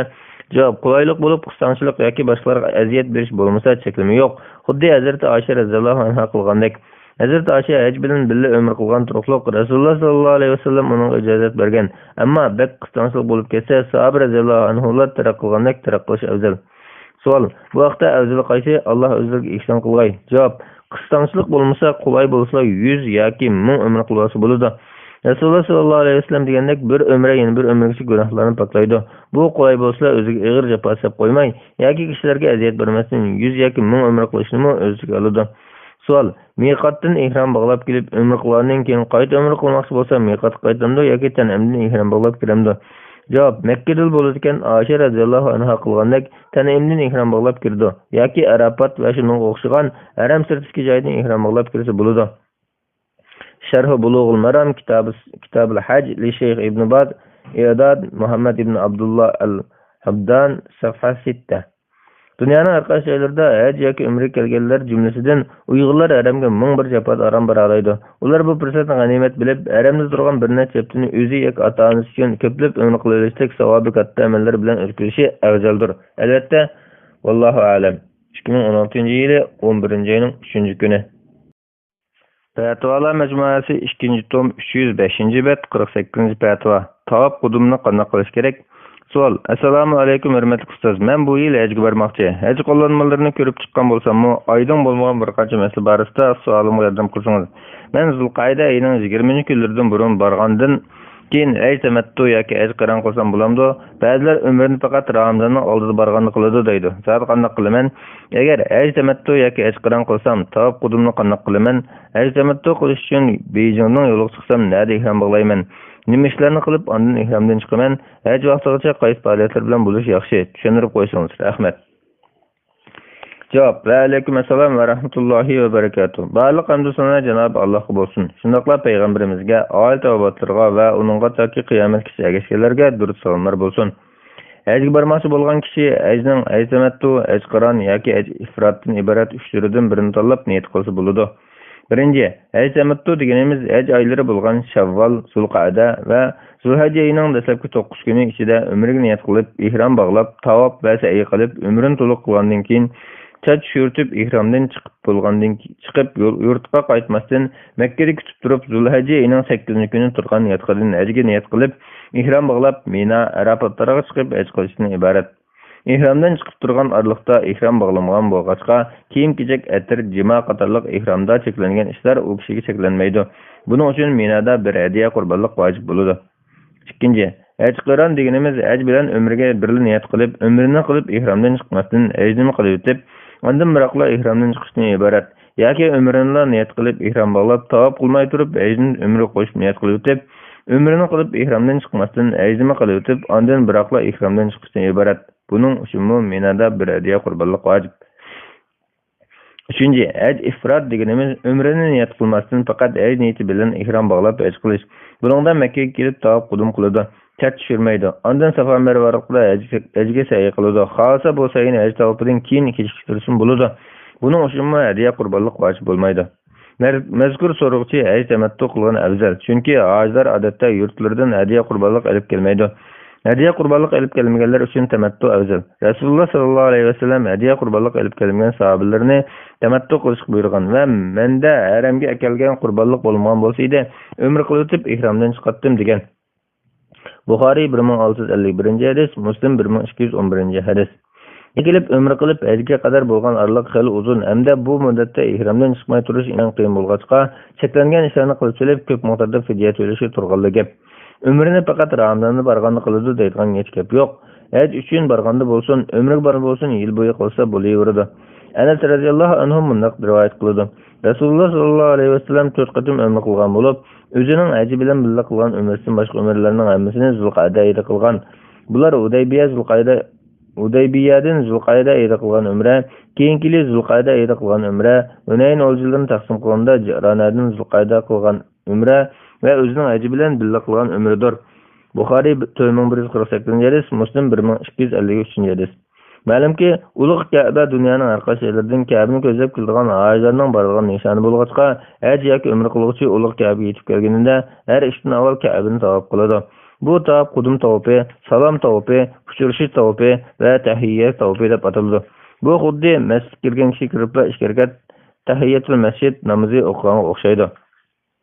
Tavob qudum hukmi ko'pchilik olimlarning qarashida Makka sirtidan kelganlar uchun sunnat bo'lib, taraf qilinsa gunoh bo'lmaydi yoki qon kelmaydi. Badai Sanai 246 bet, Al-Majmu 812 bet, Al-Mughni 228 bet. Haj tamattu qilgan taqdirda umriga tava bo'lgan bir tavob qudumga hisob bo'ladi. Ayrim umriga borgan kishining tavobi shundoq. Bu ahvolda ayrim tavob qudum qilmaydi. Ammo haj qiron yoki haj ifrat qilgan ahvolda Makkaga kelib qilgan tunji tavob qudum bo'ladi. Haj tamattu yoki boshqa turli haj qilish uchun Beijingdan yo'lga chiqqan taqdirda Beijing aydurumda ihrom bog'lab niyat qilsimi yoki Saudiya Arabiston dairasiga kirib aeroplan xodimi ihrom bog'lash chegarasini miqat keldik deb jakarlaganda ihrom bog'lab niyat qilsin bo'ladi. Fursat topilmay yoki bilmay qolgan favqulodda ahvolda jiddida aydurumga tushganda bog'lab niyat qilsin bo'ladi. Ihrom bog'lash deganimiz ihrom kiyimini kiyishli bo'lmasdan, balki haj yoki umraga niyat qilib, ba'zi ishlarni yiroq turishini ko'rsatadi. Niyat qilinsa, ihrom kiyimini kiyib olsa-mu, ihromni qadarga o'tmaydi. Ihromga kirmoqchi bo'lganda, tirnoq va chachilishdak badan tozalik qilib, tahorat elib yoki yuyinib, tikilgan kiyim-kechaklarni to'liq silib etib, ihrom kiyim bo'lgan ikki parcha oq raxtga o'rinib, umra hajga niyat qilamiz. Bu niyat bilan ihromga kirgan bo'lamiz. Ondan 2 rakat namoz o'qiymiz va talbiya to'laymiz. Ihromga kirgan holatda chash, tirnoq ilish, atir ishitish, jidal majra qilish va jimoga munosib ishlar cheklanadi. Shundaqla ihrom holatida do'ppi degandek bir narsa kiyib, beshini yugurolmaydi. Ko'ynak, chapon, qo'njilik oyoq qatorliq kiyim-kechaklarni kiymaydi. Kamar yoki bilboq taqolisi bo'ladi. U o'lmaydi. Bit yoki shuningdek narsalarni o'ldirmaydi. Yunsa munchiq kelsa bo'ladi. Haj tamattuda tavob saidin keyin chash shurtib umrini tamom qilib, ondan ihromga chiqadi. Haj qiramni yoki haj ifratda hajni tamomlab ondan ihromdan chiqadi. Ayollarmi ayollarda qiladi, lekin ihromliq kiyimi ayollar odatda kiyingandek shariat muvofiq kiyimlar kiysa, ihromliq kiyim kiygan bo'ladi. Yotlar yo'q yerda ihromliq holatda yuzini yuvib olmaydi. Shundaqla ayollar odatda har qanday tavobni qilmaydi. Boshqa ishlarni ayollarga o'xshash qiladi.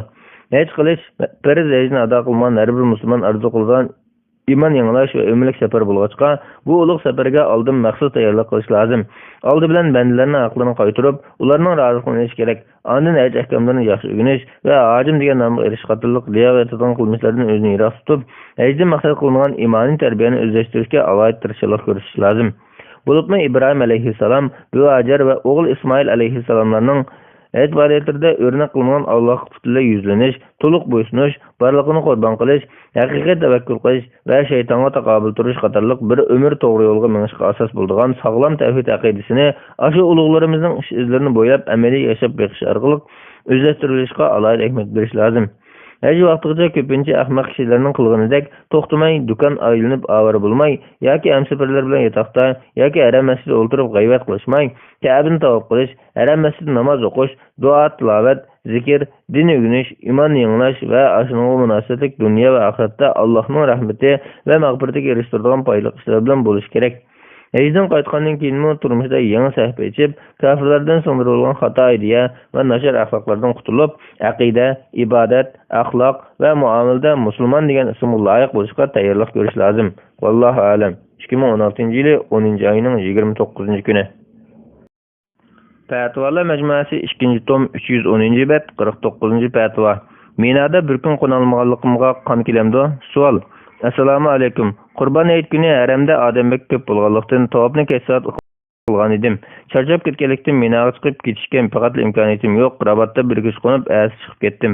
Ashuk bir kun qona olmaganligimga qon kelamdigando deb o'zlaridan so'rashim. Javob: Va alaykum assalom va rahmatullohi va barakatuh. Ba'liq hamdu sana Cenab-ı Allah'a bolsun. Şunaqla peygamberimizge, ayet abatlarga ve onunğa taki kıyametgacha ergashganlarga durust salomlar bolsun. Teşrik günleri Qurban ayetining 2, 3, 4 günleri bulup, Allah Taala bu günlerde Minadan turib Allah'ın zikr qilishga buyurgan. Allah'ını sanaqlıq günlerde zikr qılыңlar. Kimki 2 gün turib aldırab Minadan Mekke qaysa onunluk günah bulmaydı. Kimki kichiksa taqvodorlik qilganlar üçün günah yo'qtur. Allah'tan qo'rqinglar va bilinglar ki, hammanglar uning huzuriga to'planasizlar. Bakara suresi 203. ayet. İbn Abbas radıyallahu anhuma mazkur ayetki sanaqlıq günlerini teşrik günleridir deb tafsir qilgan.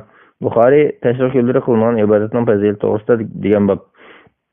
Cenab-ı Allah'ın kimki 2 gün turib aldırab Minadan Mekke'ye qaysa onun günah bulmaydı degan so'zga asosan aldırganlar 4. kunlik tavba kechisi Minada qo'nmasa ruxsat qilingan.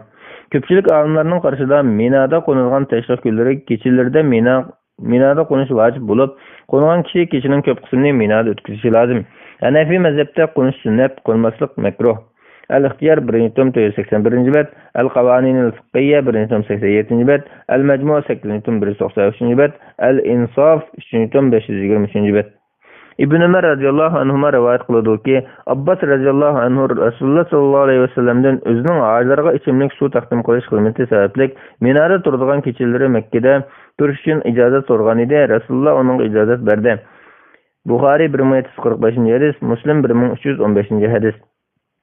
İbn Ömer radıyallahu anhuma rivayet qiladi ki, Ömer radıyallahu anhu ba'zi kishilarga vazifa topshirib, ağaçlardan birisini Aqaba keyinli qo'nishga qoldirmay Mina ishga kirgizdi va diqqat qilinglar, ağaçlardan birisi Aqaba keyinli qo'nib qolmag'ay deydi. Muvatta 909-910 numar. Ibn Hajar sanad sahih degan Ad-Diraya 2-tom 29 bet. Yuqorqi oyatning aldırganlarga 2 kun qo'nish gunoh bo'lmaydi deb ruxsat qilganligi bilan Rasululloh sallallohu alayhi vasallamning o'zirliklarga bergan ruxsati ko'pchilik olimlarning qo'nish vojib degan qarashini kuchlantirdi. Minada qo'nish yotmasimi yoki uxlamasimi Minada yerda yoki mashina tursa vujudga chiqadi. Kechkin pech bilan paylanib tong otgan qadar davomlashadi. Buning yerimdan ko'proq vaqt Minada tursa qo'ngan bo'ladi. Buning asosan o'zirliklarga gunoh bo'lmaydi, qonmi kelmaydi. Minada qo'nish uchun ketib o'tib, yo'l besiq bo'lib ketib, yoki to'silib qolib, yoki og'rib qolib, yoki biror ishdan qo'rqib qolmagan yoki kechikib chiqqan bo'lsa, o'zirlik bo'ladi. O'zirsiz hamda kechida yoki bir kechida qo'nmaganlarga qon keladi. Bu Maliki mazhab qarashi. Shafiy mazhab qarashida bir kecha qo'nmagan bo'lsa, bir jing ochliq, 2 kecha qo'nmasa 1 kilo ochliq sadaqa bersa bo'ladi. Hamma kechalarda qo'nmasa qon qilishi vojib bo'ladi. Al-Majmu' 8-tom 178 bet.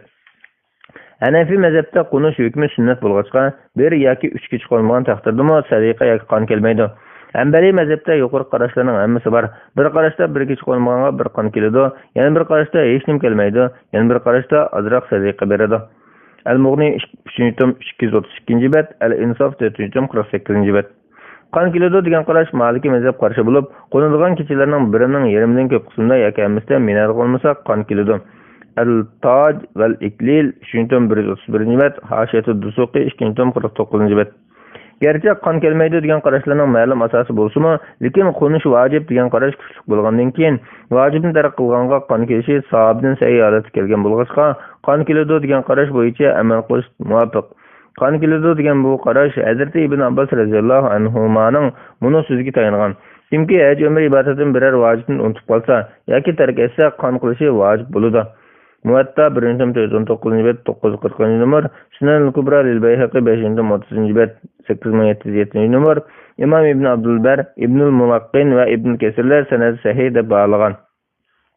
Yana bir tarafdan nurg'un chiqim, kuch va vaqt sarf qilib ado qilgan hajning qusursiz tamom bo'lishi uchun qon qilitish ko'ngilni xotirjam qiladigan ish. Qon qilishga imkon yor berilsa, azroq ochliq yoki pul sadaqa qo'yilsa bo'ladi. Hatta va Salim qatorliq ba'zi sahabiylardan biror tilla yoki biror tanga yoki shunga yaqin sadaqa berdi deb kelgan. Musnad Ibn Abi Shayba 3-tom 297 bet, 10375, 10377 numar. Al-Muhli 7-tom 185 bet. Vallahu alam. 2016-yil 1-oyning 7-kuni. Bismillah, velhamdülillah, ve salatu ve selamu ala Resulillah, amma ba'd. Assalamu alaikum ve rahmetullahi ve berekatuhu.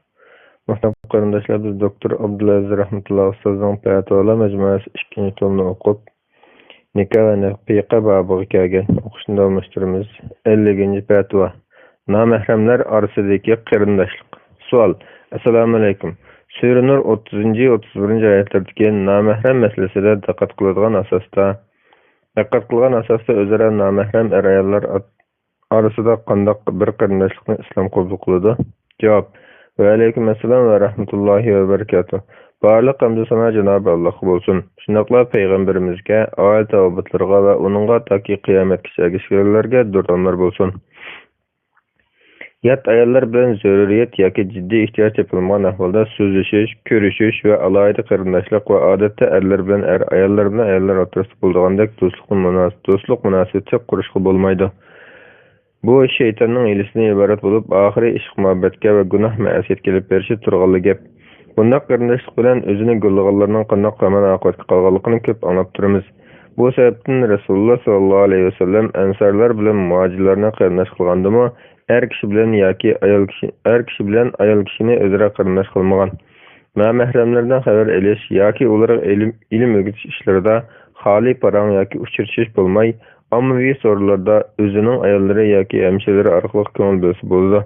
Resulullah sallallahu aleyhi ve sellem ve ayollarımı ko'ngil bo'lish ve ilim o'rgatishda shunday qiladi. Ayollar ayollarga ko'ngil bo'lsa texim yaxshi. Vallahu alam. 2016-yil 9-oyning 4-kuni. Fatvolar majmuasi 2-nji tom 315-nji bet 51-nji fatvo. Imildoshlik haqida. Savol: Assalomu alaykum. Bu masalaga fatvo bersangiz. Alloh sizlardan rozi bo'lsin. Bir odamning 3 qizi bor. Imid kuchi taraf. Yana bir odamning 3 o'g'li bor. Uning ikkinchi o'g'li bilan yana bir odamning birinchi qizi imildosh. Shu birinchi qiziga imildosh bo'lgan ikkinchi o'g'lining akisini o'ylab qo'ysa bo'lamdi? Cevap: Ve aleyküm esselam ve rahmetullahi ve berekatuhu. Barliq hamd sana Cenab-ı Allah'a bolsun. Şundaqla Peygamberimizge, aile tavbatlarına ve onunla taki kıyametki erişkilerge dürüst salamlar bolsun. İkinci oğul yat bir ayalının sütünü emgen bolsa, bu oğul şu ayalının emit şiyatin oğlu buludu. Bu ayalının barliq kızları, bu oğulun emida şemsilleri buludu. Neticede bu oğul o ayalının kızları bilen öyünelmeydi. Çünkü nesep cihetin haram buluduğallar, emildaşlık cihetin haram bulgaçka, o kızlar bu oğulga ağaçsanıl buludu. Sahihayindeki hadisler Resulullah sallallahu aleyhi ve sellem tuğuş haram kılgan kişilerine imişmi haram kılıtıdı degen. Bukhari 5099 hadis, Muslim 1444 hadis. Ama o oğulun akılları bolsa, o ayalını emmegelle bolsa, o ayalının kızlarga ölüneliydi. Çünkü imiş cihetin haram buluş emgüçü ve onun prezentlercilerle çekilinip kaladı. İmam Serhasi mundaqdaydı. Navada iki ayal bulup, birinin oğulları yana birinin kızları bolsa, kızları bar ayal yana bir ayalının oğullardan birini emitip koygan bolsa, o ayalının kızları o ayal emitip koygan aşı bir oğulgula haram buludu. Çünkü o kızlarga emildaş bir tuqqan bolup ketken. O kızlardan hiç qaysi yana bir ayalının baş oğulları haram bulmaydı. Çünkü ular bir emcekten emmigen bolgaçka, ularının ortasında emildaşlık qarindoshlik bo'lmagan. Al-Mabsut 3-nji tom 103-nji bet. 301-nji bet. İmam İbn Qudame mundaqdaydı. Emitkichi ayolning va uning erining farzandlari o ayolni emgen yat balaning akufka yoki ağaç singillari bilan nikoh qilsa bo'ladi. İmam Ahmad mundaq degan: er kishi o'zining emildosh singlisining ağaç singlisini nikoh qilsa bo'ladi. Chunki u ikkisi o'rtasida emildoshlik yoki nasab yo'q. Emildoshlik faqatla ikki qiz o'rtasida. El-Mughni 8-142 bet. Bunun asasen emildaş yigitning akufkalari emitgan ayolning qaysi bir qiziga uylansa bo'ladi. Vallahu alam. 2016-yil 8-oyning 29-kuni. Fatvolar majmuasi 2-nji tom 317-nji bet 52-nji fatvo. Burun zina qilganlar qudurlasa bo'lamdi? Savol: Assalomu alaykum. Birisi bir ayol bilan zina qilib ekan, keyin her ikkisi boshqasi bilan to'y qilibdi. Amdilikda her ikkisining boshqa er va boshqa ayoldan bo'lgan bolalari cho'ng bo'libdi va o'zaro bolalarini o'ylab qo'ymoqchi bo'libdi. Bunda qilishga bo'lamdi? Javob: Va alaykum assalom va rahmatullohi va barakatuh. Barliq hamd sana Cenab-ı Allah bo'lsin. Shundaqla Peygamberimizge, aile tavbatlarına ve onunla taki kıyametki erişkilerge dürüst salamlar bo'lsin. Zina qabih jinoyatlarning biridir. Uni qilib solgan kishi qattiq tavba qilib, undan keyin zinadan saqlanish kerak. Bir ayol burun zina qilgan er bilan quda bo'lmoqchi bo'lsa, tövendeki ahvollarga qaraymiz. Birinci, agar zina qilgan ayolning bolasi quda bo'lmoqchi bo'lgan kishi bilan zinadan bo'lmay boshqa birisidan nikoh yoki zinadan bo'lgan bo'lsa, bu farzand burun u ayol bilan zina qilgan erning boshqa ayoldan bo'lgan farzand bilan to'y qilsa bo'ladi. Chunki bu ahvolda cheklimi yo'q. Hatta shar'iy nikohiga elib talaqini berib o'tgan ayol boshqa erga tegib bolasi bo'lsa, burunqi er u ayol bilan quda bo'lsa bo'ladi. Shundaqla o'gay qizini o'g'liga ilib bersa ham bo'ladi. Alloh taolo nikohlashdan harom qilingan ayollarni tilga olgandan keyin yuqorqilardan boshqa ayollarni nikohlab ilishinglar halol qilindi degan. Nisa surasi 24-oyat. Nikohlanish harom qilingan ayollar qatorida otasi burun zina qilgan ayolning qizi yoki otasining o'gay qizi yo'q. O'gay qiz faqatla shu o'gay otaga harom bo'ladi. O'gay otaning o'g'li emas. Chunki Alloh taolo o'gay qizlaringlar degan. Otanglarning o'gay qizlari demagan. İmam İbn Abidin mundaq deydi. Otasining o'gay qizi yoki o'g'lining o'gay qizini nikohlab olsa haloldir. Otasining o'gay o'g'lining qizimi shundaq. Raddul Muxtar 3-tom 31-bet. İmam İbn Qudama mundaq degan. Otalar va o'g'illar nikohiga olgan ayollarning qizlarini nikohlab elish haloldir. Buning asosan er kishi otasi va o'g'lining o'gay qizini olsa, Allah Taala'nın yuqorqilardan boshqa ayollarni nikohlab ilishinglar halol qilindi degan oyatiga asosan durust bo'ladi.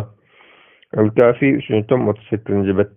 Zina, tuqqanchilik va to'y qilishni harom qilishda nikohdan tuvan turadigan bo'lg'achqa, nikoh orqali birga bo'lgan ayol bilan keyincha quda bo'la oladigan bo'lsa, zina qilgan ayol bilan keyincha albatta quda bo'la oladi. Ikkinchi, bir ayol bilan zina qilgandan keyin u ayol shu zinadan farzand tuqqan bo'lsa, zina qilguvchi er shu farzandini keyin olgan ayoldan bo'lgan farzandga nikohlasa, ko'pchilik olimlarning qarshisida durust bo'lmaydi. Yana bir ayoldan topgan o'g'liga burunlarda boshqa bir ayoldan zinadan topgan qizni elib bersa bo'lmaydi.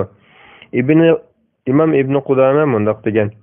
Er kishiga zinadan topgan qizini, zinadan bo'lgan hemşiresini, zinadan bo'lgan o'g'lining qizini, zinadan bo'lgan qizining qizini, zinadan bo'lgan qarindishining qizini, zinadan bo'lgan hemşiresining qizini nikohlashi harom bo'ladi.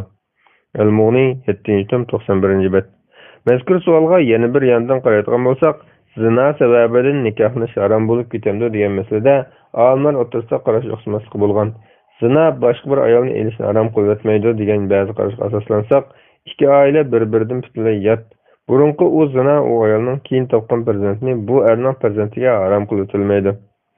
Zina boshqa bir ayolni elishni harom qilib etilmaydi, ta'sir ko'rsatadi degan ko'pchilik olimlarning qarashiga asoslansak, er shu ayoldan zinadan topgan qizini u ayol boshqa erdan topgan qizni va u ayolning onasini ololmaydi. U ayol bu erning o'g'liga, otasiga tegelmaydi. Ammo u ayolning qizi bilan bu erning o'g'li yana to'y qila oladi. Natijada bularning to'y qilishiga qarta kelgan biror cheklim bo'lmagandan keyin bu aslidagi mubah holat qoladi. Yuqoriqilarga asosan shu zinadan bo'lgan farzanddan boshqa u ikkalanning boshqa er va boshqa ayoldan bo'lgan farzandlarini o'zaro o'ylab qo'ysa bo'ladi. Vallohu alam. 2016-yili 1-oyning 14-kuni. Fatvalar majmuasi 2-tom 319-bet 53-fatva. O'gay qaynota mahram bo'la olamdi? Savol: Assalomu alaykum. Yo'ldoshimning dadasi kichik vaqtida vafot bo'lgan ekan. Onasi ular kichik vaqtida boshqa bir erga yotliq bo'ldi ekan. Hozir shu dadimiz bor. Shu dadimiz menga mahram bo'la olamdi? Men odatda dada deb chaqiraman. Javob: Va alaykum assalom va rahmatullohi va barakatuh. Barliq hamd sana Janob Allohga bo'lsin. Shundaqla payg'ambarimizga, oil tavbatlarga va uning taki qiyomatgacha ergashganlarga durud salomlar bo'lsin.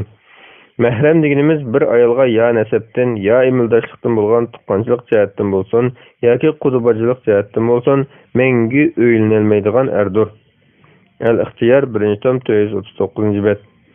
O'gay qaynota bilan sizning o'rtangizda ya nasabdan, ya imildoshlikdan bo'lgan tuqqanchilik jihatdan bo'lsa, yoki qudubachilik jihatdan bo'lsin, mahramlik sababi topilmag'achqa, u kishi sizga mahram bo'la olmaydi. Lekin qaynota o'rnida hurmatlab dada deb chaqirsangiz bo'ladi. Alloh taolo nikohni harom qilgan ayollarni mundaq bir-birlab sanagan.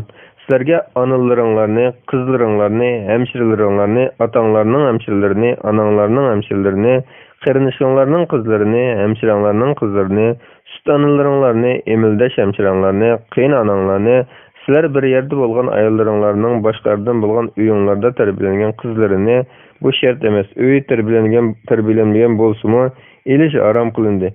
Eğer sizler ularının anıları bilen bir töşekli bolmagan bolsanlar, bu çağda ularını alsanlar hiç fark yoktur. Yine öz puştunlardan bolgan ballarınlarının ayollarını elişanlar ve işkemşirini bir vakitte emranlarda saklaşanlar aram kılındı. Lekin ötkenkiler yani cahilet devre kılgınlar epoklunudu. Allah hakikaten mağfiret kılgıçıdır. Benderge nahayet mihribandır. Erlik ayollarını elişme sizlerge aram kılındı. Fakat sizlerinin baş korşanlar asitki ayollarını elişme sizlerge aram kılındı. Fakat sizlerinin baş korşanlar asitki çöğürler bulundu müstesna. Bu Allah'ın sizlerge parası kılan hükümleridir. Nisa suresi 23-24 ayet. Ahirda Allah Taala bulardan, yani yuqortki eliş durus bolmaydigan ayollardan başqalarını sınadın saqlanıp iffetlik bolğanlar alda mallaryňlaryny serap kılıp, yani mehrini berip nikahlap elişanlar halal kılındı degen. Ügey oğlunyň ayaly yuqorky ayet tutulganlardan bolmaçka ügey qynata onunğa mehrem bolalmaydy. Cenab-ı Allah'ın yuqorky ayetdeki yana öz puştunlardan bolgan balalaryňlaryň aýallaryny elişanlar aram kılındı diyen sözüme şunu gösterdi. Çünkü ügey bala yoki bekolgan bala ya nesepten ya emildaşlıktan öz puştundan bolmagaçka onun ayaly talak kılıngan ahvalda ügey dadaga nisbeten nikahyga iliş aram kılınganlardan bolmaydy. Yana ügey qynata Allah Taala Nur suresi 31. ayetde mehrem dep sanaganlar katardan emas. Müminlerge aytqanki, namehremlik tikilip qarmısın, evretlerini yapsın, taşkı zinetlerden başka zinetlerini aşkarlamasın, liçekleri bilen kökeklerini yapsın, taşkı zinetlerden başka zinetlerini erleriden, atılarından, ya qeynatılarından, ya oğullarından, ya erlerinin oğullarından, ya öz kardeşlerden, ya kardeşlerinin oğullarından, ya hemşirelerinin oğullarından, ya dindaş ayollardan, ya kolastik şöğürlerden, ya xotunlara ihtiyacı yok hizmetçiler, yani qeyri deldiş bolğanlıktan cinsi şehvet yoklardan, ya ayollarının uyatlık joylaryny okumaydigan, yani balagat ketmegen balalardan başka kişileri körsetmesin. Zinnetlerini kişileri bildirüş için ayaklarını yerge urmusun. İyi müminler, bəxtki erişenler için emminler Allah'a tövbe kılınlar. İmam Nevavi qatarlyk alimler mundaq deydi. Ügey atynyň kızını anasının nikahlap berişi aram emas. Yana köy oğlunun kızını anasını nikahlap berişi mi, ügey ananın anasını kızını nikahlap berişi mi aram emas. Yana oğlunun ayalının anasını kızının nikahlap berişi aram emas. Yana ügey oğlunun ayalını ügey atısının ayalını nikahlap berişi aram emas. Ravzatus Talibin 7-12 bet, Reddul Muhtar 3-31 bet. Bunun asasen kiyiniş, hali bir joyda yalğız kalmaslık ve mehrem tuqqanlardek azady olturup kopmaslyk sebäpden ügey qynatyňyz sizge nisbeten yat kişiге okşaş. Seferge çykyşdymy o sizge mehrem bolalmaydy. Amma o sizge mehrem bolanmagyny bilen sizning muşu ýoldaşyňyzdan bolan kızıňyzga mehrem bolalaydy. Çünki o kızıňyz qynatyňyzga nisbeten ügey kızı. Yani ayalynyň kızıga okşaş bolup, o yuqorqy ayet görsetmesi boýunça ügey kızıga mehrem bolalaydy. Wallahu alem. 2015-nji ýyly 10-njy aýynyň 6-njy güni. Fatwalar mecmuasy 2-nji tom 322-nji bet 54-nji fatwa. Küý ogul qyynanyga mehrem bola alamdy? Sual: Assalamu alaykum. Küý ogul qyynanyga mehrem bola alamdy? Allah rahmet kılsın. Jawap: Ve aleyküm assalam ve rahmetullahi ve berekatuh. Barlyk hamdu sana Cenab-ı Allah bolsun. Şundakla Peygamberimizge, ail tawabatlarga ve onunğa taki kıyametkiçi erişkilerge durus salamlar bolsun. Küý ogul qyynanyga mehremdir. Çünki qyynana küý ogulundan nikahlaşmenge aram bolgan ayollar katardan bolup, Allah Taala nikahlaş aram bolgan ayollarny mundak bayan kılgan. Sizlerge anılaryňlaryny, kızlaryňlaryny, hemşireleriňlaryny, ataňlarynyň hemşirelerini, anaňlarynyň hemşirelerini, qyrinişlarynyň kızlaryny, hemşireňlarynyň kızlaryny, süt anılaryňlaryny, emildeş hemşireňlaryny, qyynanaňlaryny, sizler bir ýerde bolgan aýallaryňlarynyň başga erden bolgan öýüňlerde terbiýelengen kızlaryny, bu şert emas, öýü terbiýelenmegen bolsumy iliş aram kılındy. Eger sizler olarynyň analary bilen bir töşek bolmagan bolsaňlar, bu çagda olaryny alsaňlar hiç pak ýokdur. Yana öz püştunlardan bolgan balalaryňlarynyň aýallaryny elişeňler we işkemçinin bir wagt emranlary saklaşaňlar aram kılındy. Lekin O'tgankilar, ya'ni jahiliyat davrida qilganlar afv qilinadi. Alloh haqiqatan mag'firat qilg'uchidir. Bendilerge nihayet mehribondir. Erlik ayollarını ilişimi sizlerge aram kılındı. Fakat sizlerinin başkuruşunlar asitki çöğürler bununla müstesna. Bu Allah'ın sizlerge terez kılgan hükümleridir. Nisa suresi 23-24 ayet. Ayette inik kılıp kıynananlar degen bulgaçka küyüğül kıynanana mehrem buludu. Ebu Hureyre radiyallahu anhu rivayet kılıdı ki Resulullah sallallahu aleyhi ve sellem mundak degen. Allah'a ve ahiret günü iman keltirgen ayolning mahremsiz bir keç gündüz sefer kılışı halal bulmaydı. Bukhari 1088. hadis, Muslim 1339. hadis. İbn Abbas radıyallahu anhuma rivayet kılıdı ki Resulullah sallallahu aleyhi ve sellem hiçbir er kişi yat ayoldan mahremi yenil bulmagan ahvalda hali yerde billi bulmusun degen idi. Bir kişi ey Resulullah ayoli meclis çıkmakçı boldu. Men mundaq gazatlarga çıkışga tizim aldırgan dedi. Resulullah qaytib berip ayolum bilan birga chiqil dedi. Bukhari 5233 hadis, Muslim 1341 hadis. Yuqorqilarga asosan kuyog'ul qaynanasi bilan safar qilsa, xoli bir yerda o'ltirish bo'ladi. Kiyinishdimu kuyog'ul oldida o'z o'g'lida kiyinsi bo'ladi. Lekin qiz anaga o'gay bo'lgan ahvolda kuyog'ul ayolining o'gay onasiga mahram bo'la olmaydi. Vallohu alam. 2002-yili 8-oyning 7-kuni.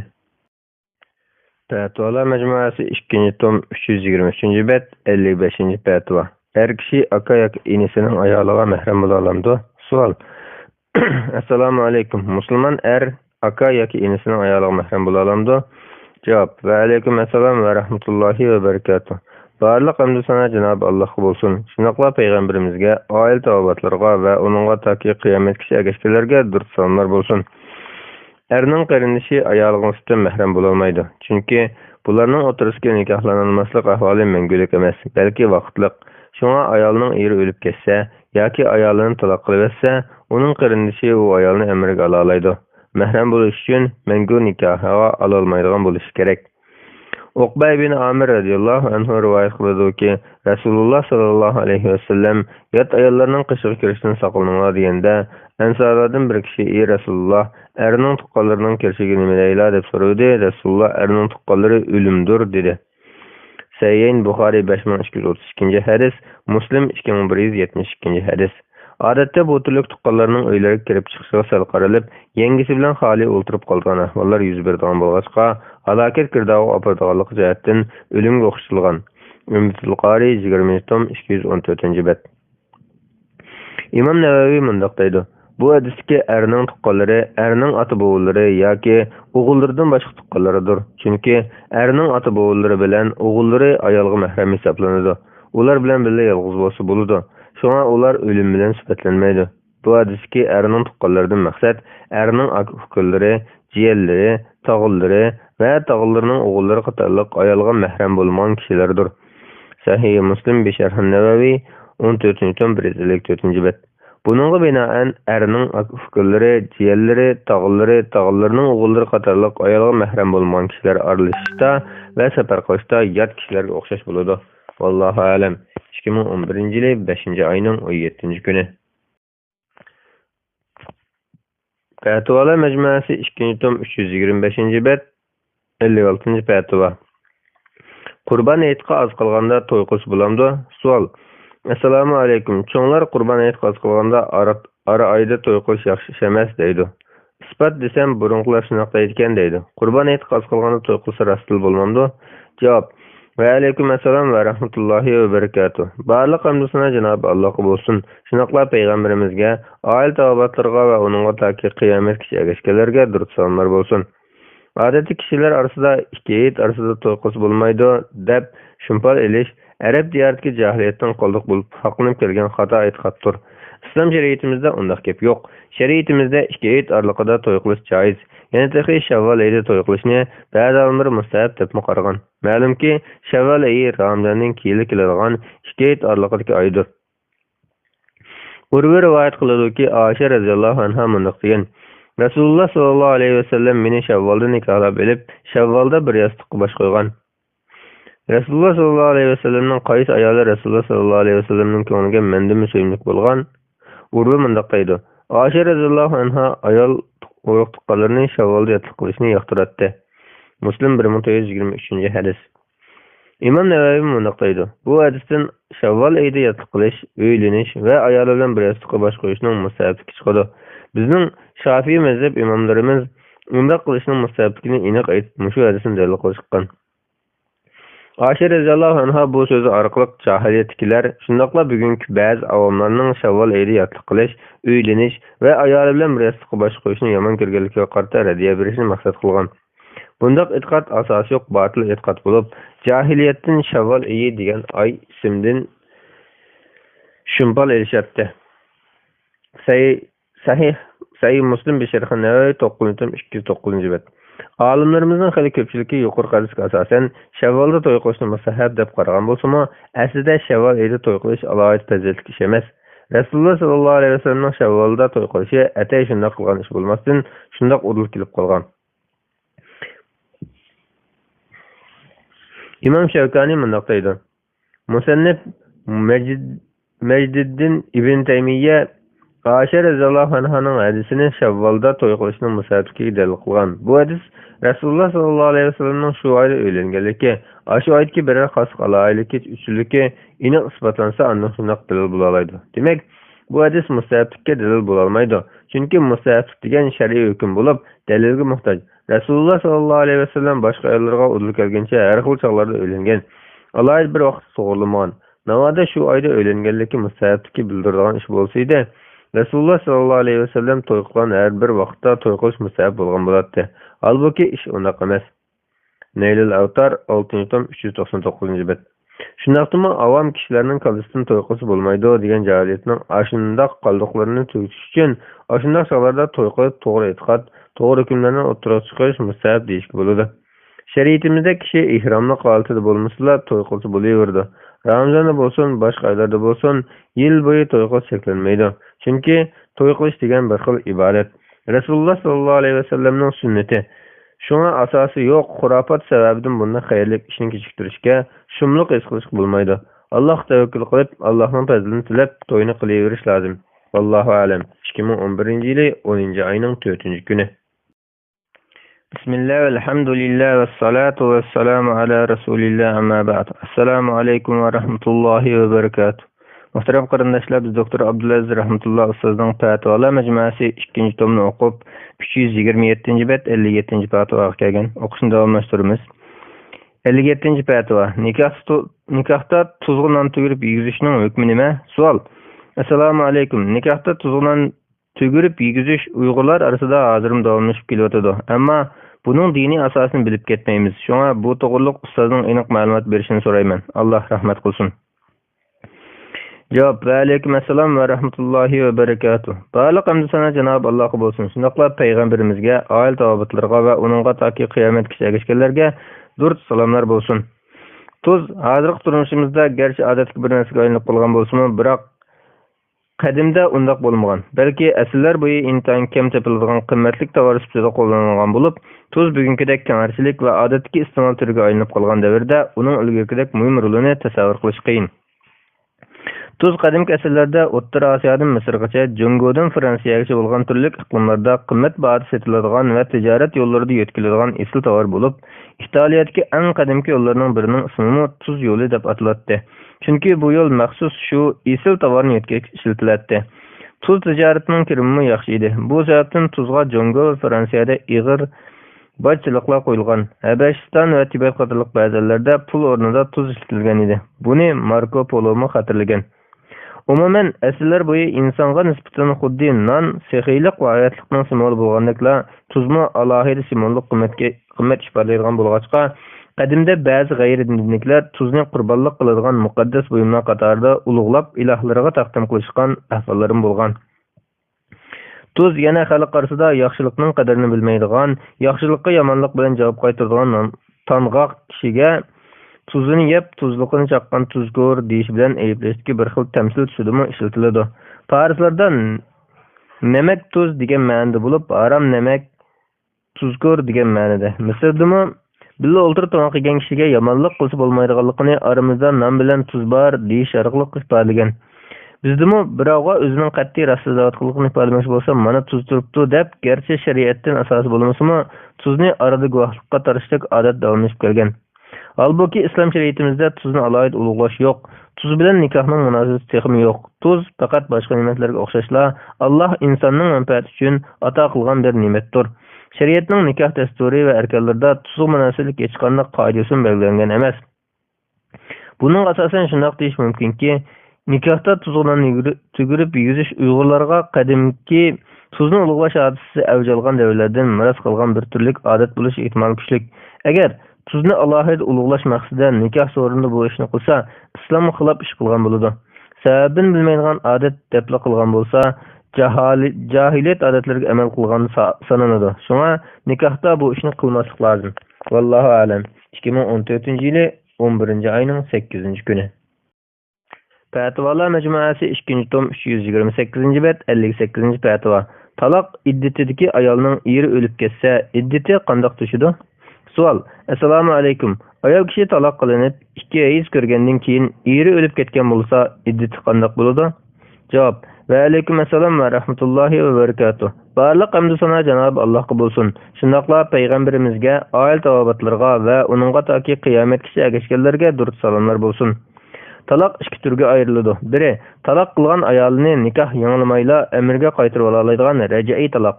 Yana biri uzil kesil ajrab ketadigan bain taloqdir. Bain taloqmi cho'ng va kichik deb 2ga ayriladi. Kichik bain deganimiz 1 yoki 2 raj'iy taloq qilib, iddat tutish bo'lgan ahvolni ko'rsatadi. Bu ahvolda iddat tutishi bilan ayol erdan uzil kesil ajrab yot bir ayolga aylangan bo'ladi. Lekin taloq soni 3 ga yetmagan ahvolda ikki taraf xohlasa yangidan to'yliq berib nikoh o'qitib to'y qila oladi. Ayol xohlasa boshqa erga tegalaydi. Cho'ng bain deganimiz 3 qatim raj'iy taloq qilinib, iddat tutish bo'lgan ahvolni ko'rsatadi. Bain taloqning yana bir qancha turi bor. Bu ahvolda 3-chi taloq qilinish bilan ayol erdan uzil kesil ajrab yot bir ayolga aylangan bo'ladi. Bu erdan iddat tutadi. Bu taloqdan keyin ikki taraf xohlasimi qayta yarasha olmaydi. Ayol burunqa eriga emas, boshqa erga tegadi. Endi savoldagi voqeaga kelsak, ayol raj'iy taloq qilingandan keyin iddat tutayotgan mezgilda er o'lib ketsa, bu iddat mezgilida ayol yanala shu erga tava bo'lg'achqa, bu iddatdan mayli bir hayz yoki 2 hayz ko'rgan bo'lishidan qat'iy nazar, burunqa hayz orqali iddat tutishni bekor qilib, o'lim iddatiga yo'tkilib, er o'lgan kundan boshlab 4 oy 10 kun iddat tutadi. Erdan miras oladi, erga azat tutadi. Agar ayol bain taloq qilingan bo'lsa, iddat tutayotgan mezgilda er o'lib ketsa, bu iddat mezgilida ayol shu erga tava bo'lmag'achqa, iddatini ulab to'liqlaydi. O'lim iddatiga yo'tkilmaydi. Bu ahvolda erdan miras ololmaydi. Erga azat tutmaydi. Yuqorqilari qarta olimlar birdek ittifoq. Faqatla ig'ir kasal bo'lib yetib qolib, ayolini mirosdan mahrum qilish uchun bain taloq qilayotgandan keyin ayol iddat tutayotgan mezgilda o'lib ketib qolsa, ba'zi olimlar bu ahvolda erning yomon niyatiga xilof holda ayol erdan miros oladi deb qaraydi. Al-Mughni 80-bet. Vallohu alam. 2012-yili 8-oyning 7-kuni. Fatvolar majmuasi 2-tom 333-bet 59-fatvo. Ayolimning davolanish xarajatini men ustimga olamdim. Savol: Assalomu alaykum. Men to'y qilg'ili 3 yil bo'ldi. Ota-onam bilan bir uyda turamiz. Men ishlab topgan pullarni dadamga beretdim. Yaqinda ayolim og'ir kasallikka giriftor bo'lib qoldi. Ayolimni o'zining ota-onasi davolatyotdi. Hozir 70 million ketdi. Yana 50 million ketdi ekan. Men ularga aram 5 million bera oldim. Uningdan ko'p beray desam, ota-onam bermadi va qo'shilmadi. Chunki aramizda bola yo'q. Ketgan chiqimlarni men ustimga olamdim yoki ayolimning oilasilar ustiga olsimi bo'lamdi? Men gunohkorman? Javob: Va alaykum assalom va rahmatullohi va barakatuh. Barliq hamd sana Janob Allohga bo'lsin. Shundaqla payg'ambarimizga, oil tavobatlarga va uningga toki qiyomatgacha ergashganlarga durud salomlar bo'lsin. Ayolning nafaqasi erning ustiga vojibdir. Buningga barliq olimlar ittifoq. Janobi Alloh Qur'on Karimda mundoq degan: Farzand tug'ilgan otalar ustiga ayollarning rizqi va kiyim-kechaklari vojibdir. Parvardigoringlar Allohdan qo'rqinglar. Ular faqat ochiq bir ayasizlik qilmaslar, iddat to'shmoqcha ularni uylaridan chiqarib etmanglar. O'zlari chiqib ketmasin. Ana shular Allohning chek-chegaralaridir. Kimki Allohning chek-chegaralariga tajovuz qiladi ekan, u o'ziga zulm qilgan bo'ladi. Sen bilmaysanki, balki Alloh shuningdan keyin biror ishni maydonga keltirib qo'yishi mumkin. Taloq surasi 1-oyat. Ularni qurbonlarning yetishicha o'zinglar o'ltirib o'tgan joyning bir qismida o'ltirg'izinglar. Ularni siqib chiqib o'tish uchun ularga ziyon yetkazmanglar. Agar ular homildor bo'lsa, bolalarini tuqqan qadar ularga nafaqalarni beringlar. To'liq ajrab bo'lgandan keyin agar ular sizlar uchun bolalaringlarni emitib bersa, ularning haqqini beringlar. O'zaro muvofiq shaklda tutishinglar. Agar kelishmasanglar, otasi uchun bolasini boshqa bir ayol emitib beradi. Boy odam o'zining boyligiga yarasha nafaqa bersin. Rizq oz qilmagan odam Allohning uning berganiga yarasha nafaqa bersin.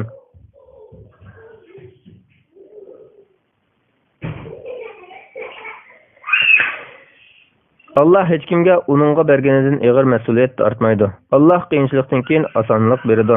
Taloq surasi 6-7 oyatlar.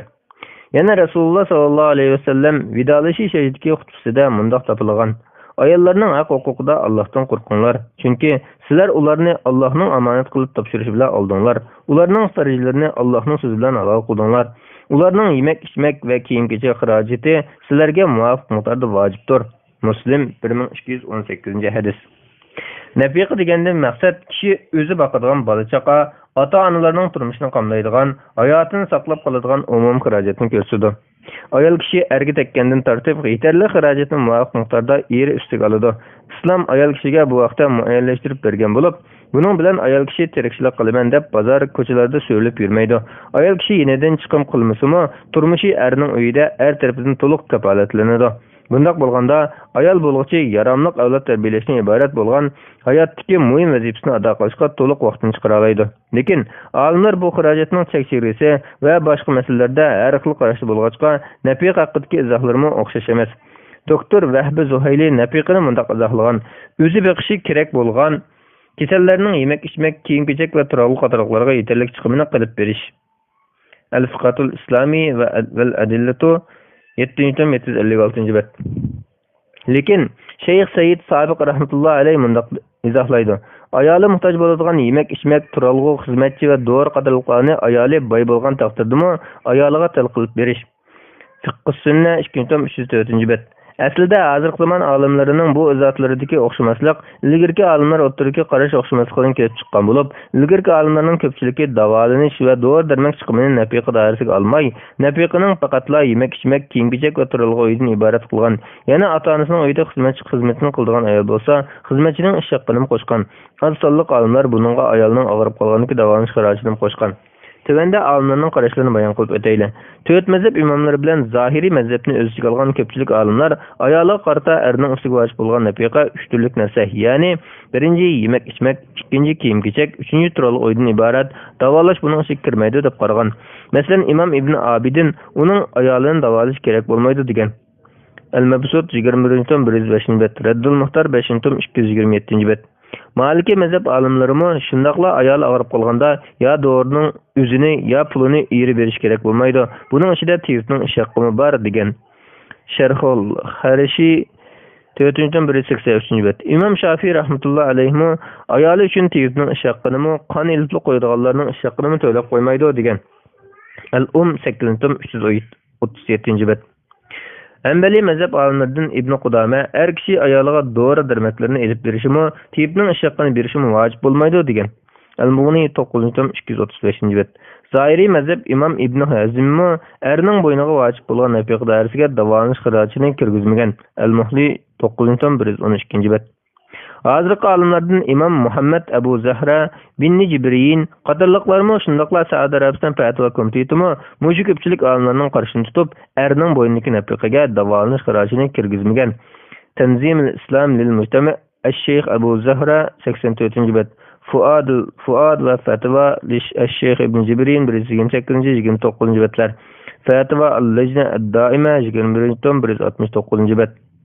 Hozirgi zaman bir qism olimlar yoqilgan ilgirki ko'pchilik olimlarning bu qarashi balkim ayni zamonlardagi oddiy sodda turmush ahvoliga, yasham tarziga va urf-odatga asoslangan bo'lsa kerak. Lekin hozirgi davolanish yemak-ichmak o'xshash zo'ri yoki uningdan zo'ri bo'lib qoldi. Fatvo degan zaman bilan makon, shundaqla urf-odat va ahvollarga qarab o'zgaradigan ahvol bor. Shafiy va Hanbali mazhab olimlari davolanish degan davomliq lozim bo'lgan narsa emas. Biror kasallik ko'rilganda lozim. Shunga dori puli bilan doktor ish haqqi erga vojib bo'lmaydi deb qaragan. El-Muhzib 2. tom 161 bet, El-Kafi 3. tom 363 bet. Yana bir tarafdan köpçülük alimlarning bu qarashiga ayni zamondagi köpçülük alimlarning tibobat taraqqiyoti ancha ilg'or bo'lmag'ach, davolansa saqlash ehtimoli oz bo'lganligi sababli davolanish vojib emas yoki davolanish joiz degan qarashi turtki bo'lgan bo'lsa kerak. Hozirgi zamonda tibobat ko'rinib taraqqiy qilib, davolanish unumi yuqori bo'lmoqda. Uning ustiga bu aniq keskin maxsus bir ko'rsatma kelmagan ijtihodiy masala bo'lg'achqa, yana urf-odatning bu masalaga ta'siri bo'lg'achqa, olimlar bu masalada ijtihod qilishgan.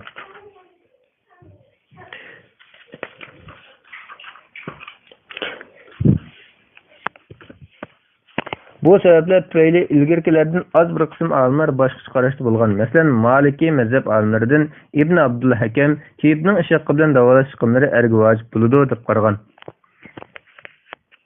Minhul Jalil 4. tom 392 bet. İmam Şevkani'nin mush qarashini tarjih qilgan. Shundaqla hozirgi zamon olimlarining ko'p qismi ayolning davolanish qarashidimi erning bo'yniga vojib bo'lgan nafiqning jumlasidan deb qaragan. Azarga Ta'va Fatva komitetining mush qarashini tanlagan bo'lib, Imom Qaddavining mush qarashini tarjih qilgan. Fatva al-Muasara 2. tom 172 bet. Bu intayin urliq qarash. Bu qarashni Qur'on va hadisdagi oyatlarga nafiq bilish, ularga yaxshi muomala qilish haqida umum ko'rsatmalar kuchlantiradi. Bu sababdan ko'pincha arab davlatlaridagi shar'iy mahkamalar amal qilib kelayotgan oila qonunida munosib kelgan. Ayolning nafiqasi muvofiq miqdorda yemak-ichmaki, kiyim-kechak, turg'u va davolashni o'z ichiga oladi. Mesela Mısır Aile Kanunu 1985 yildagi tuzilgan 25 moddaning 2 abzas. Suriya Aile Kanunu 71 modda, Mag'rib Aile Kanunu 118 modda, Jazoir Aile Kanunu 71 modda. Bu qarash tavandagi dalillarga tayangan. Birinchi, Urva Aisha radhiyallohu anha rivoyat qiluvdiki, endi Peygamber sallallahu aleyhi ve sellem'ge Ebu Sofyan bexil bir adam bo'lg'achqa men uning menidan maxfi elishga muhtoj bo'laman dedi. Rasululloh o'zingizga va balongizga kifoya qildik miqdorda muvofiq eling dedi. Bu qarash tavandagi dalillarga tayangan. Birinchi, Urva Aisha radhiyallohu anha rivoyat qildiki, endi Peygamber sallallahu aleyhi ve sellem'ge Ebu Sofyan bexil bir adam bo'lg'achqa men uning menidan maxfi elishga muhtoj bo'laman dedi. Rasululloh o'zingizga va balongizga kifoya qildik miqdorda muvofiq eling dedi. Buxoriy 780 hadis. Bu hadisning zahiri qaraydigan bo'lsak, kifoya qilgudek miqdordagi nafiqa yemak-ichmakka xos emas, balki ayolning oshishadigan barliq narsalar umumiydir. Dora va shuning o'xshagan narsalarmi buning ichiga kiradi. Janob Allohning farzand tug'ilgan otalarga ayollarning rizqi va kiyim-kechaklari vojibdir. Baqara surasi 830 degan oyatimi shuning ishorat qildi. Chunki rizq degan davolanishni o'z ichiga oladi. Er-Ravdatu Dini Nadiya 2. tom 312 bet. Fatva Muasara 2. tom 172 bet. Belki tehe doğru bilan davolanish bo'lgan ehtiyoj, yemak-ichmakka bo'lgan ehtiyojing kuchli. Agar yemak-ichmak qatorliq nafiq vojib deb qarasak, davolanish bilan doğru chiqimi albatta vojib bo'ladi. Ikkinchi, Abu Hurayra radhiyallohu anhu rivoyat qiluvdiki, Payg'ambar sallallohu alayhi vasallam bunday degan: Alloh yo'lida sen qaylagan bir tilla, bir qulni ozod qilish uchun qaylagan yana bir tilla, bir miskin becharaga sadiq qilgan yana bir tilla, ayoling qaylagan yana bir tilla. Ularning ichida ajr jihatda eng kattasi ayoling qaylagan bir tilladir. Muslim 995 hadis. Bu hadisda ayolga qaylagan vojib yoki mustahab nafiqani ham sadiqa ham silrayim bo'lg'achqa Alloh yo'lida qaylagan qul ozod qilish uchun qaylagan va miskinga sadiqa bergan nafiqadan afzal qilgan. Ma'lumki nafiqa degan hayotini saqlash uchun bo'ladi. Uyda erning xizmatini qilganlikdan yoki qo'rsoq ko'tarib tug'ib jabhat atganlikdan yoki boshqa sabablardan og'rib yetib qolsa tekshirtib davolatish yemak-ichmakdan zo'r bo'lishida shak yo'q. Janobi Alloh Qur'on Karimda ular bilan chiroyli o'tinglar degan. Nisa surasi 19-oyatning bir qismi. Ayoli saqchog'da beqib og'rib qolsa kar bo'lmay tashlatish, davolatmay qiynalishninkiga avatib qo'yish, farzandini tug'ib bersa doktorxonaning pulini to'lamaslik qanday bir chiroyliqcha o'sish bo'lsin. 4. Payg'ambar sallallohu alayhi vasallam bilan sahoba kiramlar ayollarini davolagan, ularning holidan xabar olgan. Masruq rivoyat qiladi-ki, Oysha radhiyallohu anha bunday degan: Rasululloh sallallohu alayhi vasallam ayollardan ba'zini o'ng qo'li bilan silab turib duo o'qib panohlik tilab bunday deb salatdi: Ey bütün insonlarning parvardigori, og'riqni ketkizib o'tgin, uning shifolik bergin. Sen shifolik bergin, sening shifoingdan boshqa shifo yo'qdir. Shunday shifolik berginki, kasallik qolmag'ay. Sahih Buxoriy 5743 hadis, Muslim 2191 hadis. Ibn Umar radhiyallohu anhu rivoyat qilib bunday degan: Osmanның Бәдри газетida qatnaşa almaganlığının səbəbi şuki, onun qolida Rasulullah sallallahu aleyhi ve sellem'nin qızı bar bo'lib, Rasulullahның qızı ağrıb bitib qolgan bo'lg'achqa, Rasulullah Osmanға sana Bədrə qatnaşqan bir jangchining ajri və ülüşü berildi degan. Buxoriy 3130 hadis. 5. Əmr ibn As radiyallahu anhuma rivayet qıldı ki, Rasulullah sallallahu aleyhi ve sellem mundaq degan: "Özü baqadiganlarning zayi qilib o'tishi kishiga yetib boshadigan gunohdir." Abu Davud 1692 hadis, Sunan Nisa'i 9176, 9177 hadis. Ağrıb qalsa davolanmaslik zayi qilishning dal o'zidir. Nafi Abdullah ibn Ömer radiyallahu anhuma rivayet qildi ki, Rasulullah sallallahu aleyhi ve sellem mundaq degan: "Her biringlar cho'pandirsizlar, her biringlar o'z padanglarga mas'ul bo'lasizlar. Hakimmi cho'pandir, u o'zining xalqiga mas'ul bo'ladi. Er kishimi o'zining oilasida cho'pandir, u oilasidagilarga mas'uldir. Ayol kishimi erining uyida cho'pandir, u oilasiga mas'uldir. Qul xo'jayinning mol-mulkida cho'pandir, u shuningga mas'uldir. Demak, hammanglar cho'pan, har biringlar mas'ulsizlar." Rum surasi Sayyin Buxoriy 588 hadis, Muslim 1829 hadis. 7. Allah Taala aranglarda sevgi ve mehr şefkat o'rnatganligi uning borligining dalillaridandir. Rum surasi 21 oyatning bir qismi.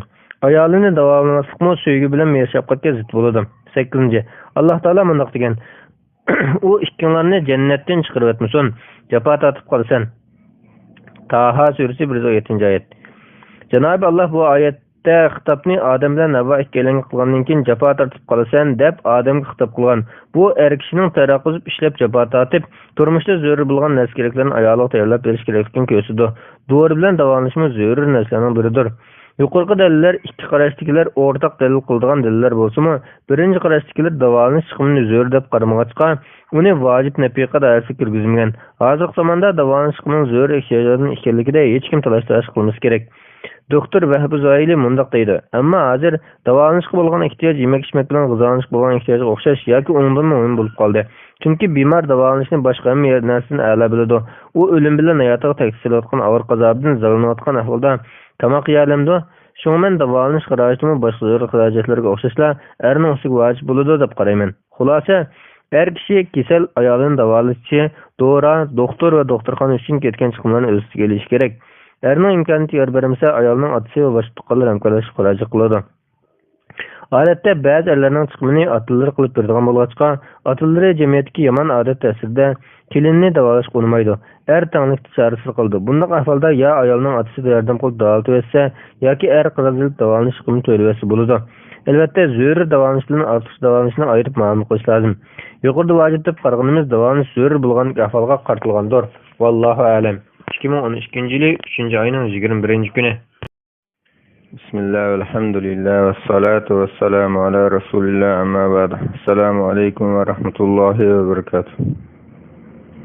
Muhterem qarindoshlar, biz Doktor Abdulaziz rahmetullah ustozning fatvolar majmuasi 2-tomni o'qib 338-bet 60-cı fatvoga kelgan o'qishni davomlashtiramiz. İddet ichidagi ayol bilan to'y qilishga bitishsa nikoh tushamdi. Savol: Mening do'stim iddet ichidagi bir ayol bilan nikohlashga bitishgan bo'lsa, ular iddatdan keyin nikohlansa nikoh tushamdi? Javob: Va alaykum assalom va rahmatullohi va barakatuh. Barliq hamd sana Janob Allohga bo'lsin. Shunaqla payg'ambarimizga, oila tavobatlarga va uningga taki qiyomatgacha erishganlarga durust salomlar bo'lsin. Barliq olimlarning birdek ittifoqi bilan boshqa bir erdan iddat tutayotgan bir ayolni nikohlab elishqa ig'iz echish yoki va'dalashish haromdir. İddet reci talaqdan bo'lsin yoki uzil-kesil ajraydigan bayin talaqdan bo'lsin, vafotdan bo'lsin yoki nikohni inosiz qilishdan bo'lsin yoki shubihlik nikohdan bo'lsin, hammasi o'xshash. Ba'zida bundaq iddet tutayotgan bir ayolni nikohlab elishqa ig'iz echish yoki va'dalash bo'lganda, ayol kishi nikohlashga aldirab iddeti to'shmasmi, iddetim to'shib bo'ldi deb turilishi yoki qo'rqitishga bolani tushirilishi mumkin. Cenab-ı Allah Azze ve Celle mundaq degan: "Eri vafot bo'lib iddeti to'shmagan ayollarga ularni aldiganliklarini purtib etsanglar yoki buni dilinglarda yoshirin tutsanglar, sizlarga hech gunoh bo'lmaydi. Ularga ig'iz ochadiganliklarini Alloh biladi. Lekin ig'iz ochgan taqdirdami ular bilan yoshirin va'dalashib qo'ymanglar. Faqat yo'lliq so'z qilsanglar bo'ladi. Farz qilingan iddet to'shmoqcha ularning nikohinglarga ilishga bel bog'lamanglar. Bilinglarki, Alloh dilinglardagini bilib turadi. Uningdan azar qilinglar. Bilinglarki, Alloh nihoyat mag'firat qiluvchidir, jazo berishda aldirab ketmaydigan zotdir." Baqara surasi 235-oyat. Rəci talaq qılınan ayol iddet tutayotgan ahvalda almoqchi bo'lganligini pörtüp ötüşümü çeklendi. Çünki bu ayol başqa bir erning ayoli hesaplanadi. Bayin talaqdan iddet tutayotgan ahvalda almoqchi bo'lganligini pörtüp ötüşdən çeklenişide alimlar otursa göz qaraş oxşaş emas. Hanefi mezhepte oxşaşlık çeklenadi. Amma eri vafat bo'lganlikdan iddet tutayotgan ahvalda almoqchi bo'lganligini pörtüp ötüş joiz. İyi vafat bulup iddet tutmagan ayollarga ularni aldırılganlarını pörtüp ötsanglar degan ayetdiki, pörtüşni İbn Abbas radhiyallahu anhuma mundaq tafsir qilgan.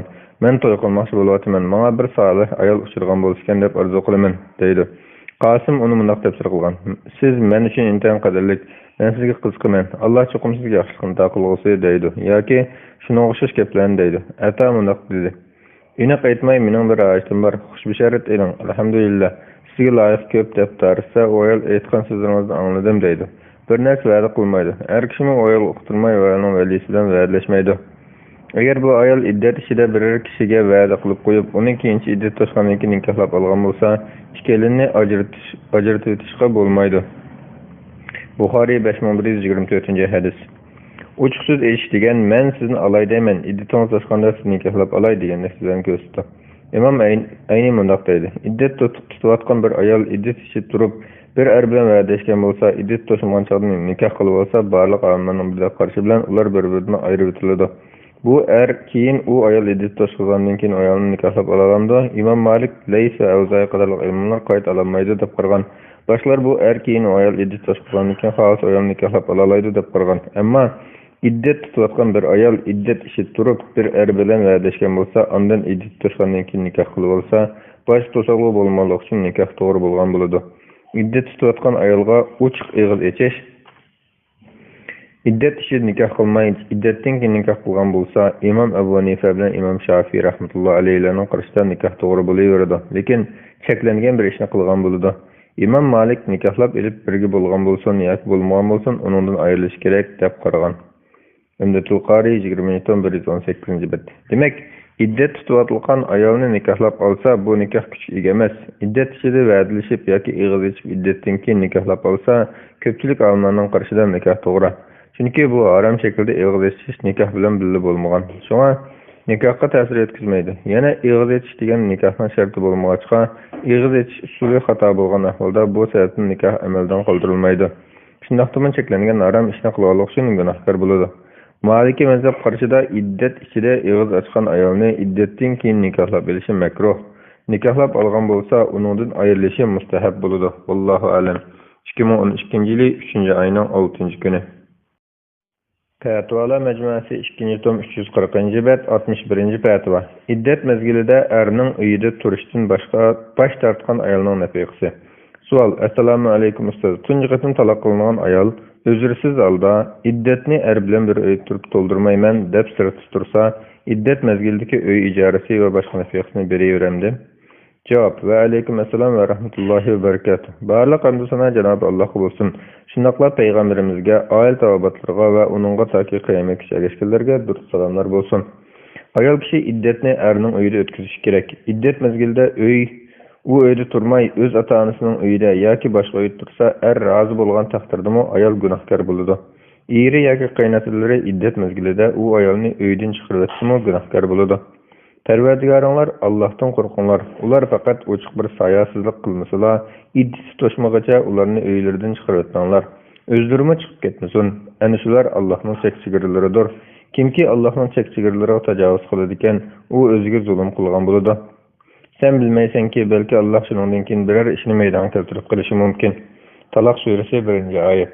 Bunun asosan birinchi taloqdan iddet tutayotgan mazkur ayol boshqa uyda turayotgan bo'lsa, darhol erning uyiga qaytib qolgan iddetini shu uyda chiqarish kerak. Agar erning uyiga qaytmasa, erdan uy ijarasi va boshqa turmush xaraji uchun iddet nafaqasi olishi haqqi bo'lmaydi.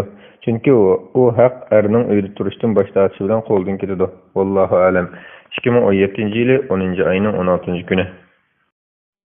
Fatvalar majmuasi 2-tom 341-bet 62-fatva. Taloqdan keyin hamilini tushirib o'tgan ayolning iddati qachon tugaydi? Savol: Assalomu alaykum. Bir er hamildorligi aniq bo'lgan ayolini taloq qilsa, ayoli qurshdagi hamilini u hamil qanchalik bo'lishidan qat'iy nazar qasddan tushirib o'tsa yoki hamila o'zligidan tushib ketsa, u ayolning iddati qanday bo'ladi?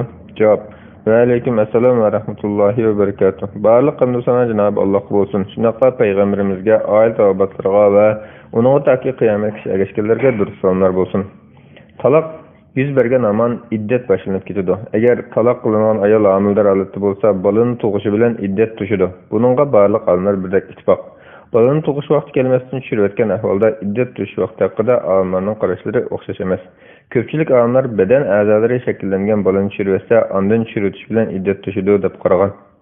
İmam Kasani mındaqdaydı. Bu iddetin tuşunun şartı şu ki, tuqqan yoki çürüvetken narsaning yoki bir qismining şekillengen bo'lishi kerak. Agar faqat şekillenmay bir parcha laq tuqqan yoki birer chaynam go'sht çürüvetken bo'lsa, buning bilan iddet to'shmaydi.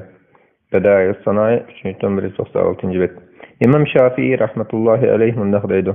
Talaqdan yoki o'limdan iddet tutayotgan amillar aqallisi odam bolasi bo'lib yaratilganligini ko'rsatgan ko'z yoki tirnoq yoki barmoq yoki bosh yoki qo'l yoki put yoki bedenge o'xshagan bir narsani yoki uni ko'rgan kishi bu cho'qim odam bolasining badani deb biladigan bir narsani chirversa, ondan iddet tutishgan bo'ladi. Al-15-tom 221-bet. Bularning qarshi asosan shakllanmagan biror parcha qon yoki go'sht tushsa, doktorlar uni to'ralma deb qaramasa, uning bilan iddet to'shmaydi. Balki 3 oy ko'rib saqayib iddetini to'shqilishi lozim. Al-Mughni 87-bet, 97-bet. Maliki mezhep alimlari uyib qolgan qon bo'lsa-mu tushirsa iddet to'shidi. Bu qonning to'ralma yoki odat qon ekanligini bilmay qolgan ahvolda qoniga qiziq suv quyish orqali sinab ko'riladi. Erib ketsa odat qon bo'ladi. Eğer türelme bolsa, tıxımı qattiq uyup gitedi dep qaragan. El-Taj vel-İklil 4.149 bet, Menhul Celil 4.309 bet. Bularning o'rtasidagi ko'z qarash o'xshamaslikqa faqatla tushgan yoki tushirilgan qon türelmemi yoki odat qonmi buni ayirishdan kelib chiqqan bo'lib, türelme ekanligi ayrilgan ahvolda uning bilan iddet to'shlig'ida asosan qarash o'xshamasligi yo'q. İmam Navaviy mundaq deydi. İmamlarimiz mundaq degan: Nifas hükmü ispatlanish uchun to'ralmaning to'liq shakllanib bo'lishi yoki oyat bo'lishi shart qilinmaydi. Balki bolani o'lik tug'sa yoki odam shakliga kirgan yoki kirmagan bir go'shtni tushirsa, tug'ut onalari bu to'ralma deb qarasa, nifas hukmi isbotlanadi. Al-Majmu' 2.990-bet. Yuqoriqlarga asosan qo'rsoqdagi homila ekanligi aniq bo'lgan ahvolda talaqdan keyin uni tushirsa yoki tushib ketsa, tushgan narsa qo'rsoqdagi to'ralma deb faraz qilingan ahvolda iddet to'shib ketadi. Nifas boshlanadi. Odatli qon bo'lsa, uning bilan iddet to'shmaydi. Odatli qon bilan baliq tava qonni ayirish qiyin emas.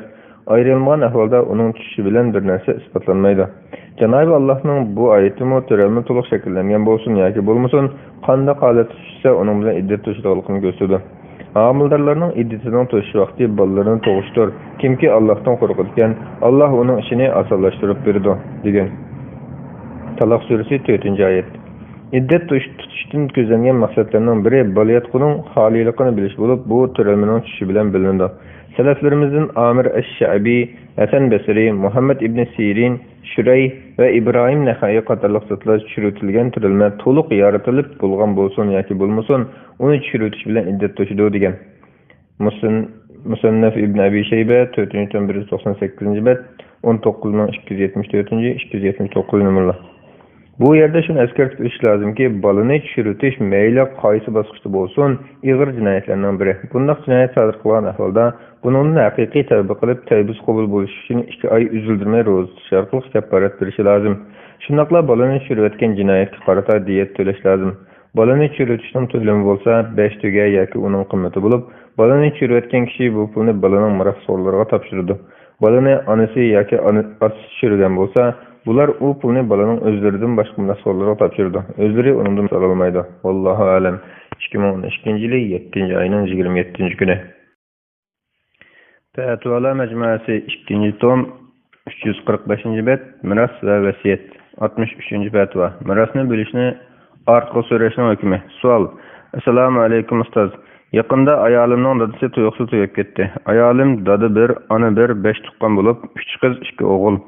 En küçük sanatçı tehiyatlık bulungan. Gerçi ayalım ve başka kardeşleri ortak halda mirasni anam vafot topgandan keyin ondan bölüşimiz degan fikrda bo'lsa-mu, qaynatamning qarindoshlari mirasni hozir bo'lib o'tmasa qat'iy bo'lmaydi degan o'xshaydi.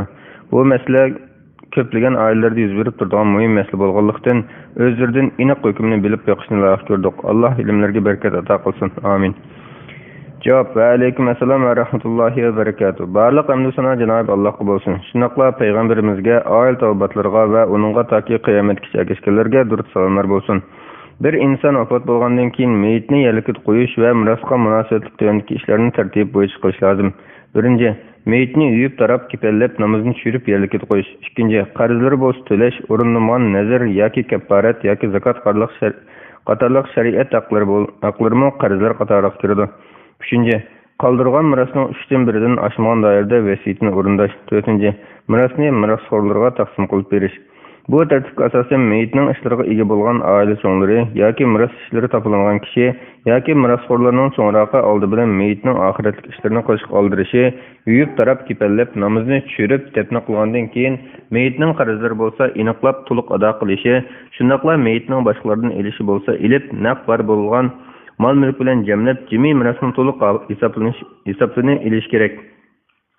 Bu jarayonda mirasning bir qismini yo'shirib qo'yish yoki tiqib qo'yishga qat'iy bo'lmaydi. Qarzlarni ado qilib, boshqalardagi qarzlarni yig'ib, mal mulkning to'liq hisobini olib bo'lgandan keyin mirasni darhol shariat bo'yicha taqsim qilishga oldirishi kechiktirmaslik zarur. Shuni eslatib qo'yish kerakki, mal mulklarning to'liq hisobini olishda naq puldan boshqa uy zamin, mal chorva va tovar qatorliq miros mal mulkining qimmati burun sotilgan bahos bo'yicha emas, miros taqsim qilish uchun tutish qilgan kunlardagi baho va bodash asosida bo'ladi. Bu arada mirosxo'rlarni yig'ib, ularga boshqalarga to'langan qarzlarni, boshqalardan yiqqan qarzlarni, naq qolgan mulklarning hisobini berib, bir qor tushuntirgandan keyin biror ulamoning mirosxo'rlarni bekitishi yoki shar'iy taqsimot ko'rsatmasi bo'yicha qilch o'yan buyon qilmasdan mirosni bo'lib o'tishi kechiktirmaslik lozim. Ulamalarimizning birdek ta'kidlashicha, inson o'lgandan keyin mol mulki mirosxo'rlarning mulkiga o'tib ketadi. Chunki o'lim bilan insonning mol mulki qo'ldan chiqib ketadi. Bir hadisda payg'ambar sallallohu alayhi vasallam bunday degan: "Banda mol mulkim deydi. Uning mol mulkidan faqat 3 narsalar asqatadi. Ya'ni yeb ichib tugatgani, kiyib ko'nratgani va sadaqa berib oxiratga saqlab qo'ygani. Ulardan boshqasini kishilarga tashlab ketadi." Muslim 2959-hadis. Yana bir hadisda Rasululloh sallallohu alayhi vasallam haqiqat shuki, o'zining meli hayotida xayrlik sarf qilib oldin mangdirg'unidir, varisining meli bo'lsa orqada qoldirib ketganidir degan. Buxoriy 6942-hadis. Yana bir hadisda aniq qilib, kimki o'lib mol dunyo qoldirsa, u varislarining bo'ladi degan. Buxoriy 2398-hadis, Muslim 1619-hadis.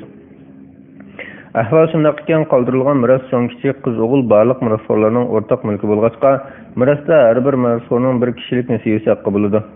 Alloh taolo bunday deydi: "Ota-onasi va tuqqanlari qoldirgan mirosda erlarning nasibasi bordir. Ota-onasi va tuqqanlari qoldirgan mirosda mayli oz bo'lsin yoki ko'p bo'lsin, ayollarning nasibasi bordir. Har odam belgilangan nasibasini oladi." Nisa surasi 6-7-oyatlar. Mirosxo'r bo'lsin yoki sirtdan biri bo'lsin, hech kimning bir mirosxo'rning shariat bekitgan haqqini vaqtida qo'lga ilishini orqaga so'rishi yoki buningga to'sqinlik bo'lishi yoki biror mirosxo'rni haqqidan mahrum qo'yishi yoki boshqa mirosxo'rlarning ruxsatsiz mirosni o'zida bir taraf qo'yishi to'g'ri bo'lmaydi. Bu ish ya'ni mirosni taqsim qilishni to'sish yoki kechiktirish haromdir. Chunki meyit o'lgandan keyin har bir mirosxo'rning o'zining nasibasida tasarruf qilish haqqi bo'ladi.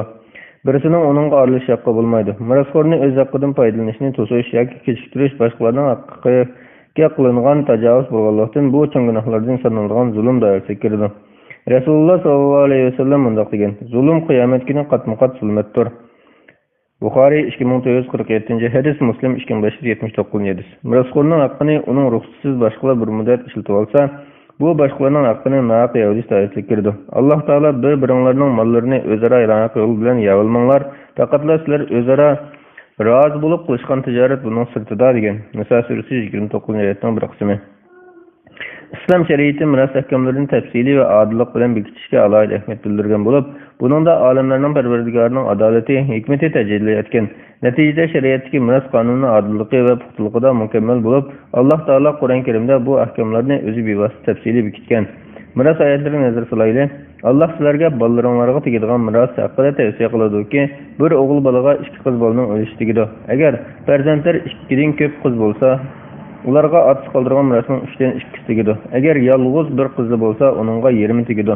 Agar meyitning bolalari bo'lsa, ota-onasining har biriga qoldirgan mirosning 6dan 1 tegadi. Agar uning bolalari bo'lmay, mirosni faqat ota-onasiga oldirgan bo'lsa, onasiga 3dan 1 tegadi. Agar meyitning qarindoshlari bo'lsa, onasiga 6dan 1 tegadi. Bu taqsimot meyit vasiyat qilgan vasiyat bilan qarz ado qilinib bo'lgandan keyin bo'ladi. Ata-ananglar ve farzandlaringlardan qaysining manfaat jihatdan sizlarga eng yaqin ekanligini bilmaysizlar. Bular Allah tarafından farz qilib bekitilgan hukmdir. Allah haqiqatan hammani bilguchidir, hikmat bilan ish qiluvchidir. Agar ayollaringlarning bolalari bo'lmasa, ular qoldirgan mirosning yarmi sizlarga tegadi. Agar ularning bolalari bo'lsa, ular qoldirgan mirosning 4dan biri sizlarga tegadi. Bu taqsimot ular vasiyat qilgan vasiyat bilan qarz ado qilinib bo'lgandan keyin bo'ladi. Agar sizlarning bolalaringlar bo'lmasa, ayollaringlarga va sizlar qoldirgan mirosning 4dan biri tegadi.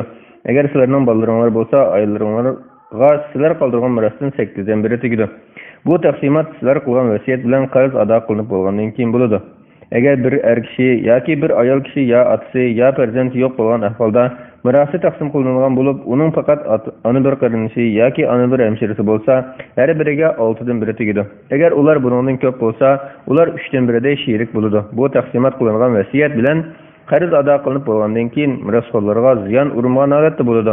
Allah sizlarga ana shunday tavsiya qiladi. Allah hammani bilguchidir, jazolashga aldirab ketmaydigan zotdir.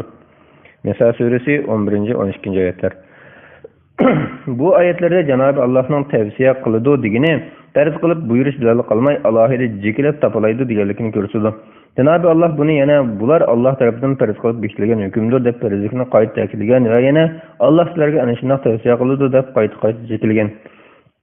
Bu oyatlardan keyingi oyatda bo'lsa, miros oyatlarda farz qilingan bu ahkomlarning Alloh belgilagan chek-chegara ekanligi, uningda Allohga itoat qilganlarning jannatga kirdiganligi, bu chekni eshib tajovuz qilib Allohga osiylik qilganlarning do'zaxda mangu qildiganligi va xorlig'icha azobga duchor bo'lganligi maqsad qilib olingan va bu orqali miros ishlarida Allohning farzini ijro qilmaganlarni qattiq ogohlantirgan.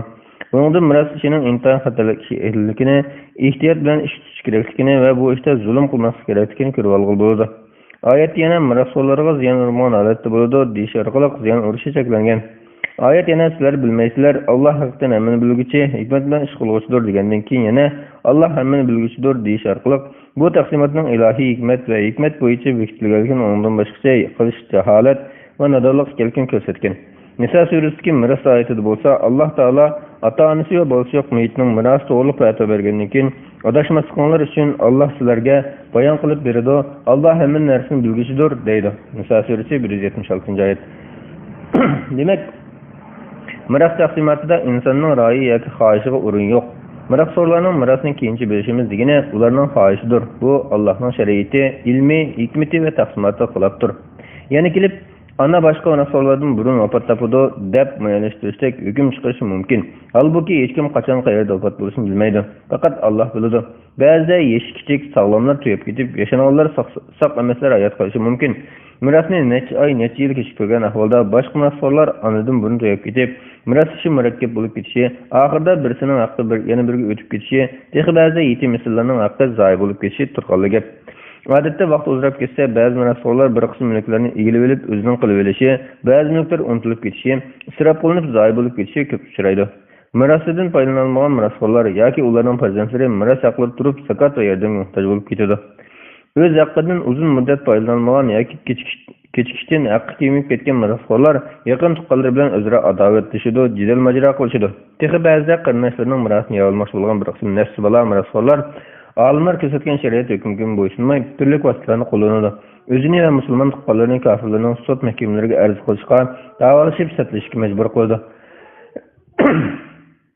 İnsan nefsi mal dünya amraq bo'lg'achqa Alloh taolo sizlar mirosni boshqalarniki bilan qaytib yavolisizlar, mol mulkni butun vijdonlardan so'yisizlar degan.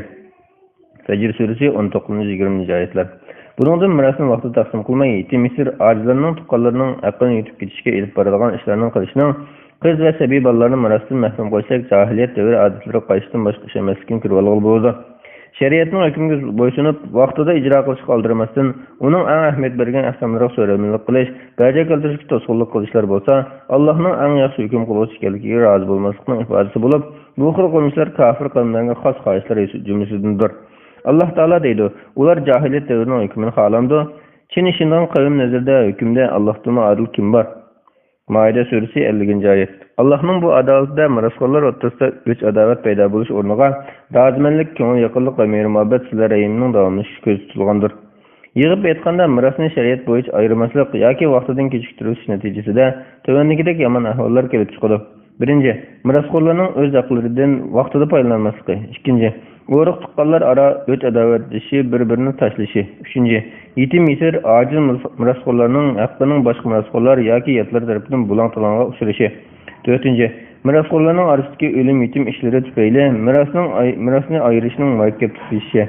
Bo'libmi uzun muddat yoki bir avlod kechiktirilgan ahvolda mirasning asli egisini ayirishning qiyin to'xtaydi. 5. Ba'zi mirasxo'rlarning mirasni talab qiluvchi bar turib, hayo qilib talab qilolmasligi. 6. Mirasni kechiktirishdan foydalanganlarning ba'zi vaziyatlarini yo'shirishi, o'zgartib soxtalashtirishi. 7. Ba'zi farzandlar bo'libmi cho'ng o'g'il yoki oila tijoratini aylantirayotgan o'g'il otamning mol-mulkini bilib tepishib bergandim degan bahona bilan mirasni egallab olishi. 8.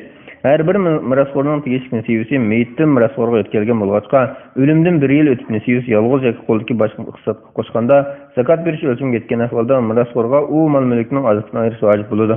Miras taqsimotini kechiktirgan ahvolda bu zakat ado qilinmay gadinda qoladi. Chunki har biri men texnik mirasini qo'limga olmadim deydi. Olimlarimiz biror mirasxo'r mirasini taqsim qilishni talab qilgan ahvolda o'z haqqidan foydalanishni kechiktirmaslik uchun qo'rsoqdagi omilning tug'ilishini kutib turmasdan omiliga eng azal miras elib qo'yib turib, mirasni ta'xirsiz taqsim qilish kerakligini, mirasxo'rlarni kutib turishga majburlashib bo'lmaydiganligini ta'kidlagan va asarlardagi miras bo'limida omilning mirasi deb alohida bob turg'izgan. Buningdan olimlarimizning omilning tug'ilishini kutishdek, kechiktirishga biror sabab bor turuqliq mirasni taqsim qilishni orqaga suritishni to'g'ri topmoqligini ko'ra olamiz. Ahvol bundoq tursa, necha 10 yil yoki noma'lum vaqt qadar kechiktirish qanday joiz bo'lsin, yana texnik vaqtning o'tishi bilan ko'nirash yoki bahoning o'zgarishi tufayli mirasning qimmatining tushib ketishimi odati yo'q ish emas. Diqqat qilish kerakki, miras taqsim qilishdan burun har bir mirasxo'r xarjlagan pullar o'z nasibasidan hisoblanadi. Lekin mirasxo'rlar buni bilmay, o'pcha xamondan ko'proq xarjlashga, hatto buzib kesishga tirishadi. Natijada boshqa mirasxo'rlarning haqqini bilmay yeb ketadi. Buning uchun miras ishiga mas'ul bo'lgan cho'ng o'g'il yoki mo'ysif mirasni darhol bo'lib, har bir mirasxo'rning haqqini qo'lga topshirish kerak.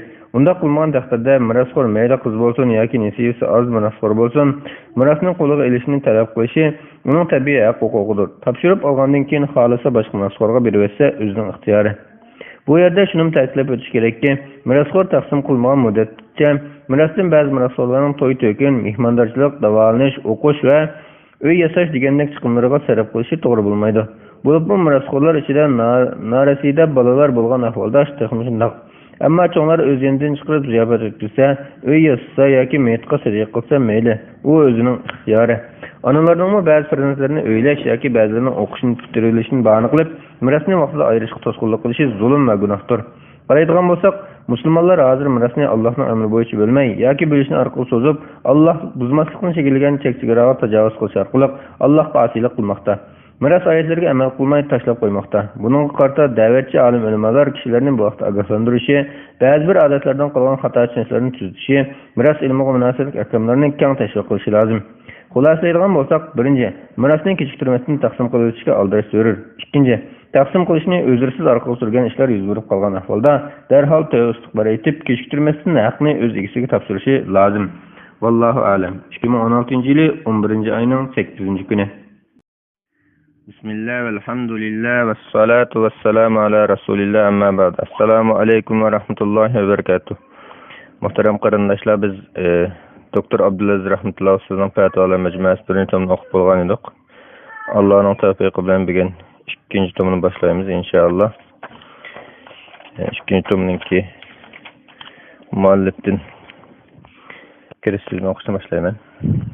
Nihoyat shafqatli va mehribon Allohning ismi bilan boshlayman. Barliq hamd sana bizlarni yo'qdan bor qilgan, oxirgi payg'ambar navbatib bizlarni tavhidga chaqirgan va shariatni qonun qilib belgilab bergan olimlarning parvardigori Allohga bo'lsin. 4 va salom olimlarga rahmat qilib avatilgan, dinni bizga to'liq yetkazgan suyimli payg'ambarimiz Muhammad sallallohu alayhi va sallamga va uning yo'lini tutganlarga bo'lsin.